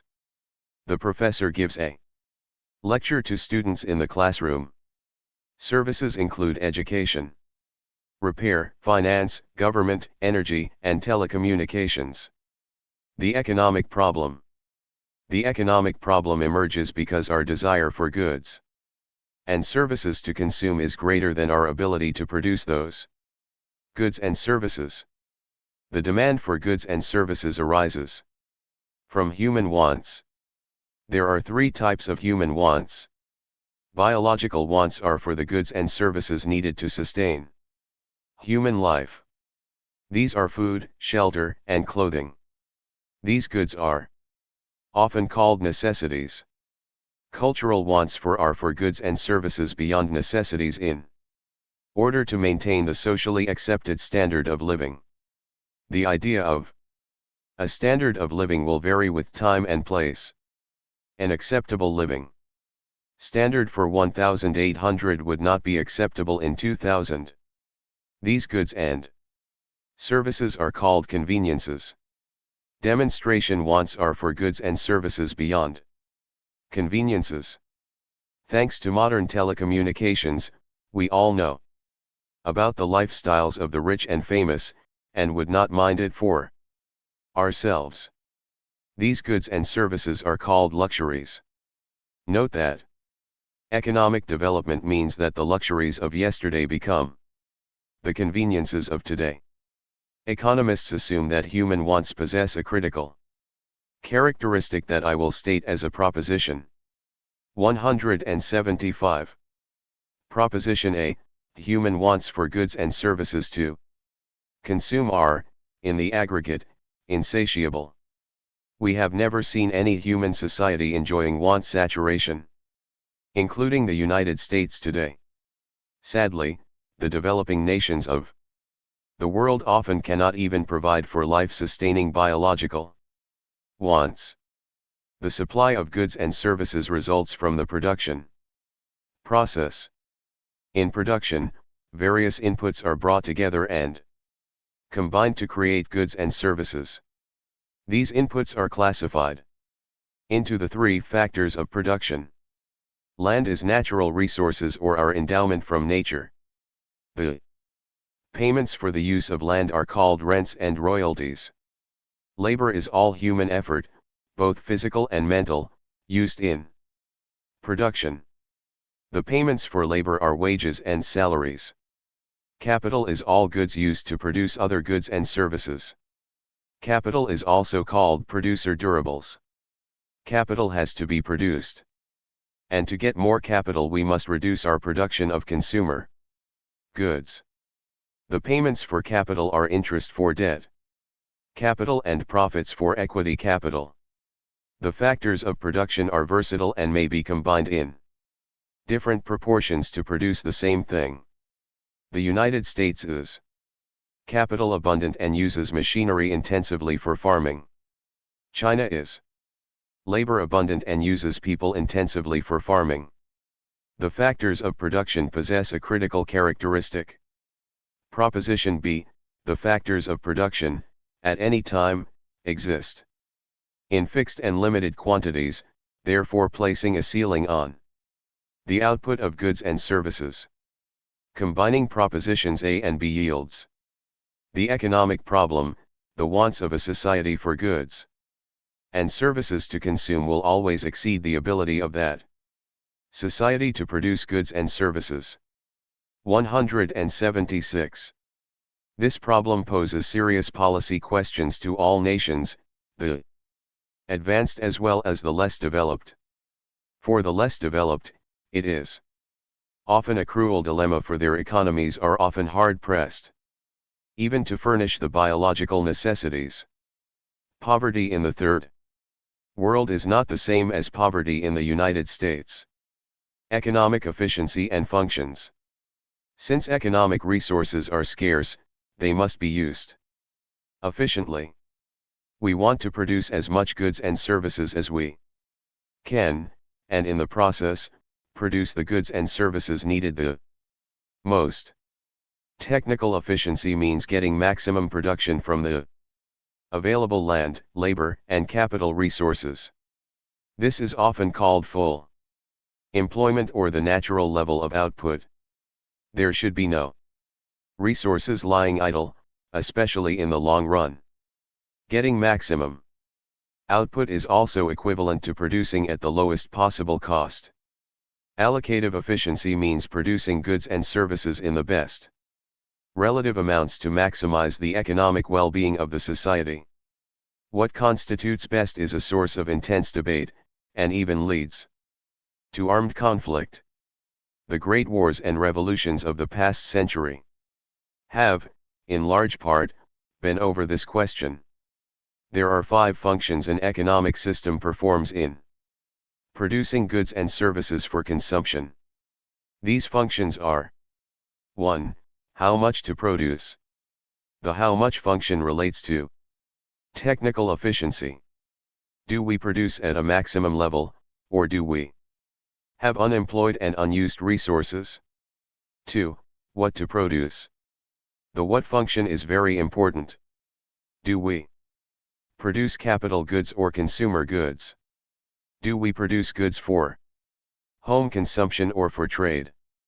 All these reflect the question of allocative efficiency. 3. How to produce. The how function refers to the type of production techniques to be used. If we want technical efficiency and maximum output, we will always use the lowest cost method of production. 177. 4. Who consumes. The bottom line, as the little red hen observed, is who gets to eat the cake. The determination of who gets to consume will be reflected in what is produced. This is the core question of allocative efficiency and equity concerns. 5. Adaptability. How flexible is the economic system in responding to changes? Can the system adapt and survive economic and social challenges? Can the economy continue to achieve technical and allocative efficiency? Different societies have performed these economic functions and sought to achieve technical and allocative efficiency in different ways. These ways can be classified as different economic systems. The watershed event is the Industrial Revolution, which began in Europe in the 1700s. Before that time, we classify all economies as traditional. The Industrial Revolution began to spread around the world, and carried 4 new economic systems with it. The first new economic system was capitalism, or the market system. However, early capitalism left many people in poverty, while competitive markets decayed into monopolies. In response, social reformers developed alternative economic systems. Fascism and socialism attempted to fix capitalism with a dose of government participation. Communism simply sought to overthrow capitalism. It was a struggle between the invisible hand of free markets and the visible hand of the command economy. The following table compares and contrasts these 5 types of economic systems. Economic systems. Economic function: traditional capitalism, fascism, socialism, communism. 1. How much to tradition: market state / market state / market state. Produce. 2. What to tradition: market state / market state / market state. Produce. 178. 3. How to produce: tradition, market state / market state. 4. Who consumes: tradition, market state / market state / market state. 5. Adaptability. None, yes, some, little, none. 179. Chapter 12. Music of the Future: Democracy, Liberty and Solidarity. Overview. Record capitalist profits are accrued by pillaging the public treasury, denying pensions and prolonging work till you die, bankrupting most families with exorbitant private, corporate, medical and educational costs. More than ever in recent history, record majorities reject the rule by and for the bankers and the corporate ruling class. Inequalities between the top 1% and the bottom 99% have reached record proportions. CEOs earn 325 times that of an average worker. Since the state has become the foundation of the economy of the Wall Street predators, and since reform and regulation has dismally failed, it is time to consider a fundamental systemic transformation that begins via a political revolution which forcibly ousts the non-elected financial and corporate elites running the state for their own exclusive interests. The entire political process, including elections, are profoundly corrupt. Each level of office has its own inflated price tag. The current presidential contest will cost $2 to $3 billion to determine which of the servants of Wall Street will preside over the revolving door. The revolving door, from Wall Street to Treasury and return. Effectively, the relation between Wall Street and Treasury has become a revolving door, from Wall Street to the Treasury Department to Wall Street. Private bankers take appointments in Treasury to ensure that all resources and policies Wall Street needs are granted with maximum effort, with the least hindrance from citizens, workers, or taxpayers. Wall Streeters in Treasury give highest priority to Wall Street survival, recovery and 180. Expansion of profits. They block any regulations or restrictions on bonuses or a repeat of past swindles. Wall Streeters make a reputation in Treasury and then return to the private sector in higher positions, as senior advisors and partners. A Treasury appointment is a ladder up the Wall Street hierarchy. Treasury is a filling station to the Wall Street limousine, ex-Wall Streeters fill up the tank, check the oil and then jump in the front seat and zoom to a lucrative job and let the filling station pay the bill. Approximately 774 officials departed from Treasury between January 2009 and August 2011. All provided lucrative services to their future Wall Street bosses, finding it a great way to re-enter private finance at a higher, more lucrative position. A report in the Financial Times of February 6, 2012 entitled Appropriately Manhattan Transfer provides typical illustrations of the Treasury Wall Street revolving door. Ron Bloom went from a junior banker at Lazard to Treasury, helping to engineer the trillion-dollar bailout of Wall Street, and returned to Lazard as a senior advisor. Jake Seward went from Wall Street to becoming a top aide to Treasury Secretary Tim Geithner, and then graduated to Goldman Sachs, having served to undercut any cap on Wall Street bonuses. Michael Mundica, the most senior tax official in the Obama regime, came from the street and then went on to a highly lucrative post in Ernst & Young, a corporate accounting firm, having helped write down corporate taxes during his stint in public office. Eric Solomon, a senior tax official in the infamous corporate tax-free Bush administration, made the same switch. Jeffrey Goldstein, who Obama put in charge of financial regulation and succeeded in undercutting popular demands, returned to his previous employer, Hellman and Friedman, with the appropriate promotion for services rendered. Stuart Levy, who ran AIPAC sanctions against Iran policies out if Treasury's so-called anti-terrorist agency was hired as general counsel by HSBC to defend it from investigations for money laundering. In this case, Levy moved from promoting Israel's war aims to defending an international bank accused of laundering billions in Mexican cartel money. Levy, by the 181 way, spent so much time pursuing Israel's Iran agenda that he totally ignored the Mexican drug cartel's billion-dollar money laundering cross-border operations for the better part of a decade. Lou Alexander, a senior advisor to Geithner in designing the trillion-dollar bailout, is now a senior official in Nomura, the Japanese bank.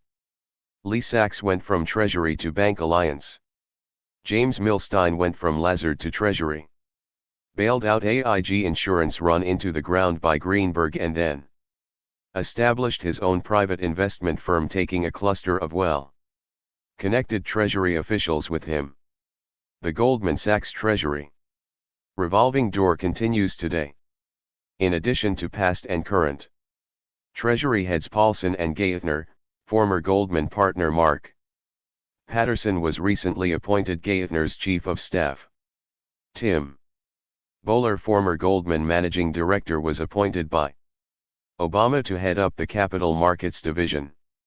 It should be abundantly clear that elections, parties, and the billion-dollar electoral campaigns have little to do with democracy and more to do with selecting the president and legislators who will appoint non-elected Wall Streeters to make all the strategic economic decisions for the 99% of Americans.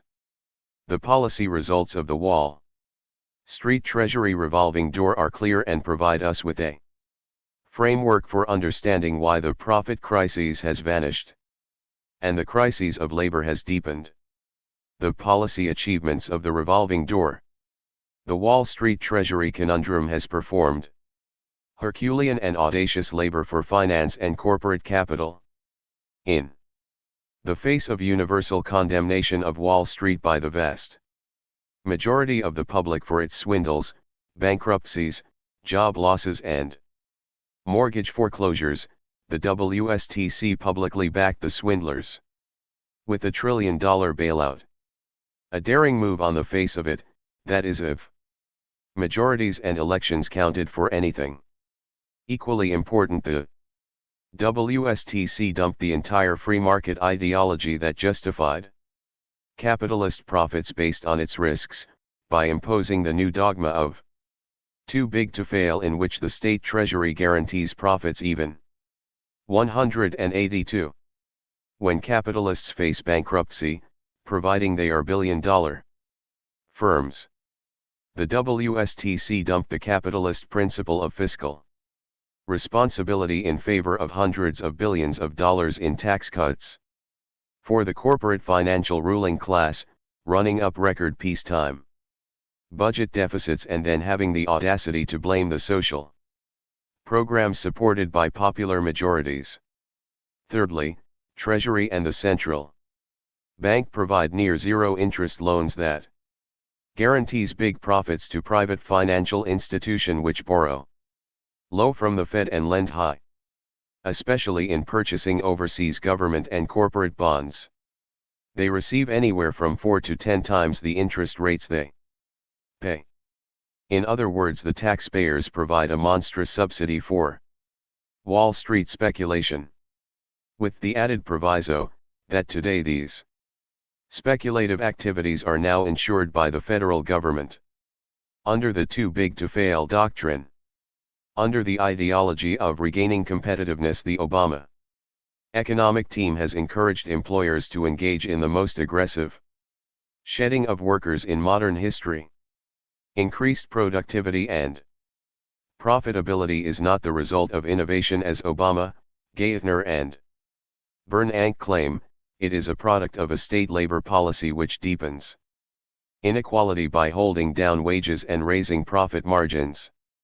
It entails fewer workers producing more commodities as well as cheap credit and bailouts for the billion-dollar banks and no refinancing for households and small and medium-sized firms, leading to bankruptcies, buyouts and consolidation, namely, greater concentration of ownership. As a result, the mass market stagnates but corporate and bank profits reach record levels.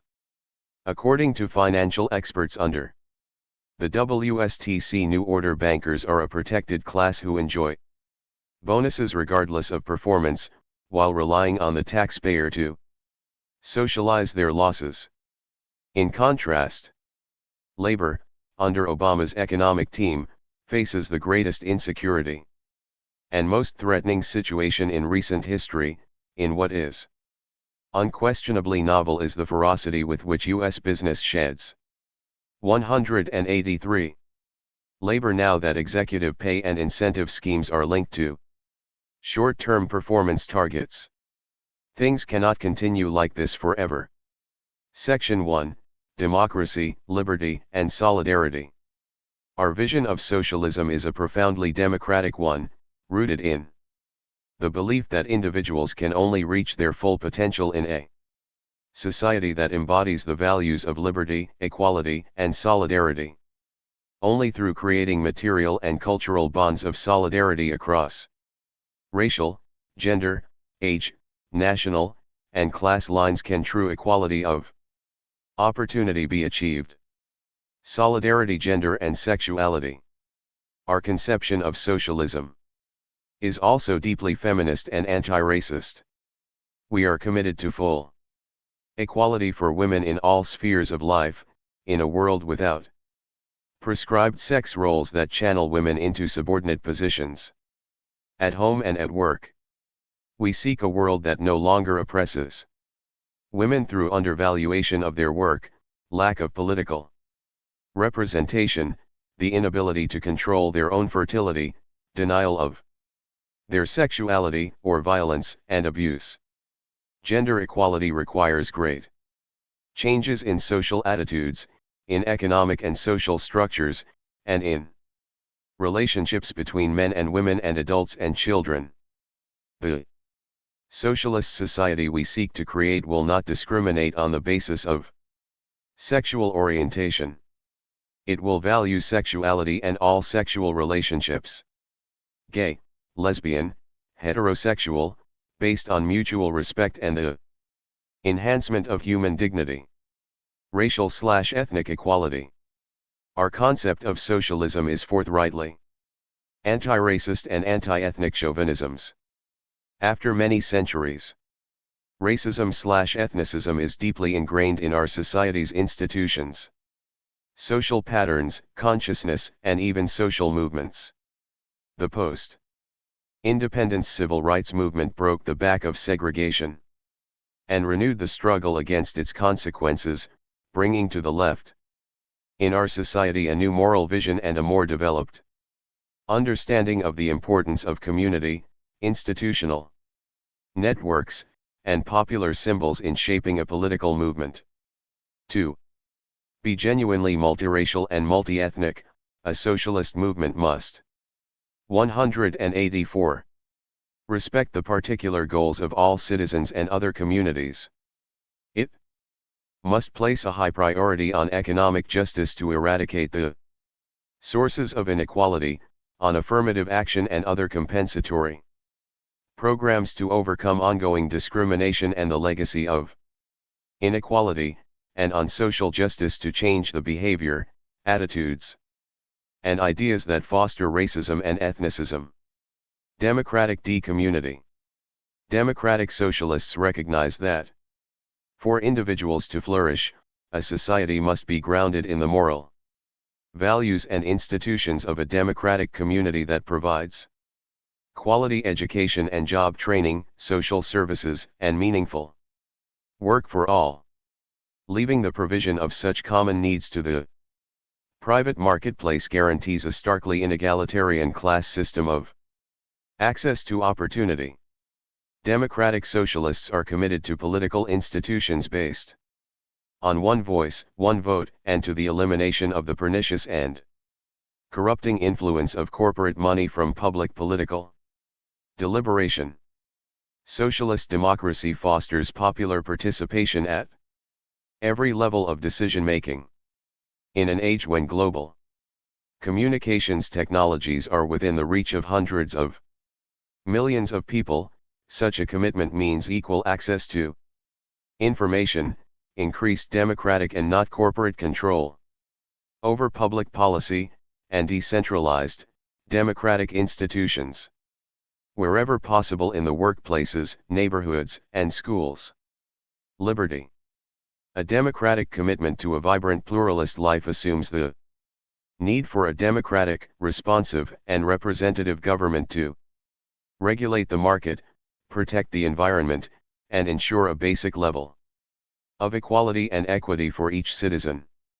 In the 21st century, such regulation will increasingly occur through international, multilateral action.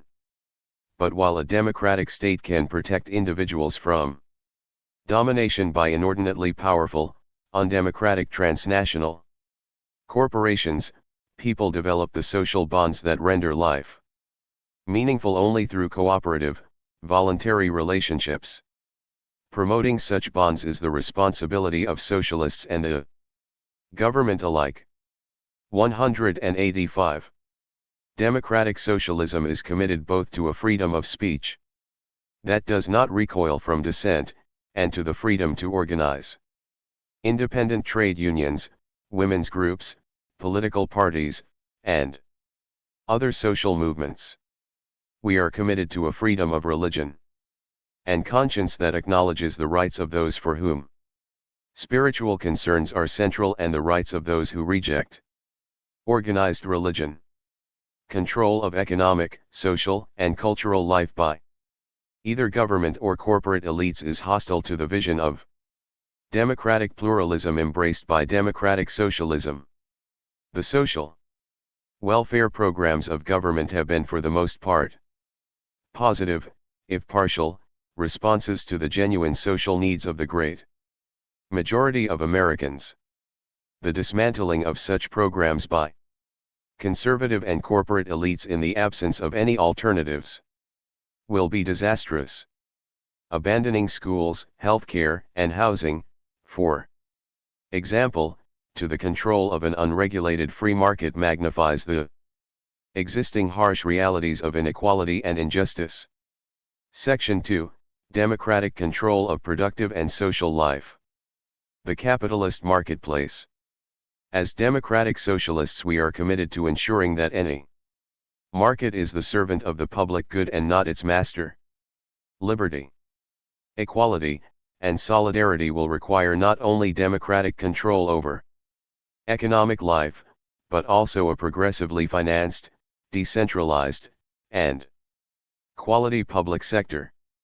Free markets or private charity cannot provide adequate public goods and services. Transnational corporate domination does not result merely from the operation of a pure market, but from conscious government actions, from tax policy to deregulation, that structure the economy in the interest of corporate power. The capitalist market economy not only suppresses global living standards, but also means chronic underfunding of socially necessary public goods, from research and development to preventive health care and job training. The market and its ideology is rife with internal contradictions.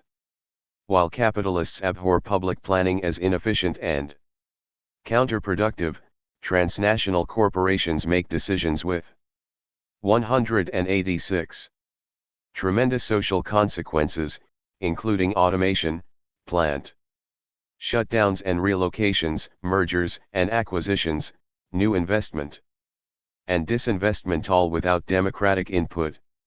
They also engage in unrelenting efforts to control the market, even through illegal means, such as price fixing, antitrust violations, and other collusion. In the workplace, capitalism eschews democracy. Individual employees do not negotiate the terms of their employment except in rare circumstances, when their labor is very highly skilled.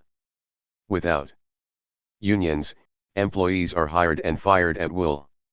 Corporations govern through hierarchical power relations more characteristic of monopolies than of free markets. Simply put, the domination of the economy by privately owned corporation is not the most rational and equitable way to govern our economic life. Vision of a socialist economy. The operation of a democratic socialist economy is the subject of continuing debate within DSA. First, it must mirror democratic socialism's commitment to institutional and social pluralism. Democratic, representative control over fiscal, monetary, and trade policy would enable citizens to have a voice in setting the basic framework of economic policy. What social investment is needed? Who should own or control basic industries, and how they might be governed?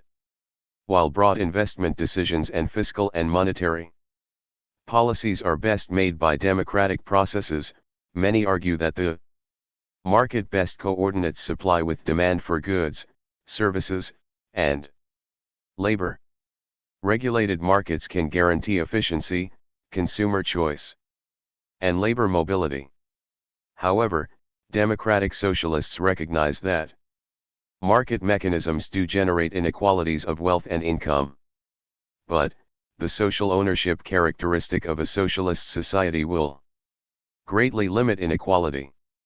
In fact, widespread worker and public ownership will greatly lessen the corrosive effect of capitalists' markets on people's lives. Social need will outrank narrow profitability as the measure of success for our economic life. 187. Interactions of economy and society.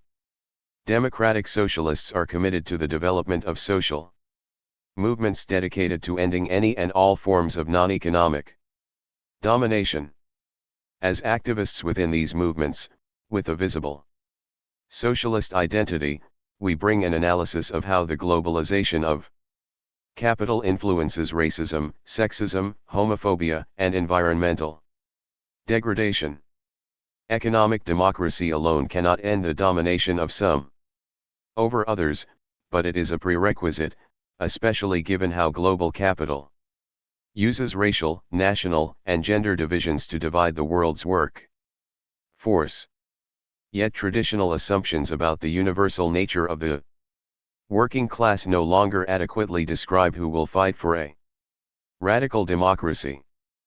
People identify with the fight for social justice in many ways. As socialists within the social movements, we bring a vision and politics that argues for the democratic control of transnational corporate power as a necessary, though not sufficient, condition for racial, gender, and economic justice. Racism, sexism, xenophobia, and resentment of the poor are exacerbated by economic insecurity. Those threatened by economic restructuring and decline may view less privileged people as competitors or even enemies. For example, some have caricatured affirmative action as a system of strict racial quotas and preferences, ensuring jobs for the non-qualified, rather than as a largely successful effort to open up the job market to women and people of color, excluded by existing, often prejudicial, methods of recruitment and hiring. Racism, sexism, and homophobia are not the only forms of oppression that both predate capitalism and are continually transformed by it. The persistence of anti-Semitism, for example, has no single explanation. Discrimination based on age is prevalent and affects both young and old. Discrimination occurs in a myriad of forms, and a socialist society must eradicate all of them, ending environmental degradation and building a sustainable world meeting today's needs without jeopardizing future generations. Require new ways of thinking about socialism as well. The depletion of non-renewable resources and the pollution of our 188 air and water argue both for regulatory protection and reforming market incentives in order to reverse corporate and individual behavior. The victims of pollution are most often people of color and lower income communities. Environmental protection and environmental justice must be part of a democratic socialist agenda. Social movements have helped democratic socialists to shape a broader perspective of socialism, one that recognizes that economic change is a necessary, but not sufficient condition for justice. They have guided us toward a deeper pluralist vision of socialism as the humanizing of relationships between men and women, between whites and people of color, and between all of us and the environment. Section 3, the global economy, global politics, and the state. The last decade has witnessed massive shifts in global politics and the global economy. These changes have shaped and been shaped by technological change, a new awareness of humanity's connection to our environment, an increasing recognition of intersection between economics, environment, and gender equality, changes in the role of the state and of capital, and much more. Yet the outcome increasing accumulation of wealth and power in the hands of a few, despoliation of the environment, and individual isolation and alienation, or enhanced quality of life, sustainable development, and strengthened communities, remains to be seen. Global economy. In the emerging global capitalist economy, the controlling economic institutions, the transnational corporations, have integrated financing, production, distribution, and consumption on a vast scale. They now have the capacity to function as stateless institutions, relatively independent of any particular national economy. National governments, even in Western Europe and North America, have ever more difficulty controlling capital, currency flows, and investment while defending the living standards of working 189 people. The result is that the majority of wage and income earners in the advanced capitalist nations are now experiencing a long-term leveling down of wages and living conditions tantamount to a Gradual impoverishment of this vast working class. The extent of impoverishment is in dispute, but many economists now believe that only 1/5 of the population is rising in affluence, while the rest are suffering a gradual or abrupt erosion of their living standards. Through globalization, capital eludes governmental regulation. The movement of capital across borders, unlike the movement of labor, is all but unrestricted. Indeed, under the World Trade Organization and the North American Free Trade Agreement, laws protecting the rights of workers can be deemed a barrier to free trade. Global environment. Transnational corporations avoid environmental regulations as well as worker protections. The maquiladoras, or tax-free production zones on the US-Mexican border, are prime examples. Border communities in both countries are feeling the effects of corporate pollution by companies that left the US for Mexico, where environmental enforcement is weaker. As with labor rights, NAFTA and the World Trade Organization can restrict enforcement of a nation's environmental laws if they are ruled a barrier to free trade. So as transnational corporations raid the resources of less developed countries and pollute the environment of the North and the South. No international agency has the authority to protect the earth. Trade is only one aspect of the global economy. Development, fostered by the World Bank and the International Monetary Fund, has encouraged strategies modeled on the North resource and capital intensive with little regard for indigenous communities or environments. The end result has too often been enrichment of a wealthy few and increased poverty and environmental hazards for many. Emphasis on industrial agriculture and cash crops has, for example, resulted in the destruction of rainforests and in desertification in some regions. International development efforts usually ignore indigenous small-scale farming and community development as non-productive because they fail to generate large 190 amounts of cash, even as they improve living standards. Since such activity is usually the province of women, its displacement has also led to a decline in women's position. Today, advocates of sustainable and just development recognize the important connection of environmental protection, eradication of poverty, and gender equity. Global politics. U.S. dominance of the global economy is buttressed by its political power and military might. Indeed, the United States is engaged in a long-term policy of imperial overreach in a period in which global instability will probably increase. Elements of this instability include national, ethnic, and religious conflicts, economic decline and stagnation of subordinate capitalist nations, trade rivalries among advanced capitalist nations, and environmental degradation imperiling the quality of life. 50 years of world leadership have taken their toll on the U.S. The links among heavy military spending, fiscal imbalance, and a weakening economy are too clear to ignore. Domestically, the United States faces social and structural economic problems of a magnitude unknown to other advanced capitalist states. The resources needed to sustain U.S. dominance are a drain on the national economy, particularly the most neglected and underdeveloped sectors.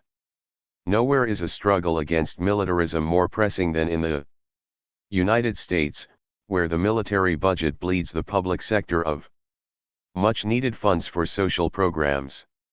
No country, even a superpower like the United States, can guarantee peace and stability, never mind justice. Only a genuinely multinational armed force can intervene in violent conflicts to enforce generally accepted standards of human rights and democratic practices. Such peacekeeping is one important function that must be strengthened within a new global governance. Enforcement of international standards is another. Treaties on human rights, international labor standards, women's rights, environmental protection have all been ratified by many nations. Enforcement remains problematic. New international regulatory bodies must ensure that the interests of all the world's 191 people are protected with the power to tax transnational corporations that can now escape national taxes. Section 4, a strategy for the next left. Socialists have historically supported public ownership and control of the major economic institutions of society, the large corporations, in order to eliminate the injustice and inequality of a class-based society, and have depended on the organization of a working class party to gain state power to achieve such ends. In the United States, socialists joined with others on the left to build a broad-based, anti-corporate coalition, with the unions at the center, to address the needs of the majority by opposing the excesses of private enterprise. Many socialists have seen the Democratic Party, since at least the New Deal, as the key political arena in which to consolidate this coalition, because the Democratic Party held the allegiance of our natural allies through control of the government by the Democratic Party coalition, led by anti-corporate forces, a progressive program regulating the corporations, redistributing income, fostering economic growth and expanding social programs could be realized.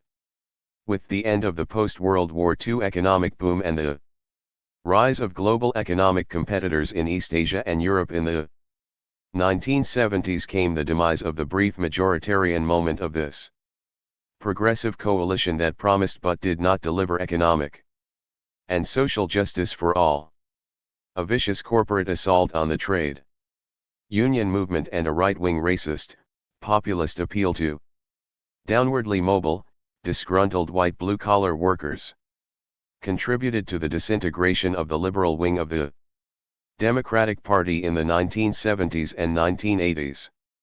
Today, the mildly redistributive welfare state liberalism of the 1960s, which accepted the corporate dominance of economic decision-making, can no longer be the programmatic basis for a majoritarian progressive politics. New Deal and Great Society liberalism depended upon redistribution at the margins of an ever-expanding economic pie. But today corporations no longer aspire to 192. Expand production and consumption by raising global living standards. Rather, global capital engages in a race to increase profits by downsizing and lowering wages. With the collapse of the political economy of corporate liberalism, came the atrophy of the very institutions upon which the progressive politics of the New Deal and Great Society had been constructed. No longer do the social basis for a majoritarian democratic politics. Strong trade unions, social movements, and urban, democratic political machines simply await mobilization by a proper electoral appeal. Rather, a next left must be built from the grassroots up. Given the globalization of economic power, such grassroots movements will increasingly focus upon building a countervailing power to that of the transnational corporations. A number of positive signs of this democratic and grassroots realignment have emerged. New labor leadership has pledged to organize a workforce increasingly constituted by women, people of color, and immigrant workers. Inner-city grassroots community organizations are placing reinvestment, job creation, and economic democracy at the heart of their organizing. The women's movement increasingly argues that only by restructuring work and child care can true gender equality be realized. And the fight for national health care, a modest reform long provided by all other industrial democracies united abroad, coalition of activists and constituencies. But such movements cannot be solely national in scope. Rather, today's social movements must be as global as the corporate power they confront. They must cooperate across national boundaries and promote interstate democratic regulation of transnational capital. If socialism cannot be achieved primarily from above, through a democratic government that owns, control and regulates the major corporations, then it must emerge from below, through a democratic transformation of the institutions of civil society, particularly those in the economic sphere. In other words, a program for economic democracy. As inequalities of wealth and income increase and the wages and living standards of most are either stagnant or falling, social needs expand. Only a revitalized public sector can universally and democratically meet those needs. 193. Economic democracy. Economic democracy can empower wage and income earners through building cooperative and public institutions that own and control local economic resources. Economic democracy means, in the most general terms, the direct ownership and/or control of much of the economic resources of society by the great majority of wage and income earners. Such a transformation of work life directly embodies and presages the practices and principles of a socialist society. Alternative economic institutions, such as cooperatives and consumer, community, and worker-owned facilities are central to economic democracy. Equally important is the assertion of democratic control over private resources such as insurance and credit, making them available for socially responsible investment as well as over land, raw materials, and manufacturing infrastructure. Such democratic control must also encompass existing financial institutions, whose funds can be used to invest in places abandoned or bypassed by transnational capital, such as urban and rural areas, and in sectors of the population that have been historically denied control and ownership of significant economic resources. Such a program will recognize the economic value of childrearing and home care by family members as unpaid labor, and account for this work in all considerations of benefits. The key to economic democracy is a democratic labor movement that plays a central role in the struggle for a democratic workplace, whether worker or privately owned. In workplaces that the employees do not own traditional corporations, family businesses, government, and private non-profits, only independent, democratically run unions can protect workers. The importance of economic democracy extends beyond the ownership and control of economic resources. It is the only way to fulfill the democratic aspirations of the vast majority of Americans. The democratic ideal today has been drastically narrowed in scope and substance to reduce its threat to established power and privilege. The current assault on the welfare state led by corporate and conservative elites is also an attack on political democracy. Democratic socialists must reinvest democracy with its political and economic content to give full voice. 194. To popular democratic aspirations. Finally, economic democracy is also the only way to mediate and overcome divisions based upon race, gender, religion, and ethnicity that undercut universal social justice. Global justice. A program of global justice can unite opponents of transnational corporations across national boundaries around a common program to transform existing international institutions and invent new global organizations designed to ensure that wages, working conditions, environmental standards, and social rights are leveled up worldwide. The basis of cooperation for fighting the transnationals must be forged across borders from its inception. Economic nationalism and other forms of chauvinism will doom any expanded anti-corporate agenda. The international financial institutions serving the interests of transnational capital are important arenas of struggle for a global social and environmental agenda. Elements of this agenda include efforts to advance social charters in free trade agreements, to propose alternative investment strategies for the World Bank and the International Monetary Fund, to strengthen the enforcement of existing treaties on the environment, labor standards, social policies, etc., and to promote international standards that put social justice before corporate profit. Stronger international ties among trade unions and joint actions across borders in defense of wage standards, working conditions and social rights are critical. Social redistribution.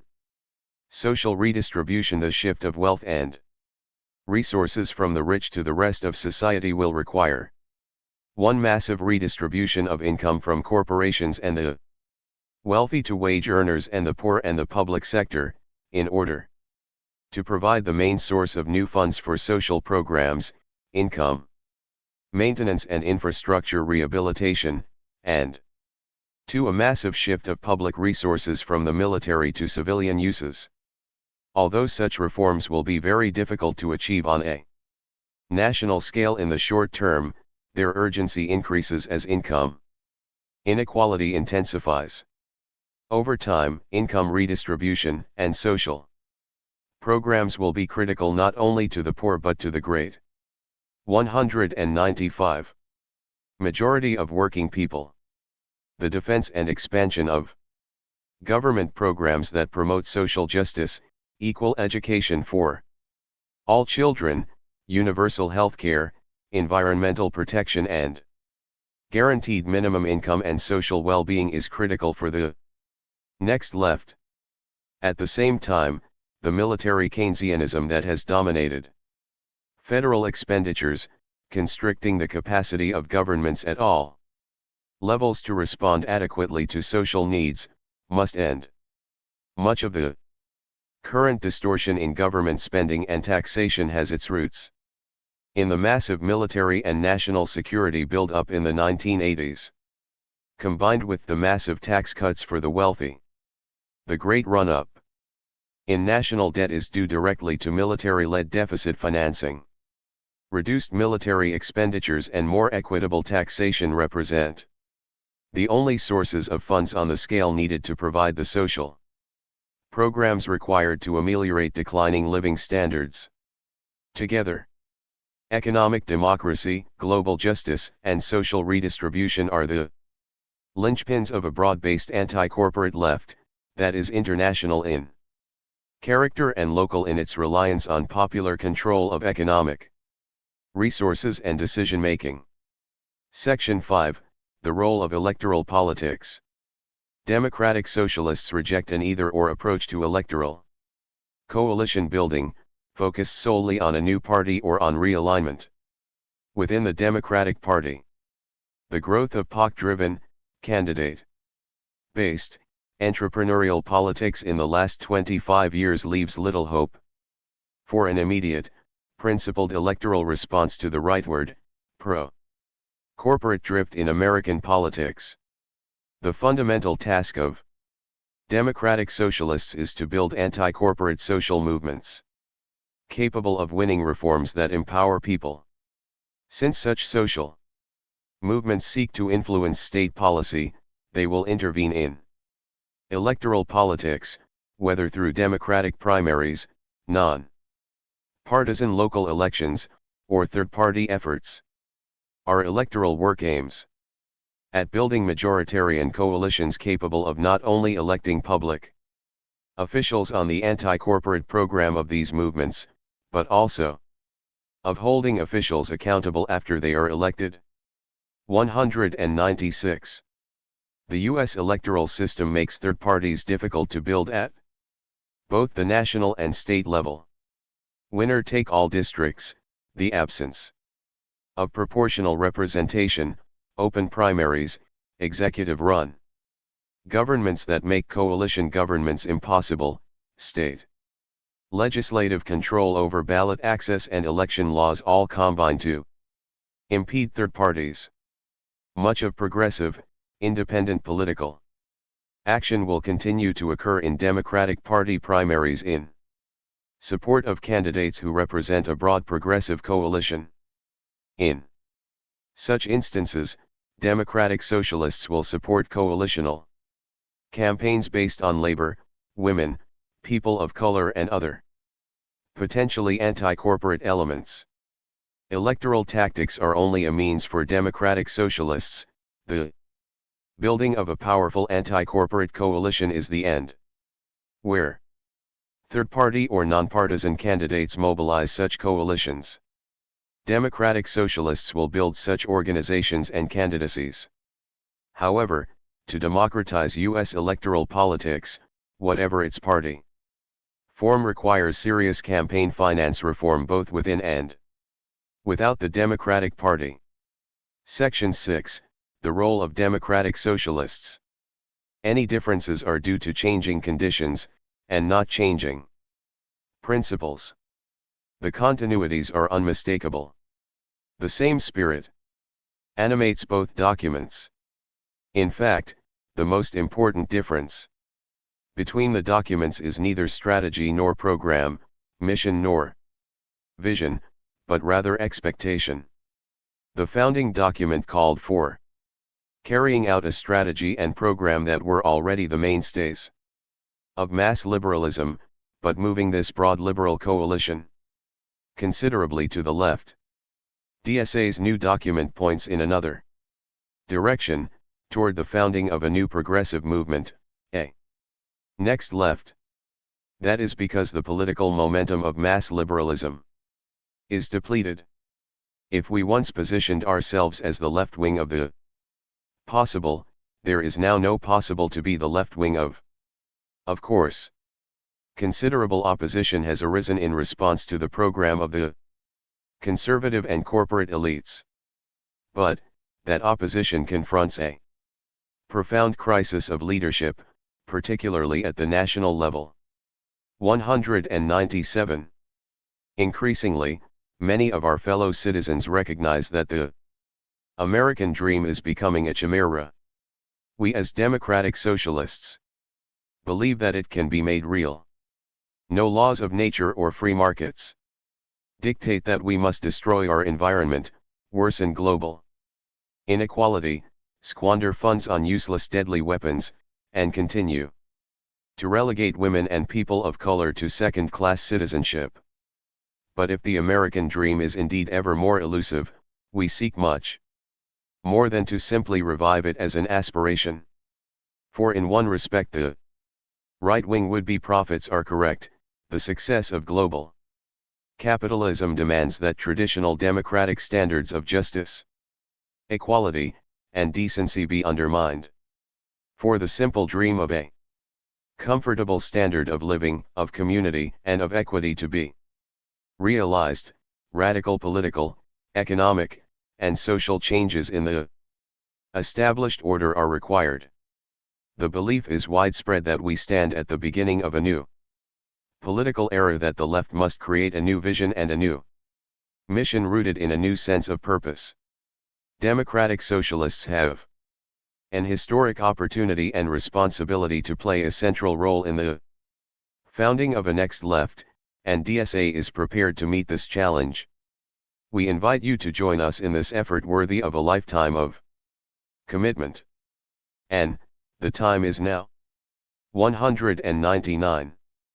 Professor Tatah Mentan has taught political science as well as journalism and mass communication in African, American, and Canadian universities.